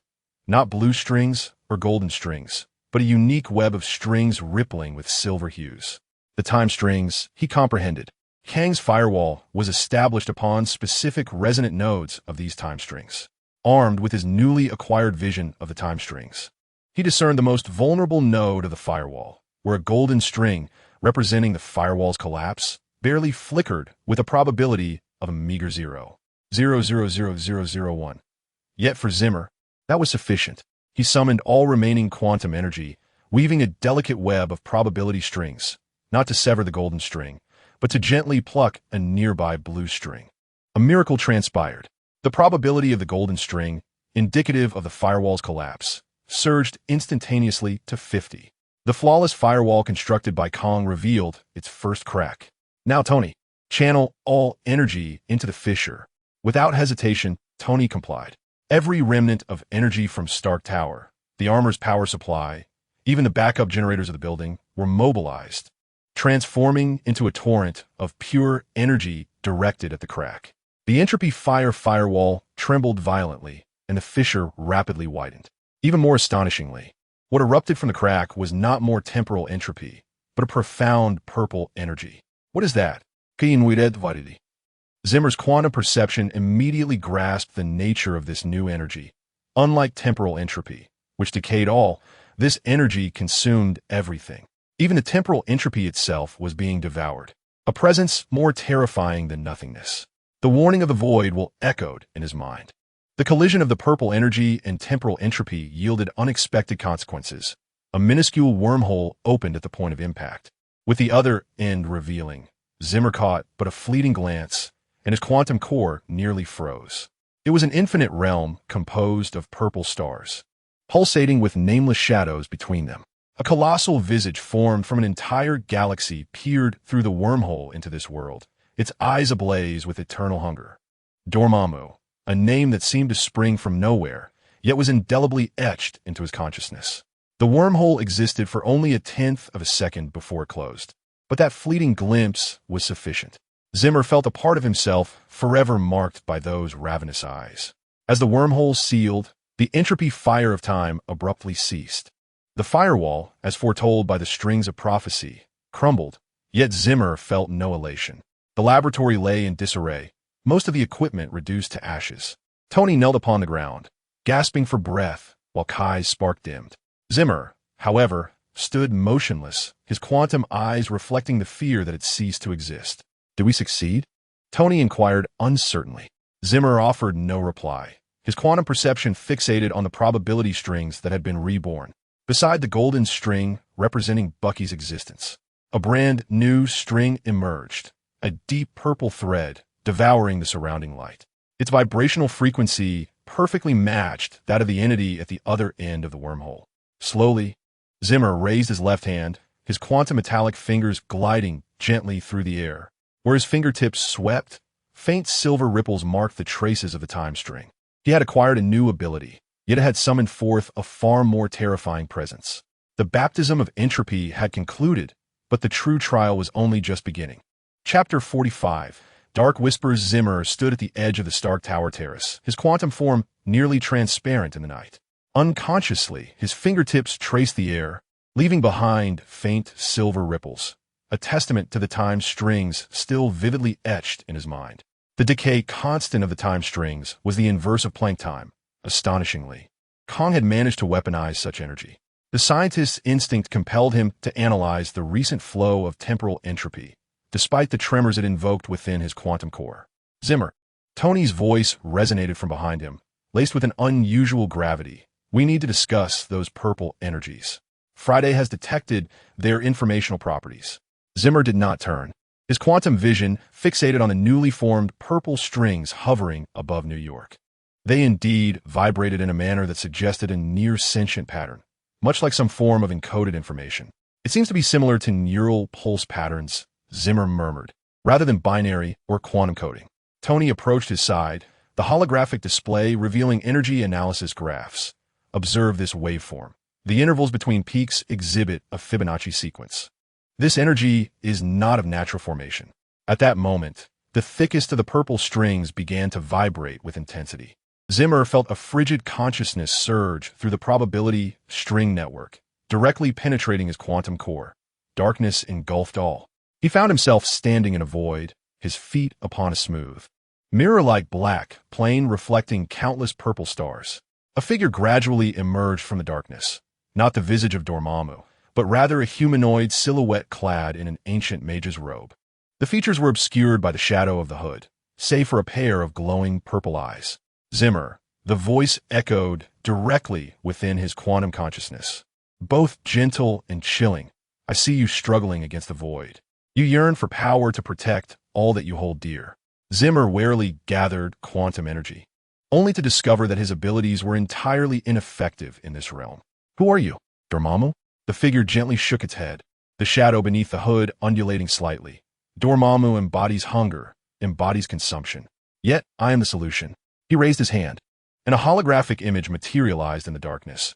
Kay smiling amidst the starlight, Bucky's metallic arm reflecting the sunlight, Tony engrossed in his laboratory. I can grant you the power to save them.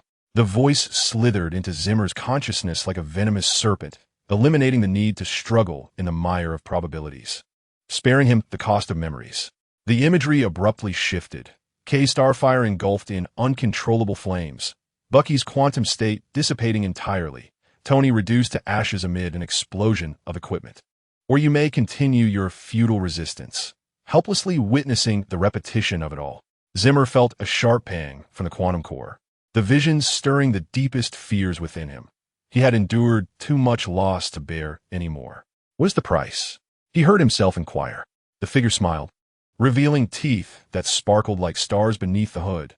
Such a trivial cost. Simply allow me a glimpse through your eyes. Let me sense the vibrations of probability strings. Experience the ebb and flow of time. Then, the voice became seductive. The void shall become your sustenance, the fire of entropy your plaything. You could effortlessly reshape reality, ensuring the permanence of all that you hold dear. Zimmer's left hand involuntarily rose, the quantum metallic fingers trembling slightly. He felt an unprecedented yearning. Yes, he craved this power, a desire so profound that each quantum bit screamed for it. If he possessed such strength, Bucky could fully return. Kay would not have to take risks.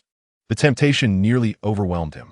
But at that moment, a fragment of memory flashed forth. On the snowy plains of Siberia, Bucky infused his last energy into his heart. Survive. Then return home. Home. Zimmer jolted Avaka. No. His voice echoed in the darkness. True power does not require borrowed eyes. The figure's smile froze. Foolish. Did you think you had a choice? The darkness suddenly constricted, and Zimmer felt his quantum core being forcibly torn apart. Purple energy surged into his body like venom. He collapsed to the ground, his quantum shell uncontrollably absorbing the dark energy. The blue-green light was tainted with deep purple, and the starry seal on his chest began to manifest spiderweb-like purple veins. Since you refuse to lend, I shall take it by force. In the real world, Tony and Kay watched in horror as Zimmer's quantum shell was abruptly enveloped in purple energy. His eyes transformed into pure purple, the grayish patterns of the starry seal on his chest covered by purple veins. Zimmer, Kay attempted to purify with starfire, but the dark energy instead eroded in reverse along the connection. Tony frantically activated all suppression devices, but to no avail. Friday. Report the situation. Unknown energy is rewriting Mr. Zimmer's quantum signature. The matching degree has reached 3,751. Zimmer struggled in the darkness, sensing his consciousness being forced into a corner, like an observer watching his own body being manipulated. The dark energy rooted itself within his quantum core, beginning to grow wildly. It must be stopped. His remaining consciousness raced with frantic thoughts. Dark energy, as an energy form, inherently possesses a probability distribution. With his last vestiges of strength, he opened the realm of probabilities. Amidst the swirling tides of purplish-black energy, he perceived the blue string representing the complete dominion of dark energy, juxtaposed with the golden string symbolizing energy repulsion. However, the probability of the golden string was lamentably low, a mere 0.00001, sufficient nonetheless. Keimer concentrated all his will not to sever the golden string, but to guide the dark energy to devour the remnants of temporal entropy. This audacious strategy bore fruit. Dark energy clashed violently with temporal entropy, igniting a civil war within his quantum core. Seizing the opportunity, Keimer reclaimed a portion of control. Now, Kay, purify the temporal entropy with starlight. Kay immediately complied. The starlight energy surged into Keimer's being, not to assault the dark energy, but to meticulously cleanse the remnants of temporal entropy. Devoid of this common adversary, dark energy commenced self-consumption. Keimer seized this moment to weave a web of probability strings, not to fortify himself, but to amplify the internal contradictions of dark energy. What have you done? The shadow in the darkness revealed a flicker of astonished fury for the first time. I offered you too many choices. Keimer struggled to straighten his posture, the purplish-black energy clashing violently within him as the various facets of his being contended for control. He raised his left hand, the quantum metallic fingers crackling with purplish-black energy like arcs of lightning. I appreciate your gift. Now I understand how to recognize and utilize dark energy. This is impossible. Dark energy can only devour, it cannot be wielded. Because you lack imagination. Keimer suddenly grasped a strand of dark energy, along with scientific acumen. He forcibly directed the dark energy into the probability weaver. The apparatus trembled violently, yet surprisingly did not explode. Instead, it began to absorb dark energy. Friday. Record the data. The vibrational frequency of dark energy is the inverse of that of normal probability strings. Tony stared in bewilderment at the readings emerging on the weaver. Are you enhancing yourself with the enemy's energy? Merely recycling, Keimer replied with a weary smile. For energy does not vanish, it merely transforms. The shadow and the darkness began to dissipate, yet those violet eyes remained fixed upon Keimer. Do you believe you have triumphed? You have merely rendered yourself a more conspicuous target. The dark dimension has already noted your quantum signature. We shall meet again soon, Keimer. At that time, you will willingly offer everything. With those final words, the darkness receded entirely. Keimer staggered slightly, the purplish-black energy upon his quantum shell gradually subsiding. Yet the violet markings of the stellar whirlpool imprint on his chest remained vividly apparent. Keimer, are you all right? Kay hastily steadied him. I am fine for the moment. Keimer gazed down at his hand, where purplish-black arcs of energy still flickered intermittently across his quantum metallic fingers. I have suppressed the dark energy, but it has not been entirely eradicated. Tony examined the data from the weaver. These energies are evolving autonomously. At this rate, they will breach your suppression in 72 hours. Keimer looked out the window. In the quantum vista, the purplish strings above New York had not diminished. Rather, they had grown denser. They vibrated with an eerie rhythm, as if awaiting something. No need for 72 hours, he murmured. They had already begun to call. In his perception, those purple strings resonated with the same message, a coordinate. A moment in time, Dormammu was inviting me to a feast. A flicker of violet light glimmered in Zimmer's eyes as I pondered what culinary delights awaited on the Dark Dimension's dinner menu. His left hand clenched involuntarily, purple-black arcs of electricity dancing between his fingers. He had acquired newfound power, yet also bore a fresh curse. Darkness had taken residence within his quantum core, and this banquet was merely commencing. Chapter 46. The dimensional chess master Zimmer stood atop the ruins of Stark Tower, his quantum form resembling a solitary turquoise beacon in the night. He had just repelled another whispering assault from Dormammu, yet the purple veins on his chest deepened further. Dark energy writhed within him like a living entity, yearning for more to consume. At this rate, he wouldn't last 24 hours. He calmly assessed his condition. The assimilation rate of the dark energy was growing exponentially, unless a mad thought took shape within his quantum core. Tony, Kay, I need you to do something. Zimmer's voice resonated through the quantum link to the laboratory. I intend to invite Dormammu in. Are you insane? Tony's exclamation nearly shattered the communicator. We barely managed to suppress the dark energy. Suppression merely delays death. Zimmer's eyes sparkled with quantum calculations. But what if we could turn the tables? He summoned a holographic projection, displaying the distribution of dark energy within him. Dormammu connected with him through this energy, as if a fiber optic line had been established between the dark dimension and himself. You wish to reverse the data flow? Tony instantly grasped the intent, but our energy levels don't even begin to match his. Zimmer pointed to several critical nodes. We only need to inject precise energy pulses at these key points, akin to igniting a powder keg with a needle. Kate anxiously grasped Zimmer's hand. It's too dangerous. Uncle Zimmer, if we fail, if we do nothing, we will all perish. Zimmer gently tousled Kay's hair. But this time, I possess an advantage that Dormammu could never anticipate. He raised his left hand, silvery light glimmering on his quantum metal fingers, temporal string vision. I can see the temporal trajectory of the dark energy flow. The trio swiftly devised a plan. Tony would retrofit the probability weaver to transform it into a dimensional incursion device. K would prepare spark energy to provide purifying support at a critical moment.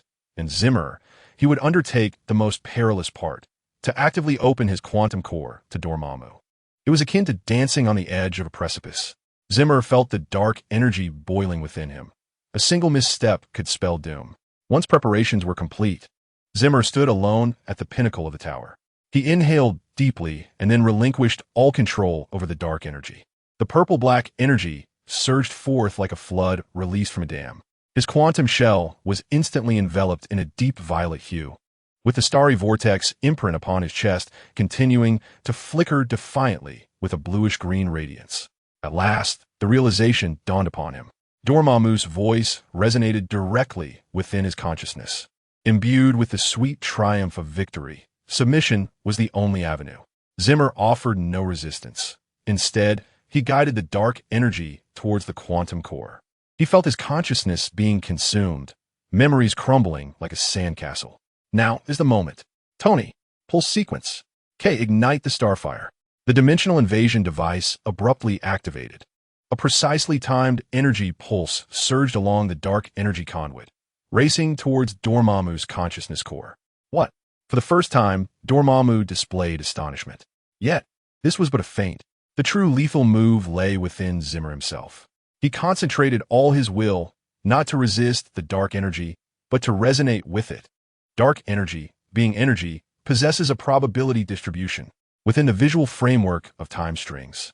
He discerned the probabilistic structure of the dark energy, a blue string representing complete control over Zimmer, a golden string symbolizing energy reflux, and a minuscule, nearly imperceptible silver string denoting the probability of Dormammu being controlled in turn, so low it could almost be dismissed.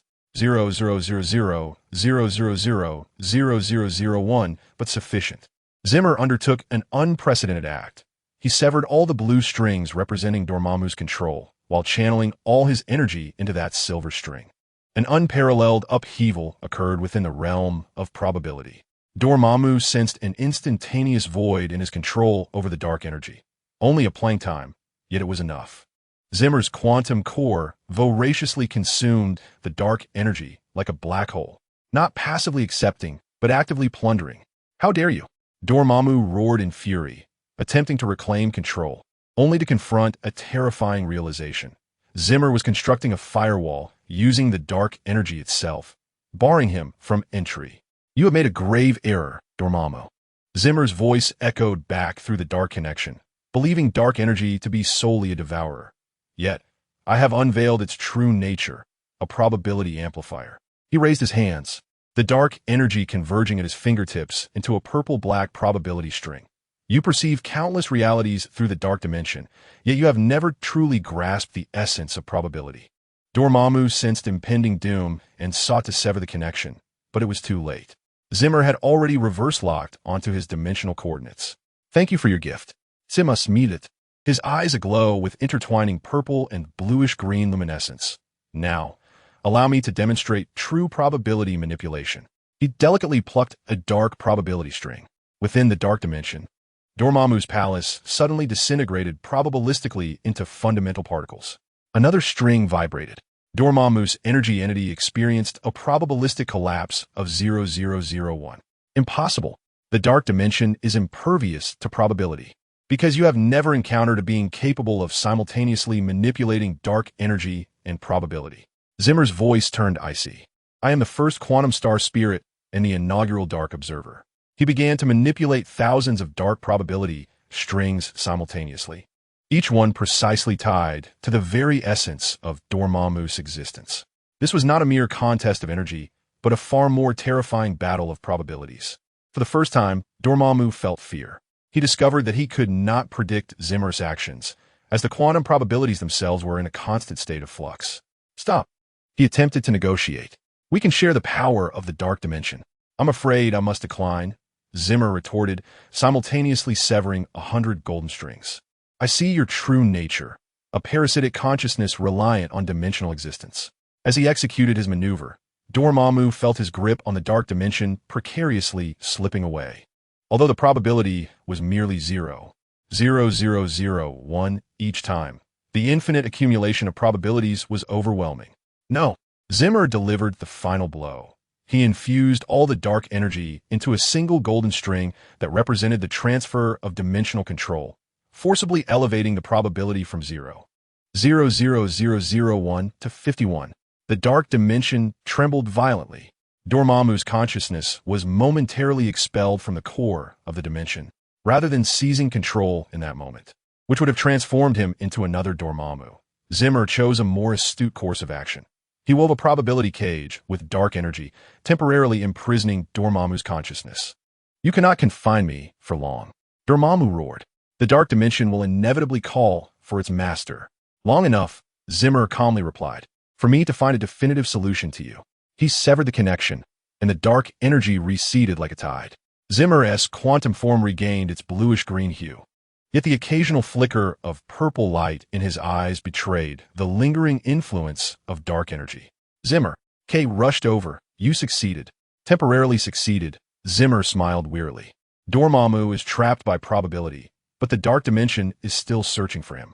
We have one time, but the war is far from over." Tony examined the data readings. "Did you just briefly become the master of the dark dimension?" "More like a temporary administrator," Zimmer replied, gazing at his hands. "I can wield a fraction of the dark dimension's power in the real universe, but the cost is—" He staggered suddenly, his quantum form flickering intensely. Fragments of memories surged forth. Siberian snowfields, the plains of Wakanda, the moment Bucky fell. Yet this time, the memories were intertwined with other visions, the annihilation of countless civilizations, the birth of galaxies, wars between dimensions, fragments of Dormammu's memories. He realized they were merging with his own. "Zimmer?" Kay said, supporting him with concern. "I'm fine," he asserted, standing tall, his eyes a tapestry of blue-green and purple light. "I merely need time to adapt to this new perspective." He gazed into the starry sky. In the quantum vista, the universe revealed an entirely new visage. Probability strings, time strings, and dark energy strings interwoven into an infinitely intricate web. At certain nodes within this web, he sensed immense entities, unimaginably vast, beginning to awaken. The Celestials, fragments of Dormammu's memories, alerted him that they were observing. Zimmer inhaled deeply. He had acquired the power to contend with Dormammu, but he also bore a weightier responsibility. The dark dimension lies momentarily in silence. Yet a greater storm brews on a cosmic scale. "Tony, we must upgrade all our equipment," he murmured, for the true test has only just begun. The quantum star's spirit flickers with an unprecedented radiance. He has transformed from a mere pawn into a player, with the chessboard encompassing the entirety of the multiverse. Chapter 47. The supreme alarm within the laboratory at the pinnacle of Stark Tower. Zemm's quantum shell continues to glimmer faintly, blue-green light intertwining with residual violet-black arcs. Reminiscent of the aftermath of a tempest, he gazes down at his hands. Dark energy slithers through his quantum metallic left finger like an unsettled serpent. The energy structure of Dormammu is more intricate than anticipated. It is not merely a force of consumption, but rather a living information carrier. His scientific mind instinctively begins to analyze, as the vibrations of the violet strings seem to convey some form of coded instructions. "Zemo, your energy signature stabilizes at 89, yet the activity of dark energy continues to rise." Tony's voice carries a note of fatigue. "We have at most 48 hours. Kay silently injects starfire energy into Zemo's chest, attempting to purify the violet patterns, but with little effect. They are adapting to the starfire, he expresses with concern. It's as if they have developed immunity. At that moment, the air in the center of the laboratory suddenly distorts, erupting into orange-golden sparks. The sparks swirl into a ring, forming a portal that flickers with enigmatic runes. Zemo instantly enters a combat stance, quantum energy coalescing in his palm, dark arcs crackling ominously. "Standguard." A tall man clad in a blue robe and a red cloak steps forth from the portal with calm composure, his hands forming intricate sigils. While a metallic eye-shaped pendant hanging from his chest emanates a gentle green glow. "Lower your energy, quantum being." The newcomer speaks with an unassailable authority. "If I intended to attack, you would have perished thrice over." "Dr. Strange?" Tony exclaims in astonishment, lowering his palm cannon. "Stephen Strange?" Strange nods slightly. Yet his gaze remains fixed on Zemo. "And you must be Dr. Zemo. Your manipulation of quantum probability strings is impressive, albeit exceedingly disconcerting." Zemo remains vigilant. The Supreme Sorcerer graces us with his presence. What counsel do you offer? Counsel? Strange's lips curl into a slight smile. I am here to issue a warning. Your minor skirmish with Dormammu has triggered fluctuations equivalent to a level 10 earthquake on the dimensional plane. He gestures, projecting a holographic image into the air, a tapestry of countless intertwined dimensional strings, with one area violently distorting, violet-black cracks spreading like a spider's web. You have temporarily confined Dormammu's consciousness. Well done, Strange states. Yet, your method of weaving dark energy into a probability cage is akin to extinguishing a forest fire with crude oil. The flames may be doused for the moment, but the entire forest has been tainted. Zemo furrows his brow. Do you propose a better solution? Indeed. Avoid direct confrontation with the dark dimension. Strange approaches Zemo, the eye of Agamotto glowing faintly. The duty of the Supreme Sorcerer is to maintain dimensional balance, not to become another Dormammu. Balance? Zemo scoffs. Where was your balance when Dormammu sought to devour the earth? In calculations. Strange responded with an unsettling calmness, having weighed every conceivable possibility. At times, sacrificing one world to preserve the integrity of an entire dimensional chain is necessary. His words were abruptly interrupted by Zemo's sudden action. As the quantum entity materialized before him, fingers entwined with dark energy, nearly brushing his throat. Tell those worlds that have been sacrificed just how grand the concept of balance truly is. Zemo's voice was frigid. In an instant, a golden magical shield materialized, blocking Zemo's hand. The two stood in a tense standoff, mere inches apart, as their energies clashed and erupted into a blinding radiance. Cease this foolish probing, Strange. Zemo suddenly withdrew his hand. Your heart rate accelerated by 0.3 seconds. Your pupils constricted slightly. You are afraid. Not of you, but of what resides within me.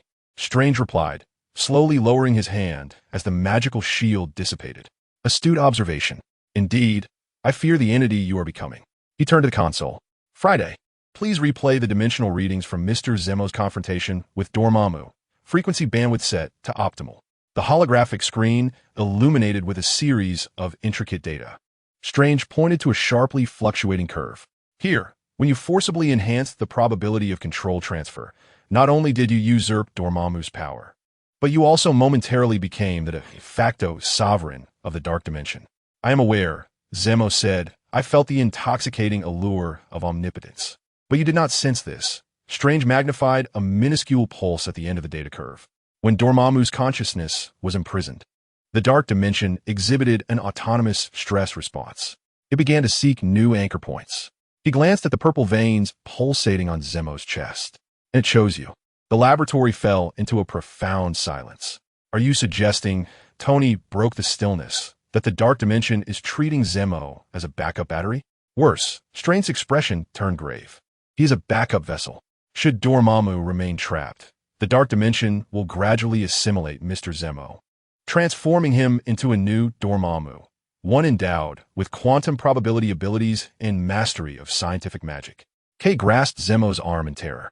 No, we cannot allow this to happen. Zemo remained silent, and within the quantum vista, the vibrations of the purple strands suddenly took on a new significance. They were not eroding him, but reconstructing him. Why tell us this? Zemo suddenly inquired.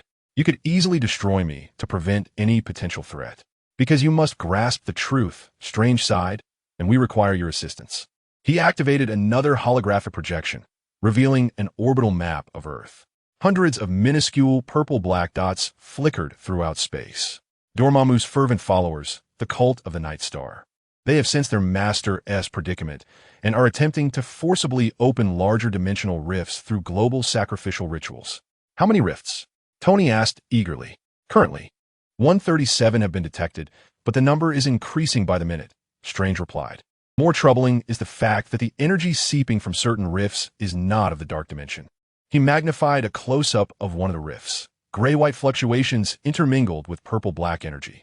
Temporal entropy, Strange concluded, recognizing that energy, Kang's legacy. Indeed, Strange nodded, as if sensing that some entity was exploiting Dormammu's predicament, attempting to inject temporal entropy into our dimension. Should they succeed, the entire timeline could be reset. Zimmer's quantum consciousness rapidly calculated the probabilities, observing countless blue and golden strings intertwining and shifting, symbolizing the myriad potential futures. "What do you require of me?" he finally inquired. "Three things," Strange replied, extending 3 fingers. "First, utilize your probability string ability to pinpoint the precise coordinates of all rifts. Second, assist me in calculating the optimal sealing sequence for each rift. Third," he locked eyes with Zimmer, "teach me to comprehend the probability strings.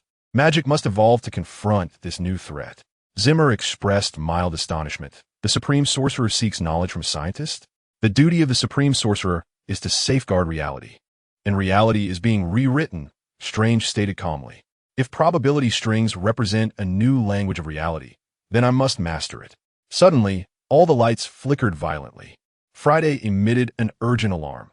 Anomalous probability fluctuations detected. A massive energy concentration has appeared above New York. The crowd rushed to the windows, witnessing a colossal rift tearing open the sky, not in shades of purple and black, but in an eerie grayish white. Within the rift, a vast mechanical structure gradually emerged. Tony was left speechless. The Time Fortress, Strange's expression turned grave, Kang's mobile stronghold. It shouldn't manifest at this juncture. Through Zimmer's quantum vision, he glimpsed something far more terrifying. Countless gray-white probability strings extending from the fortress, entwining like tendrils around the timeline of reality. Each string conveyed the same message. Zeroing procedure initiated. Countdown, 715959. "They are not merely exploiting Dormammu's plight," Zimmer murmured. "They are executing the plan that Dormammu failed to complete." Strange clenched the eye of Agamotto, the golden magic circle rotating in his hand. "It seems the lesson must commence ahead of schedule." Zimmer nodded, quantum energy surging once more. "Friday, activate all probability weavers. Tony, I require the full computational power of the anti-entropy armor." He turned to the young son of Starfire. "This time, we need your light to illuminate all darkness." Kay firmly nodded, the dual-star vortex seal on his wrist beginning to glow. Dr. Strange and the Quantum Star Spirit exchange a glance, the two guardians, embodiments of magic and science, finally standing united on the same front. The Time Fortress in the sky cast a vast shadow, the countdown echoing in the consciousness of all present. The war had escalated, and this time, the battlefield encompassed the entire timeline.